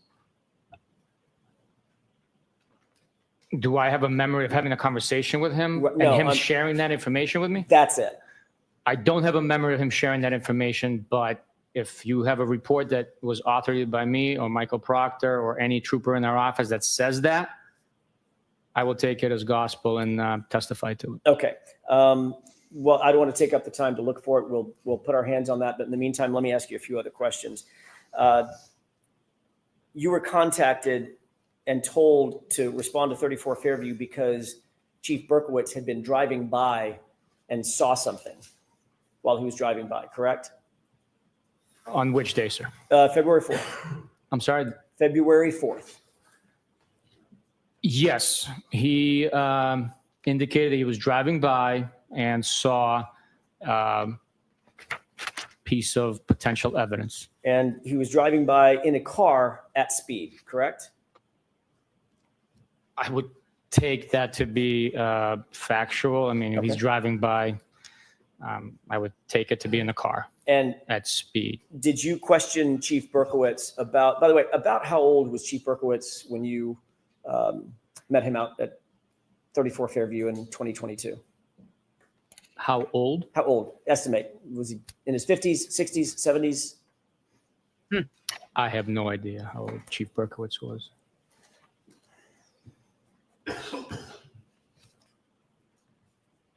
He indicated to you that he was driving by and saw a small piece of red taillight Blind as a bat, from too. his car. Is that right? Objection. He indicated to you that he was driving by and saw a red something from his car, correct? Objection. Did you question Chief Berkowitz after you learned this information about him driving by? Did you question Chief Berkowitz about how he could possibly see a piece of red plastic from his car? No. Did you question Chief Berkowitz about why he was driving by 34 Fairview in the first place? No. Did you question Chief Berkowitz about the fact that his department had been conflicted from the case, at least in part, because of a, as you put it, a perceived or possible perception of a conflict of interest? I'm sorry, can you repeat that question, please? Did you question Chief Berkowitz about whether or not he was aware that there was a conflict of interest between Canton PD and this investigation? No, I didn't question, no. Did you think that was important at the time to talk to him about that conflict of interest? No. Because just days earlier, Sergeant, the Canton Police Department had in fact recused itself from interviews because of a potential conflict of interest,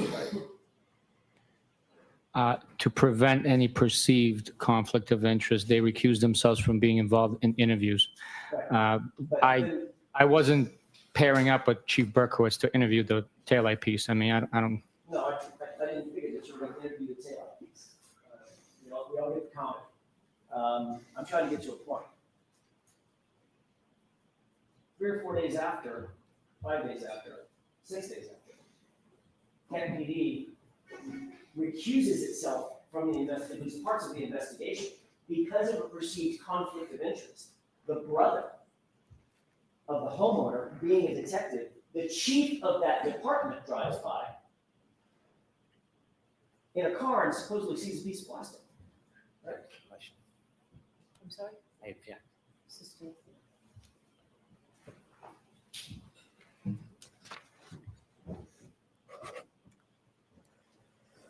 Was your understanding, at least at the time, that the whole purpose of the recusal was so there would not be a perception of a conflict of interest?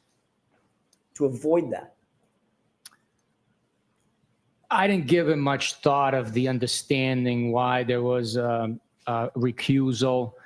I was told that they're not going to conduct interviews with us, and me being on the mission of conducting this investigation, assisting with this investigation, collecting evidence, I just knew that I needed more manpower.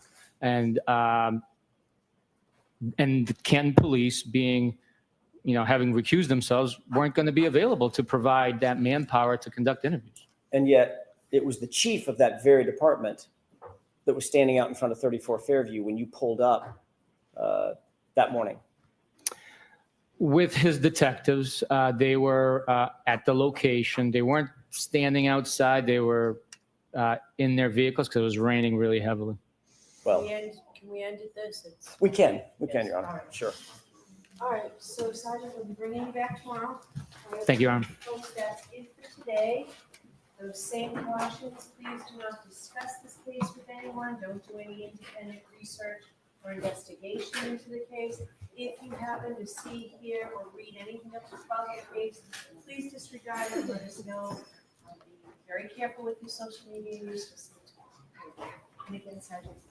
All rise for the court, please. Jurors, close your notebooks. Follow me. Can I see counsel about scheduling, please? Wow. He's in for it tomorrow. He ain't sleeping good tonight. I'll tell you right now. He knows. He knows what's up. You're on mute now. Sorry. All right, man. Yeah, he's not sleeping well tonight, and you can, although it's inappropriate, you can rest assured he's going to be meeting with Brennan tonight, which should not happen. It's inappropriate, and it's going to happen, and you'll all say Nan was right when he comes in tomorrow. A whole new Buchanan. It'll be like a new narrative, a new party line. You'll see a new theme, and it'll start peppering its way through the rest of this cross. However, I would also say, now that it's abundantly clear that it's going to carry over to tomorrow, Alan needs his rest as well. So it's a good opportunity to reflect. An attorney who has, he'll convene with his team. They'll say, hey, this was a missed opportunity. Make sure you circle back with this, or pin him down on that.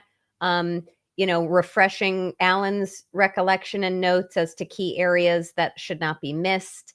So tomorrow will be exciting. And I've had so much fun hanging out with you guys. I couldn't leave you. Thank you so much. The chat loves you, by the way. Oh, I love your chat. Whenever I end up having flexibility, I'm always happy to pop in and just reach out to you guys and say, let me know if you guys want me. But all in all, I will give this a solid A for Karen's team. There's nothing that I have heard today, including through the direct examination of Buchanan, that is harmful to her. I don't think she consumed all of that alcohol.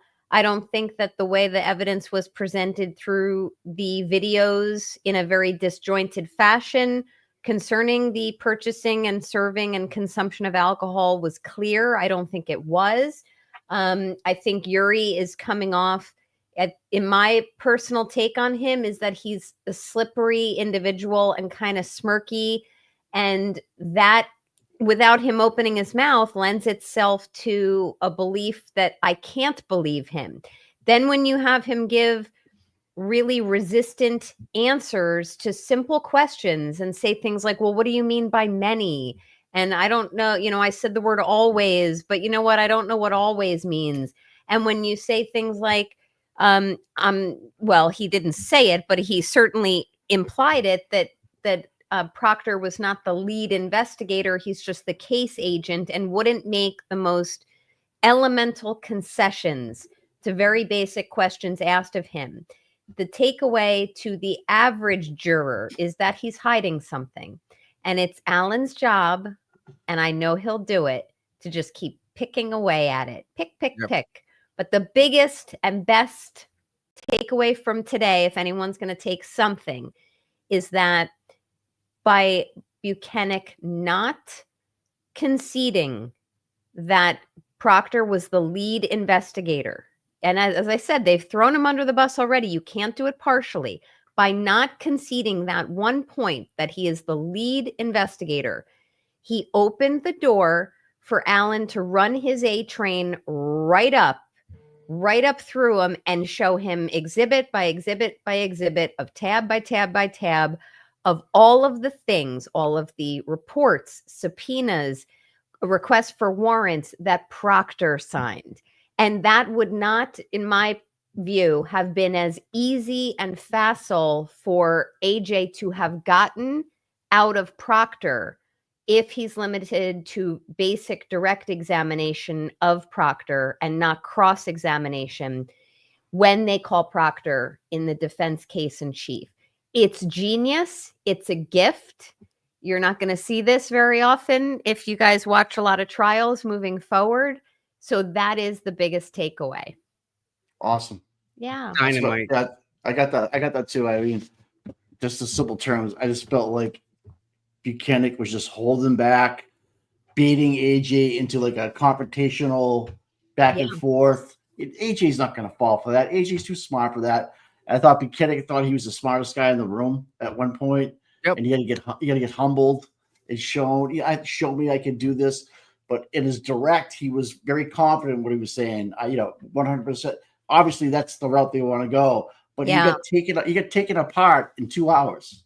It's very common for any witness to be confident on direct because they've know the attorney, they've met the attorney, they feel comfortable. But when a witness comes forward as being, easily understood, understands the questions, gives the answers, and then becomes what appears to be intentionally obtuse on cross-exam, their credibility is shot. And I'm hoping the jurors pick up on that because that's a little subtlety that I think was missed on some jurors. For example, when Turtle Boy interviewed Ronnie, the bow tie juror, when he interviewed Ronnie, and I will say this, I have not watched any other interview of Ronnie other than Turtle Boy's. But when he interviewed Ronnie's takeaway was like the jury wasn't that they weren't that affected by Jen McCabe's testimony. They didn't think she was like a big jerk. They just thought, okay, it's her testimony. Right. But if you think back, Jen McCabe in 1.0, she gave the most clear answers to Lally on direct. Yep. She easily knew everything. She didn't need to be shown anything. And then get to cross. And it was, well, can you show me? Can you show me? Show me everything so I can sit and stare at it and think of an answer. And I don't remember. I don't know.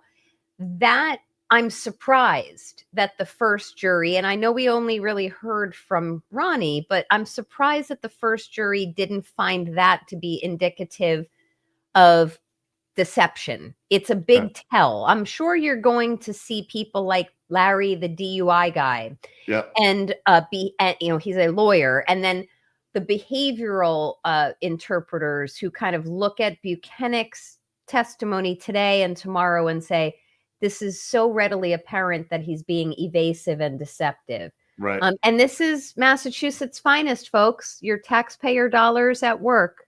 Yeah. And the biggest thing that if I were a Read, I would take away is how dare he, and the O'Keefes, how dare he smile and smirk and scoff and make light of such very important issues, even ones like, well, he didn't do any further investigating or digging. He didn't interview certain witnesses for 9 months, 18 months.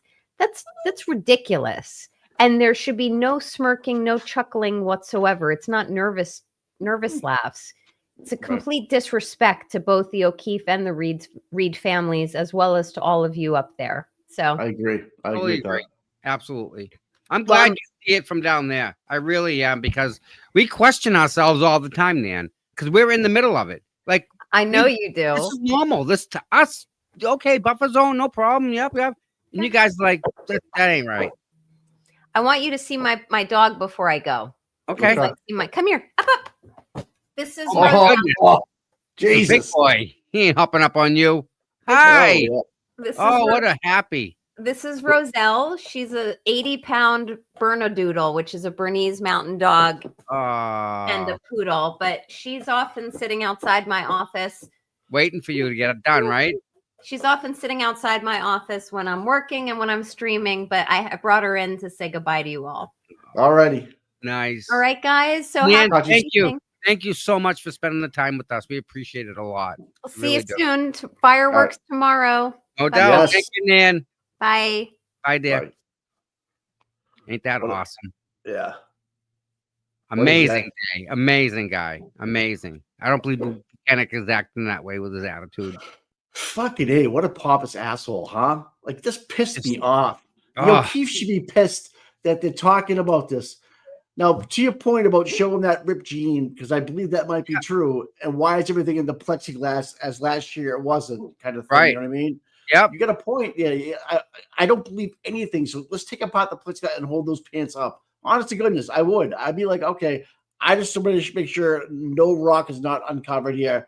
I want to see the pants held up with my own hands and eyes. I don't know. It's just the way I am right now. But anyways, hey, great day today. We're going to do it tomorrow, right? Yes, sir. 8:30 tomorrow. You're not going down there again, are you? No, I'm going to stay here tomorrow. I went All down right. this morning. I'll see Good you in the turnout, too. Yes, sir. All right, See you in the chat. Talk to morning. you guys. Yeah, chat to you later. Hey, we got some people that donated some money too, I think. Yeah, up here. Got him. All right. I'll talk right, to you guys later. All right, man. Thank you, Mike. All right, bye-bye. Michelle Smith, 5 memberships. Woo-hoo-hoo. Ew, Mr. Flipper. Free flip. Free Kaen Read. When they show the Sally Port video, watch the doors when Karen's SUV drives in and the guy slips. The door is blowing, wind and daytime. The rear door is dead of night. I won't believe a spotlight for a reason. Very interesting. And this is Cat's Pajamas. Thank you so much. I don't think they are allowed to enhance anything like that. That's a bummer. Because, I mean, that video we watched at the waterfall is a joke. The waterfall would not be okay with that video. That's absolutely edited and stepped on and all that good stuff. So, listen, everybody that's here, we appreciate you all. We love you all. You guys are dynamite. Dave, you're a man. Always supportive. My 3 sons, you've been here for a while. Thank you so much for hanging out. Yeah. Tomorrow's a new day. You're absolutely right. Yep. My pleasure. I am just glad that you're here. I'm glad that everybody's here. And if you get a second, hit that like button, thumbs up, and subscribe. And we will see you all in the morning. You all get some rest. And thank you, Dave. And we'll see you in the morning. Thank you, everybody. And love you. See you tomorrow.